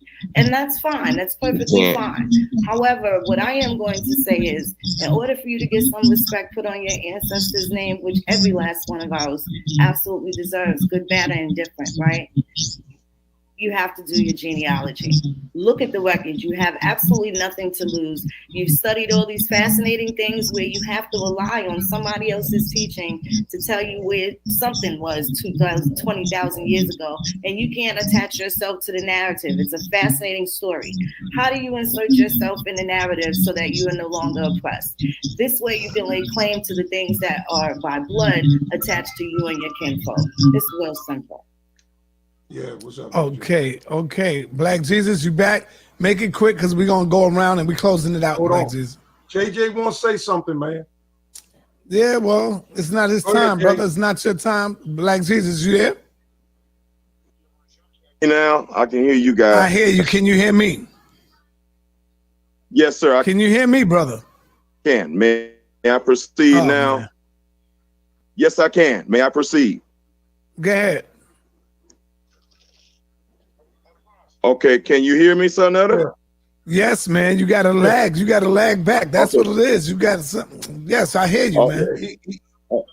Okay, thank you. So let me go ahead and speak. So brothers and sisters, this is the example that Black people all over the world, and particularly the Americas, Black people throughout the Americas, we are witnessing the suffering, the current suffering and the illness of self-hatred, and if all of our Hebrew Israelites who say that they're not African, our Aboriginals who say that they're not Africans, Christians, Muslims, Nation of Islam who say that they're not Africans, I promise you, if we could roll back time and put these brothers and sisters on film and recreate the doll test that was created by Kenneth and Mamie Clark, every last one of these Black people would fail the black doll, white doll test because of self-hatred, because of white supremacy and Black inferiority. Brothers and sisters, we just saw both of these Aboriginal sisters would not divulge their last family name. Why did they choose not to do that? Because they know that they have European last names or some other name other than an African name. And all of you who have European last names, including myself, and the majority of Black Americans, whether you're in North America, Central America, with European Spanish names, South America, and the Caribbean islands, you are a descendant of the Atlantic slave trade. You have a slave master's last name. How did you get that last name? Because you were a slave and you are a descendant of slaves.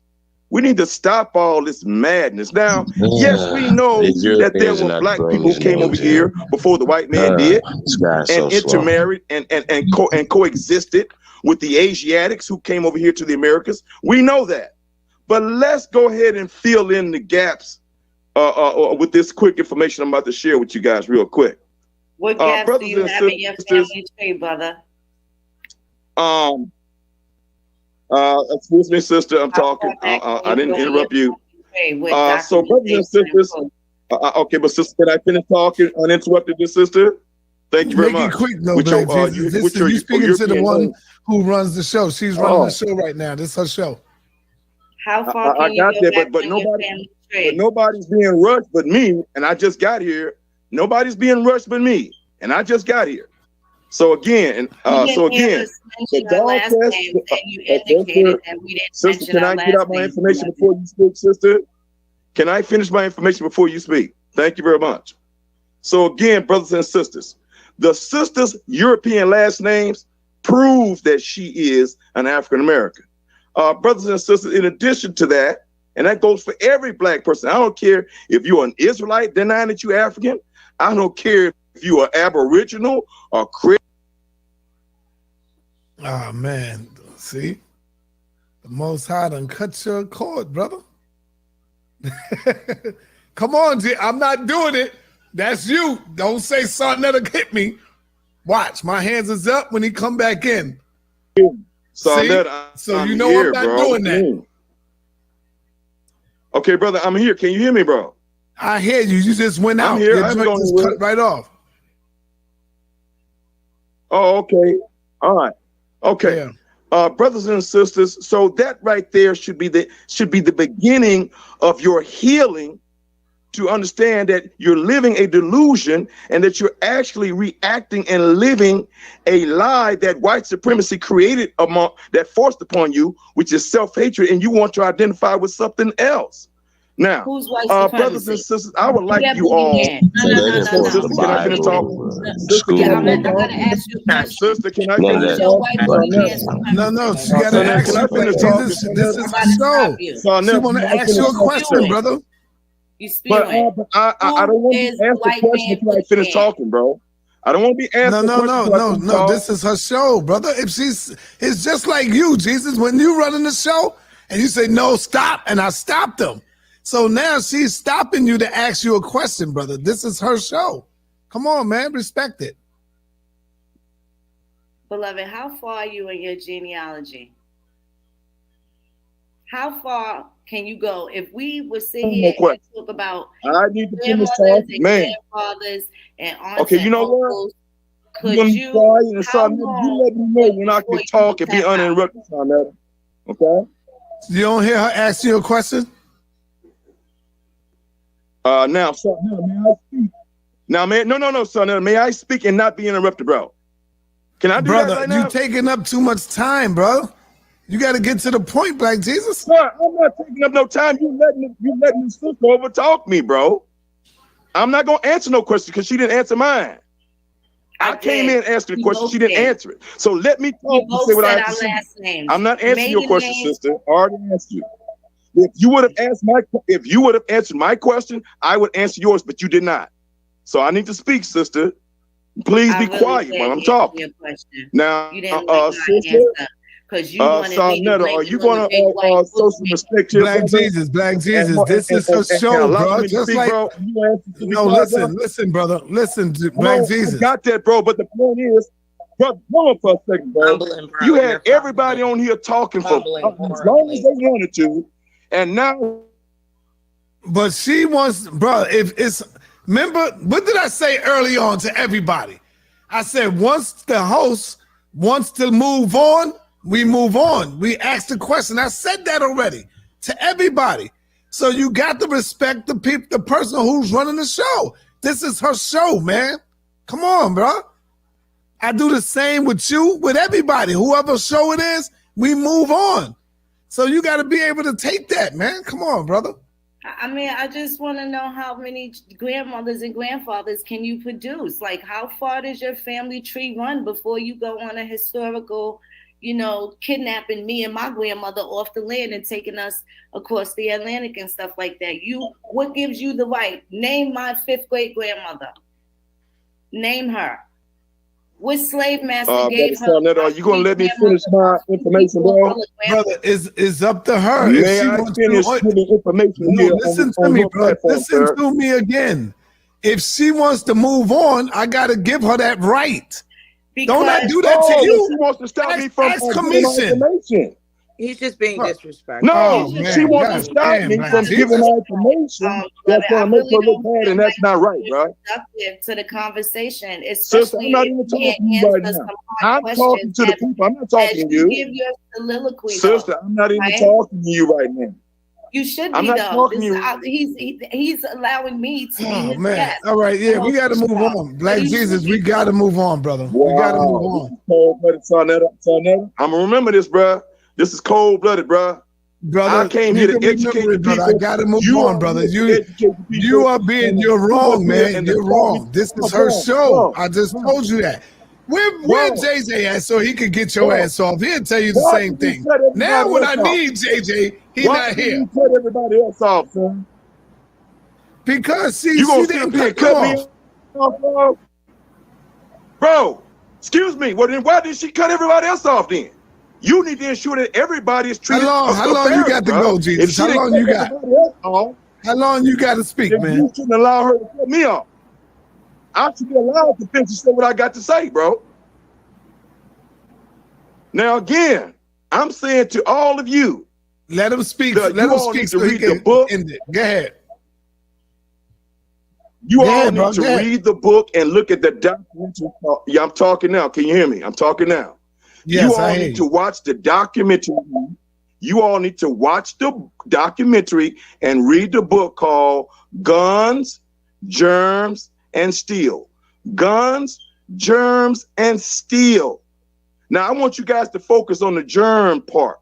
And this is widely known that when the Europeans came over here to the Americas, that the Native American Indians, the black ones and the Asiatics, had no immunity to the European diseases.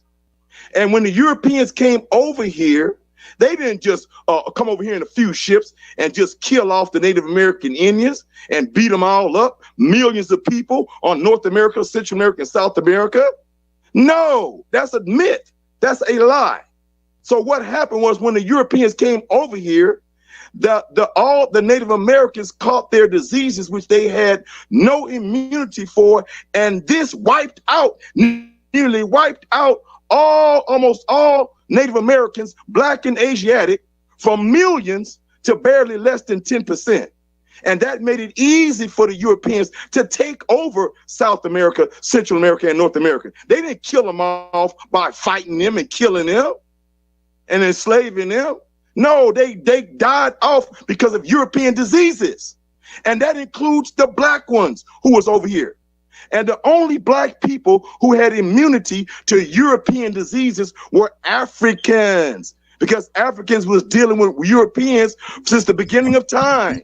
The black That's dummy. why I mean, when the black Europeans Jesus. came over here and What had about to have and did not have sufficient What about slaves that? among the Native Americans, because they were decimated and almost died out and almost became extinct. Where are Then they these recruited 200 million to 300 million Africans through the Atlantic slave trade and brought them over here to South America, Central America, the Caribbean, and North America. And for my sister to sit up here and say that she went 5 generations back and all she found was one Indian grandmother 5 generations back, do you know how many people that is that contributes to your genetic identity?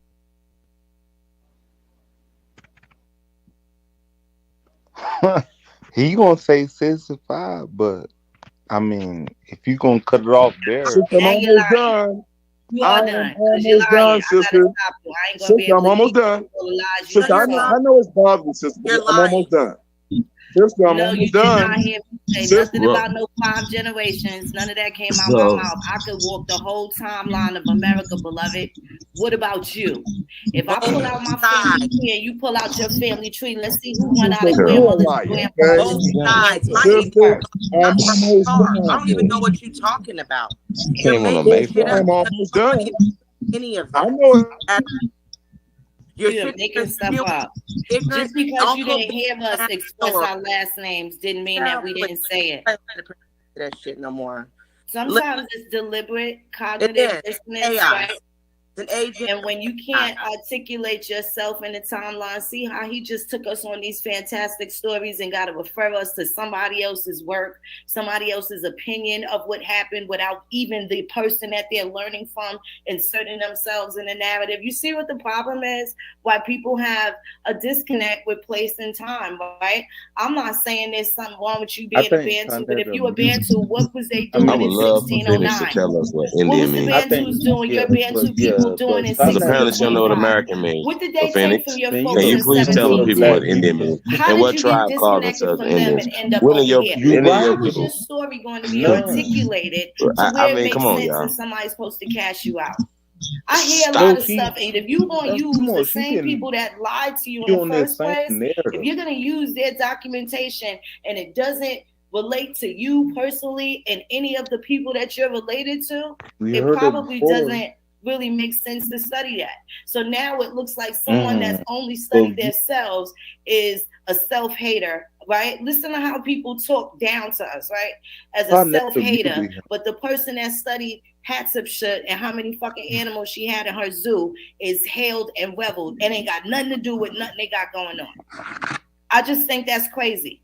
And especially when you're not applying these things to the actual people that desire and need the correction, right? Because the last I checked, there's no pilgrims or, people that look like Donald Trump over there messing nothing up over there. All those people that's suppressing them look like them.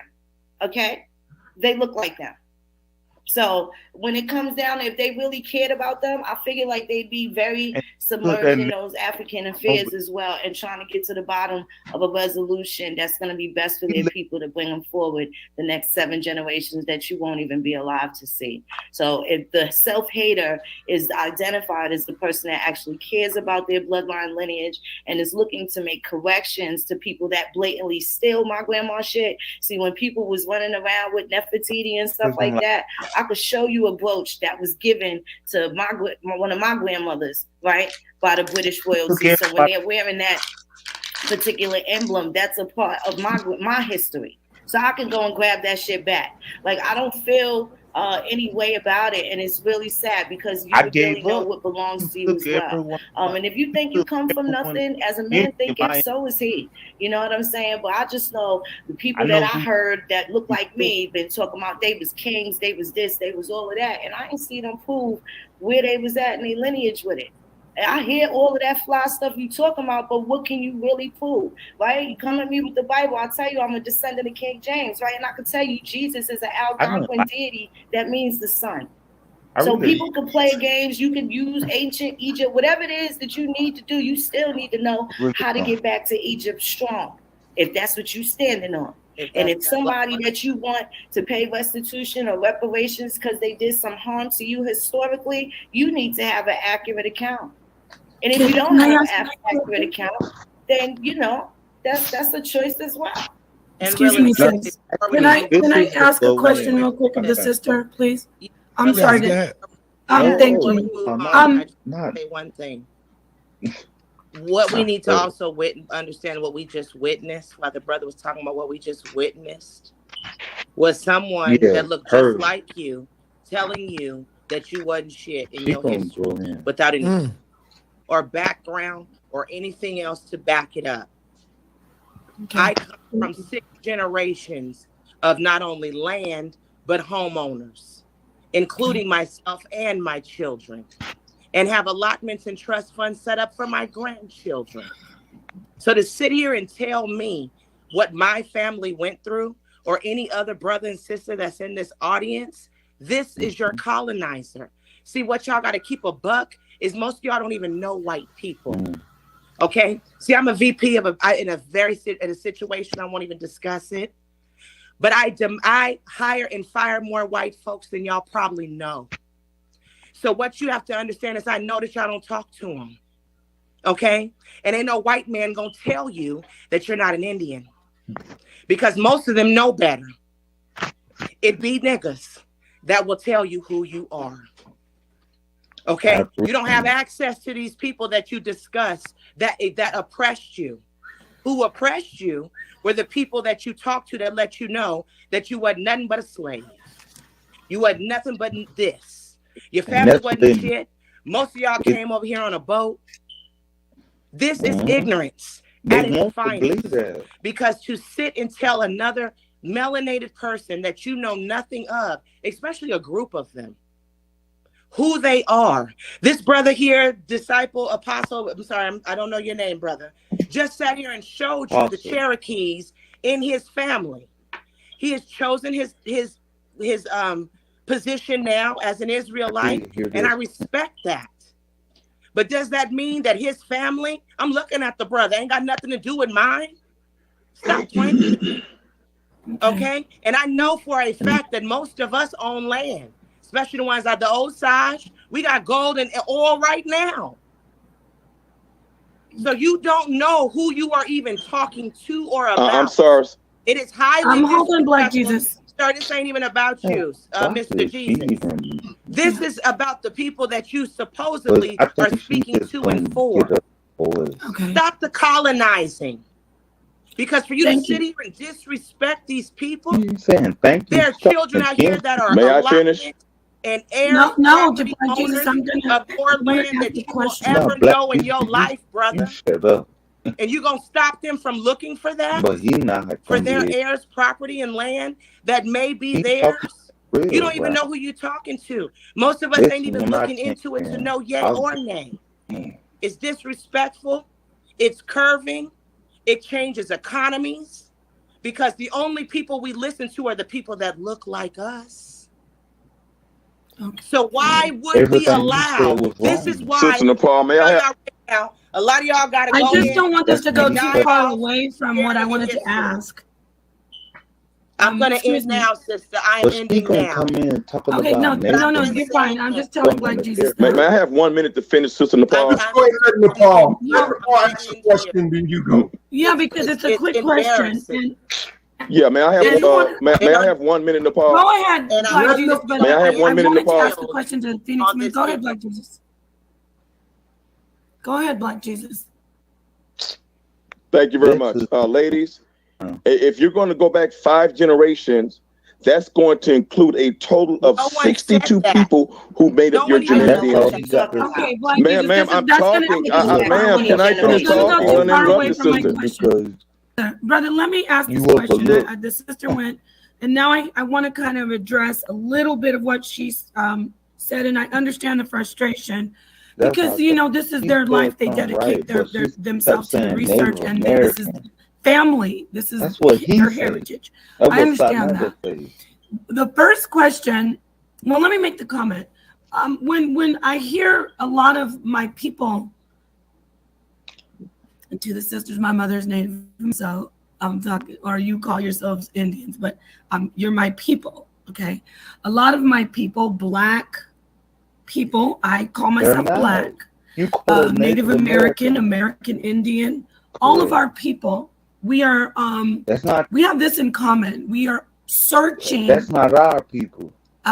For a disconnect of our heritage. Even though I know I'm not disrespecting the sister Phoenix Moon and the other sisters, I understand you have traced your lineage, you have your heritage, your family tree, everything laid out for you, but there's still this struggle that you have with society, where you have to try to connect the pieces, get what you want, get recognized the way you want to.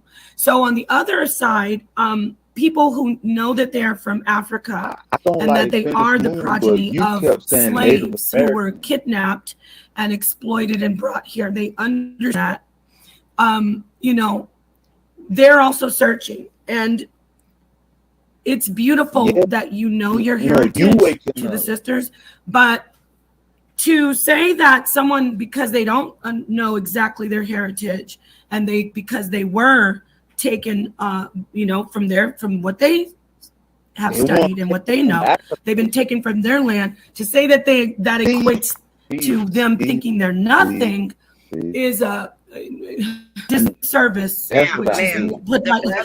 sis, that's not what. Hold on. Nobody will take it's okay. I'm just saying. A lot of you may not have said it, but a lot of people say it. A lot of people say it, my love, and I'm not being condescending. I'm not a lot of people. I'm Phoenix. No, I didn't use your name though. I didn't use your name. Somebody did say it, sister. So move on. Let her speak. I'm almost finished here. The other sister said it, so let's go. Listen, they're turned up because you're being attacked. I understand that. I understand you're defensive, and I totally understand that. A lot of my brothers and sisters who are American Indian say it all the time. They say, "Why do you want to be nothing? Why do you want to be off of a slave boat? Why do you want to be?" That is what's said. So that wasn't even what I originally wanted to ask. I wanted to ask my sister Phoenix Moon, and I'm so happy to be on the panel and having this discussion with you because, I think he's mentioned to you that my mom is Native American. She has Native American heritage. She's done her DNA. She's linked to, a reservation, all the whole 9 yards, right? But I want to ask, when you say that you are the heritage and the bloodline of King James, and then you also say that you are American Indian. Can you talk to us about your part in owning those who are African, the slaves? Because it's no doubt that King James had a great hand in slavery and owning those of us who you know, claim to be. Feelings with the Indians, beloved. Her narrative. And what about the Native American who owned They married slaves? into my family. I got relatives, European relatives that's related to him that married my American Indian family. They didn't have no slaves. I can't speak for all the facets of King James lifestyle or whatever. I just know I'm relative to him. Your blood related to him, right? Did in this country. Who? No, but this is the thing. I think that's from both sides. When it comes down to genealogy, like I said, he's one out of like 1 million and something Blood ancestors related to at who? different levels of my tree. My immediate people, my last 32 relatives, grandparents, great grandparents are American Indians. Now you're gonna get. And they own slaves as well, right? No, they didn't. None of your Native American No, they did family not. owned. No. Okay. So they're not that's the 5 civilized tribes. And while we're speaking about the 5 civilized tribes, right? Because I know they're not supposed to, the freedmen kind of got created and nobody even questioned how that happened, right? Oh, and this is that's how the- I know people are really not showing, they really don't know their history, right? Because they have the I ain't propaganda never that's guessed that. involved and the secrets of what the Confederacy was about, right? So if people now, if somebody explains exactly what happened from a first-hand account, they'll get called a coon, they'll get called all sorts of things, but they still won't be able to produce a document of their ancestor that was attached to either side, right? That's generally what happens. Placing yourself in the narrative. If people want to talk about the Civil War, how could you talk about the Civil War if you can't name Willie Jones that was actually in the Civil War? How's Willie Jones Who was related that? to you? That's your grandfather's grandfather's grandfather, right? Who? Well, Which means first-hand account. That gives me the first-hand account of Civil War. So now I can follow the regiment, the different military skirmishes, and I know all of the tangible details of this absence of my grandfather from this particular time frame and why grandma was enumerated in the house during this time. Where is he at during this time that he's not had a household? He's out at war, right? That's Those little beautiful. fine details. And that was part of the And you know, it's liberation. beautiful that the sister has done her genealogy. She's done her research. And I want to shout out and mention to everyone, please go do some research, find out about Antoinette Harrell. She is actually helping Black people connect to their heritage, you know, look in slave records. She's a great genealogist for the people. And so you can look into parishes if you're in the South. You can check parishes for your history. It's really hard for all of us. So I do commend these sisters, especially other people who, one thing you can't deny about these American Indian brothers and sisters, they know their genealogy. They do their research on their families. So thank you for answering my question. Much respect to the panel. I got her name. We Peace can go back and nice listen. speaking with you. Thank you. Nice meeting you, sister. Research project. Nice meeting you. Apparently, And a lot of it is a Let me get the brother Joe Ma. He ain't say one thing. He was patient with everybody. Go ahead, Joe. Brother Sonetta, may I finish my 1 minute, bro? May I finish I'll my let you 1 minute, finish Sonetta? after Joe Ma, because he ain't say one word. He been here patiently. He trying to teach Hebrews how to have some decorum. And you ain't hear one word from this brother. He ain't. Nepal you know. said Go ahead, Joe. Was a person that knows. Thank you. slave Appreciate it. Can you hear me? Yes, and he been in here longer than you, Black Jesus. Thank you. I appreciate that. Yeah, peace to the panel. I Peace heard to the that. chat. Peace to everyone. Peace to you, Phoenix. What's really important here is connecting your story to your family in the context of history. Yeah, he was good. That's exactly what this sister is telling you. Therefore, no one can tell lies about your people because you're going to know the story better than them. That's the whole thing about this. She's not trying to tell anyone's story but her own. But through that, she's connected to other people, to other family, to cousins, to other tribes that were here in place, holding shit down. See, socially, they made it funny for us I to know you claim can't hear any me, type but of King James, I want you They to. made it a joke, literally on TV, to laugh at For a quote unquote reason. Black people to claim being Indian. That was socially, psychologically made a fucking You could have left joke, King James out. so we wouldn't claim that. People don't understand that. And when these people are talking about DNA, you don't know what these white people are doing in the You could have lab. left King James out. 23andMe now is selling people's DNA to cops. Talk to them. The pharmaceutical companies. Check the articles out. You Leave spitting in a King tube? James out. Really? Really? It's not going to be that easy to find your family story by spitting in a tube. Let me give you some Thank sources you to for back what saying I'm that saying. again. All right? Science. And you Scientists. can't find King James Accredited. in a tube. Right? This article is called A Case of Mistaken Ancestry. Customer finds DNA test isn't very scientific. By Correct. Ron Burley. Check it No, out. he real. Yeah. Go to the bottom. The bottom conclusion, 2 I remember paragraphs. hearing. Can you find And it King says, James in a tube? good luck on that. As medical anthropologist Sandra Lee of Stanford University told me, providing parenthood is relatively simple. See, that's the simple thing, right? We're not saying that all DNA is fake. Parenthood is easy. That's easy. Now, when you're trying to find them long records, that's the hard game. Now, let me continue. Providing parenthood is relatively simply. You get half of your DNA from each parent, 50-50, right? That equation makes it very difficult to provide deep lineage. Are they You only still get half living? of your DNA from each generation. After 3 generations, that's only a half of a half of a half. Be good. You may not be carrying any identifiable DNA from any one specific ancestor. Surprised I ain't In other seen it. words, even if you pick a good DNA lab with a good reputation, you could easily spend your money, take the test, and still be no closer to knowing whether your great-granddad was Harry, Henry, or Hiroshi. Sandra Lee says that given the current state of DNA science, family stories and public records are still the tools for best tracking your ancestry.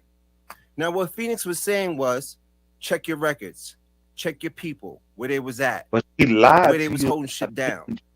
They don't want us to know. They've been trying to teach us we was the lost people for way too long. We not lost. We just not looking for our people. That's the fucking problem. Look for your people. Find yourself in the records, your people in your records. That's it. None of this fake story shit. All right? Back it up. Right? Because I know my greats. I connect my people deep in North Carolina and Georgia at this motherfucker. All right? We was forced Have you up, heard of up some north around- eventually through the Great Have you heard of Migration. A lot of us was. able to King James. Right? And you don't understand that they reclassified the Indian to Negro. That's on paper. There's no question about He that. said that right. Chief Right? said, And that was status purposes. one thing she said right. Status purposes. To put the white man up and the Negro or colored, what we know today as Black or African American below that. I All feel right? that. If you choosing a color, you choosing the status game, baby. And the status game is that That's why white is on top of black. I heard you Because talking. white people created it like that. That's just how that system works when you play the color game. That's it. It's plain and I'm simple. arguing with you. Stop playing the color game. Start playing your family records game, your surname games, your lineage games, For good memory. your truth. And basically, that's it. All right, Apostle, make it quick, brother, because I'm getting ready to end the show. I thought I was Mute going next, yourself. Netta. I ain't Oh trying yeah, thought go I ahead. was You going got next, 1 minute. Netta. Go ahead, Black Jesus. You got 1 minute because we closing out. What's up, Sarnetta? How you doing? Yeah, I brother? see you. I see you. Just speaking. I'm speaking I to Black forgot Jesus about Ministry. coming I'm in. speaking Came to in the too. sisters and the Damn, Indians and the disrespect Cowboys. this. I'm speaking to them. But I'm All gonna right, wait I for see you. Apostle. So let me let Black Jesus get his minute, man. Go ahead, brother.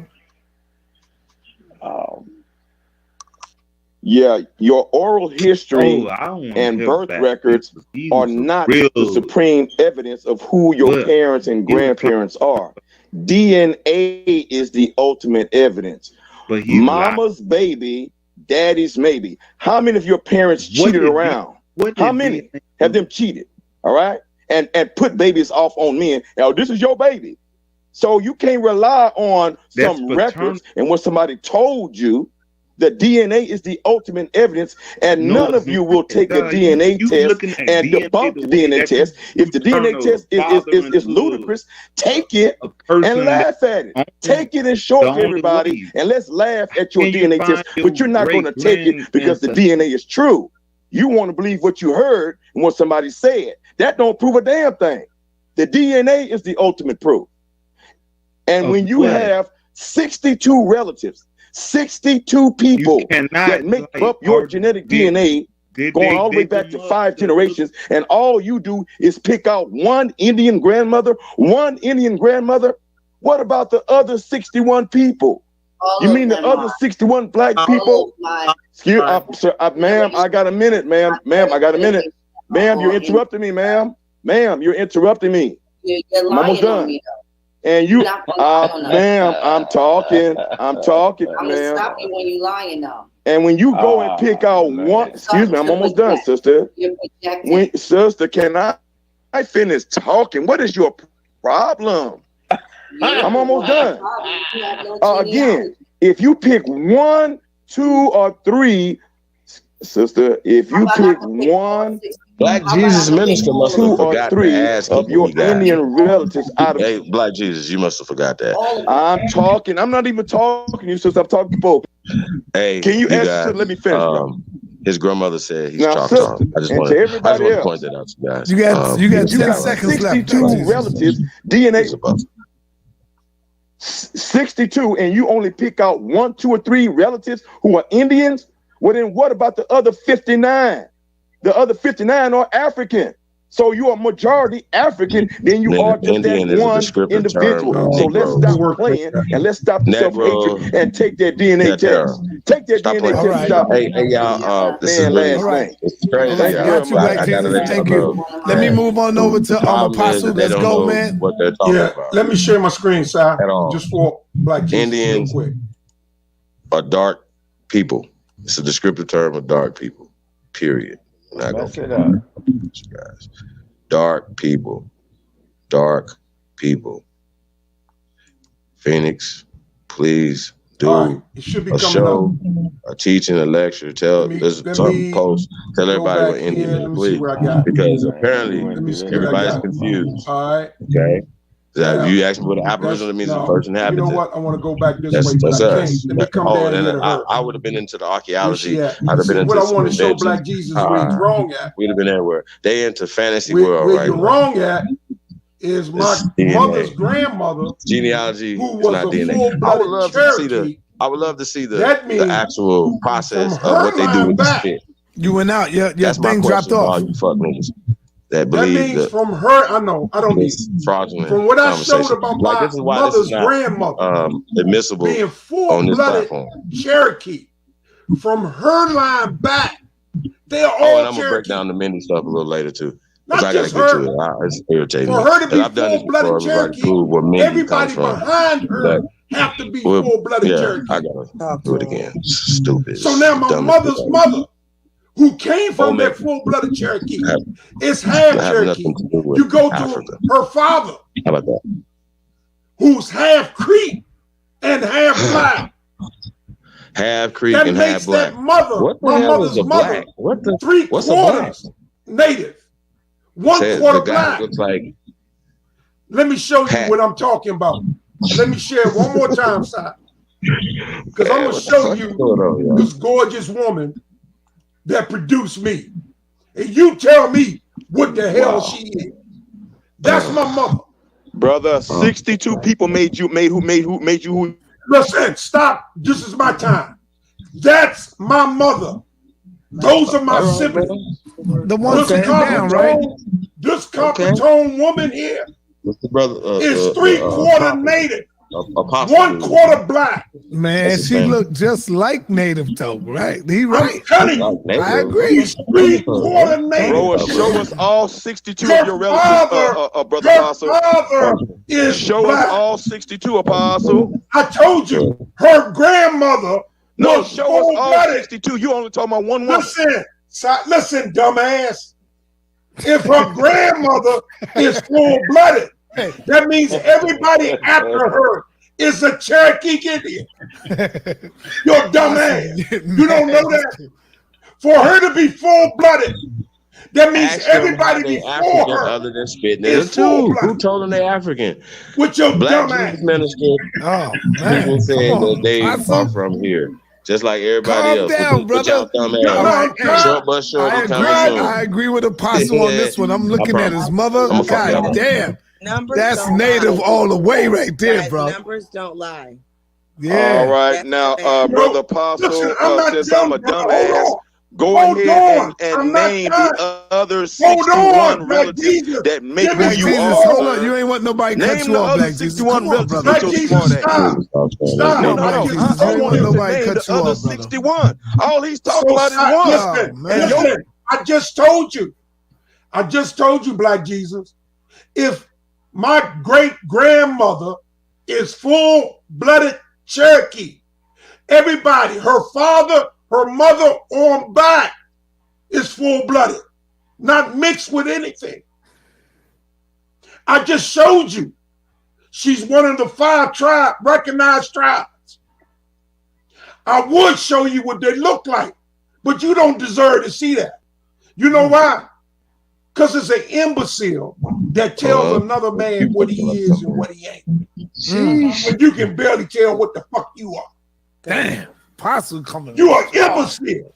If you want to tell a man what he is or what he ain't, you're an imbecile. And you don't even know what the hell you are. See, just because we've done research 37 years before computers, when I was in my 20s, I researched my family, 7 generations. Know everybody back. Know everybody for 7 generations. I did that on my mother's side. Because I want to know who I am. Now, as soon as I tell you who I am, you got the nerve to tell me who I ain't. And you ain't did shit. You bastard ass niggas. Damn. Like crabs in Apostle the ain't basket. saying that. You're like crabs in the basket. Pulling everybody down. This ain't Y'all was mad this when ain't I sign said that talking. Now, This I'ma me, tell you. nigga. Speak your speech, nigga. Speak Hebrew your speech, Israelite nigga. is not a Speak your religion. speech. You built like The that? religion I got is some shit for Judaism. you. We are Hebrew Israelite by birth. And I am closer to the American native than I am African, to right? anybody.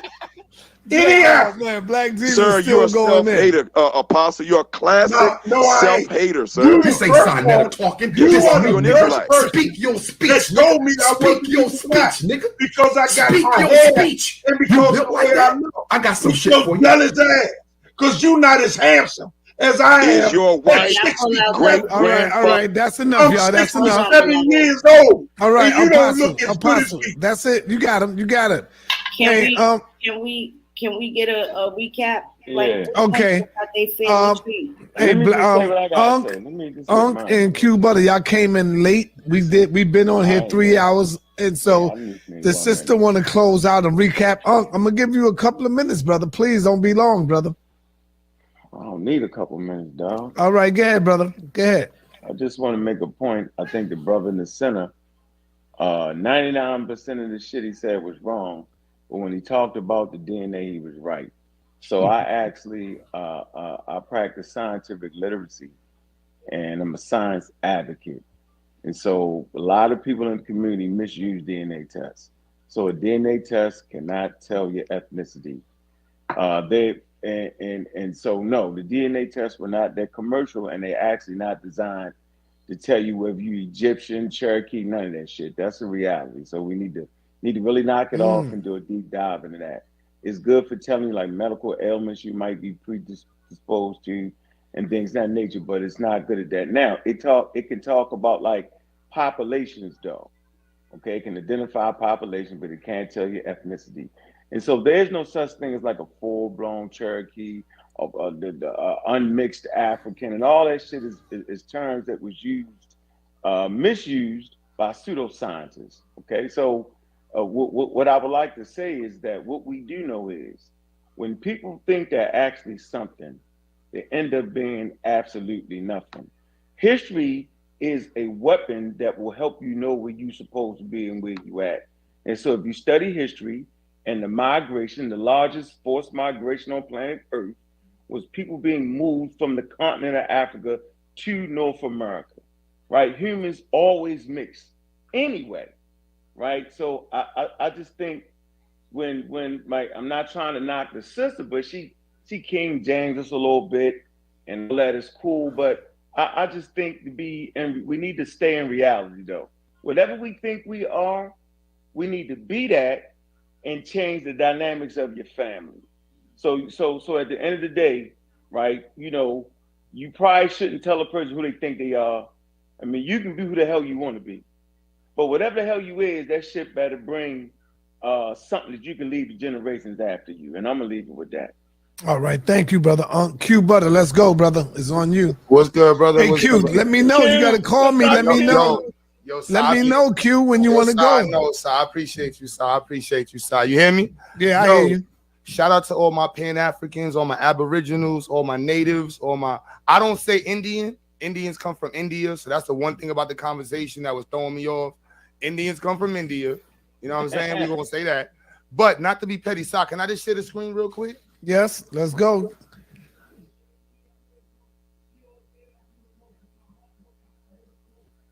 So I am really dope hype about this conversation. So this is literally what I teach social justice also in my institute.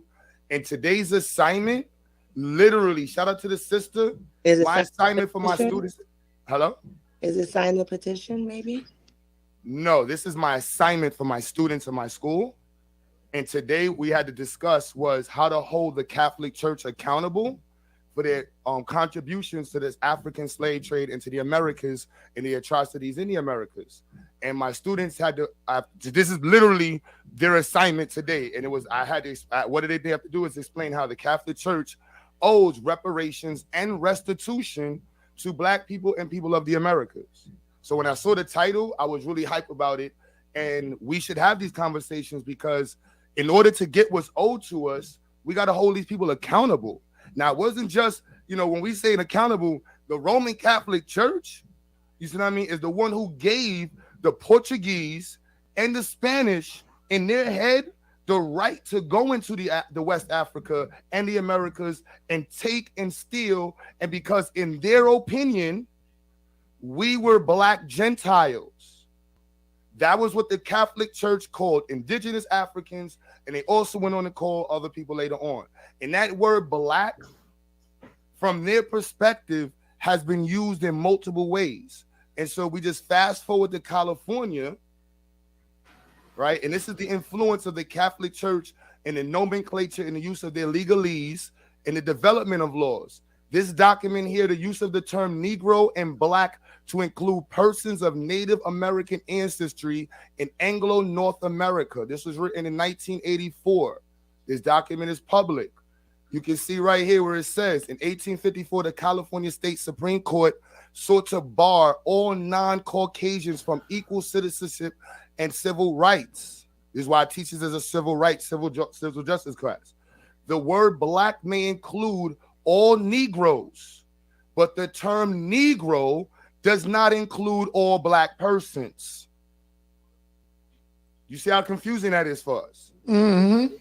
This is legal. This is in the Supreme Court of California, 1854. And it started with the Catholic Church naming Black people, Black Gentiles, and saying, we have no laws. You can do what you want to them. And it's your right to exclude them from rights and privileges. So when we're talking about restitution and reparations, any of our Black asses is included in this because everybody up here looks Black, Negro, or whichever one in between. And we've all been affected by the decisions that were made by the Catholic Church. And then we're going to talk about, let me just go real quick back, because what I haven't heard anybody talk about, you see, this is my social justice class. Man, you need to come do your show, brother, on this, man. I know, bro. Right? I got you. Right? Let me show you real quick. and letting This them people right here, the Bank of St. George, made us the Bank in the of St. state that we George in in right now. Genoa, Italy, a Jewish providence, was the people who loaned the money that established Virginia, the Dutch Indian Corporation, the West Indian Corporation. They funded the Mayflower. Look them up. So as times change, the usage of tithes, So was now one of the we look biggest up our issues, enslavers. and tithing turned into how the word taxes and how taxes No, were actually they the ones. collected. That's So a lot of the times the reason why we in wording the was position we manipulated in. during different eras because We taxes should. on black people, Well, actually, we which should were look them up synonymous with just to know slaves in that they different parts of did the it. country, Not to know that, each like, period. like So I'm depending looking on them where you up, were like from, they you had to pay ain't more do it. taxes. If they even thought that you had black people, this is No, one they the part reason here. why we in This the is when they position start to we in. remove Native Americans completely from the registry because they said, look, you are not a person. You are not, Yeah, you are they belonging. enslaved the Native And so for Americans. 70 years, under the Constitution, they wasn't even counted. And so they were renamed Negro. This so white people been playing with words and names.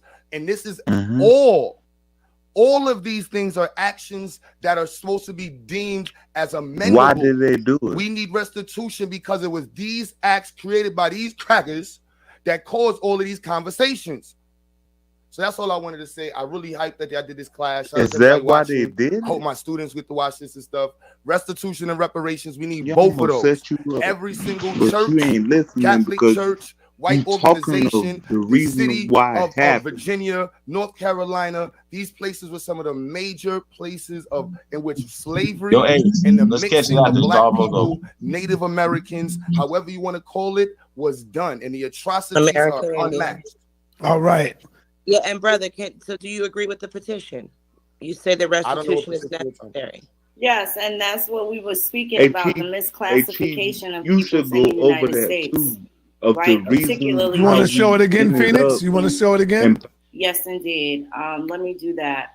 But And this is what we're talking about. I There never are, looked if at we can't it. agree on anything else, we can speak. You just read an actual source that shows that the American Indian was misclassified, right?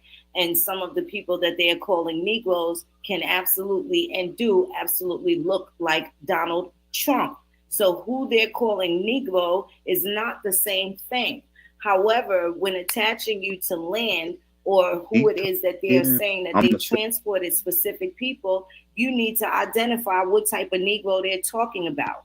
In the 1740 Negro Act of South Carolina, they specifically say that they are referring to Negroes as Berbers, the ancient Berbers, no one else. Was it So it didn't matter if they were dark skinned or what have you. The ancient Berbers is who they were specifically in South Carolina in the Negro Act calling Negroes, right? If you remember, one of the negative connotations or derogatory terms for Italians or Sicilians specifically was Guinea. They are the original. So when they teach the ancient Roman, ancient Greek, and you hear about Scipio Africanus, does that not ring a bell? Specifically because of Africa before the continent applying their name to the continent was no bigger than the state of Delaware. And please allow me to pull up this source from Princeton University that indicates that shows the first map, known map by Wildemüller. I think it's 1554, the first map of Africa. And please let me show you what it is that I'm talking about. We was already what the scholars say.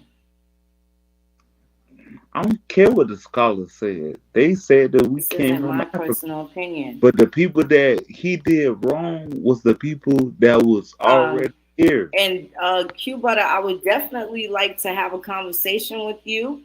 You definitely got the sources, and that's what I like to use. I like to use the sources. But this is really interesting, and let me drop this here.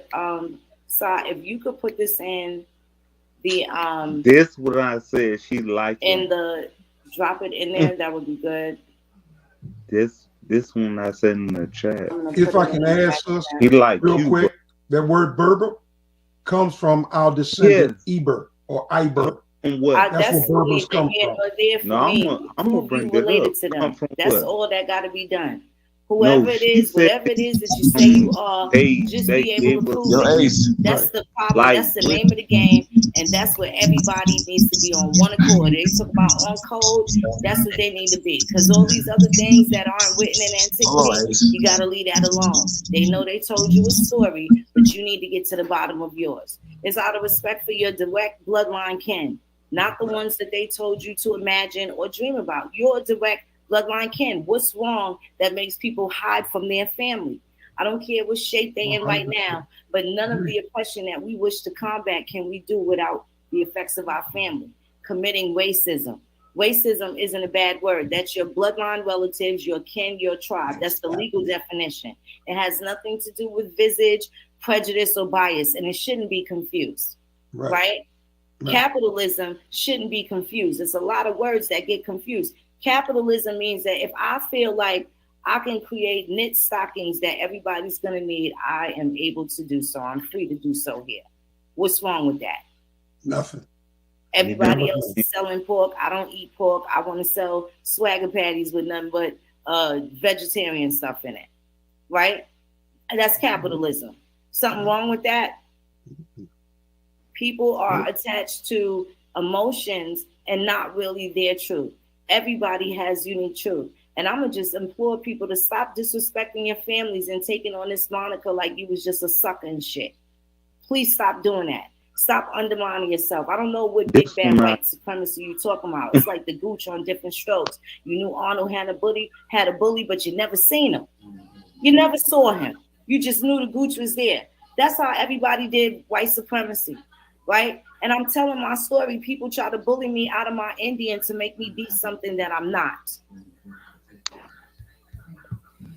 Right? You are, baby. No, that and in the was instance, already even here. as so-called African people, please understand, motherfucker, they misclassified you too. And if that African means something to you, go and get it back. They took away that Negro that attaches you to the land that they said they took you from too. You should feel some type of way. I implore you to deal with this daggone petition. It was already there. It's never been anything that directly holds people accountable for exactly what it is that they did. And if we can't agree on anything else, please, let's talk about the story that they told. Facts. And half of you wasn't even slaves. You really was kings. You was American kings. And if you was descendant of African kings, they need to put some respect on your name again then too. What are you going to do about it? You're going to keep crying? What the baby going to do? It's time for all brown people on the planet to really get what they supposed to get. Stop shadow boxing and missing the target. Let's get real serious here. Leave them other people books alone and figure out where you at in this historical timeline so that you can tell the truth on your family and make other people tell the truth too. All right, thank you. Apostle, go ahead, close out real quick, and then I'm gonna let the sister close out. Yeah. I thank you for this Latasha. bill. I got nothing but respect for you and what you believe. You got the right to believe it. So go ahead and believe it, you know. Nobody's going to steer me off my truth. You know, they can talk about my hat in the chat, that I got a Gucci hat on. That ain't all I got. I got a $2,000 watch on, wearing a pair of Adidas shorts. That's right. Sitting here getting drunk. You know?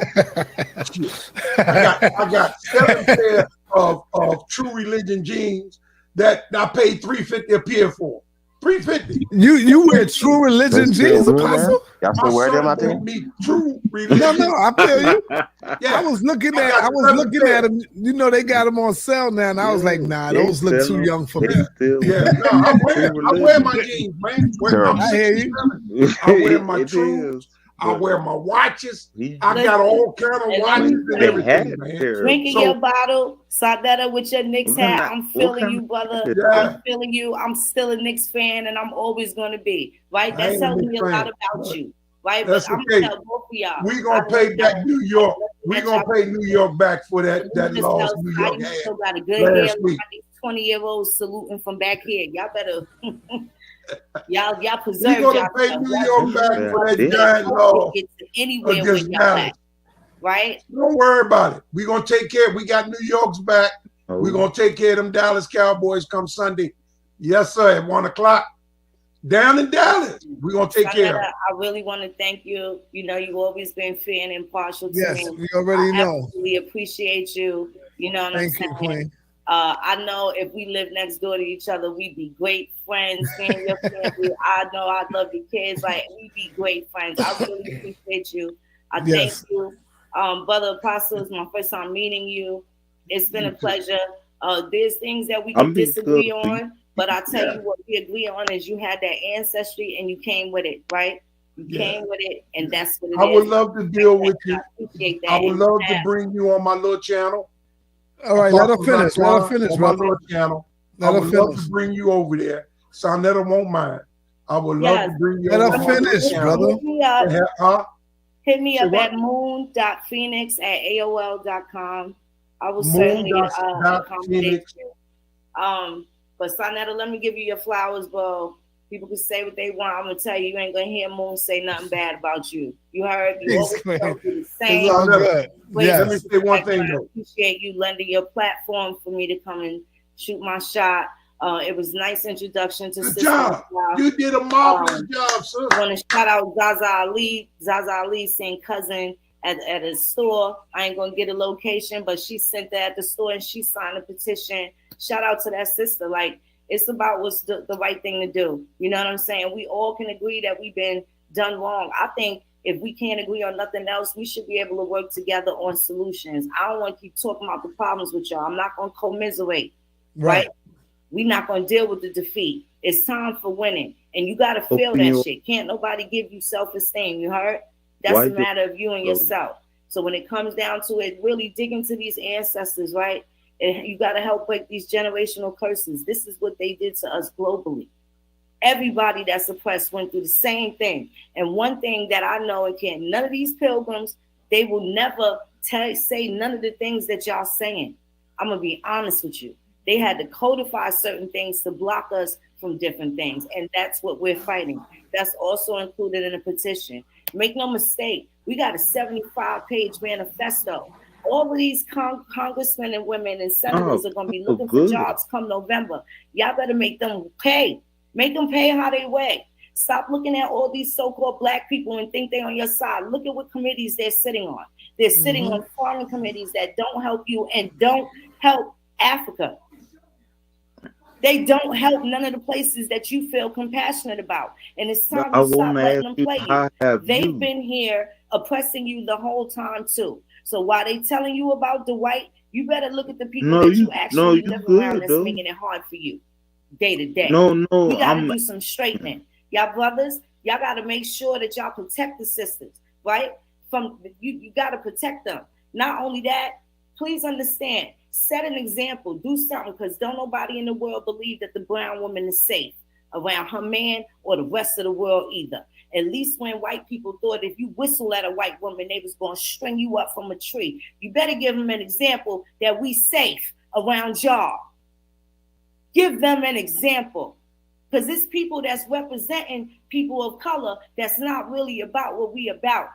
Them 7 generations, they're very important. Some of us got to backtrack, whether we got grown kids or not. Go and give them the new downloads and give them the truth, right? Especially if you done sat them on some stranger's lap in the mall in the Easter Bunny suit and told them that fucking rabbit shit out chocolate chicken eggs. Let's keep the real about it. We gotta raise our generations to do a whole bunch of fascinating things that they're responsible for anyway. All right. And with that, Apostle, peace and black power. We out, Apostle. She give the last word, man. Thank you, sir. Peace. So much. Thank you, Queen. Appreciate you. Yes, appreciate you. All right. Peace, everybody. Peace a lot, UK.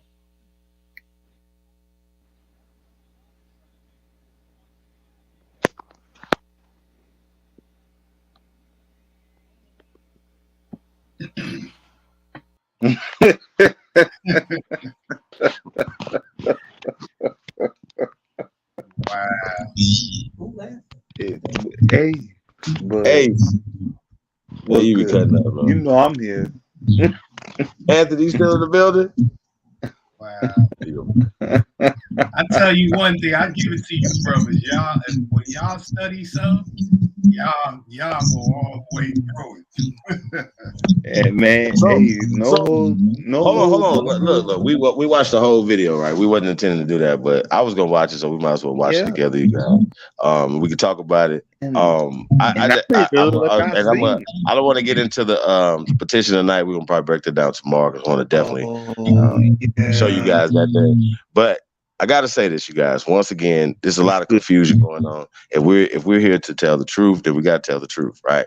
All right. So people are confused on these terminologies. Okay, there's terminologies. Indian is a problem. What'd you say?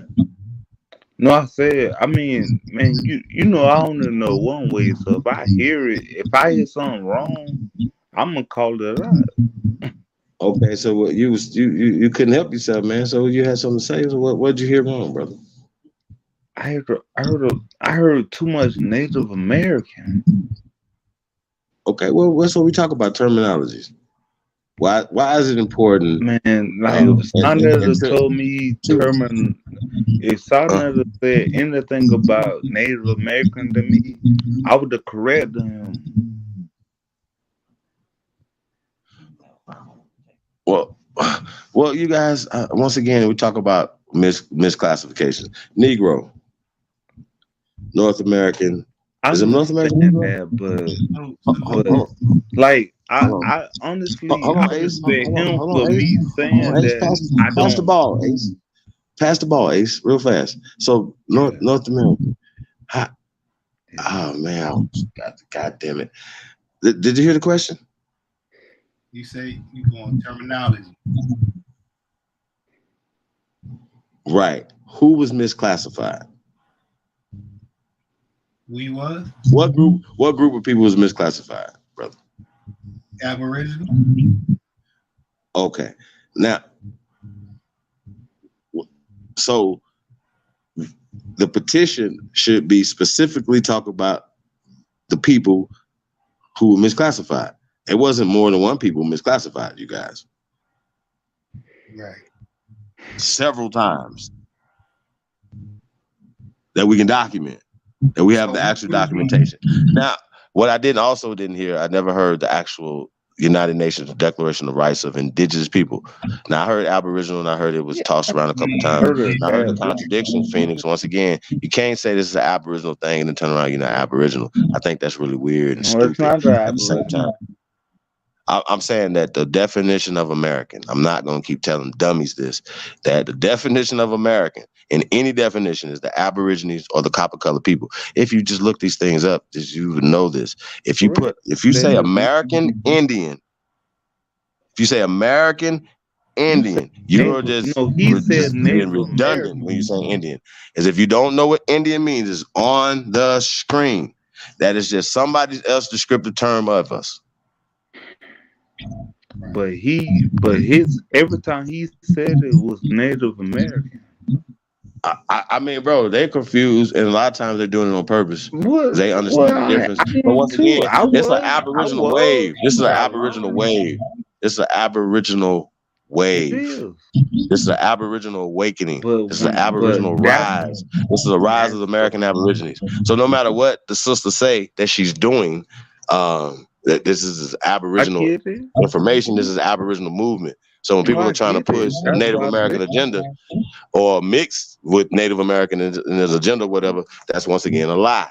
Now, when we talk about this OMEC thing, we're just gonna bust this down. That's what they want you to agree to. It don't matter what they want us to agree to. We're just gonna document what we can prove. Now, when we talk about these concept of OMECs, this is AD time. Okay, so we definitely know that we have way more ancient civilization here. So Lex Vortex was lying. But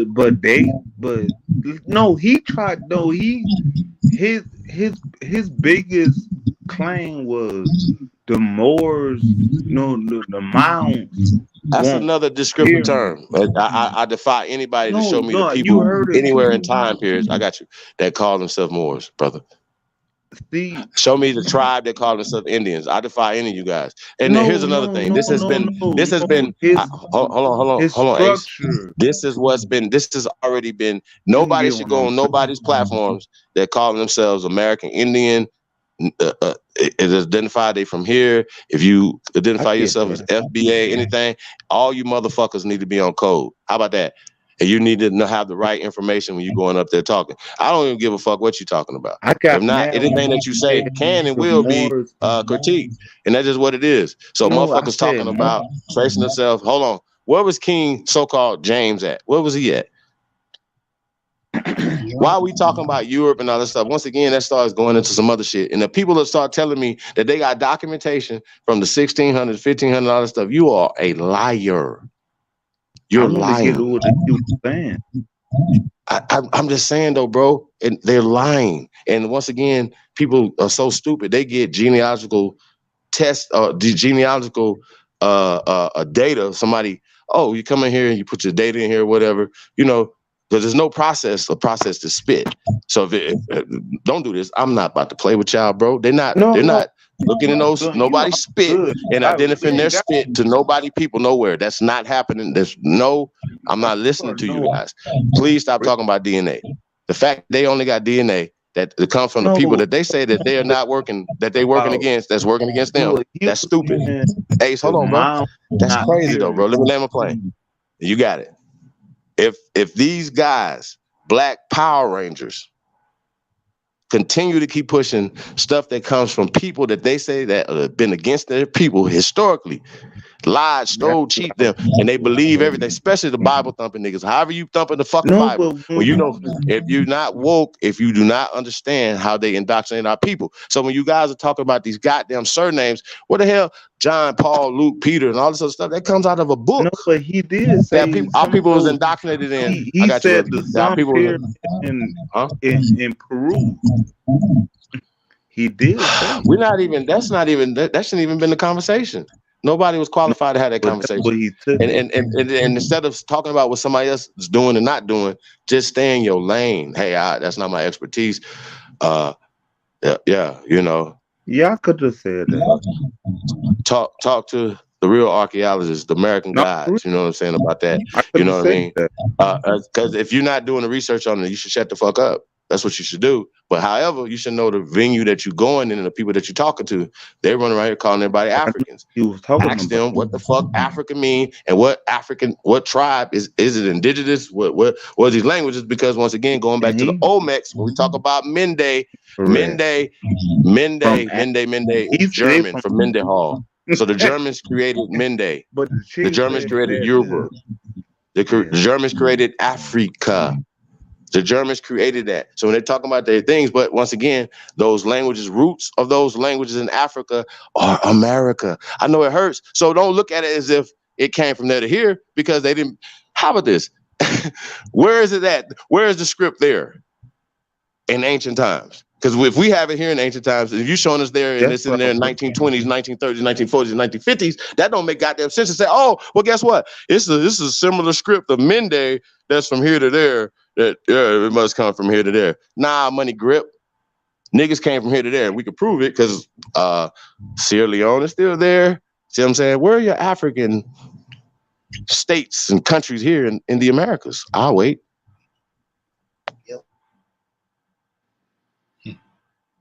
No, you gave him some game to like chill out for a second, but at the same time, I know about them, but at the same time, I haven't studied. Well, I study. I tell people, I keep it simple. I say if white race is oppressed and tell you you came from Africa, where would you think you was from? Not me. No, he's not talking to you, bro. But I mean, I'm just saying though, everybody has an oral tradition. First and foremost, is an oral tradition. Is oral tradition a primary source? Not me. I was talking about the structures. Oh, it is, brother. It absolutely is. I'll let him know. And let them tell it. But that's how stories were passed around, right? I'm not arguing. Through orally, through song, and through lose certain things. Even before written language, it was orally spoken. That's a tradition that we have, and we can go back and then show that ancient, right? So the point is, though, when we start talking about what we can prove, it's about proving something. So Dr. Ivan Van Sertima wrote, they came before Columbus in 1975 or something. So he didn't have the level of information that we have now, brothers and sisters. We just took, shout out to Dr. David Imhotep. You know what I'm saying? Hey, he said Africa's motherland, but he said America's grandmother. And he said he's basing that off of evidence. You're right. Okay, evidence. I appreciate you, brother. All right, for sure. Comanche, what up, though? Hey, I don't know if y'all got that. Ain't nobody sent that beat in yet. I'm definitely gonna let y'all know who sent it in first, though, man. Links in the building. Blue, what up, though? Blue, what time is it over there, man? Links in the chat room, yos.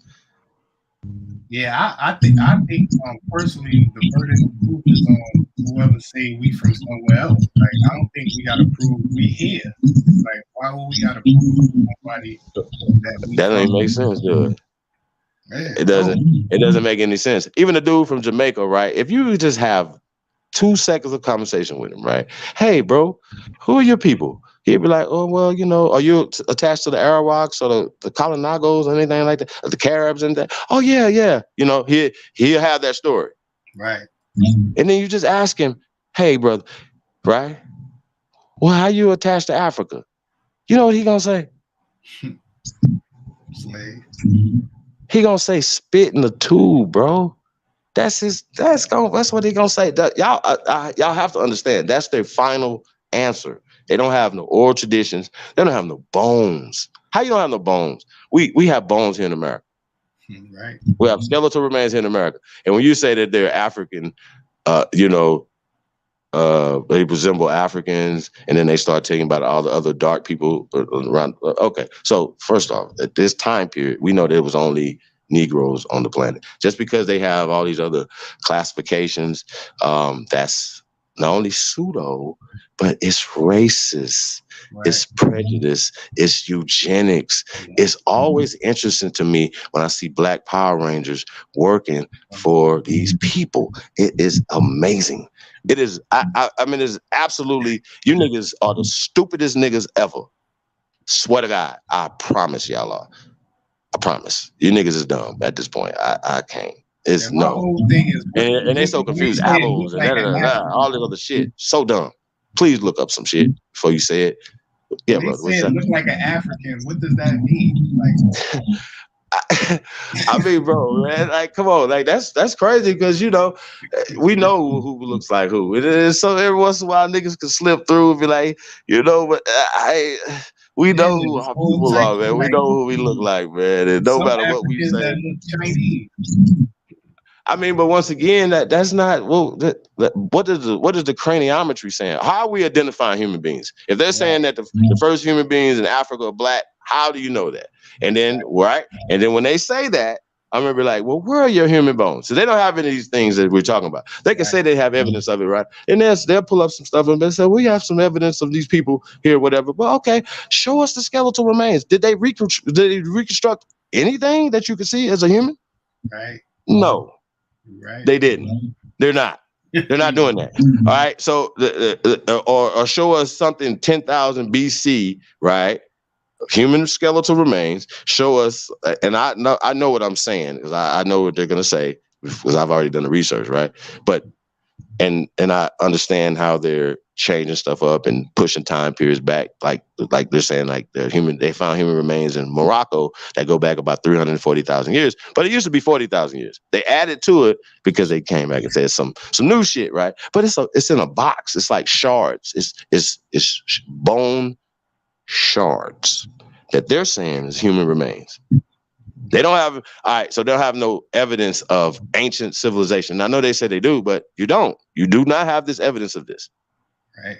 You don't have this evidence of this. You don't have the evidence of this. You don't have people that just said that they are indigenous, that they're aboriginal to where they at right now in Africa. You don't have that. You do not have that. You do not have that. You don't have it. So when they saying all these stuff, why are y'all? We are standing on the land. We have the oral traditions. We have the scientific evidence to back up all the oral traditions. And then what's so crazy is a lot of us have actual documentation. That is what's so crazy. And according to the UNDRIP and the ADRIP, if your grannies and them, grandpas and them, and people in your family have colored on their documentation, right? Colored means that you are part of the copper-colored Aborigines, aka the indigenous people of this land, okay, who have been classified as Negroes, Blacks, and African Americans.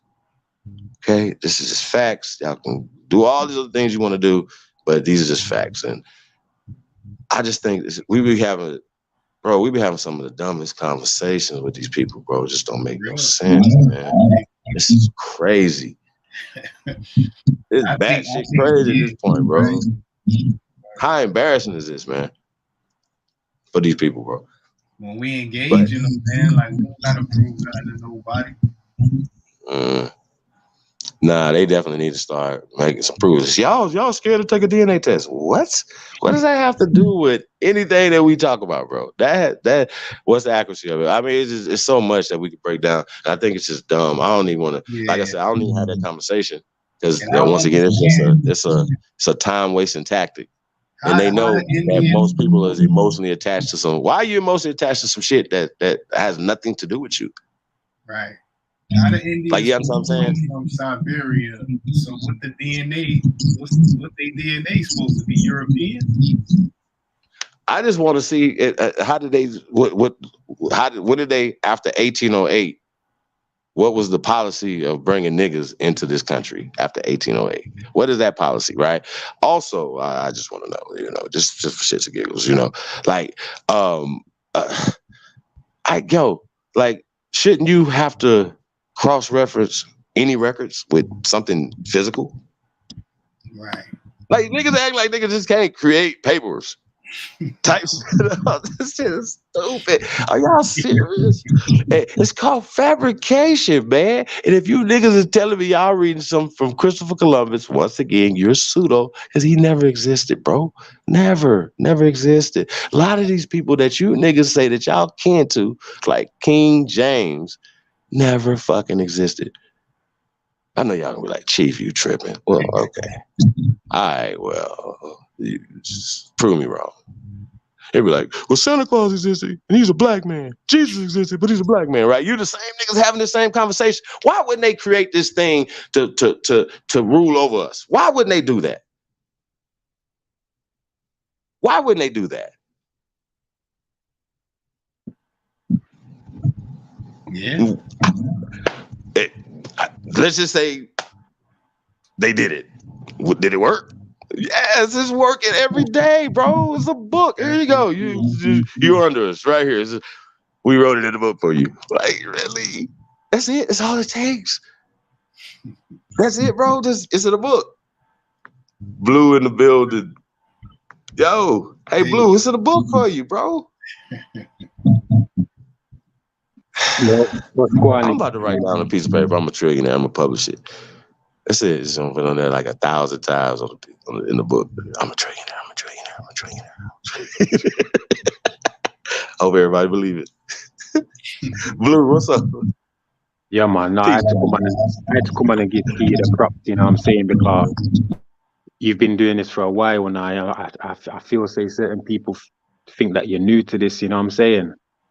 But you've been on this for a while, so much appreciated. But me personally, I've been putting in the chat, it's more about words, because you see all these bones and shards and fragments and DNA.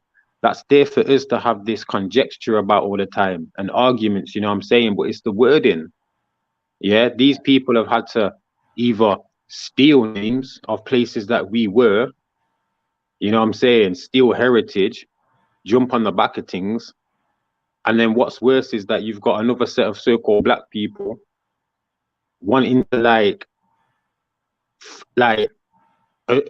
carry that on, you know what I'm saying? To say that even that we came from Africa to the Americas and we still not produced no culture or anything like that, but you can clearly see everyone's copying. Now, if you like bearing in mind as well, a lot of these books that we're reading online have been rewritten because there's no way a man's coming from Galilee or Gaul, as it was called, which was Europe. They want no France, want no Belgium, want no Italy, want none of them things. Want no Spain, all that was Basque, Andalusia, Castile, all of that there. Them man were speaking Indo-European languages. Them people were speaking Arabic. Them people were speaking Syriac and Aramaic. You know what I'm saying? How were they speaking Latin? We were the ones speaking Latin. We're the ones who integrated the English. You get me? In Europe, people didn't learn English in Europe. They had to come over here to learn it first. Because if they were speaking English in Europe, why have you got Germans coming over in the 1880s who wasn't speaking English?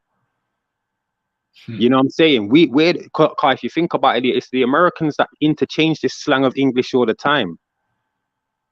You know what I'm saying? And it's the so-called upper crust of white people, that upper echelon, that think they're better than everybody, but really they've took the patterns off everyone and they try and speak that fake Shakespearean language.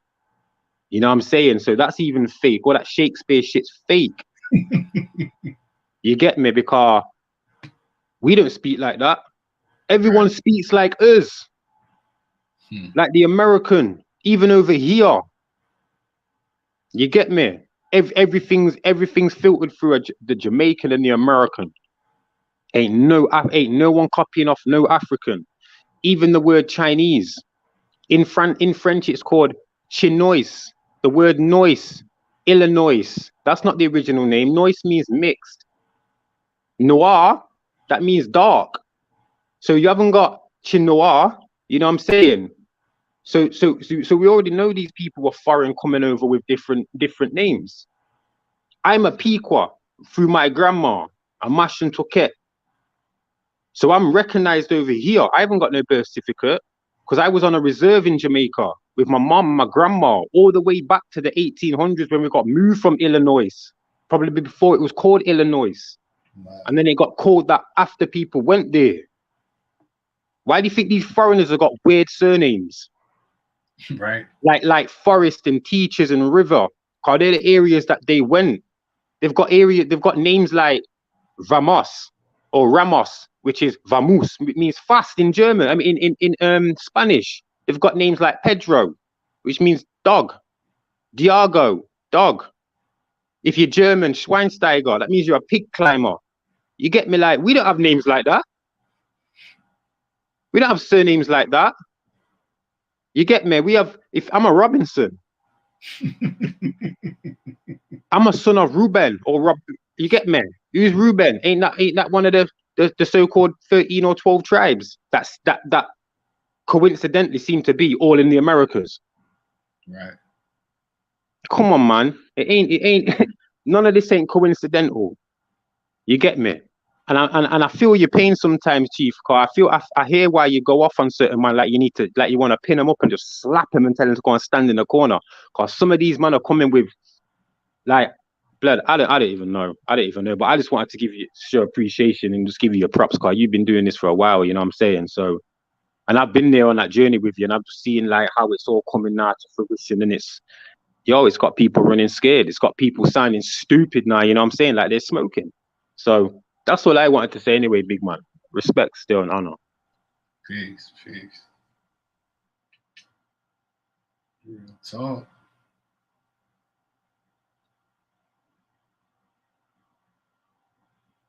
We just got to keep bringing that information, man. Forget all that other shit.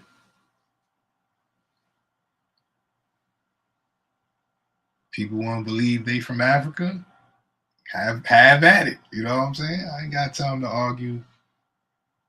You know, that's taken away from me studying where I'm from. You know what I'm saying?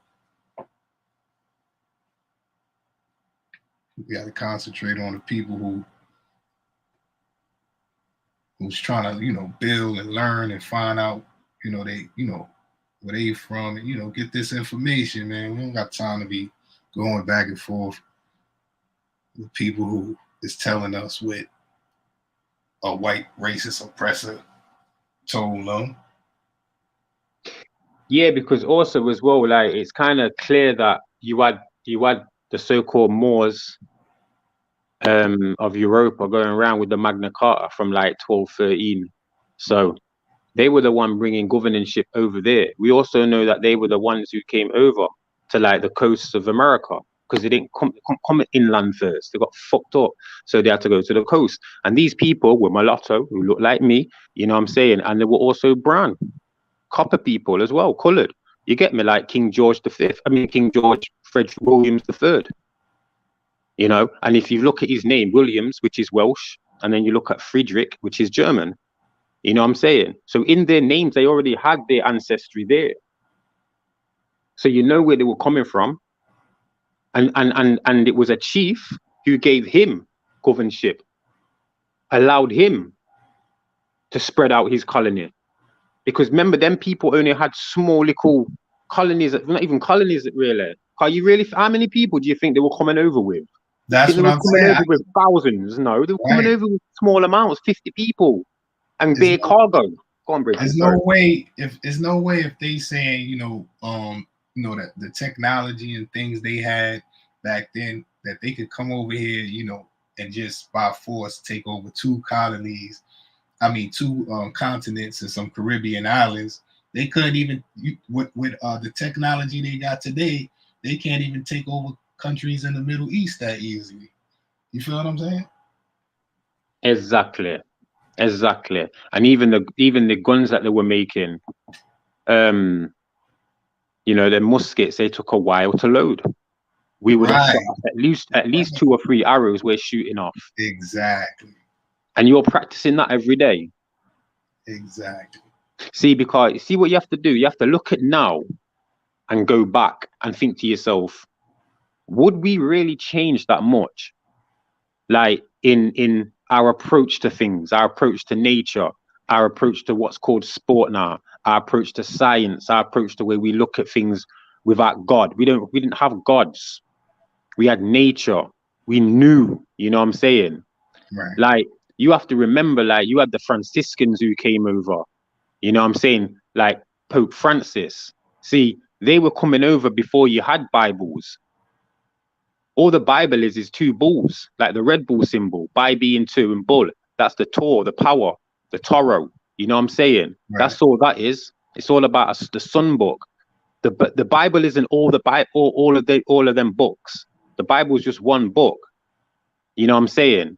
It's because you had the Vulcan scripts. You know what I'm saying? In Europe, for the Dutch, the Volks, which means folk people, innit? Volks. They were in South Africa. They're white people. You know what I'm saying? Like, white people were in Africa, the Afrikaners. Right. Any so-called black people that were there were them big head type of ones. You know what I'm saying? That looked like that Yakub. Like the Ethiopian people, the Somalian, the Sudanese. They have a totally different phenotype. They're Asiatic. They're Farrakhan's people. They're Selassie's people. They're not my mom's people. They're not my grandma's people. They're not your people. You know what I'm saying? But we've been given them as if to say, like, well, you didn't have no people. You didn't have Zuma. No, I understand what you're saying, but what I'm saying is, they all grouped us into this thing called black or whatever they group you into. Yeah. You know what I'm saying? Yeah. And everybody is not the same. Everybody don't think the same. We all got grouped into whatever we got grouped into. So at the end of the day, we got to represent where we from individually. And that's what it is. Like, people want people to believe what they believe, or they want you to think how they think. And that's just not going to happen. Right or wrong. You right or wrong. You feel me? Yeah, because it's true what you're saying. If you individually do it, then it becomes a whole collective. Then it's harder. See, anyone who's saying that they're African aren't proving it really individually, unless you are from African and you sound African, and we can see, right, you're African. But if you've been in America and your lineage has been in America for 200 years, and you can actually find that out, then you're a dickhead if you're trying to say that you're from Africa, because you're only going off paperwork. You're not going off your own family. You know what I'm saying? You're going off manipulated paperwork from people that when they first, because that's what I was saying about the Franciscans. The word son is meaning sanctuary, like a Eden. So when these people came over, they seen San Diego. You know what I'm saying? They seen certain places and called it San Francisco because that's where the Franciscans went, and they made that like their spiritual home kind of thing. But with their spiritual home, they were killing us. You know what I'm saying? They were doing evil fucking sacrificial things because they were Catholics and blood. They were mixed people and they were dark-skinned people. Ain't no white people of the white we see now, what we call white. There weren't many of that around. You get me? You had them rugged looking, like shaggy. You know, like how Julius Caesar looks, or Alexander the Great. Them type of fake people. You see, I don't even know how those people. I don't even really. How you mean how they depict them to us now? Yeah, blood. They're the last. They're the weakest form of human. No disrespect. They're the most diluted. Yeah. You put one. Check this. My mom was raped. Yeah, when she was 15 by a white man. That's how I'm mixed. But I've got a youth. I've got four baby mothers. All three of them are dark skinned. All my youths are dark. Like my little girl there. She's darker than me. That's a light picture of my daughter. She's darker than that. And then I've got one for a mixed girl. And my son's come out the same as me, but his hair's a bit different. It's not as tight as mine. Like mine's like my mom's, you get me? So I'm not being funny, like even this one drop rule. Blood, that is full on truth. That's what they were doing. Because they knew. They know. You get me? They know the true heritage. You get me? The true heritage of Amaruka and all of them islands is through people who were there. You get me? They weren't breeding no one drop rule through no fucking Siberians. You get me? They were doing it through our ancestry. You get me? So like, I understand that because we Aboriginal throughout the whole planet as a collective. You know what I'm saying? But individually, you know, we from different continents and lands and things of that nature. Yeah. We've been here, so it's like it's difficult to say, you know, we came from here, we came from there, we came from here. If we was here for God knows how long, we've been everywhere. You know what I'm saying? Right. So that's how you just kind of come to the conclusion that man, I've been in America and the islands, like, because I don't separate the islands in America. That's all America. Right. You get me? That's the greatness of it. You know what I'm saying? That's the diversity of all of our one people living different cultures or different ways of life. Sorry, I should say. We didn't have cultures. You get me? Cultures get given to us through fakeness. We had ways of life that people have copied and then turned into cultures. You know what I'm saying? So we were doing that all over. But me personally, me spending almost 8 months in like South America and places like that, and just through my lineage of knowing things, and the fact that I pay no tax over here. You get me? I have an estate. I've got a trust. You get me? Like, I don't have a driving license. And that's because I'm not a British citizen. You know what I'm saying? So like, if I'm like, I'm only recognized because of the fact I was on a reserve. I've never seen blood. Before I come England, I was never called black. I wasn't called mixed. Them words I won't be used like that. Right. You get me? These are colonial words that don't have, like, it affects us being called black because it doesn't resonate right. That frequency being spoken to us, it's like a shiver, like, yo, nah, that don't sound right. That don't sound right. It's like you're calling me a blank person. Because that's the switch around. The black is the blank. Right. Because we had, like I say, you had noir, you had Zart, Schwartz, and dark. The word Stuart comes from Schwartz. Hence why. Yeah, swarthy. That's what you get. Yeah, suave, yeah. Tawny. You know, I'd be seen as tawny. You know what I'm saying? Words like, you got Irish people called dub, duh, D-U, dub, dub's dark, Dublin, it's for a dark area, Douglas, a dark man, Brown, a dark man, Kieran, Kira, Kieran, little dark boy, little brown boy, little brown boy. That's Turkish, the Kara, something like that. No, these are Irish, because the Irish were speaking a form of Latin, which was Celtic.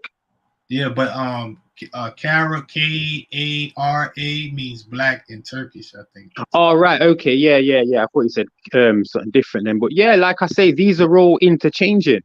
And it had to come from a certain people first. You know, apologies, that's my phone going on. So like, these people have took names. Like, how can a white person be called Brown? Like, this is how they do it. They'll use James Brown to say he's black and he's proud. Like, that's just a head. That's what are you doing? Come on, man, what are you doing? Yeah, that's my family name, Brown, my father's side. Blood, we had names like you look at certain like South American names, Naldo, yeah? The Dutch came and called it Ronaldo. They have Ronald. You know what I'm saying? Things like that. We always seem to have like Letitia, Katisha. You know, Shaniqua. These are our names. Ain't no Africans saying that. Ain't no one coming up with them names. Like Iroquois. Right then. Well, I don't even know about the Iroquois because I don't even know if they were mixed. No, I'm just saying a name like. Oh yeah.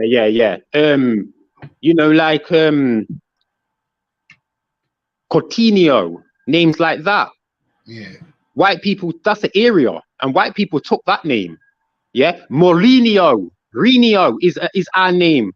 You see, but this is what I'm saying. We've been here so long. Everything is like we say people took it, but it's not like everything is from us. You feel what I'm saying? Like, so because we the original people, so it originated from us. So when people say those are Chinese eyes or those, that's all in our DNA. You feel what I'm saying? Yeah, in the phenotype or the construct. Yeah. But when they say language, all of that type of stuff, we did all of that thousands of years before these people was even here. You feel me? Right. And bearing in mind, the reason why they have to see, if you're being called colored, like we never, like a lot over here, people didn't like that name. Like a lot of white people, older white people in their 60s and 70s will call me colored. And I used to realize, like, because I come here when I was 10, I'm 36 now. So when I was in my 20s, I started losing my complexion a lot more. And like, I'm being called colored and black, but then I'm being called a Sambo. And we weren't really being called nigger. You get me? The word nigger over here came into around like 2004 through rap. Well, you know, Sambo. That's the Africa, yeah. That I think over here that's like a native and an African mix. Right. Okay. See, I don't know. See, I didn't know none of that because, like I say, when I come England and I'm being called colored, or man, I'm touching my afro like testing like it's a microphone. You know what I'm saying? Shit like that. Yo, that disturbed me, blood. That left me disturbed. Touching my fucking hair. You know, things like that. We don't like things like that. Oh no, believe me, I understand. Trust me, I'm being called black and I'm running to my mum saying, oh, they're calling me this, they're calling me that. I don't even know what I go on. You know what I'm saying? Trust me, England mashed me up. England fucked me up. I did. Man, listen, imagine when I was a kid, I said I'm not black and I got in trouble. Yeah, blood. And funny as well, over here they'll call you a black bastard, right? Bastard meaning, you know, you're out of wedlock or whatever. And it's like these words come from places where you had a lot of mixed ethnicity, where the black man would have had to have gone, left. You know what I'm saying? Because we see that we see that a lot over here, where there's a lot of mixed race youths. And the British born black over here are slack. They got slack ways of being, you know what I'm saying? They're not like me. You know what I'm saying? And a few other man over here in the UK, they like to be called black. It's very black over here. You know what I'm saying? I call people brown. I try and give man a little intellect. And certain man look at me like, yeah, but you're mixed. And I'm saying, yeah, but I know more than you about heritage. You know what I'm saying? So it's like sometimes I have to kind of like back down a bit because yeah, I am mixed. And I can't keep going around saying to everybody, yeah, but my mum didn't want me to be mixed, rare. So sometimes I just have to fall back, you know what I'm saying? Yeah, because, get tricky like that, yeah. Yeah, because I don't want to come like I'm Kaepernick, being used as a face for black people or so-called black people. Because that's another thing that they like to do. You get me? Like they don't trust you to listen to your people. They'd rather have a mixed guy because somewhere along the line, they need to try and influence certain white people as well. You see, because you know it gets tricky because you know if you mixed, like some people feel like you may know the information, but you don't, you won't understand how it feels. You see what I'm saying? Just like I won't understand how it feels to be mixed. You feel what I mean? Yeah, I can only do that vicariously in a way through my mom and what she kind of went through when she first come over here. Right. You know what I'm saying? Just like random people spitting at her and shit like that, can't get work and nothing like that. Bearing in mind, we just left a whole heap of land where she was being able to export, because that's what we could do. We used to be able to export. But then our own when in Jamaica, I wasn't on the mainland. I wasn't Jamaican. So like my mum used to be a porter. Some of them used to just go out and be able to work in the mainland, you know what I'm saying, and then come back to the reserve. And when I say reserve, there weren't no Chinese people on there, weren't no Indian people on there, weren't no yellow man on there, Japanese man on there, I should say. You know what I'm saying? None of them. It was just, I was the only mixed person there. Obviously, there was people who looked my complexion, but they weren't mixed. You know what I'm saying? So like, I was kind of brought up over there, like with a lot of like women kind of like holding me down and like I was sacred. And I think it's because I had white in me. And I think they knew that I'd had drama or I'd had trouble being brought up as a Pequot, but with white inside me. Even though I've never identified with that because I can't identify with it. You know what I'm saying? I can't speak like them. I can't try and be like them.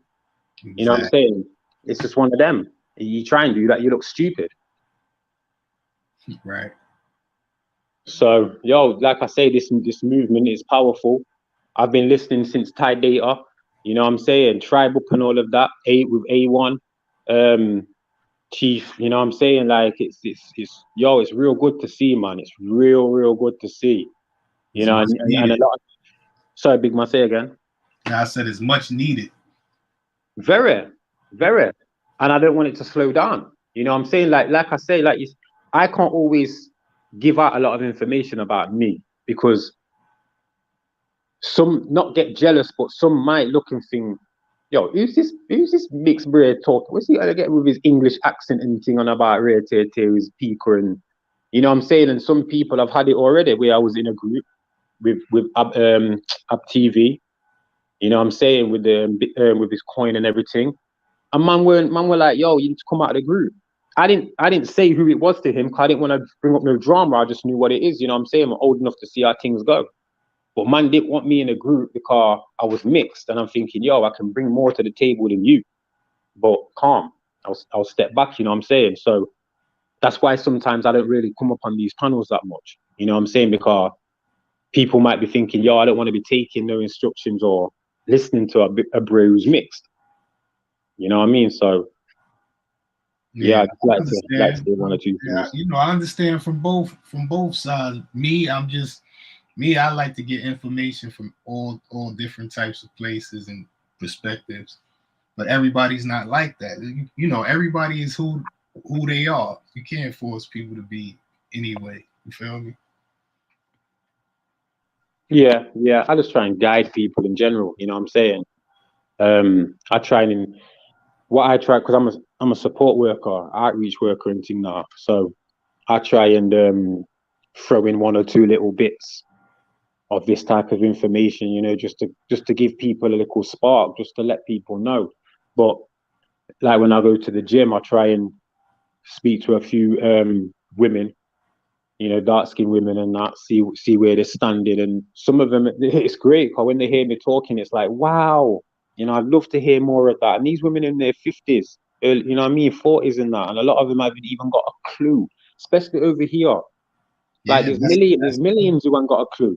Yeah, and that's the people you talk to, the people who, you know, want to know.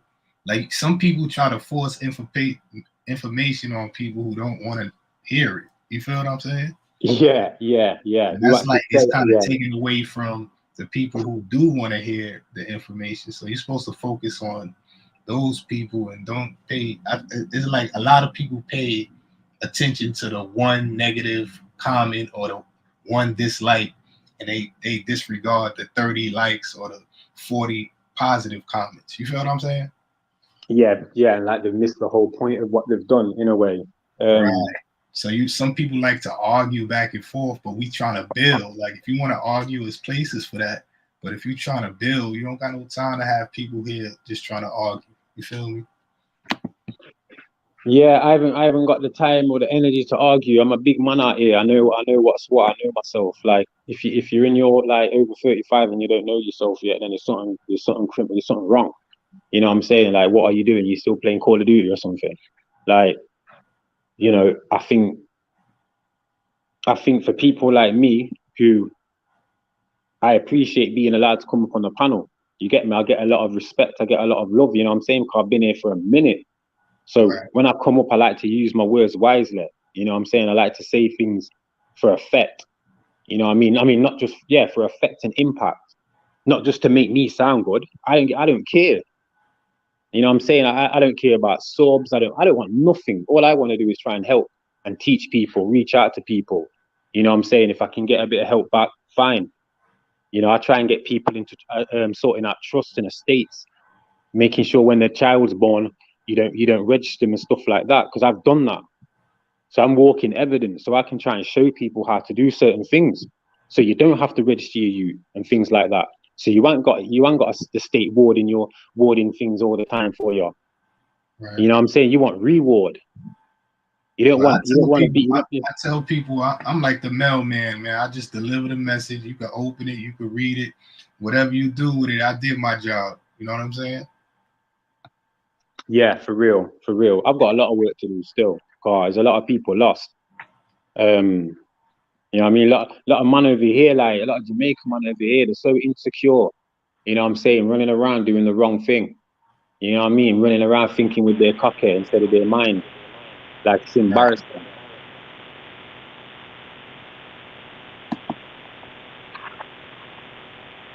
Yeah, man, I'm about to get down from here, man. Salute. Appreciate the bill. Yeah, no doubt, man. No doubt. Like I say, I appreciate you letting me come still.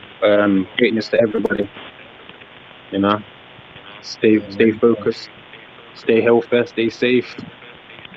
You get me? And if you can't carry a strap in an open carry place, man, protect yourself. Real talk. Man. Salute to the chat. Salute to the panel. Salute to the host. Peace. Thank you.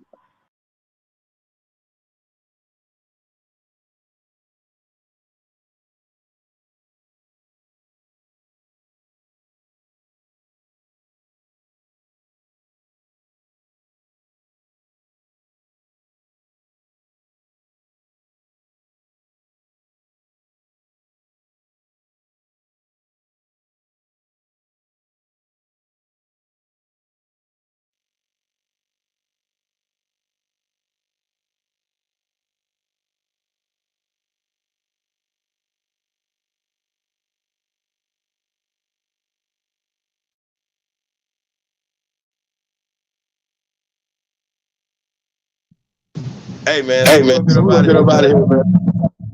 Hey, what's up, man? We about to shut this thing down. We're gonna get out. Let's get up out of here. I want to say peace to everybody. It was a good one. A great time. Make sure you guys like, subscribe, see apples. Ace, what up? Everybody, man. Lady Spade. What's that? CT Boogaboo. Terrible. Thompson has got us in the building. I want to say peace to all American Aborigines, man. We about to get up out of here. You guys have a good evening. Y'all got something out of this. It was really interesting. We're going to come back to later today, tomorrow, whatever, and talk about this petition. We'll have to get into that a little bit more. Yeah, shout out to the chosen one. Peace to everybody, man. Tapped in, man. It's the GOAT. DJ Kuttack Talk Mix Show, man. We're going to get up out of here. I want to say peace and love, everybody. We out.